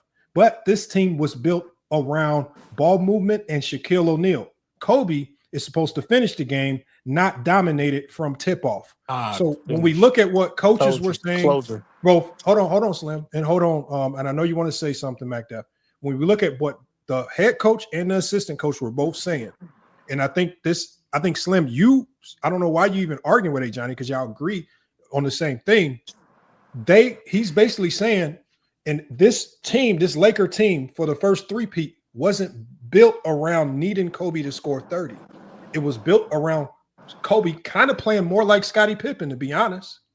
No, right? I But agree. again, and this is according to their words, but Kobe understood early on, and he started to really get a lot of pushback from media and fans, because when he started to play like that, then the doubts started to come about. And I played the video at the beginning of the stream where Kobe was saying, "I was being selfless. I was playing within the team. But when I started doing that, everybody was like, oh, you can't win without Shaq." And they started doubting him. And so that's when Kobe was like, well, shit, fuck it. If y'all don't think I can win without Shaq, he said, all right, I'm going to show you I can win without Shaq. And then we have 2004, obviously Shaq out, the 3 years of struggle, and then they start to get better when they get Paul Gasol. And he proved that he can win without Shaq. All right, so can I speak now? So what I'm saying is, if you saying that the offense was designed around Kobe having to score 30 and they needed that 30. Nobody said that. Nobody Okay, said so that. hold on. Hold on. Can y'all hold on, Slim? Then why are you arguing with A. Johnny? Because I'm going to show you something. Okay, can I speak now? Can I speak now, Lamont? Because I step back. and let you make I'm the whole just asking, point. I just gave you quotes I'm going to from the answer you, coaches but can I speak? talking The about same the way. overall point and not talking about Hold something that on. we're not I'm really going to addressing. point it out right now. Everything Okay, you so just said, what's everything the you point just that said, you're trying to make? the point that I'm trying to make is you guys are taking everything you're saying completely out of context and you're manipulating the information. What's the So point let me that give you an you're trying example. to make? Let me give you an example. Let me give you an example. Oh, When you say that all of this was happening, just all of got done those talking for quotes. 5 minutes. Yeah, Don't I call just me a want 35, manipulator. 40 seconds, bro. I won't expose you. Don't Hold call on. me Can you manipulator. I please, won't can y'all expose you. please stop beating around the bush and just get to y'all point? We can Please, get our Slim. point out. Can we have a real conversation, or do you Can just you want get to kill? your point? All right, all you just right. got done talking for no, 5 I just minutes. want permission at this point because you keep interrupting every 3 seconds. Oh my God, I just want permission. That's all. Slim, can you Bro, get everything to you your point? just said, you act like it was all done in that 1 year. That's not, all those quotes are Bro, not from that this one is from single year. 1999 to 2004. That's what I'm trying to say to you. But the year that you highlighted when it came to, bro, I'm just using that 1 year as an example. I'm not using that as the overarching thing. I'm saying from 1999 to 2004, there are multiple quotes from this team saying, Kobe, we don't need you to drop 30. So when we talk about what they needed Kobe to do, they did not need him to do 30. Kobe, like A. Johnny was saying, was doing that on his own, going rogue. You agree with him. Move on to another point. Hold Y'all on, actually wait. agree. Lamont, you're manipulating information, bro. Can I respond? What the? Can I respond? Yes or no? This is Without telling us what we manipulate, no. No, I'm not going to say. I don't need to list off everything you're manipulating because you already know. I don't have to tell you. We I'm just don't. saying, I don't can know I what we respond? manipulated. I don't know what's Is a person manipulated. allowed to respond, or y'all just don't want a conversation? Okay, hold on. I'm sorry. Are y'all I'm sorry. afraid of Not conversation? manipulating, Lamont. I'm Be a sorry. curator. Y'all that That's are what I be in our. thinking, bro. Oh, hold on, my bad. Slim, I'm Be gonna man put you on the enough big to say stage. what you want, bro. Slim, go ahead, Slim. I don't know what the Okay. hell you talking about. You All right, so agree when you with say, Johnny. so let me give you an example, Lamont, of just based on what you just said. You said from 99 to 2003, these were all the quotes. 2004, these were all the quotes. And what you're doing is you're taking some of those quotes from when the kid was on the bench playing the last 2 minutes of a game for the first 2 years of his career. Okay, you're quoting some of those. You're quoting some of those quotes from the first 2 years of his career when he wasn't even. What about the quotes from 2004? Hold on, I'm explaining. I tried to explain that before What we about went. the quotes from 2003? Hold on, I'm trying to explain. What about the quotes from 2001 and 2002? 03, by the time he got to 03, they were going for their what? 4th championship at that point, and Kobe started emerging because for those first 3 titles, he was being limited in his ability to really just show the fullness of his game. And they needed him to do that, like you guys pointed out. They needed him to do that in order to win championships.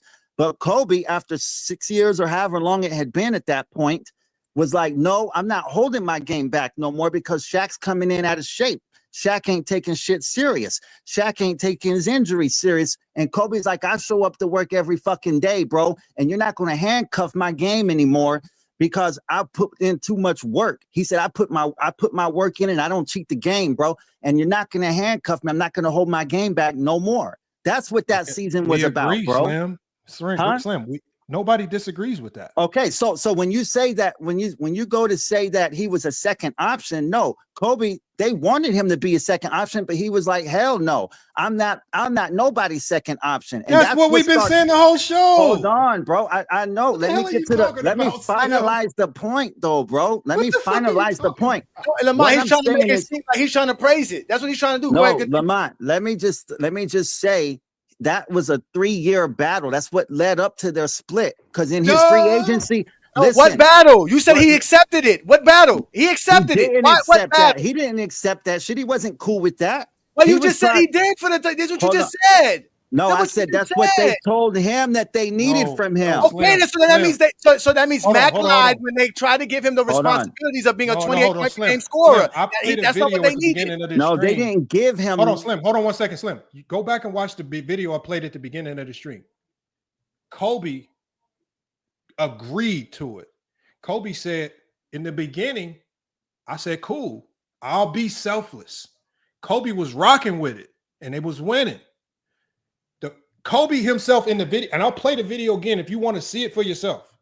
Kobe said The issues came when this is why I said you guys, y'all crazy ass fans who not just cool with winning, y'all started doubting Kobe.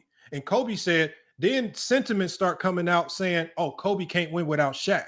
And Kobe specifically said in the video, he got pissed off that Phil Jackson and nobody in the organization was standing up saying otherwise. So Kobe said, since y'all motherfuckers ain't standing up for me, fuck it.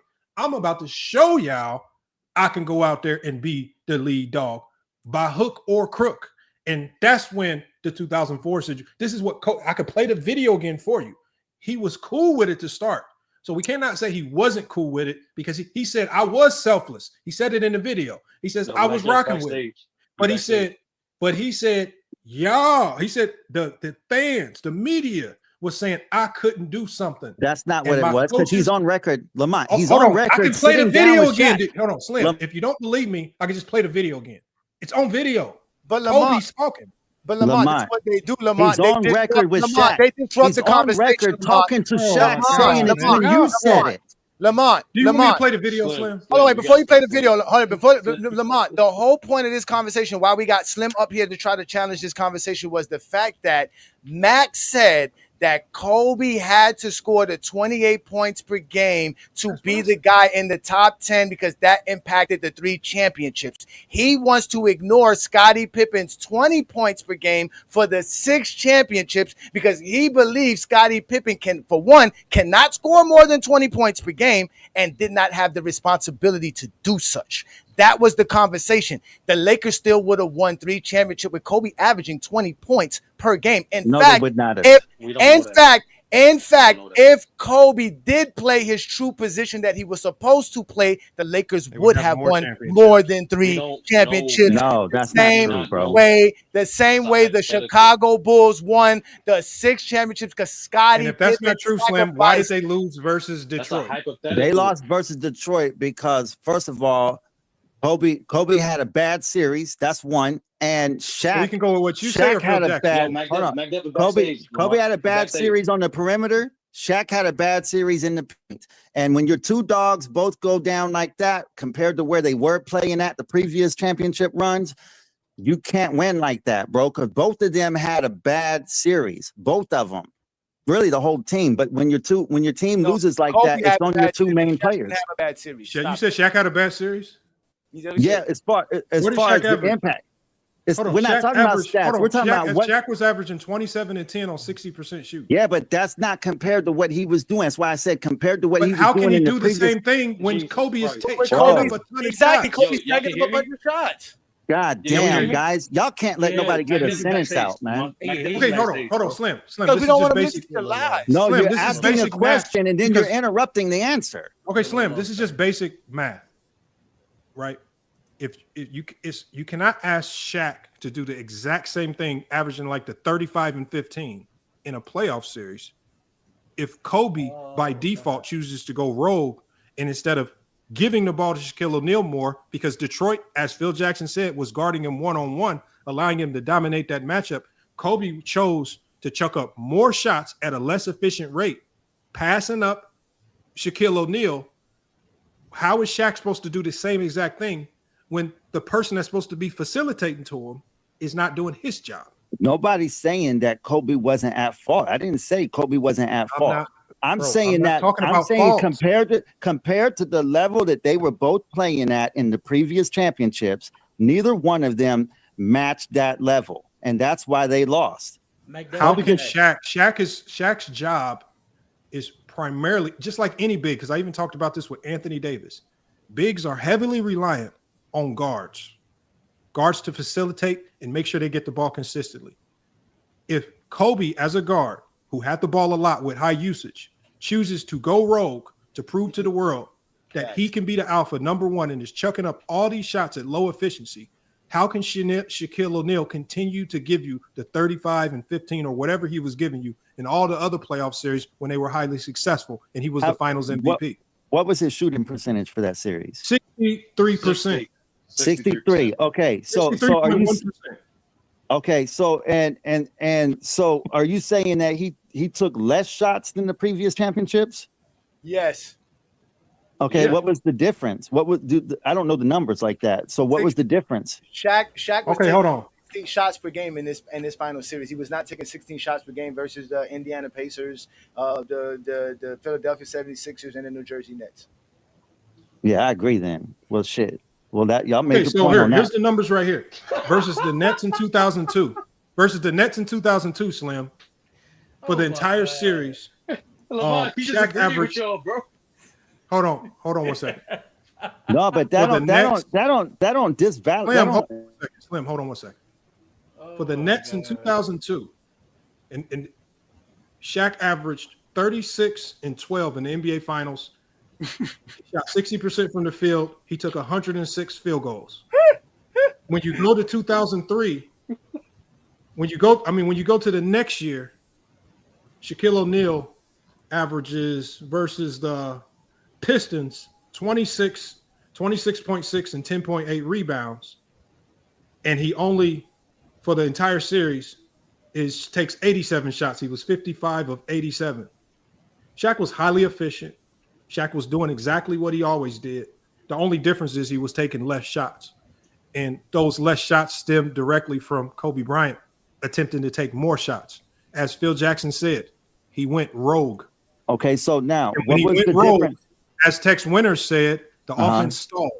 And when now, the offense stalls, Shaq don't get his touches. Now, let me ask you this. How many more shots in that Detroit series did Kobe take than in that previous NBA championship?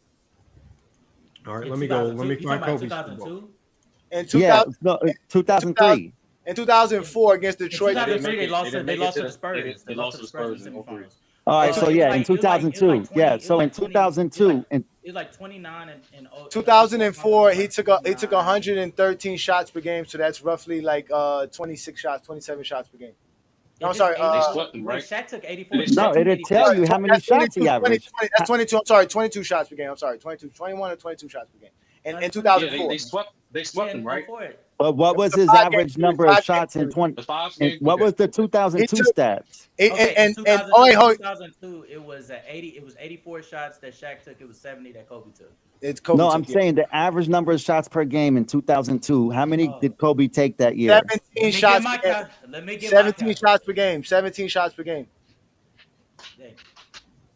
So you said 17 shots. No, hold on, Slim. What I think you're missing, Slim, is the Detroit series particularly stands out because Shaq needed to get more touches, maybe more touches than he had gotten in any other finals, because Detroit was set on defending Shaquille O'Neal with one player.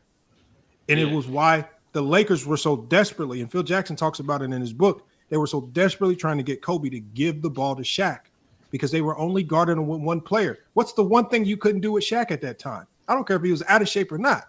You're not guarding him with one player. And if you're dead set on doing that, you're going to have some really, really tough nights. The problem was Kobe was trying to do what he was doing versus one of the best perimeter defenses in the league, Tayshaun Prince and those guys.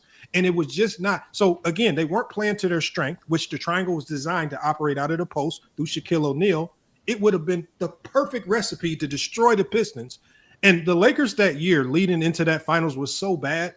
If y'all ever did y'all watch that last podcast where Reggie Miller and Steven Jackson were talking about the Malice in the Palace, and Reggie said that he was so pissed about that whole issue.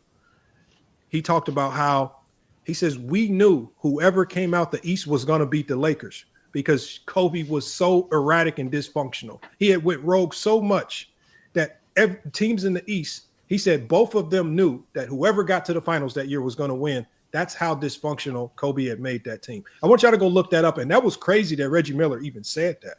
But that's what Reggie Miller just recently said that on the podcast as well. So let me ask you this. So Lamont, let me just say this real quick. I promise. 10 seconds. Go ahead.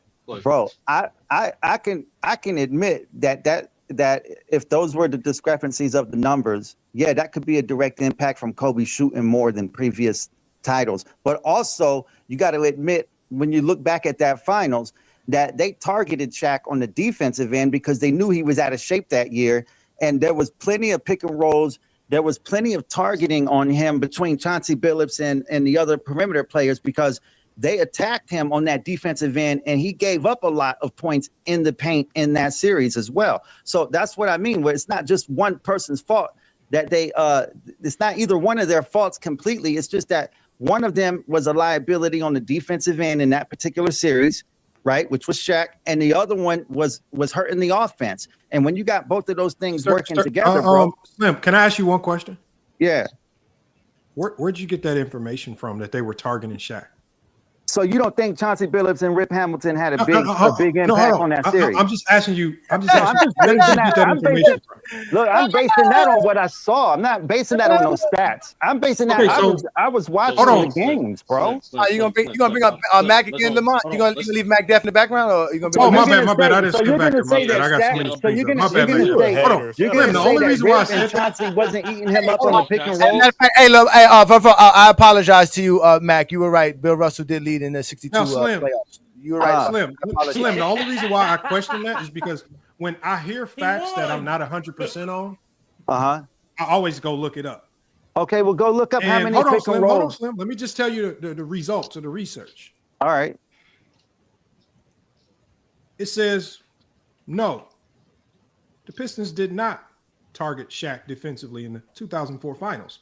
It says they actively avoided him, forced the ball away from him offensively, and neutralized him by limiting his touches, not exposing him.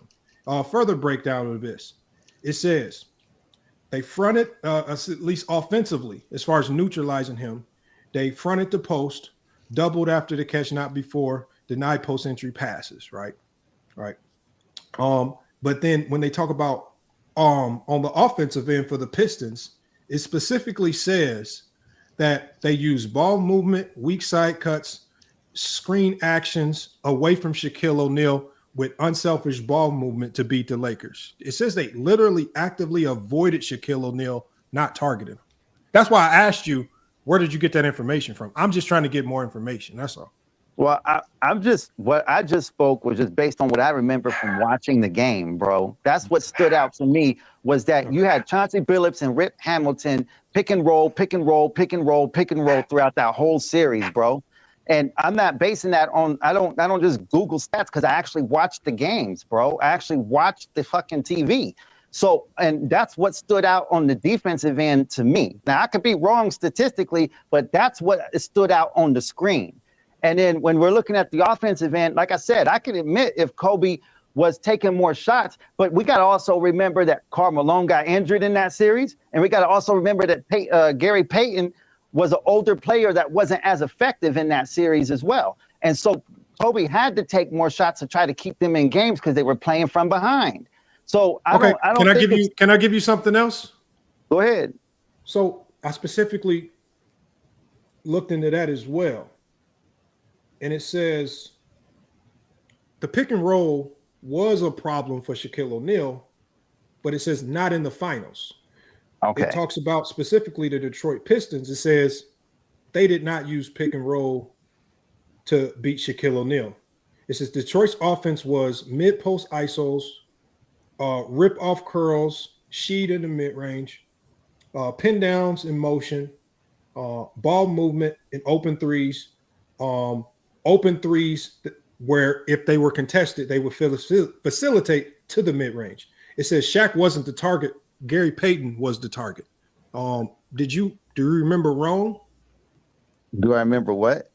It says, it furthermore says Detroit's success came from ball reversals that confused LA's defense, high IQ reads, not spamming pick and rolls versus Shaquille O'Neal. All right. Well, I ain't gonna argue if you're reading. I don't know what you're reading from, but all I know is I know when I watched the game. It says they were targeting Gary Payton. Well, that could have been the game plan. That could have been the game plan. But all I'm gonna say is you can't look at that series and say that anybody on that Lakers team was dominating on any level. So Slim, the game plan, because Chauncey Billups said this, the game plan was in order for you to slow down the Lakers offense, they had to, they wanted to control the tempo. Control the tempo, but also they wanted to simply move the post ups, like delay the post actions, basically, right? By fronting them, by pressing the guards. That way, They were targeting GP. They were targeting not Derek Fisher. They were targeting Kobe. They were literally goading Kobe and those guys to making bad decisions to delay the Lakers from getting to that action. That's why you talk. If I'm trying to find this clip. There's a clip where like Rasheed Wallace and Chauncey Billups was talking about it, how the game plan was to basically try to get Shaq. In order to get Shaq to move up in the post, essentially, you gotta get him to reposition. And the only way to get him to reposition is not to push him; he's too fucking big. But you delay the action. You press the guards from the top. You delay the action to a point where now Shaq has no choice but to reposition, and that takes more time off the clock. That was the whole game plan. Okay. And to the Reggie Miller point, that was the whole league knew. That's why Chauncey said that was literally the game plan. We knew how they felt about each other. So we wanted to play Shaq one-on-one to go Kobe into we knew that would go Kobe even more. To bait him. Yeah, to bait him in. I don't want to say go. To bait him even more. No. But no way, Johnny. The reason why Hold on. But we can't gloss over that. Sturdy, we can't gloss over that. No, but this is a very. I still don't know and understand why this is justifying him being out of the top 10. You missed it, Lamont. He agreed with y'all. Like the second you saw the attempts and Kobe took 5 more attempts, I told him that he agreed with us. I told him. But like he didn't realize until he saw the differential. Like, oh shit, he did take more shots. Okay. Yeah, but like I said, it's not that. I mean, I know how to agree when the point is made, but I know also how to understand that it's bigger than just a blanket statement. So, like I said, when Gary Payton's not effective, when 2 of your 5 players in the starting 5 is either not on the floor or ineffective, then one of those guys are going to have to pick up the slack, and that's what Kobe always did. When the rest of the team struggled, he picked up the slack. Where you have your star player going rogue, like not that serious. Like when Kobe goes rogue, it's going to be hard for anybody, especially rogue guys, or even Shaquille O'Neal, who needs the ball in the post to be consistent or effective. May I address the manipulation comment? And Mike, this is not my stream. This is the Mon stream. He drops the link. I'm trying to drop the link. Right now. Can I address the manipulation conversation? Because again, my whole statement was, again, Kobe was not needed to do what y'all claim he had to do for the Lakers to win. He did not have to average over 25 points per game. They did not want him to do that. The Lakers won in spite of Kobe Bryant's selfishness, the same way the Bulls won in spite of Michael Jordan's selfishness. And hold on, wait. And if Lamont allows you, Lamont, can I play a 50-second video? Yeah, go ahead and play it, man. Go ahead. We wanted as a group to kind of address Kobe being selfish on the court. Something wasn't right. I mean, I go to practice and I feel a little uncomfortable. What's this about? The mood in the locker room was not good. So I asked the ball boys, the trainers, Jerry West, Mitch Kupchak, to leave the room. I want to talk to these players alone. And then I started out on what's going on out there, what's going on with you guys. They didn't want to talk. It was about them thinking I was out for myself and I was being selfish, and which was totally not the case. I talked to Jerry West about it at the time and said, Kobe doesn't really want to win if he wants it to be about him. Maybe it'd be best to move him on.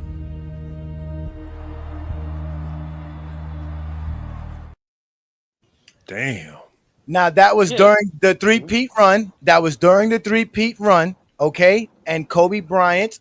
Now, the sad part about this is the true manipulation is from Kobe Bryant fans who are revisionists in history. The true problem was when they said Kobe was being selfish, people took that into the media and talked about Kobe's character. That was not the fact. They were talking about Kobe on the basketball court. They were talking how he played the game. They said he was being selfish as a basketball player.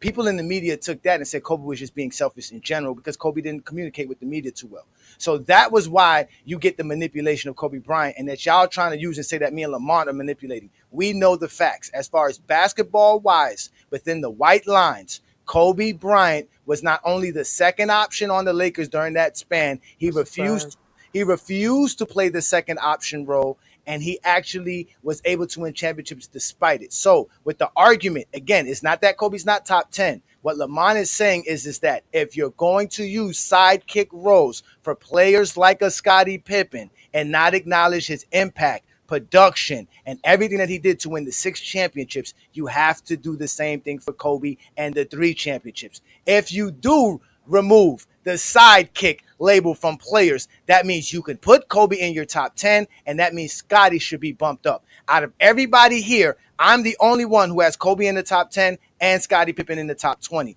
A lot of y'all got Kobe in the top 10, and Kobe's not even in your top 20. I mean, Scottie Pippen's not in your top 25. I got Pippen top 20. Hell no. You got Pippen top 20. I got Pippen top Pippen's 20. easily top 20, bro. Oh, so Slim, you have officially exposed the exposer. You good, sir? Enjoy. But here's the thing, hey Johnny. Like a few things with that. One, like we keep saying it. We said it for hours. It's not just like what the fuck they did as the second option. It's what you did relative to you. So unfortunately, Kobe didn't stop being elite for like 10 years or 11, however fucking many years you think Scottie Pippen was. He just did it longer. That's one of the many reasons why they're not connected. That's why I said earlier, Magic Johnson and Kobe Bryant are more so connected than Scottie Pippen and fucking Kobe. And primarily because both guys were drafted with a purpose of not only supplementing the dominant big that they got, what they already had the team on, but also to be the successor. The difference is Magic and Kareem were way more mature than Shaq and Kobe. That's the main difference. And Yeah, that's why that's I a disagree, fact. Johnny, that's why I disagree. They actually needed Kobe to actually score more than 20 points because of two things. One, there was either during playoff series where because Shaq gets all defensive attention, like against the Spurs, like against the Portland Trail Blazers, Kobe Bryant had the lesser matchup, had to up his scoring to take advantage of the matchup. Hold on.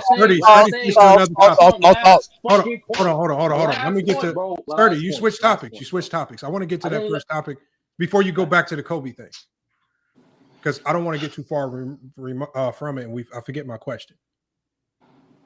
You said we can compare Magic and Kobe; they're more comparable. If that is the case, are you saying that if, let's say, for example, in 1984, Kareem Abdul-Jabbar had enough of Magic Johnson and basically said, y'all trying to make this dude to number one, I won't out, get me the hell up out of here. And he leaves and they have to get rid of him and they have to take lesser parts because they have to get rid of him on the fly.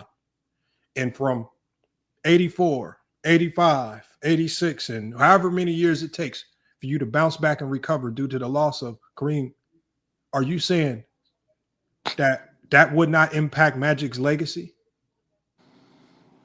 Well, in this hypothetical, since I have to fill in the fucking blanks for this weird ass shit, in my opinion, because of Magic Johnson's skill set, he actually might enhance his fucking career because he might be they the would have first player. won more. It might no. I'm talking about as an individual player. He might because Kareem's not there in this hypothetical because he has the skill set. He might be the first player since Oscar Robertson to average triple double. Will that actually enhance his fucking legacy? So I don't know. So can I ask you a question? So that means, how did the 3 years after Shaq left enhance Kobe's legacy? Because during one of those years that you say is purgatory, which we all know, you did a stream on how he had trash ass teammates like a Kwame Brown. Yeah. He was floor raising the niggas. That's why. When you look at that roster and what he was doing in one of those years that you said it was purgatory in 06, he displayed an all-time great season. And that's the thing. That's the thing, Lamont. Greatness is That's not an all-time great season? 1,000%. That's an all-time great season. Dwayne Wade, Karan Butler, and Lamar Odom made the play. Why did they make it with that guy? Lamar Odom he didn't make playoffs in 06. He did make playoffs. Not in 05. Not in 05. That's what I'm saying. 05. They didn't make the playoffs. He missed 22 games. That's why I said, Johnny. I'm focused on the year that LeBron considered purgatory because that's one of the 3 years he's talking about. I'm trying to get to a point in we all know LeBron missed 19 games in 19. Hold on. They didn't make the playoffs. We all know all-time great players aren't just associated with their best performance from their team aspect. If they're associated by them. No. For example, when majority of people will in their top 10, Wilt's most famous fucking season is when he averaged 50, he didn't make the playoffs. But you still credit that Wilt's greatness because he still displayed that. Same thing with Kobe. He didn't make the playoffs? When he's the only player, when Kobe Bryant's the only player, 50. He averaged 40, they didn't make playoffs. When he averaged 50, they didn't. When in 62, he made the playoffs. He didn't make the playoffs in 63 when he averaged 48 or 47, something like that. He made the playoffs. No, I don't. No, I'll double check that. But Will and stats is crazy, my man. point is, even when teams not having high success and they do some historical, they get the recognition for it. That what Kobe Bryant definitely had. No, but I'm not historical saying season in 06. 30. I think what you're Scotty conflating again. that's what all night I've been hearing Scotty ain't getting no recognition for 6 championships. No, That's all I keep no, hearing. what I'm saying is this right here. It's not about Scotty. Hold on, Sturdy. Wait, What's so the y'all biggest comparing thing? Scotty? Show is about Scotty. Hold on, Scotty hold on. We're not comparing them. If it was, If that's what you're getting from the show, then you haven't been listening. Sturdy, what I'm saying is this I right just here. pulled up. What I'm saying is, when I say these 3 years are purgatory, you said it it's only time, because bro. They were not winning. it's because during those 3 years, two of the most important elements of potential criteria that I feel put you in the top 10, he could not accomplish. During those 3 years, it would be impossible for him to win the MVP, and it would be impossible for him to win a championship. Because of that purgatory, because at least when he was a sidekick behind Shaq, he was winning championships, and he can get credit for championships, which ultimately you can potentially put on to your legacy conversation. These 3 years right here, when these 3 years from 04 to 07, there is nothing that he did other than, if you want to put glaze on 35 points per game, that absolutely amounted to nothing. But he did nothing that we haven't seen a great player do before. Hold on. You said it was one of the greatest seasons of all time. Actually, he did, Lamont. It is one of the greatest. It is one of the greatest individual seasons. Okay, hold on. So is it greater than James Harden's season in 2018, 2019? I said one of the greatest. No. Okay, hold on. It's one of the greatest. Hold on, sturdy. Hold on. Is it better than Jordan 86, 87? No, it's one of the greatest. Is it better than Elgin Baylor in 61, 62? It's one of the greatest. It was. Yes, it was, Lamont. The only one it wasn't better than was Jordan. Was it better than the guy averaging damn near 40? No, y'all don't answer for me, my nigga. Like, y'all don't. It was one of the greatest. That's the point, Lamont. Once again, all-time great players aren't just subjected to the years that their team was winning. And most importantly, even for your criteria, since when MVP votes don't fucking matter, like don't count. Like MVP votes don't matter in my criteria. He got robbed for MVP. Should it? Because we all know, especially when the media took over the fucking MVP, they're never the accurate number of MVPs a player gets is never accurate. But indicator, hold on, I didn't want to finish my point. But what? Can I finish my point? Can I finish my point? 30. It can make sense. I don't care about. It will make sense.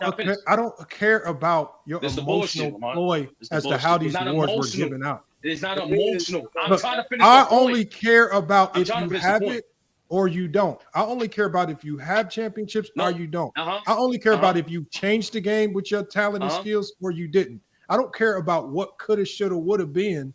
No, I'm not. Kobe only has one MVP. Hypotheticals. You ain't Johnny was the only people talking about hypotheticals. Hold on, Sturdy. This is not a hypothetical. My criteria is not based out of hypotheticals. It's about what you have or don't have. MVPs is I'm not when I say you need MVPs, right? Because I feel like it's the most significant individual award you can win. You either have them or you don't. Hey, I'm not looking to say, oh, they were voting this particular way, but because they were voting this way, I need to now give Kobe grace and say, that's not what I'm saying. Let's hypothetically give him 3 MVPs because he should have 3 MVPs if they would have voted for it. I didn't do no hypothetical last time. That is a hypothetical. I didn't do no hypothetical. You just did. No, I did not. It's a fact. He finished top 5 for that fucking decade. How many MVPs does he have? He has 1, but that's a fact. That's a fact. 2 things. And that's all I'm using. You said this is a fact. I'm not denying that. I'm not arguing that. 30. What does the trophy look like? I'm not arguing what does the trophy look like for getting top 5 in MVP criteria? No, what I am saying is MVP votes is an indicator, is another indicator of players' greatness. That's what I am saying. Yeah, but it's another player's greatness. I ain't saying it should matter to you. But I'm just MVPs is an indicator, especially when you have multiple MVPs, is an indicator that you could potentially be top 10 all time. It's both. But Steve Nash is not in your top 10. It's both. So we can move on. Hey, because Lamont, he doesn't check the box of all the other criteria. Lamont, where you got Shaq all time? Because he doesn't check the box of all. Steve Nash changed the game. He did with his 7-second offense. Yes. No, So that's Lamont, D'Antoni. my question is, Lamont, Oh, if okay. that's the My case, fault. if that's the criteria, Lamont, no. are you saying that That's Shaq? not. Are you That's saying that Nikola No. Jokic is better than Shaq go ahead. because he has more MVPs? No, what I'm saying is That's because his Nikola Jokic, criteria. He because keeps doing Nikola this shit, Jokic, bro. because Nikola Jokic has as many MVPs as he does, his legacy and where his career can potentially land is a higher ceiling than where Shaq is right now. So we don't know where Nikola Jokic's career might finish. But with him as it stands right now, with the 3 MVPs, with the 1 championship, for example, if he finishes his career slim with and this is just all hypothetical, and we all know it takes a ton to crack the top 10, but we all know he's already changed the game as a center. He has the 3 MVPs, which What did already he in and of change? itself That nigga is didn't change. historical. What did he change? Point center. Okay, hold on 1 second. So we already know he's changed the game as a center, averaging a triple-double center, something statistical anomaly that we've never seen. The 3 MVPs, most significant individual award, right? If he, for example, and obviously the winning isn't there yet when we talk about championships because it's still only 1 championship, but if we say hypothetically, and his career's still going, so we don't know, if he finishes his career with, let's just say something that might be more realistic, 3 championships, 3 MVPs, right? With all the other things he's done to the game, are you telling me that he will not have a case to be ranked higher than Shaquille O'Neal? He'll have a case. He'll have a case. And it's hypothetical, no. Say that last part He'll have again. a case. What? Because in this hypothetical, the other 2 championships he has, I don't think he'll be number 1. No, bro. Let's just say he the number 1 option. Based on that LeBron didn't say that. hypothetical, he'll have a top 10 case. No, the reason why I wouldn't, the reason. One, so Lamont- Kobe can't be top 10 because he wasn't number 1 for 5 Hold on. championships. 2 Hold on, wait, championships wait. not enough. Yeah, The but reason did I Sturdy just wouldn't. say he wasn't the still number more than 1? Joker. Yeah, he just said he's not number 1. He said, he just said that. Still He just more said than that No, those Joker. 2 Lamont, other championships will be without him You being just number 1. contradicted your whole argument for the day. Still more than Joker. Still more than Joker. The fuck? Sturdy, Guys, you just literally What is wrong contradicted with your y'all, bro? entire argument Lamont. the entire No, day. I did not, because in this dumbass hypothetical, I'm doing what y'all do. Just add random fucking variables to shit that did not happen. To favor your argument. And the variable you added was being a number 1 option. That's the variable you added. My variable I added was You said 2 of them people be the number 1 guy. The variable I added, Johnny, I added context. Just because Yeah, him not being a number 1. He's not gonna be the number 1. Was it number 1? Did you say number 1? Who's to say? Yeah, who's to say he get those championships being an injury fucking player? Why Oh, can't he? so that Why means can't he? being number 1 matters, right? Being number 1 matters, right? No, being injured. No, if your team wins, you injured. That means you contribute little. Yeah, but Jokic don't have an injury history for you Why to even would think. Lamont be giving him injury This is all championships? hypothetical. Y'all arguing over hypotheticals. Wow, I ain't Lamont, told you see what they got to do, Lamont. You see what they got to do, Lamont. Jason Tatum don't have 3 MVPs. He's not who we were talking about. No, the point is, Jason Tatum don't have an injury in a championship. You None of these guys Lamont. have it. None of these guys have If Jokic has 3 championships, bro, he's gonna be considered top 10 case. None of the guys. That for a very reasonable There's not a guy in the top 10 with an injury All championship. I'm saying, Macduff, is I'm not saying it automatically puts him over Shaq, but if we're talking about having a significant argument where it's at least arguable, if he has 3 championships on top of the 3 MVP, he has a strong argument. He has a case based on resume and legacy to be put over Shaq, and that's just undeniable. He has a case. Take that away from him. He'll be locked into the top 10 for sure. Mike, No question. No, he's not gonna be locked in, but he'll have a case. I don't think he can be locked in like that, bro. Conversation, Mike, before you chime 3 in. championships and 3 MVPs. It's how he wins that matters too, bro. Because Shaq's got a 3-peat. Shaq's got a 3-peat under his belt, bro. Tim Duncan don't got a 3-peat, but he's still in the top 5 for But a lot he's of not people. above Shaq. He is. got Tim more Duncan rings. ranked Shaq on a whole bunch of lists. No, but what I'm saying on the all-time list, you got Tim. You got Tim above Shaq on the all-time list. Yes, a lot of people got Tim Duncan on the. On most lists, they next to one another. That's the fact. They less to one another. I got Duncan ahead of Shaq, bro. If y'all want to add hypotheticals, yes, more championships for Jokic. That he'll be top 10. But the only reason why we're saying it with Jokic because he's still in his prime, and it's still a very listed. But like you don't 3 do it with championships for Giannis. Jokic right now. Kobe's Is very championship with realistic. Shaq shouldn't be You don't diminished. do it with Just like Giannis. Magic Nobody's and diminishing Shaq. Jordan and Well, they're not, Magda. Kareem and Magic, they're champion. Nobody's championship should be degraded just because the number 1 or number 2 option. If you were a number 2 option, bro, that's who you were. But to Sturdy's point, it's your production and what you actually did and contribute to winning. Hold And on, Nikola Kobe Jokic is one Kobe of the most Lamont, productive give me players your in NBA opinion on this history. top 10. This Give me is your all based opinion. on his production. Lamont, let me see what you say We're talking about about this. Nikola Jokic. We're not talking about Jonas Valanciunas. Y'all act like we're talking about Jonas Valanciunas. He'll have a case to be top. Jokic has a case right now to be better than give Shaq. Jokic a chance. Nah. You have to No, inflate he I'm it. taking doesn't. No, he Shaq. doesn't. I'm taking Shaq. And What Nikola Jokic Jokic's has game done, is not yes. predicated Who's on more skilled athleticism than- or who's more anything skilled, that can Shaq get or- affected by longevity. Who's more skilled? Jokic's Shaq or game Jokic? is going to be predicated on how long he wants to play. But he ain't winning Because no it's not chips. predicated That's on why I know anything. Jokic ain't winning no more chips. He might not. He might not. But we're talking about the fact that Jokic is still playing. His book is still open. It's not written and sealed. A lot of people seal Jokic's book. You know how many people talking about Nikola Jokic right now say he can never be top 10? They've sealed it. They've already locked him out. They act like what he did is weak. It's in this era. It don't count for nothing. They already degraded. And I don't hear nobody coming to bat for Nikola Jokic when That's people cap. say stuff like that. That's cap. I hear that argument all the time. But if everybody's No, got Jokic has a Nikola, lot of fans. hold on, That's those lying, same bro. people got Nikola Jokic top 20, Bro, but we who? just ain't putting him in He no above Scottie Most Pippen. people don't even conversation talk with about top O'Neal. 20 list. Hey, at He this above moment Scottie in Pippen. time, does Steph Curry Thank clear you. Jokic from the all-timers? I don't think Jokic can see Yes. Shaq until he gets at least a back-to-back That's title, a bro. fact. He I know above that. Scotty, nigga. Yeah, The fuck? that's a fact. But I hold don't on. Above Scottie for no fucking But reason. wouldn't that And based on Jokic my was a sidekick criteria? too. Based on my criteria, Jokic is above Scotty.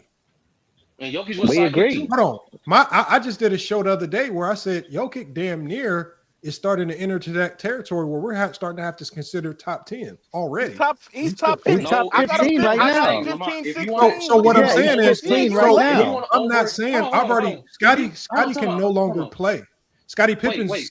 Pippen's cemented. What we're saying is the role player tag, if you remove it, it elevates Scotty.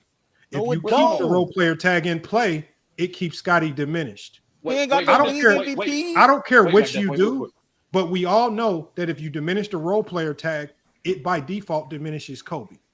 No, but forget all that. Hold on, wait. Hold on. Lamont. Y'all be doing this Clip, whole hold on, thing hold is hypothetical. Hold on, bro. hold on, Mac. It's not a hypothetical. That's a fact. Hold on. Since you It's want just to based grade on niggas' illogical. criteria, why? It's hold based on. on people not willing to be consistent. No. My thing is, Lamont, if it's such an overinflation for MVPs and changing the game, all the other shit and dominance, Are where's you Moses referring at to on my your list? criteria or the topic? I'm asking you, where's Moses on your list with this overemphasis on MVPs? How is it an overemphasis? Because you're taking a voted So hold reward. on. Let's You're just taking do a like it. reward Let's that just people. go with because So you're my not- criteria is so- about easy. My criteria is about easy boxes. Yeah, that you where's can Moses on? Yeah, Hold where's on. Moses on your list? I'm about to show you where he is on my list just using my criteria. Does he check Chat the GPT. boxes for MVPs? Yes. Huh? Yes. No, Scotty doesn't. He Oh, does. yeah, Jokic. He does. I'm talking about Moses Malone. Malone. Y'all- Yes, he does. He's got 3. Yeah, Moses Was he the does. best player of his era? Nope. Why we doing the step-by-step shit, bro? Because No, I'm just going through Nope. my criteria to show you why Not he does at not all. check the boxes. he wasn't the best player. Did he do anything talent wise that changed the game? Nope. So No. he didn't. He has no generational impact on the game, right? He talent wise or statistically, was he statistical anomaly? even Did he close. do anything like Wilt? Did he do anything like the triple doubles? The Was he rebounding, that's statistical all. anomaly?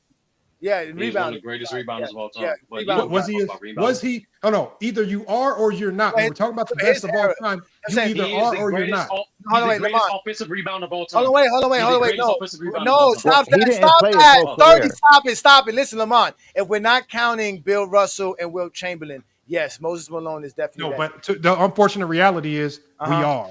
because No, I I don't got take you. away from I'm them. just saying, but he's like right underneath them. That's the whole point. Like he's really like right there. So I'm Okay, saying like he might be right underneath them. I'm But just saying again, in his the era, top 10, the top 10 doesn't have a lot of space for I know, guys but I'm that saying, come but in third his or fourth in certain categories. in his era, does it count for him being as dominant he was in his era, the best rebounder of his era? No. Statistical anomalies are not about your era. The only being the best player in your era matters. So when we talk about statistical anomalies, did he do anything statistically that's a statistical anomaly that will go down, that we will look back on NBA history and say, like LeBron's 40,000 points, Steph's threes, anything like that? No. You also got to understand he played So in the Sturdy, that's ABA three too boxes before he's the not merger. checking. He played So one hold game, on. it don't matter. Let's go. Continue. So what I'm saying by my You don't need criteria, 3 boxes just to hold just to be on. considered There's top 10. more Sturdy, but all I'm showing you is that based on my criteria, Moses is not checking a lot of boxes. Because you only stop. But I get it. Just like, it's just whoever like you with wanna, Steve like, Nash. shift, bro. Steve Nash with 2 MVPs does not check a lot of boxes for me. Nah. No, You are I'm saying as if the MVPs is the only thing, and it's not. It's no, about that's why I never said it was the only thing. I said it's overinflated, but that's how you value okay, it. That's but true. how is it overinflated when it's weighed equally with all my other criteria? because just because a player have more MVPs, It's just one check mark. If you have the MVPs, I'm about to finish it's it. a check mark. I'm about to finish it. Check mark. Based off the way you've been pigeonholing this whole topic, especially with Kobe, that's what I mean by that. Is the fact that you say that you don't even consider the other all-time awards that are fucking hard to get to, especially the position restricted ones. Like what? All NBA first team. Like all NBA first team. That's Scoring a hard champ. fucking award to achieve. Hold on. Sturdy. Championship. Sturdy. You don't care. You just said you don't Why did I care. say- You said that early in the stream. Sturdy. Why did I say I was not considering all NBA first team? Because you said MVP is the highest prestigious award. No, Just that's because not what I it's said, highest, Sturdy. doesn't I mean it's the only specifically one. said. That's not what he said. I specifically said with all NBA first teams, I said the problem with all NBA first teams, it's hard to judge them because everybody in your top 25 players of all time has a whole bunch of them. Facts. So I said the Scottie Pippen separator. I said the separator. He has 7 The of them. separator because all. first team. I mean, you can extend it as far as the top 50 No, I'm players. saying you can threshold. But hold like on, you did Sturdy. with Listen to what I'm MVPs. saying so you understand.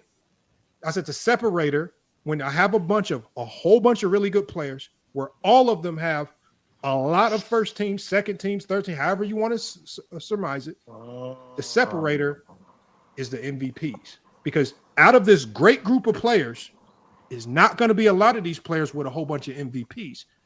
Because that's even harder to win. So all it does is it helps me make my list smaller and I can weed people out. But it's just one element of the criteria. Just like Sturdy with generational accomplishments. Not everybody in your top 20 can do what Steph does or what LeBron did with 40,000 or what Wilt Chamberlain did with 100 points or averaging 50 in a season or what Oscar did averaging triple-double. Right? There are certain things where you have, and then statistical anomalies, people who change the game. Not everybody can walk in and make the NBA implement a zone like Shaquille O'Neal did. So when you have people that can change the game because of their talent, when you have statistical anomalies like LeBron's and even Bill Russell to a certain degree, well, those things, you start to check more boxes and I can weed people out because not everybody has these things. And so my criteria helps me weed things out. And actually, when I put my criteria in the Chat GPT, outside of the switching Jordan and LeBron at the top, it was exactly the same as I have it. So cool. I kind of feel confident in it because my criteria, at least, unlike some of y'all criteria, Chat is the GPT. same exact name that I put in it. Validated for you. You just said it. No, So let me give you a counter argument. But hold on, Sturdy. I did my criteria years ago. The only thing the Chat GPT makes me feel more confident in is that it's unbiased and it's consistent. Some of y'all criteria, Mac Def's criteria took Wilt and Bill Russell out, 2 players that he loves. Flawed. King Rose criteria put a player that he hates as his GOAT. Flawed. That's according to But that's according to how you guys wrote down the criteria. No. That's I how told ChatGPT you to tell me. That's But how why y'all keep ChatGPT using interpreted ChatGPT? criteria. That's what I'm Because saying. Chat GPT exposes Bro, I y'all. don't know. No, no, it's just a funny thing that you can Inconsistent, use, Lamont. That's it. incoherent gibberish that y'all try to say is criteria. No, it's Lamont, just a Chat fun thing GPT niggas don't use. expose nothing. No, the point is, Lamont. Inconsistent, incoherent The point is, gibberish Lamont. that's too general to come up with a real top 10 point because is, y'all are too scared to stand on a real take. The point Okay, is, Lamont, let me give you my hold One of top the reasons 10. why You Slim won't tell even me. rank Scottie Pippen. Oh my God, bro. Let's It's one of the do reasons why this. he won't even rank Scotty. Let's Too do scared this to top. stand on his ranking. Lamont, You Lamont. don't, but based on your I criteria, tell you what Scottie this. Tell you what Pippen ain't this. no Hold top on, 20. hold Shut on. up. Back this. Hold on. What fucking Lamont, I'll tell you this. impact he got? Lamont, I'll tell you this. What I'll give MVP you he got? Lamont. 6 I'll tell you championships. exactly. What I'll tell you MVP he exactly. got? Hold on. I'll tell you. He's I'll not tell in you my top 10 exactly. back there.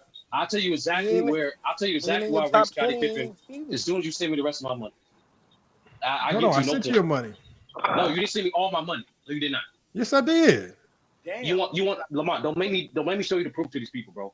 Do not make How me much do it, did bro. we? How much did we bet? $250. You want the video and the proof and the timestamp? I get that Yes, for you. I Okay, couldn't no problem. find it. I thought we bet. Go to. I just figured we bet Let me help 100. you out.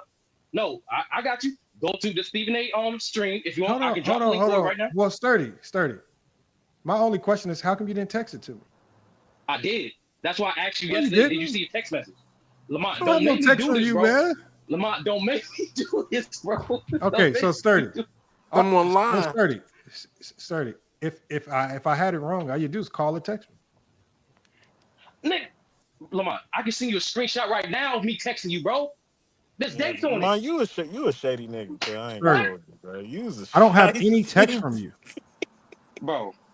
I literally This don't. nigga don't pay nothing up, bro. Yo. I don't have no text from you. That's crazy. You got to stop betting, Lamont, bro. Stop betting on your streams, Okay, sturdy. man. All right. Well, I sent you 100. I'll send Don't you the rest. gamble. If that's the Don't case. gamble no more. Text it to me again.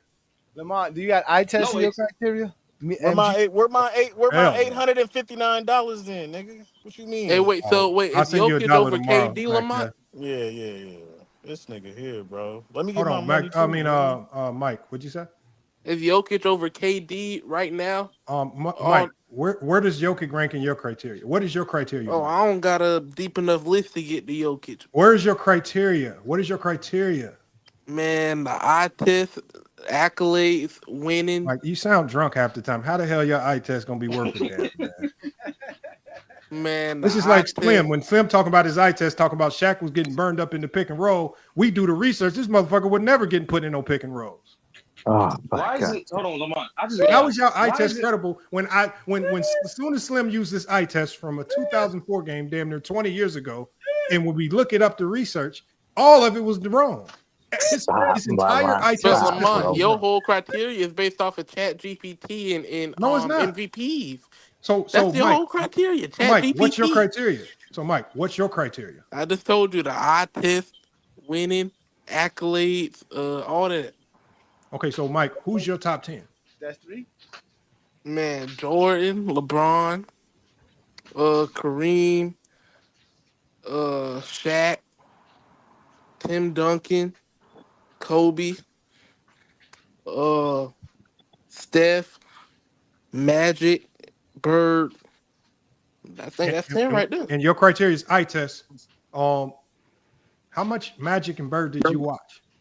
I mean, enough to know the basic. Talk about a game that you watched with Magic and Bird. Bro, I watched enough to get a basic breakdown, bro. Just give me one game that you watched with Magic and Bird. One. The finals. What? Which one? Bro, I watched enough. Bro, I don't gotta go Which down. Game 1 of this Hold finals on. and all of Hold that. on. Mike, if you said the eye test is part of your criteria, you got to give me more than one game. What games of Magic and Bird did you watch? Bro, I didn't watch they playoff games, finals. Which one? Just give me one playoff, one that stood out. Kareem. Bro. Just give me one game. I'm not finna go down all these games, bro. No, just give me one. I'm not finna go down one. Do you know one? Yeah, I know one, bro. But that's my criteria. I test winning accolades. So Mike, this is how we know you're lying, my guy. You don't use no goddamn eye test. You don't watch the games to know. You didn't watch no Magic and Bird. Hold on. Ain't no eye test. Hold on.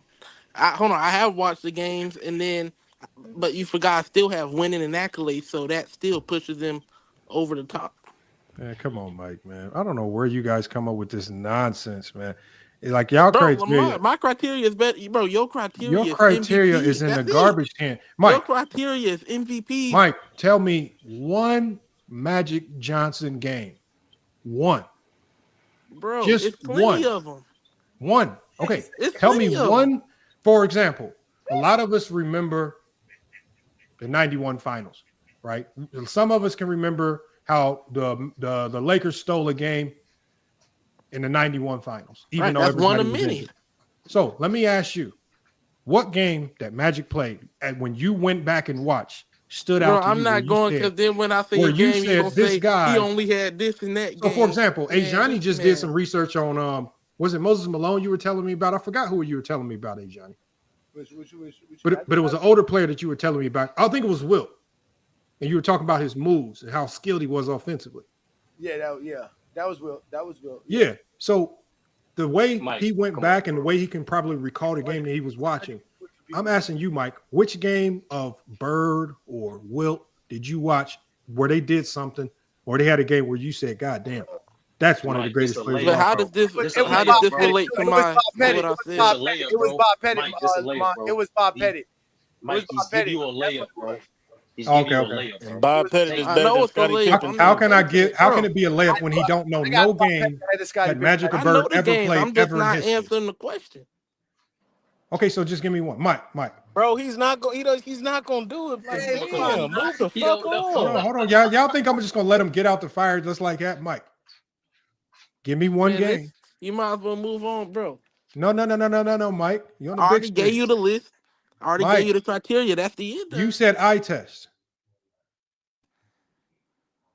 What Right. eye test are you using for any of these players if you don't watch? What you mean? I did watch.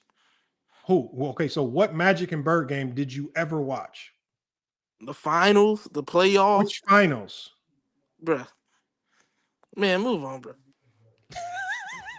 Bruh, I done already, bro. I'm not answering all these. You didn't watch this game 3 of this year and all that. Right, man. Because it's not you don't have to pretend like you watch, man. I did watch. That'd be like me pretending like I went back and watched Hold all on. these 80s games. I didn't say I went and watched every regular season game. You And didn't I watch said I any watched game, the Mike. playoffs and finals. I would almost bet money that you never in your life have sat through and watched a whole Magic Johnson or Boston or Larry Bird basketball game. You'll be wrong. Okay, so give me the one game that you watched. You've had plenty of time to Google and lie and everything. Ain't no Google, bro. Like I said, I go off the eye test, accolades, and stats. Okay, how can you go off the eye test if you've never watched a game? Man, bro, you keep going in circles, bro. I already told you. I've watched the games. I go off what I watch, what the accolades are, did they win, and that's it. Okay. So you say you got Wilt Chamberlain in your top 10? Man, he watched enough YouTube, man. He watched enough YouTube, man. Leave him alone. All I'm saying is this is like just don't lie, man. Eye testing is not a part of it. Don't lie. Man, it is a part of it. No, it's not. It's not a part of it.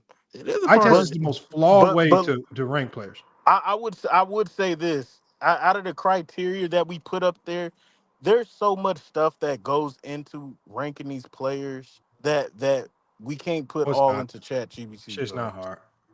And the stuff that based You know on why your it's not hard? That's why most based people on your generally have the criteria, same 15 names. you leave stuff out. Based on your criteria, you leave a lot of The stuff reason out. why we know it's not hard Based on is my because criteria, I left stuff out. Leave everybody's stuff out. gonna have Bron. Everybody's gonna have Kareem. Almost everybody's gonna have the same consistent names. This is how we know it's not that hard. You acting like some random somebody got Jerry West and somebody then found Dr. J slipped up into his. This shit is not that mixed up. Everybody Dirk slipped up into this. We had KD in the top 10. What are you talking about? This is some rocket science math project. I got to go do some calculus to figure it out. You just trying to make it complicated because you're trying to find a way to weasel No, your we're guy not. in. We're not Yes, making you are. it complicated. Hold on. So again, if it was that Kobe's hard, not top 10, does he have a case to be top 10? Okay, let's just ignore Kobe. If it's that hard, why is Kareem almost in everybody's? Because he has a case as a fucking GOAT. Because he got the accolade. If it's that hard, why is Jordan and LeBron almost in everybody's top 10? You got up out of here, see? So Lamont, It's not do rocket you ever science. do you ever Basketball is not consider, very difficult to analyze. Y'all Lamont, just make it difficult when you try to be sneaky. Lamont, when you make these top tens, do you ever consider I don't judge the people's top 10. I judge people's criteria. Oh, okay. I don't care So- about who your top 10 is. What do you hear me asking everybody? What's your All right, criteria? so let me give you mine, man, and I'll get out of your hair, man. Let me see what you think about hold on, this. Slim. What's your Slims? Hold on, let me go to a new thread for you, Slim. Let's see if yours aligns, man. What's your criteria? Yo, MacDuff, check it in. All right, my criteria.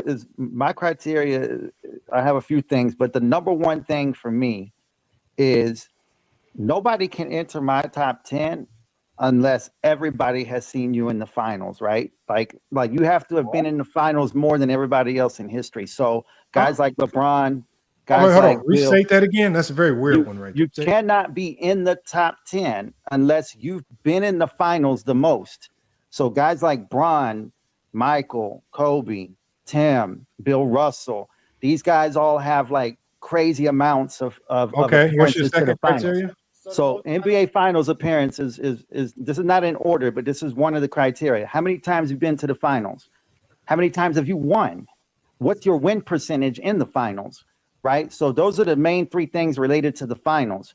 That's you two know what I mean? things. Okay. The other thing is,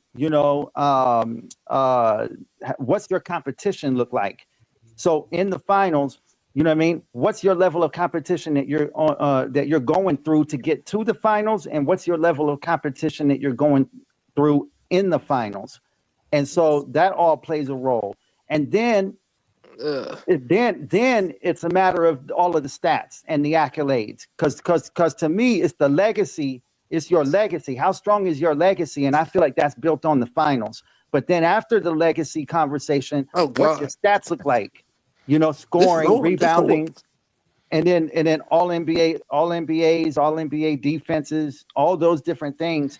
Those are to me stats and accolades, but they don't prioritize what your legacy is about in the finals or on your way to the finals. Man, I've been Okay, hearing let so me much read what I BS got. on this motherfucker. And then hold on, Okay. before you read that, I'm gonna read my list off, and then you tell me what you guys. Hold on, let me read this got. to you so I can make sure I got it right. All right. All right. You said you cannot be top 10 unless you've been in the finals a lot.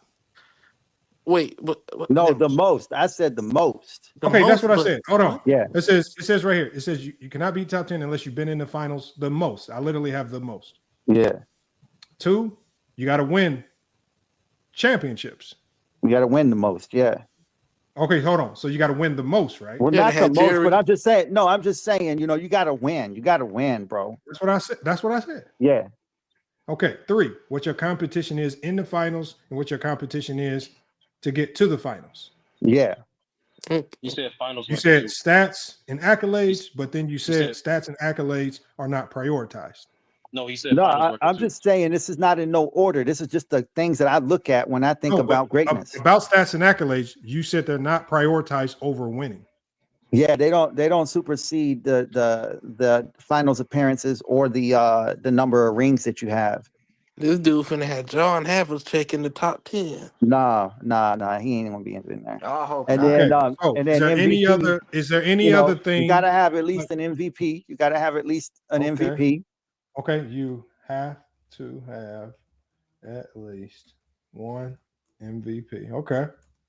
And then this ain't a mandatory, but this is something that goes into my my way of thinking. It's not a mandatory category, but I value guys that stay on the same team throughout their careers, like their whole careers. Oh Lord! Oh, this shit gonna be crazy.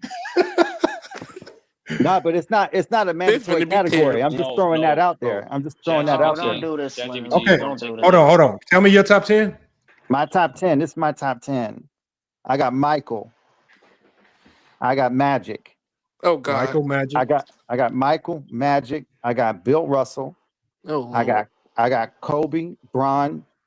I got Shaq, Tim, And then I got hold on. It's Michael, Magic, Bill, Kobe, Bron, and then it's Kareem, then it's Shaq, then it's Tim, then Larry. And then my last one is a toss-up, but I'm debating between Steph and Wilt. Because I think Steph has enough rings to get in that conversation. He's changed the game, like you guys mentioned earlier. But Wilt was so fucking dominant statistically. It's like a coin flip between those two for me. Okay. So we At got. number 10. I think we got the gist of it. Which actually, I don't knock you up. I don't knock that. So here's your criteria right here. So it's giving me a recap of your criteria before I even look at the list. It says must be near top in the finals appearances. Is that a correct summary? Yeah. Okay. Must have won. It says multiple titles. Yes. Okay. Weight is placed on level of finals competition and road to the finals. Yes. Stats, accolades are considered, but do not override winning. Yes. One MVP is preferred minimum. Yes. And then it says bonus, loyalty to one franchise is admired. And I forgot one last category. Did you repeat if they repeated or did better than a repeat? Like so a All right, repeat, hold on. repeat. Let me add it in. And that's everything, bro. Repeat title winners.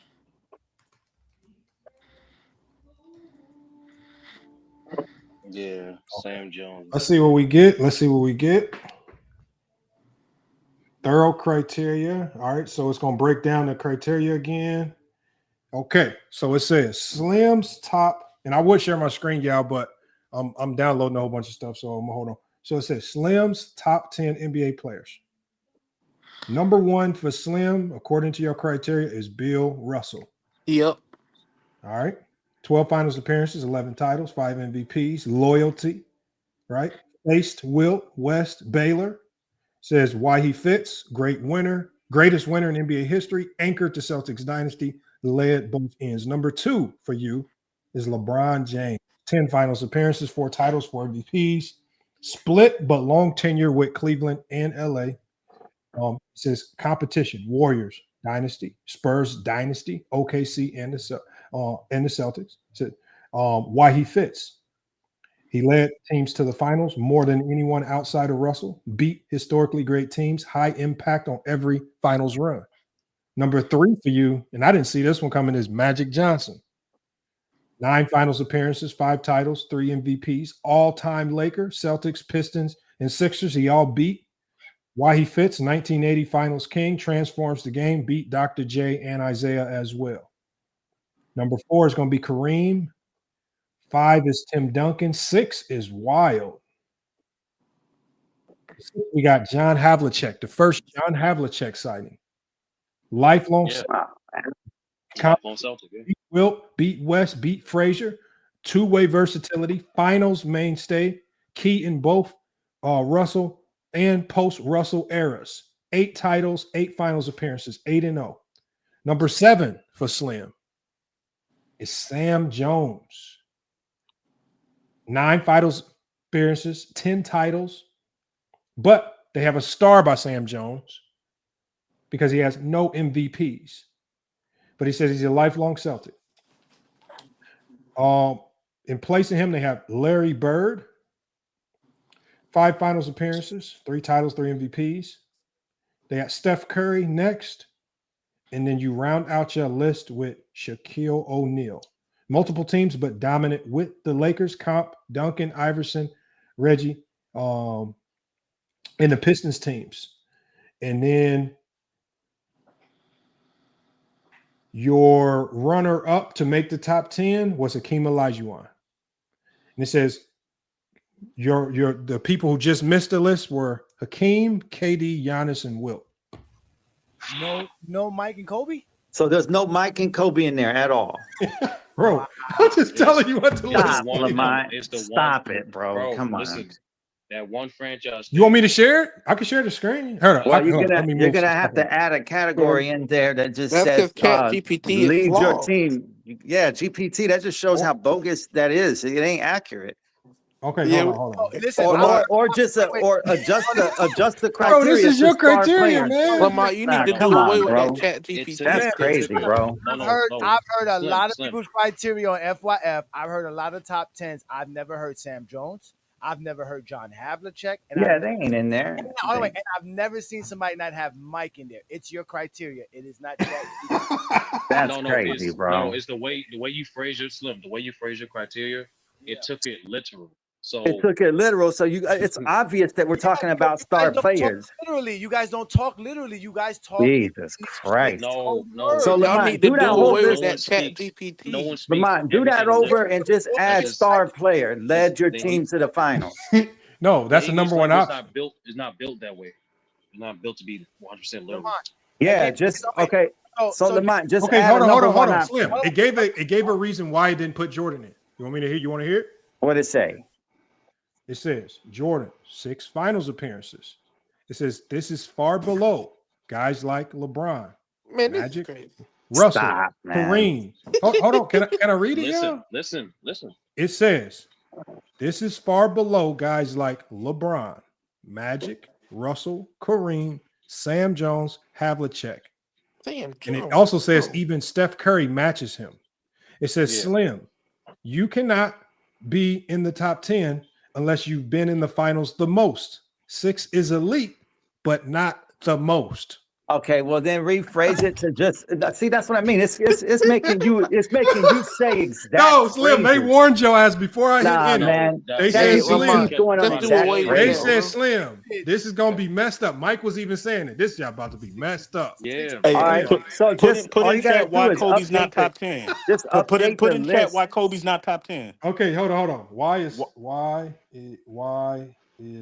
Let me just hear what they got to say about that. Let me hear the lie. Well, He got 7 appearances. okay. So it says No, it not says- based on his criteria. I'm just telling you, this is all based on his criteria. It says Kobe, 7 finals appearances. That's solid, right? But not more than Bron, Magic, Kareem, Russell, Sam Jones, Havlicek. It said, Bro, according to Sam Slim's Jones rule, is crazy. it says, according to Slim's rule, you must have been to the finals the most. Kobe's it number took is that great. as the number one. It took that as Hold my on, can number one Can I category. finish, Slim? Can I finish, Slim? It says Kobe's number is great, but not elite enough as a number one option in comparisons to others who get an automatic nod. So it actually uses the number one option tag to denigrate Man, Kobe. I think this shows your criteria. Damn. No, so all it means is that all it means is it If- has to be worded differently. That's all it means.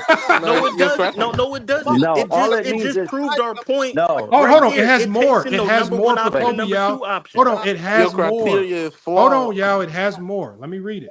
Okay, continue. Go ahead. It also says, hold on. It also says, it talks about Kobe's 5 titles, right? So it has 3 categories. It broke Kobe down into 3 categories. It says 2 as the clear number one option, right? Strong number, but it says 3 of his titles are as Shaq's number 2. A dynamic. It's a dynamic that it says a dynamic that Slim likely penalizes based on prior discussions. Show that on the lead screen. roles and alpha status. Show that on the screen. It says, According to that, hold on one according to second, that, y'all. you Can I gotta finish this? subtract Can I 5 please? rings. Yeah, Can I please finish? Can I please finish? Lamont can't make up those words. Let him finish. Okay, so can I please finish? It says, Slim values winning, but he also values how you won and who was the face of the dynasty. Kobe's early titles are team wins with as second options at best, not clear carry jobs. Now it goes to number 3. Competition faced. Kobe's finals opponents: Pacers 2000, 1-star team in Reggie, Sixers in 2001, Iverson solo, the Nets 2002, weakest finals team of that era, Pistons and he took an L, Celtics they took an L, Magic weak path, it says weak path and it says injured KG. It's and it also says right here, it says the Celtics in 2010. It says Celtics in 2010. He shot 6 of 24 in Game 7, played horribly. So it even talked about his performance in that Game 7. It says when you stack Kobe's opponents versus guys like LeBron, versus the Warriors dynasty. Duncan versus LeBron, Kobe, and Shaq. Magic versus Bird, Dr. J, and Isaiah. Russell or even Bill Russell versus Wilt and Jerry West. It doesn't hit the same in terms. Mike, can you please hold on, y'all? I know y'all don't like it. Unfortunately, this is Slim's criteria. It says it does not hit the same in terms of elite playoff gauntlet. It also even goes to now a fourth section with Kobe, stats and accolades. It says Slim does not prioritize them. Kobe has 1 MVP, 2 Finals MVP, 18 All-Stars, 11 All-NBA first teams, 9 all defensive first teams. Incredible accolades, but Slim does not prioritize accolades over titles and finals appearances. These help, but they don't override the structural demerits Kobe has under Slim's rubric. And so, again, it's killing you. It has categories 5 and 6 Slim that also explain why Kobe's not in. You can choose to pass that up, but it's going off your criteria. Man, your criteria again has significant flaws. No, it's the way you typed it in. It's the way you typed it in. You want me to read what I typed in? No, just put hold it. on. Now, hold on. Let me respond. Hey, Johnny, did I not give Chat GPT summarize this criteria and I read it back to Slim? Come on. Did Slim say it was all perfect? Come on, they're not going to listen to me. You my boss. They're not going to listen to me. You my boss. Lamont, hold on. Did everybody hear me read Slim's criteria back? Lamont, I didn't know they were going to eliminate and it reiterated exactly what he stated, how he stated. But what it did when you read it back, you can see that it's eliminating the automatic common sense I'm going to of give you another criteria, Slim, for Kobe. It says, number 6, MVP count is weak. Only 1 MVP in 20 years. Even players with fewer finals or rings like Steph, Bird, Magic, Duncan, LeBron have significantly stronger regular season peak dominance. Bottom line. It says bottom line. Why Slim leaves out Kobe. They summarize what you did to Kobe in a statement. It says, I reward warriors who went to battle often, faced monsters, brought the chip home, and who led from the front. Being nice ain't enough. You had to be there every year as the face of the war. That's according to Slim. They summarize what you did in a quote.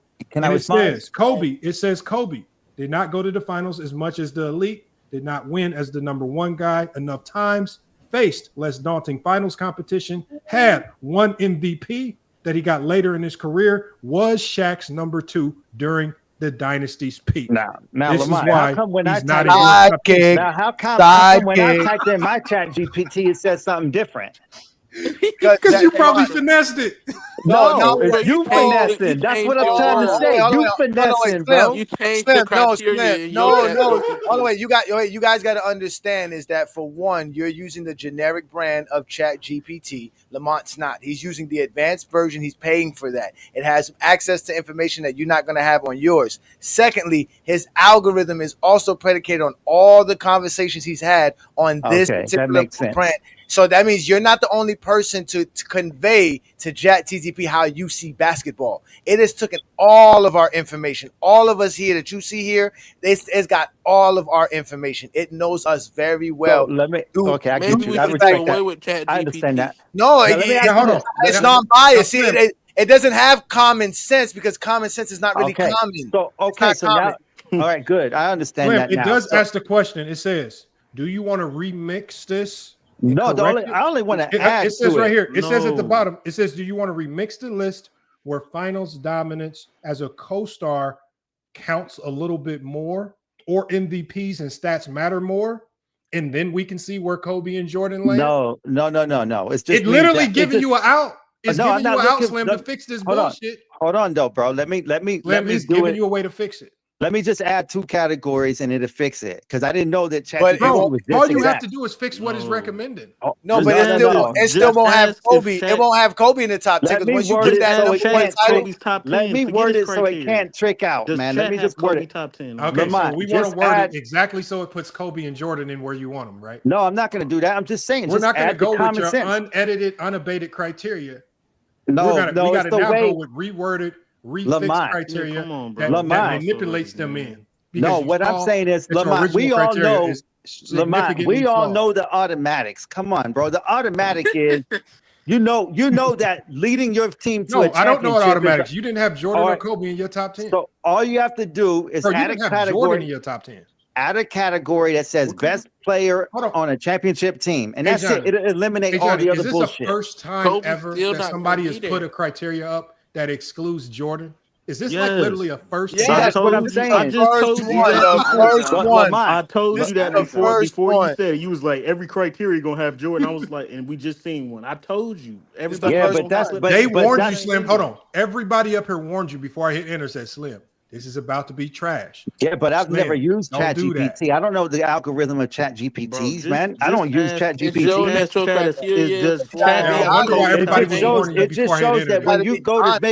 you go to make a top 10, you got to be exact and precise on every explanation. You got to assume stupidity Watch when this. you make Hold that on, watch when you this. make that Slim, I'm going to show you how criteria. all simple it it is. proves Watch is this. Oh, wait, that Lamont. Hey, No, Johnny. wait, Lamont. We need a Hey, max. Johnny, give me your criteria and we'll see how accurate it is. Oh, Yeah, I'm so See if glad there's you any said that. Thank you, Lamont. I'm humongous glad. gaffes if you put your I'm glad. criteria in. Okay, let's do that. Let's do that because I want to see if Steph ends up in my top 10. Let's Yeah, do this. we're gonna see if it's Chat GPT or if it's just your bogus criteria. Let's go with A Johnny's criteria. Let's see if it gives us normal names, the Do you typicals, and got doesn't Steph go Curry haywire top and 10? exclude No, Michael I don't have. Jordan. I don't have Stephon Curry top 25. Let's Okay. you go. done lost your mind. Let's go. Yeah, because we about to explain my criteria and see if I'm wrong. Let's go. Let's have some fun with Chat GPT. All right, let's see here. All right, so let's go. You know it's stats, right? That's the number one thing. Okay, So so stats. number one stats. Hold on, number one Uh-huh.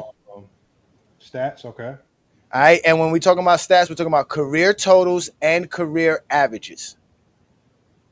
Totals and career averages. Okay. All right. Value players who have the highest or most in the totals and averages over players who are least. This all favors one specific Okay. player. What's Okay. 4? Okay. Then we have accolades. Okay. That includes championships, seasonal awards and honors. Okay. Right. And also value players or weigh players by who has the most accolades to the least accolades. Okay. Next one. Right. The last thing is achievements, which include milestones and records. This is all kind of the same thing. Okay. No, it's not. It's all different, sir. And Okay. Milestones, achievements, milestones, records. Right. All right. And the milestones and records also value players with the most milestones and the most records over the players with the least milestones and records. Okay. You ready for me to enter? Or is there any other context you want me to add? No, I know exactly what I stated. So with that being said, my top 10 is, right, you go ahead and hit enter. My top 10 is LeBron James, Wilt Chamberlain, Kareem Abdul-Jabbar, Bill Russell, Michael Jordan, Tim Duncan, Dr. J, Kobe Bryant, Magic Johnson, and Larry Bird. Matter of fact, also include all ABA stats, accolades, and achievements. You got to make sure to do that.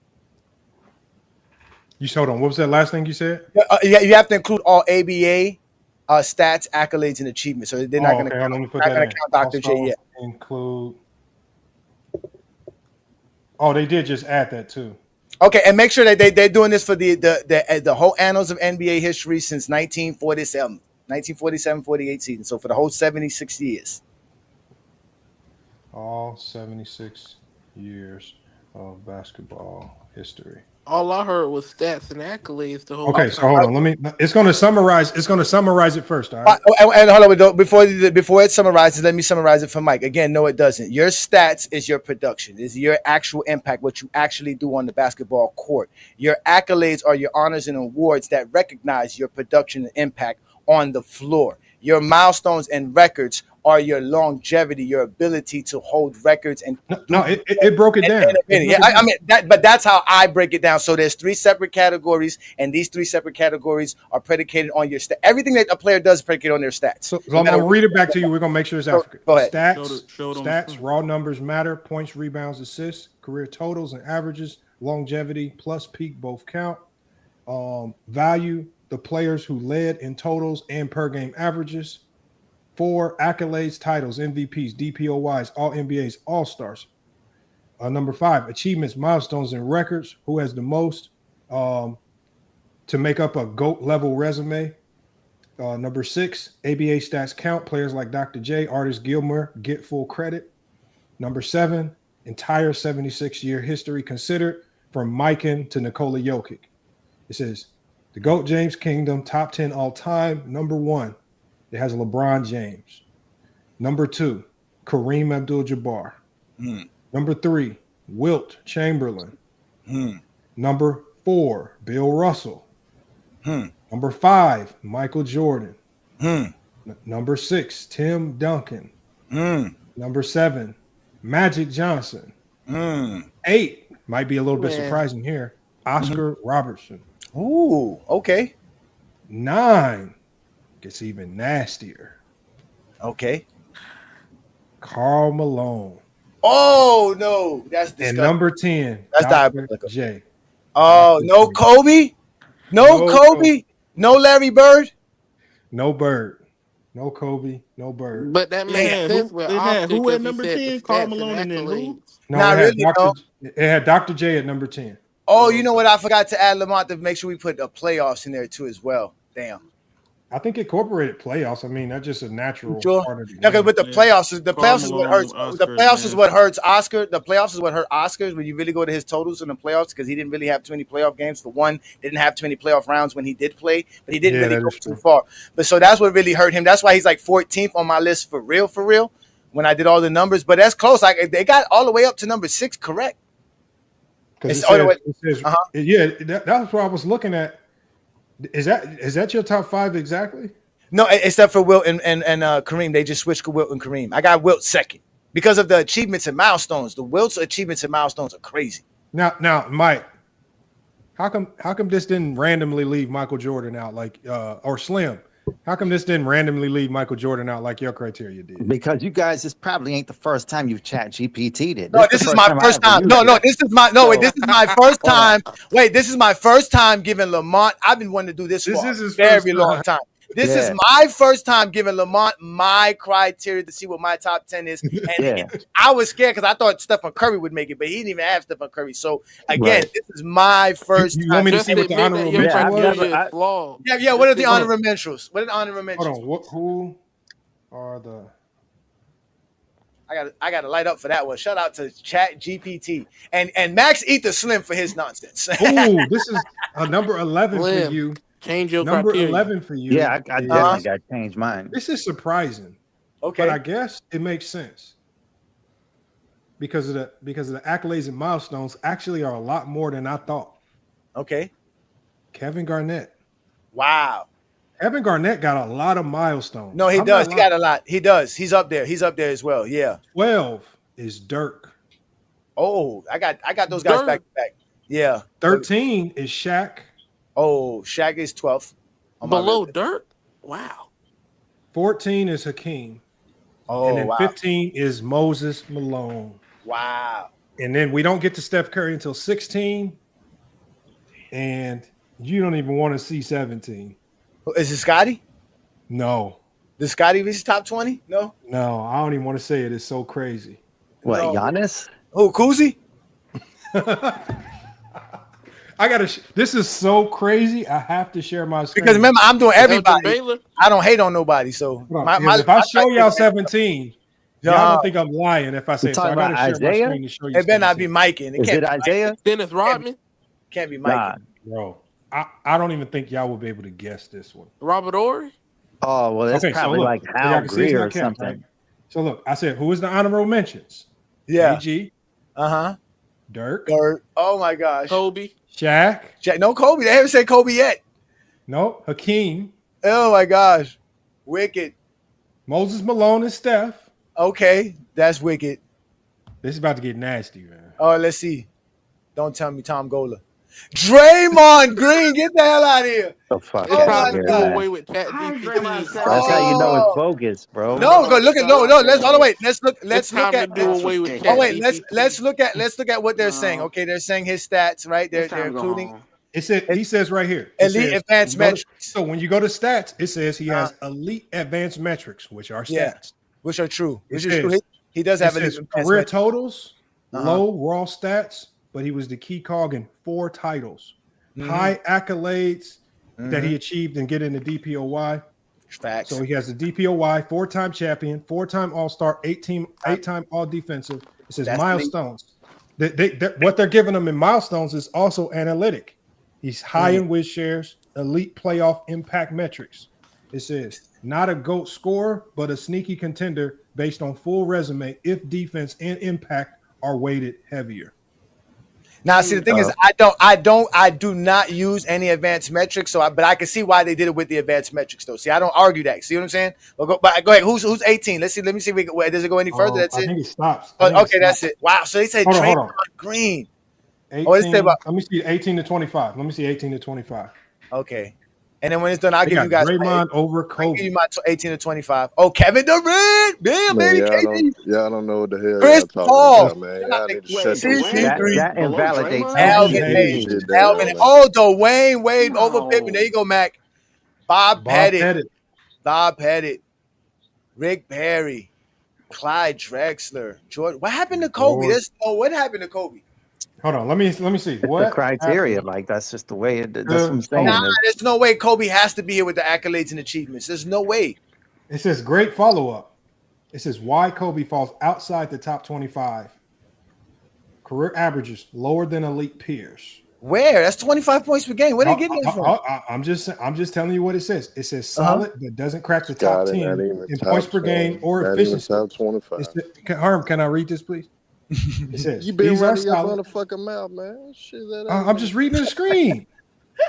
It says these are solid, but don't crack top 10 points per game or efficiency. In contrast, that LeBron, ain't accurate as out, man. Okay, Herm, can I just read this, please? It says LeBron on 59% true shooting, MJ 30 points per game on 57% true shooting, KD 27 points per game on 62% true shooting. It says even Harder had a higher points per game, higher assists, and better efficiency. Wow. Totals and longevity helps, but not dominant. Career total points, 4th all time, but not top 10 in rebounds, assists, steals, or blocks. Never led the league in assists, rebounds, or efficiency. Great scorer, but no versatility dominance in raw totals beyond points. Damn, they going in MVPs. One MVP in 20 seasons. Many below have on this list have more. Kareem, Jordan, Bryant, Magic, Bird, Moses, Wilt, Bill Russell. This is critical in a stats plus accolades-based kingdom. One MVP hurts badly. Milestones records never led the NBA in career assists, rebounds, or efficiency. Not all-time GOAT record beyond most missed shots ever. Most all NBA first team selections. Who they talking about? Mike, can I finish this, please? Most all NBA selections tied with Bron. Kobe's career had fewer statistical milestones than players like LeBron, Kareem, CP3, Stockton, Wilt. Even goes to efficiency and advanced metrics. Advanced metric stats, PER, win shares, box plus minus, consistently place him outside the top 15. Career win shares, true shooting percentage, box plus minus. It says true shooting below average for elite scores. Box plus minus lower than CP3, Wade, Harden, Curry, even Manu Ginobili in some seasons. GOAT James Kingdom respects stat math, not fan narratives. Wow. What he does have: 5 championships, two finals MVPs, 11 All-NBA first teams, 9 defensive first teams, 4th in points, 81 points most games scored. These accolades keep him close to the top 30, but the lack of MVPs, records, inefficiency knock him out the top 25 in this specific framework. Ooh, damn. Chat GPT went with wicked work. Wait, not top 25?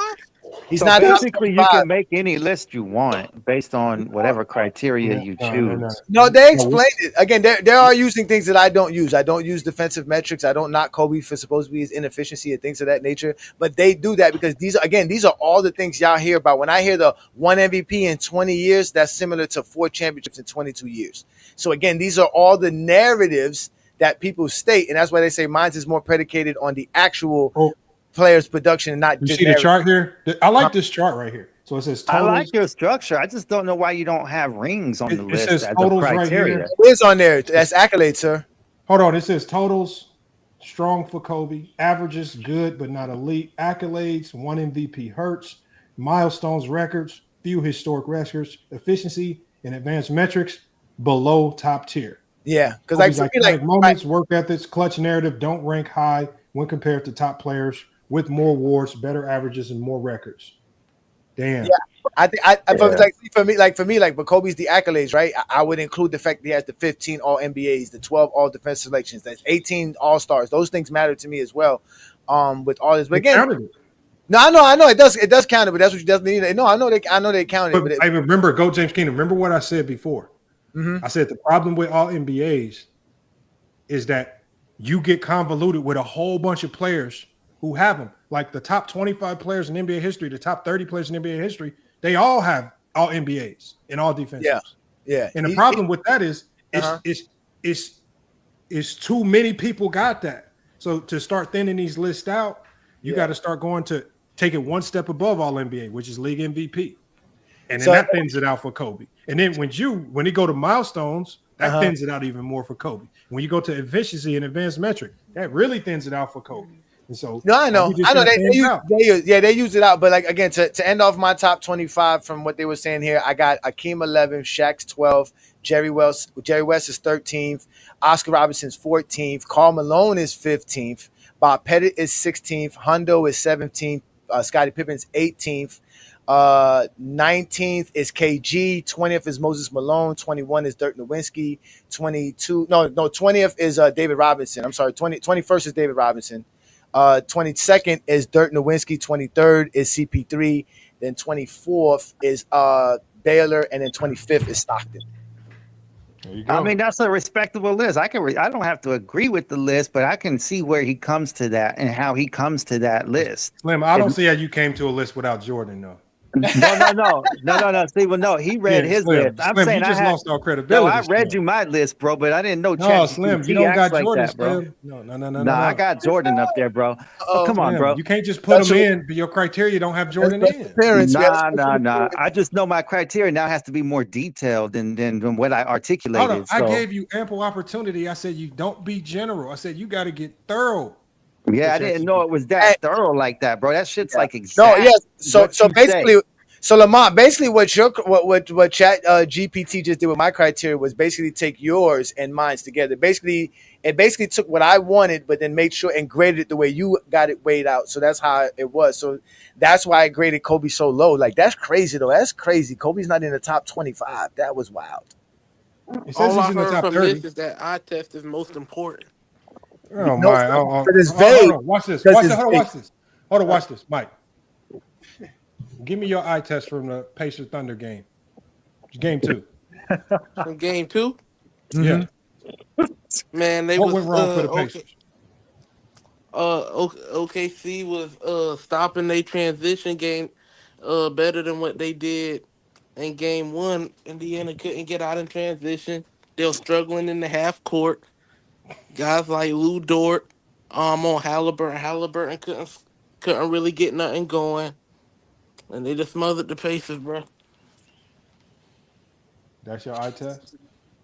I mean, what you want me to give you? They in the second quarter they ran this horns action and all that. I mean, I'm giving the basic breakdown. Do you know what a horns alignment is, man? Bro, yes, bro. I'm not finna get into all because what you want to do What's is the horns alignment? the moment someone says something, you got What's the horns alignment? all this and that, man. Mike. What's the horns alignment? LeBron, I see what you do. Whenever okay, so like it's like this. Questions. So for example, hold on, go James Keenum. When you say a team is 5 out, the alignment is 5 guys outside the 3-point line, right? Correct. Yep. Right. That's what's the horns alignment. You asking me? No, I'm asking Mike. Oh, wait, what you say? I wasn't listening. You was listening. You trying to pull up Google quick enough. So next question. Ain't no Google. All right, Mike. Let me ask you a question. If we put into Lamont's Chat GPT, right, about the eye test and the basic of the eye test, because you gave us your basic eye test for the game. What do you think the basic eye test is going to run out in the criteria? Do you think they're going to put Kobe in the top 10? Mike's going to be the GOAT? I don't know what Chat GPT. I don't use Chat GPT and all that. Yeah, let's place my criteria because it's a basic eye test. It's some nasty work, Lamar, man. Hey, man, first off, what I want to know with this duo that y'all got going on with Lamar and hey, who Shaq and who Kobe? First off, man, y'all out here playing a two-man game on the FYF community like this, man. What's going on, man? Hey, who Shaq and who Kobe?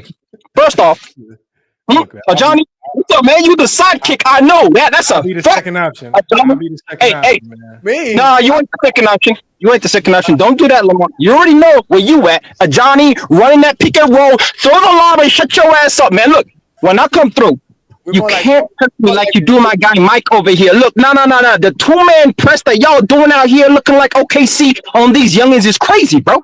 Crazy work, man. Hey, the ethics. Hey, what happened to the ethics, man? Y'all used to educate brothers out here, man. We used to understand and try and figure out the game. And now what we doing is the straight cooking on hot takes. That's what we doing, man. Hey, first off, Mike, you so slow, you don't even know I'm backing your ass on, man. You getting beat up right now, bro. This is crazy, man. I'm saying, throw your mic down, bro. All right, I'll turn it down, man. But hey, this is ridiculous, man. Hey, Young Africa, they don't respect my take. I'm a LeBron sexual. They do not respect my take. So I got to give them the exposure. Oh, no, it's not about that. You know ball, but the full court person on these youngins that really trying to understand the game and learn the game. Look, man, Lamar, you much better than this, man. And this FYF Chat GPT logic that you got going on is incorrect. Actually, unethical, to be honest, because the game is much grander than what can be logically comprehended, right? Way more. As a coach, you know that, man. That's the crazy aspect of the game. For example, what we see in the finals right now, could you, if you were to talk about players, right? There are certain players, you've kind of said this in the past when you talk about pattern and non-pattern players, but there's certain players that are dependent on systems, and there's certain players that are not. That is already a huge difference when it comes to what? Sounds like the final. That's a good test question. What was that? That's a good test question because if Chat GPT is just basing everything off analytical data, you can ask it questions that the eye test can only answer to see if it comes with a correct answer. Give me a question. Okay. Give me a question. Okay. That's a good point. Okay, I'm gonna give you this question. Yeah. When it comes to the highest levels of winning. Hold on. When Young in the NBA. Hold on. Let me start it by saying Young Africa wants to test your knowledge. No. First off, don't give it no angles. No. We don't want that. What I'm saying, no. We're not testing nothing, and we're not putting Chat GPT on the defense. We're not doing none of that, Lamar. You the slickest dude on YouTube. We're not doing none of that. I'm just saying, Young Africa asked. Okay, what's the question? Yeah. The question is, how do you quantify? How do you quantify?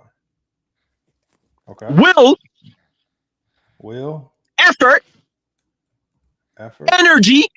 Focus. Discipline. When it comes to equating players, because you can't do that with numbers. But how does it do that? When it comes to what? When it comes to evaluating players, how do you do that? What do you base it on? And don't give me no steals, blocks, and dumb shit. No. Hold on. Sorry, give me the exact question. Hey, you heard the question. You can label it in any way you want. You heard the question. Go ahead. Can I read it back to you? Go ahead. It says, Young Africa asks, how do you quantify will, effort, energy, and focus and discipline when it comes to evaluating players in the game of basketball, correct? Facts. And do you want it to focus on any specific league like the NBA? Yeah, NBA. It would be preferable. Yeah. Lamont, guys, peace. I'm out, man. Y'all have a good one. Slam. So, all right. Young Africa, let me share the screen so you can see there's no finesse. Hold on, let me share my screen before I hit enter. All right. Do you need me to zoom in? No, you could just read it, but go ahead. All right. Because as we watch the finals, we can see that players that can step out of being dependent on a system, being dependent on a coach. I got an answer for you. That's a powerful question. Oh, thank you, Chat GPT. Because will, effort, energy, focus, and discipline are hidden engines behind greatness. You can't box score them, but if you ignore them, you will miss the soul of the game. The soul of the game. Hey, for Here's 7 how- hours straight, Lamont, I feel like FIF has been missing. Here's the how soul we of- quantify the unquantifiable in NBA evaluation. Hey, how you meant to quantify the unquantifiable? Go ahead. Go ahead. Please do. Hey, look, Africa, this is not about to go good for you. Will and effort. How do you measure who refuses to break? Quantifiable proxies, defensive recovery, effort. How often a player fights back into the play after being beat. Loose ball recovery and hustle stats. NBA tracks these now. Transition, defense rate. Who runs back full speed every time. Contested rebounds showing willingness to battle. Games played in minutes. Playing through pain shows will. Examples: Allen Iverson, undersized, consistently injured, but never stopped attacking. Energy, who brings the juice every night. Quantifiable proxies, per 36, per minute production. High energy guys often outperform in short burst, on off, plus minus swings. Energy shows up in how the team performs with them on the court. Defense activity stats, deflections, blocks, plus steals per 36. Examples: Russell Westbrook in his prime. His box scores matched his on-court intensity. Focus. Can they lock in during the biggest moments or the ugliest nights? Quantifiable proxies. Clutch time stats. Shooting percentage, turnovers, decision makings in the last 5 minutes. Low turnover rate in crunch time. Consistency game to game. No mental lapses in effort or output. Example: Kawhi Leonard, always locked in, even when he barely speaks. Discipline. Do they stick to the system and the role? Do they sacrifice flash for function? Quantifiable proxy. Low foul rate for defenders. Shot selection efficiency. Shot quality data. Rotation integrity. Tracking data. Do they stay home, switch properly, hedge on time? Film study habits from reports. Coaches quote. Coaching quotes. Example: Tim Duncan. Never chased stats, always played the right way, never broke the scheme. It has intangible synthesis, dog rating. It says some analysts now use a dog rating informally. Combination of hustle plays, deflection, clutch defense, vocal leadership, tone setting. Players like Jimmy Butler, Draymond Green, Marcus Smart, Pat Beverly don't pop in box scores, but they grade high here. Summary: we can't directly measure heart, but we can watch what it does to a game. The tape tells the truth. The numbers just follow. You quantify will, focus, discipline, and energy by watching who breaks first, who sacrifices, who fights when it's 2 to 10, not just 98-98, and who never needs to be told twice. Mm. Young Africa, man, that might be an ether. Oh wait, let me. First off, Chat GPT acknowledged top 10. My question, and I do, and that was my next question, and I do want the top 10 according to Chat. But let's just talk about what it just said, because these aspects of the game, I've been listening for the many hours that you've been on stream. Do you have a question for Chat GPT? But I do. But I want to say something that hasn't been evident, and that is that hold on. the Let me soul know. of the game, as ChatGPT put it, the soul of the game has not been spoken about. And we're speaking about the game without the soul, without what it means to win, what it means to be those guys. Now, when you talk about the game in such a way that it's just abstract numbers, and we label accolades and achievements as just raw facts and don't actually contextualize what the process of meeting those and getting those achievements actually mean, then we take away the soul of the game. And what we're talking about, and what I'm talking about, is that when we watch the finals right now, I think it should be more clearer than ever that the intangibles to winning is way more important than the points, rebounds, and assists. The will. Why does Tyrese Halliburton come out and not be aggressive? It's a little to do with being dependent on a system in which when you are playmaking, you are more open and you have more feel of the game. If you don't get shots and the other guys don't make shots, you don't have so much space. Young Africa, do you know why Halliburton's not aggressive early in games? That's not his play style, and on top of that, he needs to get. What I think is that he needs more space. The stats and data support that he's never aggressive early in games. And he almost always turns up and becomes more aggressive late game. And why do you think that? It's his identity, and the numbers support that. He's a playmaker. It's his identity. Halliburton to come out because he's a playmaker. Have a hellacious. Exactly, because he's a playmaker. Exactly, which means you're dependent on your team being able to make shots, which will free you up over the course of a game, which means you will become aggressive. But this is one of the reasons why Halliburton is not a superstar. All you're facts. This is what I'm saying. Hey, first off, Lamont, you can't use my point and try and make a point against me when I made the point in the first place, Lamont. This is my point. Using it against you. No. We having a conversation, but if you want to have an argument, you can do that. Look, I'm saying that type of player can be tracked with data. You don't have to look at the solo game and know it. There's data that No. But the data. Look, Lamont. I'm not mad at the data. What we emphasize as basketball viewers and supporters and fans, we do not emphasize the soul of the game. Is my point. And when I come up here and what I'm talking about, I ain't been talking about for 7 hours straight. You're wrong. My criteria had Draymond Green in it because my criteria got sold. What's wrong with you? I'm Haitian. I got nothing but soul. Oh man, and that's why I came up and I pulled up and I tried to shift the conversation because what we talking about. So Africa, you want me to tell it to build a top 10 based on will and discipline? Yeah, do it right there. It says it right there. Do exactly that. It said yes, Jack. No, not based. You can do it based on will and discipline, but it's not just solely based on that. But I'm saying that was lacking. Okay. Tell me what you want me to add. Tell me what you want me to add. Please build a top 10. A pretty much. If you want to ask me, you could put the will and discipline in it. To me personally, the most important aspects to any game. Hold up. But also add what? What are we adding to this? Oh, the most important thing to me when it comes to the game of basketball is two-way ability. That's clearly the most important thing in the world. Yo, what's up, man? Yo, my bad. You guys are probably, but look, hey, when it comes to the game, two-way ability is the most important aspect of the game. Ooh. Yep. Two-way ability. Clearly. Two-way ability. Yep. Longevity in terms of greatness. Peak performance. And that should encapsulate the rest. I could put all the other things, but that's fine for me. But two-way ability is clearly the most, and emphasize the two-way ability as the most important thing when it comes to winning. When you do that, you have guys like Kevin Garnett in the top 10. You have guys like Hakeem Olajuwon in top 5, and you will most definitely have guys like Kobe Bryant all up in that top 10 based on that criteria. And two-way ability is clearly and by far the most important aspect of winning. Bro, stop it, man. Okay, so we're about to now how it weights that and all that, you can do that, man. It don't matter. So will, effort, energy, focus, discipline, two-way ability, peak performance, longevity. Right? That sounds nice. Oh yeah. Skill set you could have put in there too, but that's all right. That's good enough, man. Tim Duncan is your goat. Yeah, that's cool. Yeah. Tim Duncan's your goat.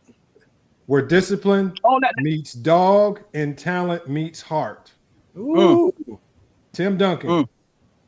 Discipline. Never. No, this is heavily weighted that will stuff. Will, quiet killer. Two-way impact. Two-way impact. Never argued, never folded, always executed. Facts. 19 seasons, 5 titles, elite until year 18. 2. LeBron James. LeBron is not your GOAT no more, young Africa. No, this ain't my list, but go ahead, man. Do you, Lamont? There go Kobe. Kobe's number 3. You got Kobe. Facts. You do got Kobe. No doubt. And all these 3 in my top 10, obviously. Yeah, Hakeem top 5, guaranteed. Uncle Hakeem, we got you, Uncle. We got you, Uncle. Don't worry. You got you. You got Jordan at number 5. Jordan's number 5. That's all good. And all of them in my top 5. Kevin Garnett. Kevin Garnett. Man. Kawhi Leonard. Kawhi Leonard. Wow. And that's hey, how the fuck does longevity keep Kawhi in that discussion? That's whack. It says anyway, health issues aside, his peak. Health issues aside, no, that's a category, man. What do you mean? Okay, hold on. Anyway, Wayne Wade. Oh my God. Damn. Oh, the will got Dennis Rodman is in your top 10. Dennis Rodman. Wow. Hey, Will. And Hey, why is Jimmy Will the Butler first rounds one? out your top 10. Oh, yeah. Okay. Your Okay. honorable mentions are Tony Allen, Andre That's Iguodala, crazy. John Stockton, Giannis, and Draymond Green. Oh, see, there you go. Draymond Green. There you go. You talked about heart, the soul of the game, brother. Soul of the Now, game. like I said, skill set, versatility, You see what happens when you playoff try to performances, finesse and all you of use these all this things. random stuff. Hey, Johnny. I see it. Random. It's Yeah. Random. Yes. What's random about it? Because we determine the best players in NBA history based off the simple stuff. Exactly. Based off the MVP, Hey, first off, stuff. championship, I personally think Kevin Garnett is a top 10 player. accolades, That's milestones. Yeah, well, that's it. I mean, You simple made this stuff. more complicated than what it was. Now you got a list. No. that look Hey, crazy first as hell. off, You want to go Lamar, with as the a soul coach, of the game. as a coach, maybe that's why you ain't been winning natty chips year on year, because you think the game is simple. It's a complex game, Do Lamar. you want to see my You record from last simplify year? It's a complex. It's a complex.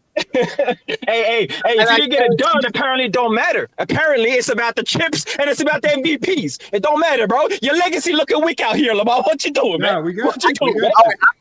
I can just guarantee this. Discipline is some Lamar coaches, right? I'm sure Lamar coaches discipline. Oh, he knows what I'm talking about, real. You can't coach heart. It's either you have it or you don't. So it's either Lamar could. No. You can hold a standard. You can hold a standard. No, you that can't. has a- Lamar has a- can't. Lamar can't do nothing about a kid. Lamar can't do nothing about a kid he got on his squad if the kid don't have the heart. All the thing Lamar can Oh, do he is ain't got the heart, then he go on the bench, bro. What do you mean? That's a standard, bro. Like what? Nah, bro. African, man. You Look, can't do man. that, bro. You can't do that. You just got to This find is a way to elite. use You them. telling me this is Find a way to use them. Africa? This is elite right here. That's elite. Hey, I just heard before that 10 years of dominance by Kobe Bryant doesn't matter because the nigga was a sidekick. Hold on. So all of these, all of these seasons that didn't result in a chip don't matter, bro. Don't matter. So, hey, Johnny, you see this? So I see we it. talk about you want to see sustained dominance, right? Here go last year. Oh, 30-5. Okay, hold on. Sustained dominance. We're gonna go to the year before. And that's the monster coach now, ladies and gentlemen. 24 and 6. Sustained dominance. I think they canceled this season. Oh no, they didn't. That was the half season. No, Lamar's putting more teams on his schedule year by year. So okay. So sustained dominance, man. 21 is the one they didn't have the season because of the pandemic. Yeah, 2021 we didn't have a season, but I didn't take over to being the top coach until 21, 22. Okay. See, and how many of them seasons resulted in a championship though? How many of them seasons resulted in a championship? You said how many? What? Because I've been hearing that it's about accolades and it's about achievements. These are accolades and achievements. Hold on, let me show you. Oh no, a great regular season don't get you 8. Shout out to the Cleveland Cavaliers sitting at home. We don't say shit about them because they ain't shit. It don't matter. No, don't give me regular. Don't give me. Hey, hold on. What does that say right there, hey Johnny? What says ACBL playoff champions? What does it say? What does the article say? Oh, 3-peat Lopez Men's Club basketball crowned Three-peat. He a 3-peat conference champions. 3-peat, brother. We haven't lost a conference game in 3 years, man. Conference. Sustained. That's sustained. Conference. Hey, hold on. Hey, Johnny, what does a conference championship mean though? Huh? What does that mean? A finals appearance? A finals appearance in your conference. Then where do you go after you win your conference championship? You fight the finals. Yeah. You go to the final. What happened in the finals, Lamar? No, this is your standard, Lamar. You measure yourself by your own standards, Lamar.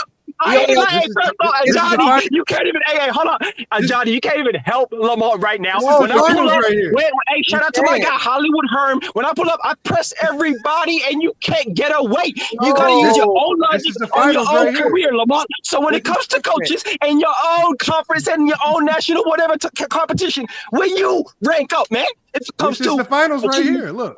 Oh no, you got a lot of mini trophies. You got a lot of them silver trophies. But what about the gold ones? What about the ones where you get to the finals, though? Because this is the standard that we're holding every other great player in his class. And by that, I mean top 10, top 20 all-time great players, and we're still doing the nasty work up in here. Unfortunately, we finished third in the nation this year, man. Third in the nation, which means what? We didn't make the finals. We got bounced in the semis, and we won the consolation prize. Is what that means. Damn, bro. Damn, like that's cool, but what that mean? That sound like a what? That sound like a Hakeem exit first round. We didn't even get there, man. Hell like no, we need to hold. No. We need to hold the on. same standards. No, that sound like a 50-win Hakeem season, and we didn't win a chip. This game right here. Your this would have been where Hakeem lost. Hakeem would have lost his first game to Michigan State. No, but Lamont, at your level, your championship is your conference championship. You're not, you know what I'm saying? Like no, we have a national. No, we have a national. I know you got a nationals, but then when you're not playing everybody from the national tournament though, right? You don't have a regular season versus everybody in the national tournament, right?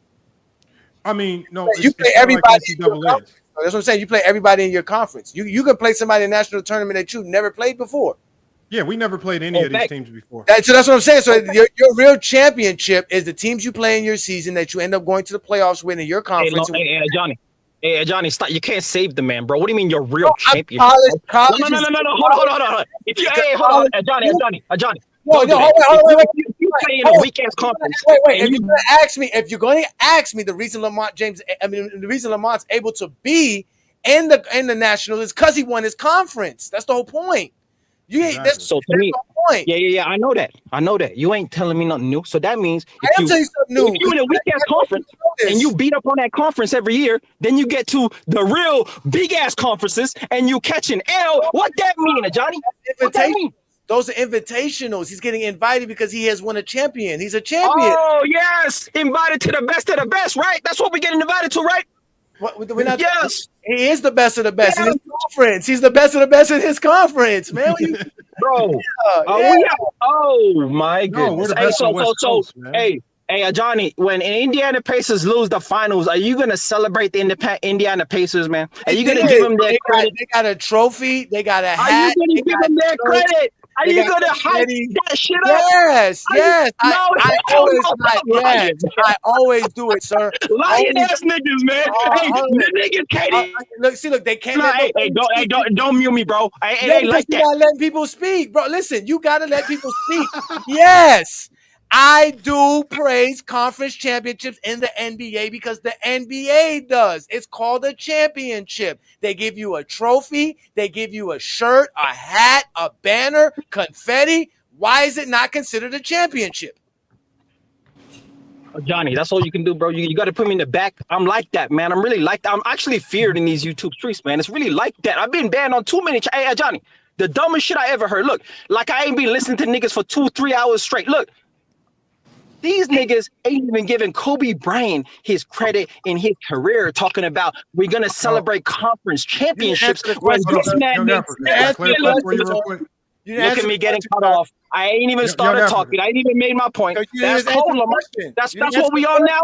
When niggas can actually fucking dribble up in here, we cut them off. That's what we do now. We let the dumbass niggas talk for 20 minutes straight now. That's crazy, bro. I can't even get it off now. I can't even get it off. You didn't even answer the question. You didn't even answer the question. I was in the middle of fucking answering the question, bro. I was in the middle of that. You talking about Kobe Bryant? It had nothing to do with winning a conference. Hey, Johnny, you out here sitting? No, this is crazy talk. We out here disrespecting Kobe's legacy, but claiming conference championships are fucking valuable. This is the crazy talk that we do. The double standards that we hold. How do we disrespect Kobe? Indiana, no. How many conference titles does Kobe have? How many conference titles does Kobe have? He made 7 finals appearances, which means he has 7 conference. Can I let 2 peas in the bone hop in real quick? No. Go ahead. How is that discrediting him? I gave him credit for those. That's not discrediting him. No. You didn't mention that once. Did you mention it? In 7 hours straight, you didn't mention that shit once. Of course I did. So what are you talking about? Of course I did. Okay, hold on. No, you did not, bro. Stop the dumb shit, man. Stop it, man. Hold on 1 second, Africa. Hold on, Africa. 1 second. I just want to get him to chime in real quick. Yo, what up, Lamont? How you doing? How y'all doing tonight, man? We good. So a couple things. So first, I gotta mess with you, man, because I know some of the schools on that list, that Ascending Life Prep and then PHPs. I know how the teams look. So but look, hold on. Let me show you. Hey, my guy backing it up. Hey, we ain't disrespecting the teams, Lamar. We're just putting in perspective of what it means to win. Our schedule, we didn't play Ascending Life Prep this past season. I thought I saw him No, on the schedule. I thought I no, saw that him was in the lineup. last year, and Okay. that was a conference game we couldn't control. You play? Did you play Hold on. Scottsdale? This is right? how we start the year. You play I want y'all to go look Scottsdale, up right? Pima Community College. You look up. You They play were the number Scottsdale? one JUCO in the country. We were the only team. Look, we played them twice. I'm one of the few teams that won't play them. We played them here, first game in the exhibition, and the second game in the exhibition. Pima's number one now. You got Pima last year was number one in the country. They were undefeated all year. We played them in an exhibition right here. We were the only team in the country to beat them until they lost. Did y'all beat Scottsdale last year? Well, I'll show you.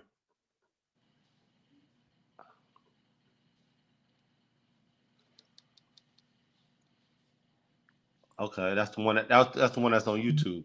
I'm gonna call the Scottsdale coach tomorrow, man, and ask. Oh, he got fired. Don't worry. Huh? He got fired. Oh, he did. Our game was the reason why. Oh man, yeah, I really got to hit him now, man. You know he got some bad blood, like man. So I hit him up. So when I hit him up, right, I'm hitting him up like, because I'm trying to hit him up in a way because I want to reschedule. But you know, we a club team. We just beat them. We put a scar on their record. Yeah. So I'm like, bad. man, you know, love the experience. He was like, yeah, I'm looking for my new job, man. Yeah, that's like, bad. dang. That's a bad look, man. That's a bad look. So one thing, and I was just messing with you about that to give you a hard time. But one thing, no, Sending Life Prep, they were trash. They were trash. I ain't gonna lie, they were trash. They had one kid though that was nice though. They had one kid that was nice. Hey man, they always have just one. It's like all the prep schools. Papers, man. That sound like the All the pieces prep cooking schools on the only got piece. one kid. That's what that sounds like. Everybody else is just a money grab. Lamont, one thing I would say that no one is mentioning, right? So when I do my top 10 criteria, I understand the accolades. I understand the soul of the game. I understand what everybody's talking about. But one aspect I always look at and say is, could they dominate in every era of basketball based on their height, their stature, their athleticism, their skill set, their defensive prowess? To figure that's impossible to know. It's impossible. I'm just saying, like that. I mean, how do you measure that? That's really what it boils down to. You're talking about 10 guys, 10 out of the thousands of guys that have played basketball. But isn't that going to only favor players of the day? I don't think so. There's not too many players of the past that can come forward and hoop in this. Like I think Wilt will still be in there. No, he would not. Yeah, I think he would. Wilt would be JaVale McGee. Nah. He would. Nah. I've seen the film. I watched too much film. More skill. Wilt did not have more skill than no JaVale McGee. Let me ask you something, Lamont. Didn't Wilt lead the league in assists? Bro, Wilt was hitting post fadeaways in a league. Did you see the? I'm just asking. Did he lead the league in assists? Yeah, did you see the numbers? They can't really do. Yeah, that's different. But the skill set. That'd be like asking me. That'd be like asking me. Can I lead the league in assists if I'm playing in a YMCA league? Hell yeah. I don't know actually. That's not. But if you put me in a top tier league with former NBA and D1 guys, that shit ain't probably gonna go the way I want it to be. When the comp go up, it's just like them high school players that be playing at them small 1A high schools, averaging 35 points per game, but no D1 in the school, no D1 team in the country touch them because they know you just beating up on a whole bunch of has-beens. As soon as you come to the city and you play one of the 5A schools and you going up against a 5-star recruit that's only averaging 10.2 points per game, and this motherfucker barbecue your ass. There's no 5 stars averaging 10 points a game. That's highly unlikely. Bro, I watched in high school. I watched Greg Oden. Greg Oden was the number one player in the country. He didn't average 20 points per game. Who? Greg Oden and Mike Conley was on the same team. No, I said in today's climate. But we can still go to today's climate. Like even if you go to look at Bronny James was the best player on his team. Did not average 20 points per game. All right. I'm gonna call BS on that because my son played. That's a fact. Hold on. If we're talking about but I'm telling you, if we're talking about when he was in his senior year, my son played against that school. Bro, he only averaged 14 points a game. He wasn't the best player on that team. Who was the better player? Isaiah Elohim was better.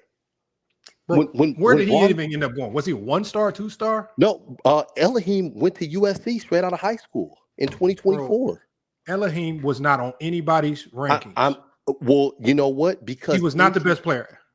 I'm telling you, I'm not talking about. How was he the best player when Bronny led the team in points, rebounds, assists, steals, and blocks? Lamont, I'm not talking about what people are saying in rankings. I'm telling you what I saw. Stats. I'm telling you what I saw him play too. Like what's it called? Bronny. To me, Pippen was the second best player. Bronny wasn't even all conference first team in his league. He wasn't even all league first team his senior year. What's his name? We're talking about on that team. I'm telling you. Wait, and I'm going to tell you what's his name. Ashton. I'm going to tell you. Ashton Hardaway. Bro, I can pull up that roster. Ashton Hardaway was all league first team on that team. We could pull up that roster. Was Bronny James 5-star? Yes, he was. And averaging 14 points? I don't know if he was averaging 14. I know. But what I'm saying to you, Lamont, is if I have to go what through was my the name phone. of the high school again? I forgot. Sierra Canyon. Yeah, Sierra. Yeah, but I'm telling you, on that team, Elohim was the best player that year. No, he wasn't. I watched him play. No, he wasn't. Because I thought Pippen was the second best player. You must have saw a game where Elohim was hurt. Because I'm going to tell you, Elohim got hurt, and that's when his ranking started to drop. Because when Elohim came into high school, he was like number 2 in the country. All right, so I have Bronny James, Sierra Canyon senior year stats right here. His whole team. Look up their all conference. Look into who made all conference, because I believe Ashton Hardaway made all conference first team from his team. He was the only one. Bronny made second team. Bronny not only was the best player on that team, he went and joined the USA. Was it the under 18 team or something? And went and dominated with them. That's when he played. No, that's when he played well. I will agree with you there and say he played Bronny well. James' senior year averaged 14.1 points per game. He led the team in rebounds. He led the team in assists, steals, and blocks. Like Lamont, and then I would tell you to go to the Cal High stats, where the Cal High sports, it is the top. It's the all state players. Look where he ranks all state. He's very low, man. Bronny. But I'm not. If you talk about I'm talking about on this team. Okay, he was the best player. He was the only senior. Was he was one or two seniors on that team? No, he wasn't the only senior. They had like 3 or 4 seniors. I didn't have that many. Yeah, they had 3 or 4. And the other 2 seniors wasn't. Well, Penny Hardaway's son, Ashton Hardaway, went to Memphis. Hold on, let me show you. Ashton Hardaway went to Memphis, and then Jimmy Oladipo went to San Diego from that team. And then the following year, Justin Pippen went to Michigan. The player that led the team in points, Bronny. Field goal percentage, Bronny. Assists, Bronny. Rebounds, Bronny. Blocks, Bronny. That's all. Free throws per game, Bronny. You're reading off Synergy? You reading off Synergy? No. I'm on Sierra Canyon's website. 3-point field goals, Bronny led the team in 3-point field goals. Total points, Bronny led. Assists, Bronny led in total assists. Rebounds, Bronny led in total rebounds. Blocks, Bronny led in total rebounds. He literally led that team in almost every imaginable statistical category. I'm telling you. How many times you watched him play? I probably watched him play like 8 times. And I saw him play in person that year. I'm saying I was the only player that stood out to me was Pippen. Nah. They had another guard better than Pippen. He might have been better than Pippen. When I saw him play, the second best player looked like Pippen. There was another little lefty guard that was better than Pippen. Pippen didn't even play that much that year. He wasn't playing that much. I'm just telling you, the game I went and saw, Pippen was the second best player, and I didn't even know who he was. I don't know, Lamont. So who'd you say was the player? Isaiah Elohim? He was a junior. Yeah, he was a junior. Lamont, you know what's crazy, Lamont? All this talk about you guys, I'm learning because I don't really watch high school ball, so I'm learning from y'all too. But you guys are using stats for these plays, right? And I see the brother at the bottom, 2 pieces trying to use, I guess, the eye test. No, not just the eye test. No, not just the eye test. I'm like who the go-to guy is when the game is tight. So what it and looks like we you're judging Elohim based on what he did prior to when he came to Canyon. no, because he was balling when he got to Canyon as a sophomore. Because just like Bryant was balling before he came to Sierra Canyon, but before he came to Sierra Canyon, he was averaging 20 a game at his old high school. Heritage. Hey, yo, what's the point of this conversation, though? Where we going with the conversation, though? Oh, well, we started off by talking about I was saying there are no 5 stars that average 10 points a game in today's climate, in today's time. Like you're not gonna find that. It started before that. I guess we got to the 5 stars because we were talking about. But we all know you was why talking about that generational players and stuff, and you we was all talking know why about that is. Because high school basketball in its true essence really don't exist no more. What it ultimately turns into is now glorified teams where what they try to do is they will inflate a player's stat on some bullshit just to get them up to 20 points per game. Too much bullshit is inflated. This is why we now have bums getting to the 5-star. So we end up having guys that have a 5-star label next to their name because they went to all the shoe circuit camps. But when they get somewhere, then motherfuckers transfer into 19 different schools because they can't pan out. I could give you one example. A dude named Duke Brennan who came here to GCU. This motherfucker I know him, man. My son played with him. He went to Hillcrest. This motherfucker went to Hillcrest, labeled as a 5-star. So it was our first game of the season a couple years ago. I can pull the game up on our website. Lamar, he was never when 5-star. Duke Brennan walked in, but the problem, he was 4-star. But when Duke Brennan walked in, when Duke Brennan walked in, everybody's thinking, "Damn, that's Duke Brennan, the 4-star." Bro, we get to dribbling the goddamn ball up and down the court, man. We get to beating the brakes off these motherfuckers. I'm talking about beating the life out of them. I can show y'all the game right now. It's so much, and then the next thing I call up one of the GCU coaches at the end of the game because I saw that Duke Brennan was on their recruiting board, and I'm like, "Y'all recruit Duke Brennan?" It's like, "Yeah, we were, but like he high major." How do you get a 4-star ranking and you're not really, really high major? It's because you go to these bogus prep schools like Hillcrest and you go and inflate your ranking. I'm going to tell you what happened. I'm going to tell you what happened with him. You don't really put yourself through no real adversity. And these prep schools is the problem, not the high schools. What happened with him, Lamont? What happened with him is he's a bum. That's what happened. Our big man gave him 40. I'm gonna tell you what happened with him. He's a bum. Look, and he was a child at that time, so I'm not gonna shit on a child. Bro, he was a senior, bro. That's still a child. He's still in high school. That's a child. He was 1 year removed from high school. He was 1 year removed. He should have been a freshman that year. Yeah, you're talking about post-grad. Yeah. So okay, so I'm gonna tell you. So Duke Brennan. So part of it was his size.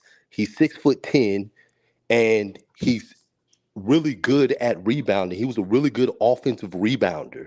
He didn't finish well around the basket, didn't have the athleticism, but for somebody 6'10" with physicality in high school, you're a man among boys.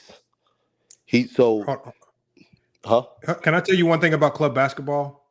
What's that? Typically, especially at the stage that we were at that time, if you were a D1 athlete, the way Duke Brennan was, you are supposed to walk in and dominate. But here's the score of that game. But when you here's the score of that game. But when you said we beat the life out of them. You're saying athlete. I said he was physically strong and imposing, but he didn't run fast or jump high. He's just a bruiser. Bro. And I think you're missing what I'm saying. This is like you were expecting him to dominate based on his name, based on his ranking, based on his size. No, what I'm telling you is how prep schools are only good for inflating the value of players. Inflating. Because it's just like Simon Willer as well. Inflated the value of a Simon Willer. He's smaller though. Simon Willer is doesn't matter. You can go to the big guys to the little guys. I'm just saying they all were overinflated.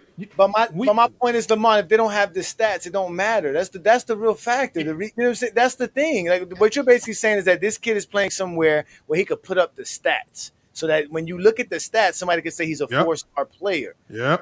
but in reality, if you go in a real system, you know, just like Michael Beasley, as great as Michael Beasley is, if you put him in a team system, he's not that great because it's a team sport. It's not an individual sport. So your individual talents, if it doesn't work in a team concept, it don't matter what you can do or what your physical attributes. And this is why a guy in like Bronny, who might have been averaging less points than some other guy, probably was still better because you're just judging. I think that's apples and oranges.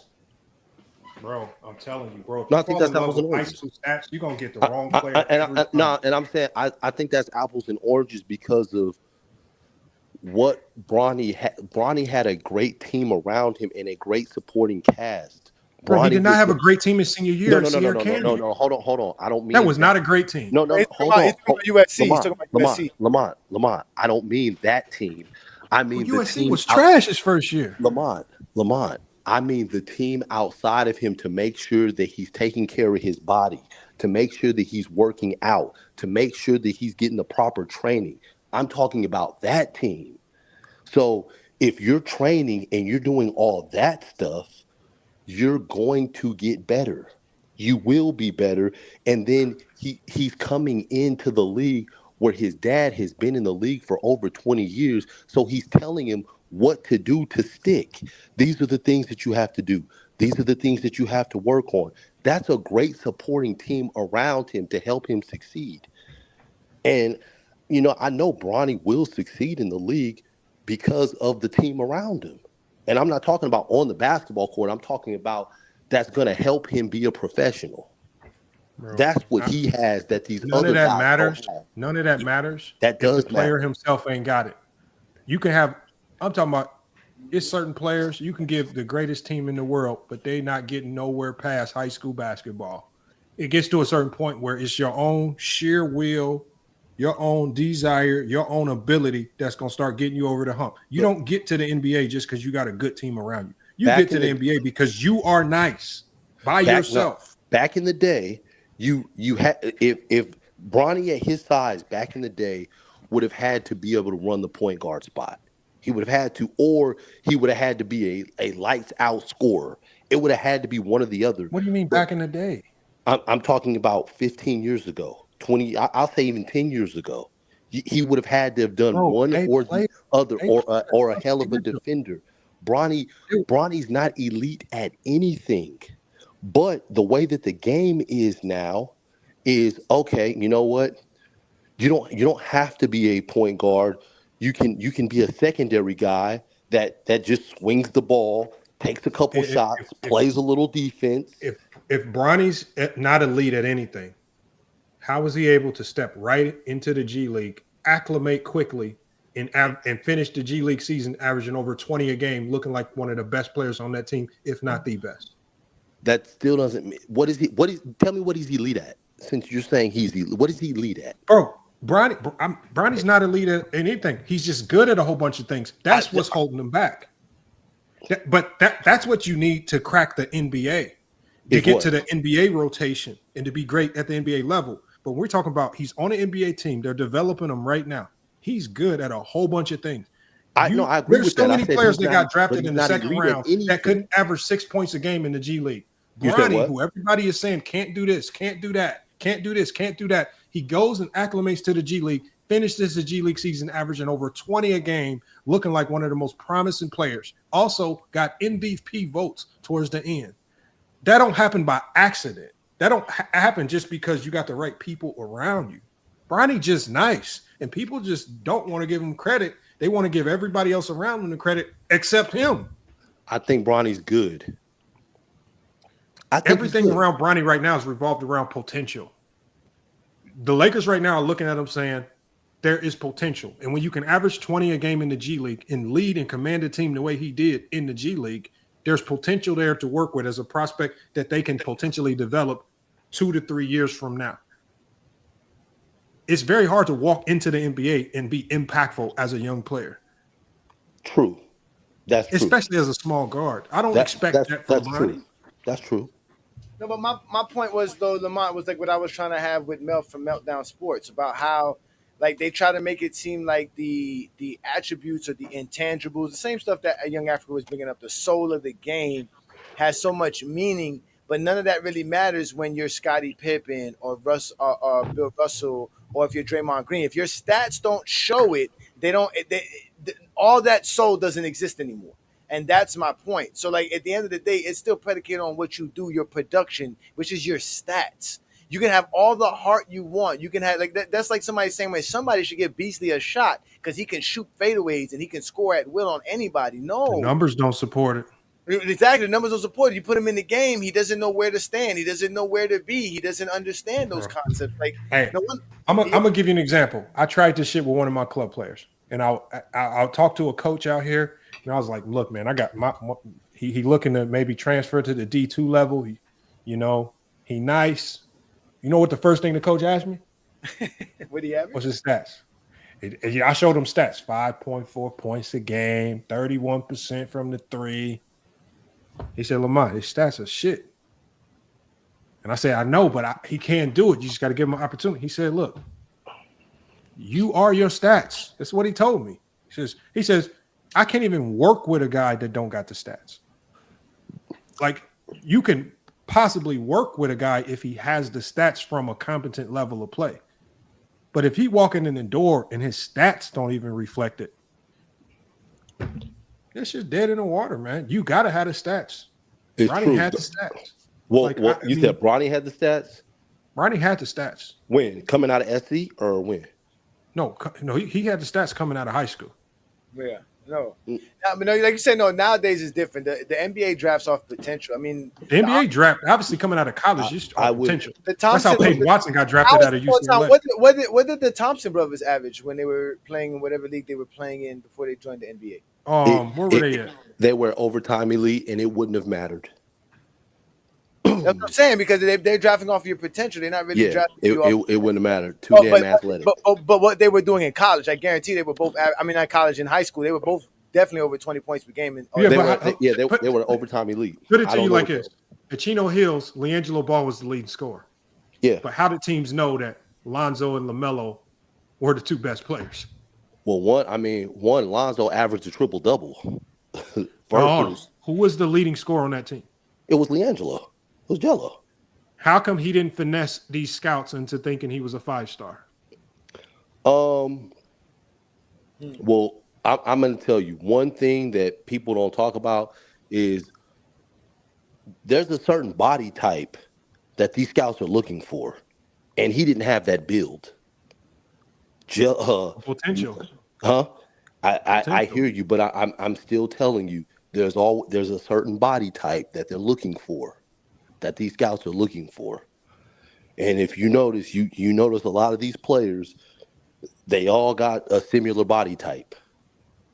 I'm talking about what's Jello's size? What's his size? What is Jello? 6'3", 6'2"? He's about 6'5", about 6'5", but he's thicker. He's a thicker body. They want the long, lean, long arms, can play 3 or 4 positions. They want that type of look. Lonzo has that look, and LaMelo has that look. They have the look. Yeah, they're lengthy. Jello didn't have that look. Or you can also have something that scouts call pedigree. If you have so for me, especially if I was a scout today, I would be big on what you call pedigree.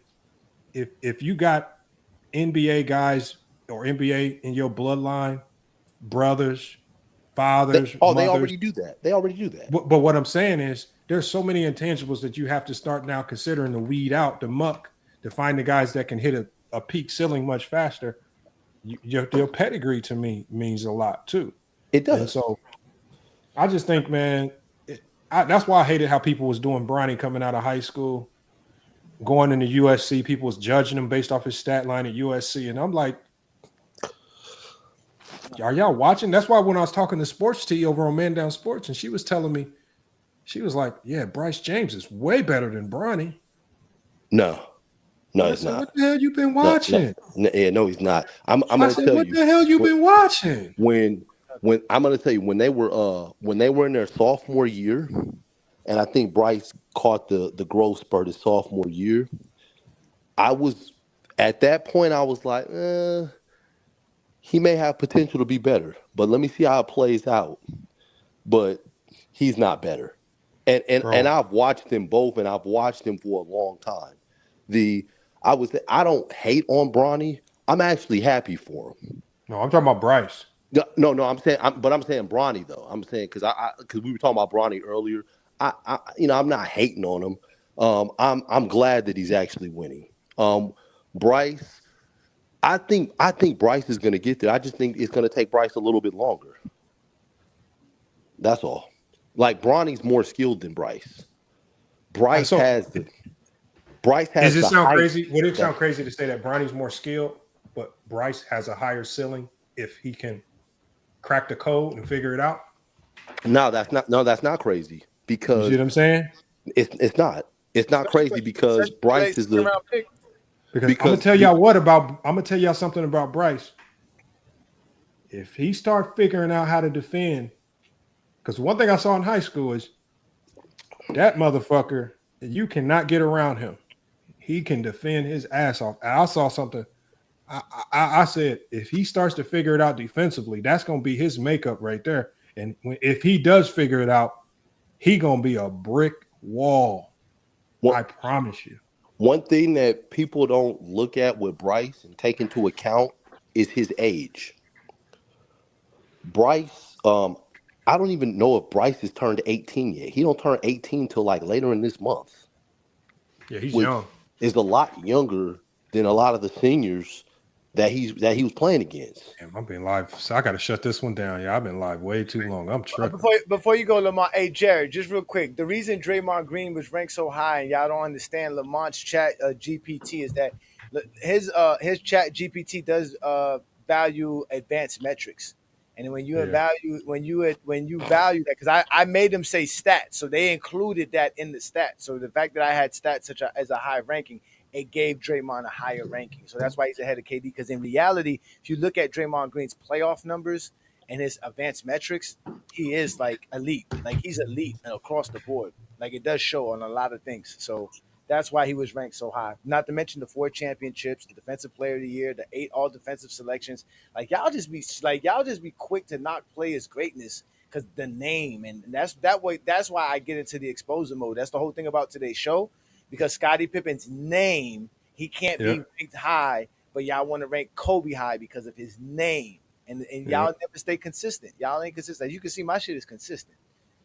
Consistency. That was, and I think that's what everybody missed about the show. They made it so much about trying to make it Pippen versus Kobe, and I'm like, it's not Pippen versus Kobe. It's about, if you're going to judge Kobe a certain way, then you have to almost equally judge Pippen that same way, because of the similarities in how they attained a lot of their winning, and that's where we started to see people kind of fold right there, because they didn't want to judge Pippen the same way they judged Kobe. They wanted to create a criteria. They wanted to judge Kobe as a sidekick separate from how they judge all other great players. Man, it's just so nobody willing to jump out and say, yeah, Pippen's close to my top 10 or because of Kobe. They didn't want to say that. Yep. And from 91 to 98, those years, which is basically the title run years, Scottie Pippen averaged 20 points per game, 7 rebounds, 6 assists, 2 steals, 1 block. Shooting. It didn't look like Jordan. If it don't look like Jordan, it don't count. But like you said, we're not comparing it to Jordan. We're just talking about his impact. How is that not impacting the Bulls? No, but I'm just talking about from the fan perspective. One of the reasons why Kobe gets slighted, not Kobe, but Pippen almost gets penalized for similar reasons like LeBron. It's because the way he scores is not fancy or flashy. It's just straight to the point. Mm-hmm. Almost scored, no frills, no added, nothing spectacular. And I'm just going to get the job done. And it just seems like when you're boring, you get penalized. Unless you're Tim Duncan and Hakeem. I don't know I think Hakeem was a little bit more flashier than Tim Duncan. I think Hakeem actually gets a boost because of the flash. I think he's one of the most overrated players. That's a lot of losing to do and be a top 10. That's a lot of losing. He does lose a lot. He has lost a lot. In a weak conference. I mean, a lot of losing. If you don't look it up, people won't tell you. George, I'm glad you didn't show up. Bye, George. Never show up on any Kobe stream because I will always be on every Kobe stream. George is in here. I don't even see him in the chat. No, I don't care. I'm glad he wasn't here. That's why I showed up to make sure he don't be here. Every time you do a Kobe link, I'm showing up for George never to show up. Man, is that why he don't show up when you here? No, I know that's why I'm doing it because he acts like a punk when I show up. He acts like he can't have a conversation with me because why does he do that? I seen him left the panel when you. They don't like me, Lamar. I keep telling you they don't like you. You heard what Slim said. Slim said that he said the same thing that I was saying about Kobe, but for some reason I was disrespectful to Kobe, not him. He said the same exact thing I said about Kobe. I was trying to tell him, and I'm like, Slim, you agree with A. Johnny? Why are you arguing with him? Exactly, but if it's all because I have LeBron as the GOAT and no one has yet to prove me wrong, that's their problem. So they hate me because of it. That's hey, two peas in the bone. Y'all got to have A. Johnny on one of these days, man. You got to go check out their show one of these days, Johnny. They got a nice little show. Anybody's show, I'll be very respectful as long as you let me speak and you don't be disrespectful towards me. We'll be fine. We'll have a great time. You got to definitely collab with them, and they got a solid little show that they pulled up. Man. Anybody's show, bro. That's what I'm here for. I'm a content creator. I just don't like disrespect. I don't take disrespect lightly because you would never talk to me like this in my face. But I would talk to you like this in your face if you were disrespectful to me. So that's how I tell people all the time. Don't be disrespectful. Let people speak. Let a man get his take off, and then that's it. We can argue all you want to, but you guys just let me get my take off. That's all. Hey, man, right, I'm listening to your accent, man. Are you from New York, man?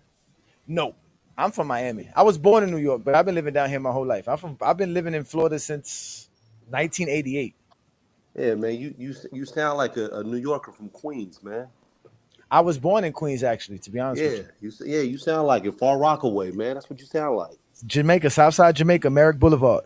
Okay, yeah. So like I said, I left there as a kid. I've been living in Florida since I was 8. So. But I do have an accent because of my older brothers, family members, things of that nature. So, gotcha. Yeah. So.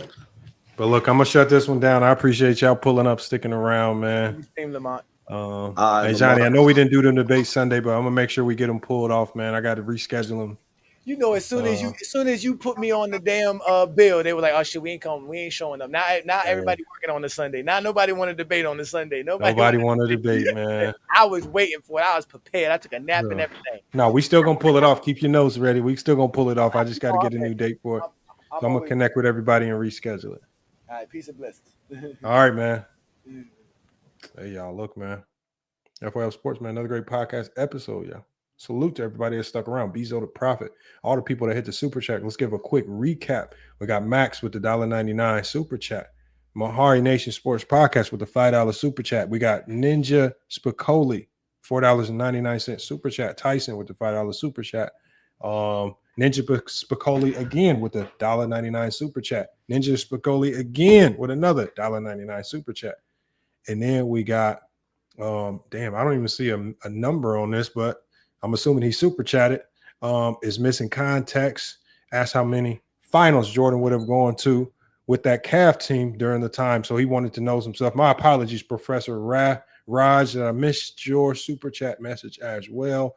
But I do appreciate it. Appreciate everybody that came through, supported the channel with the super chat donations. Went a little bit live longer than we wanted to, but salute to all the people that was watching on Kick.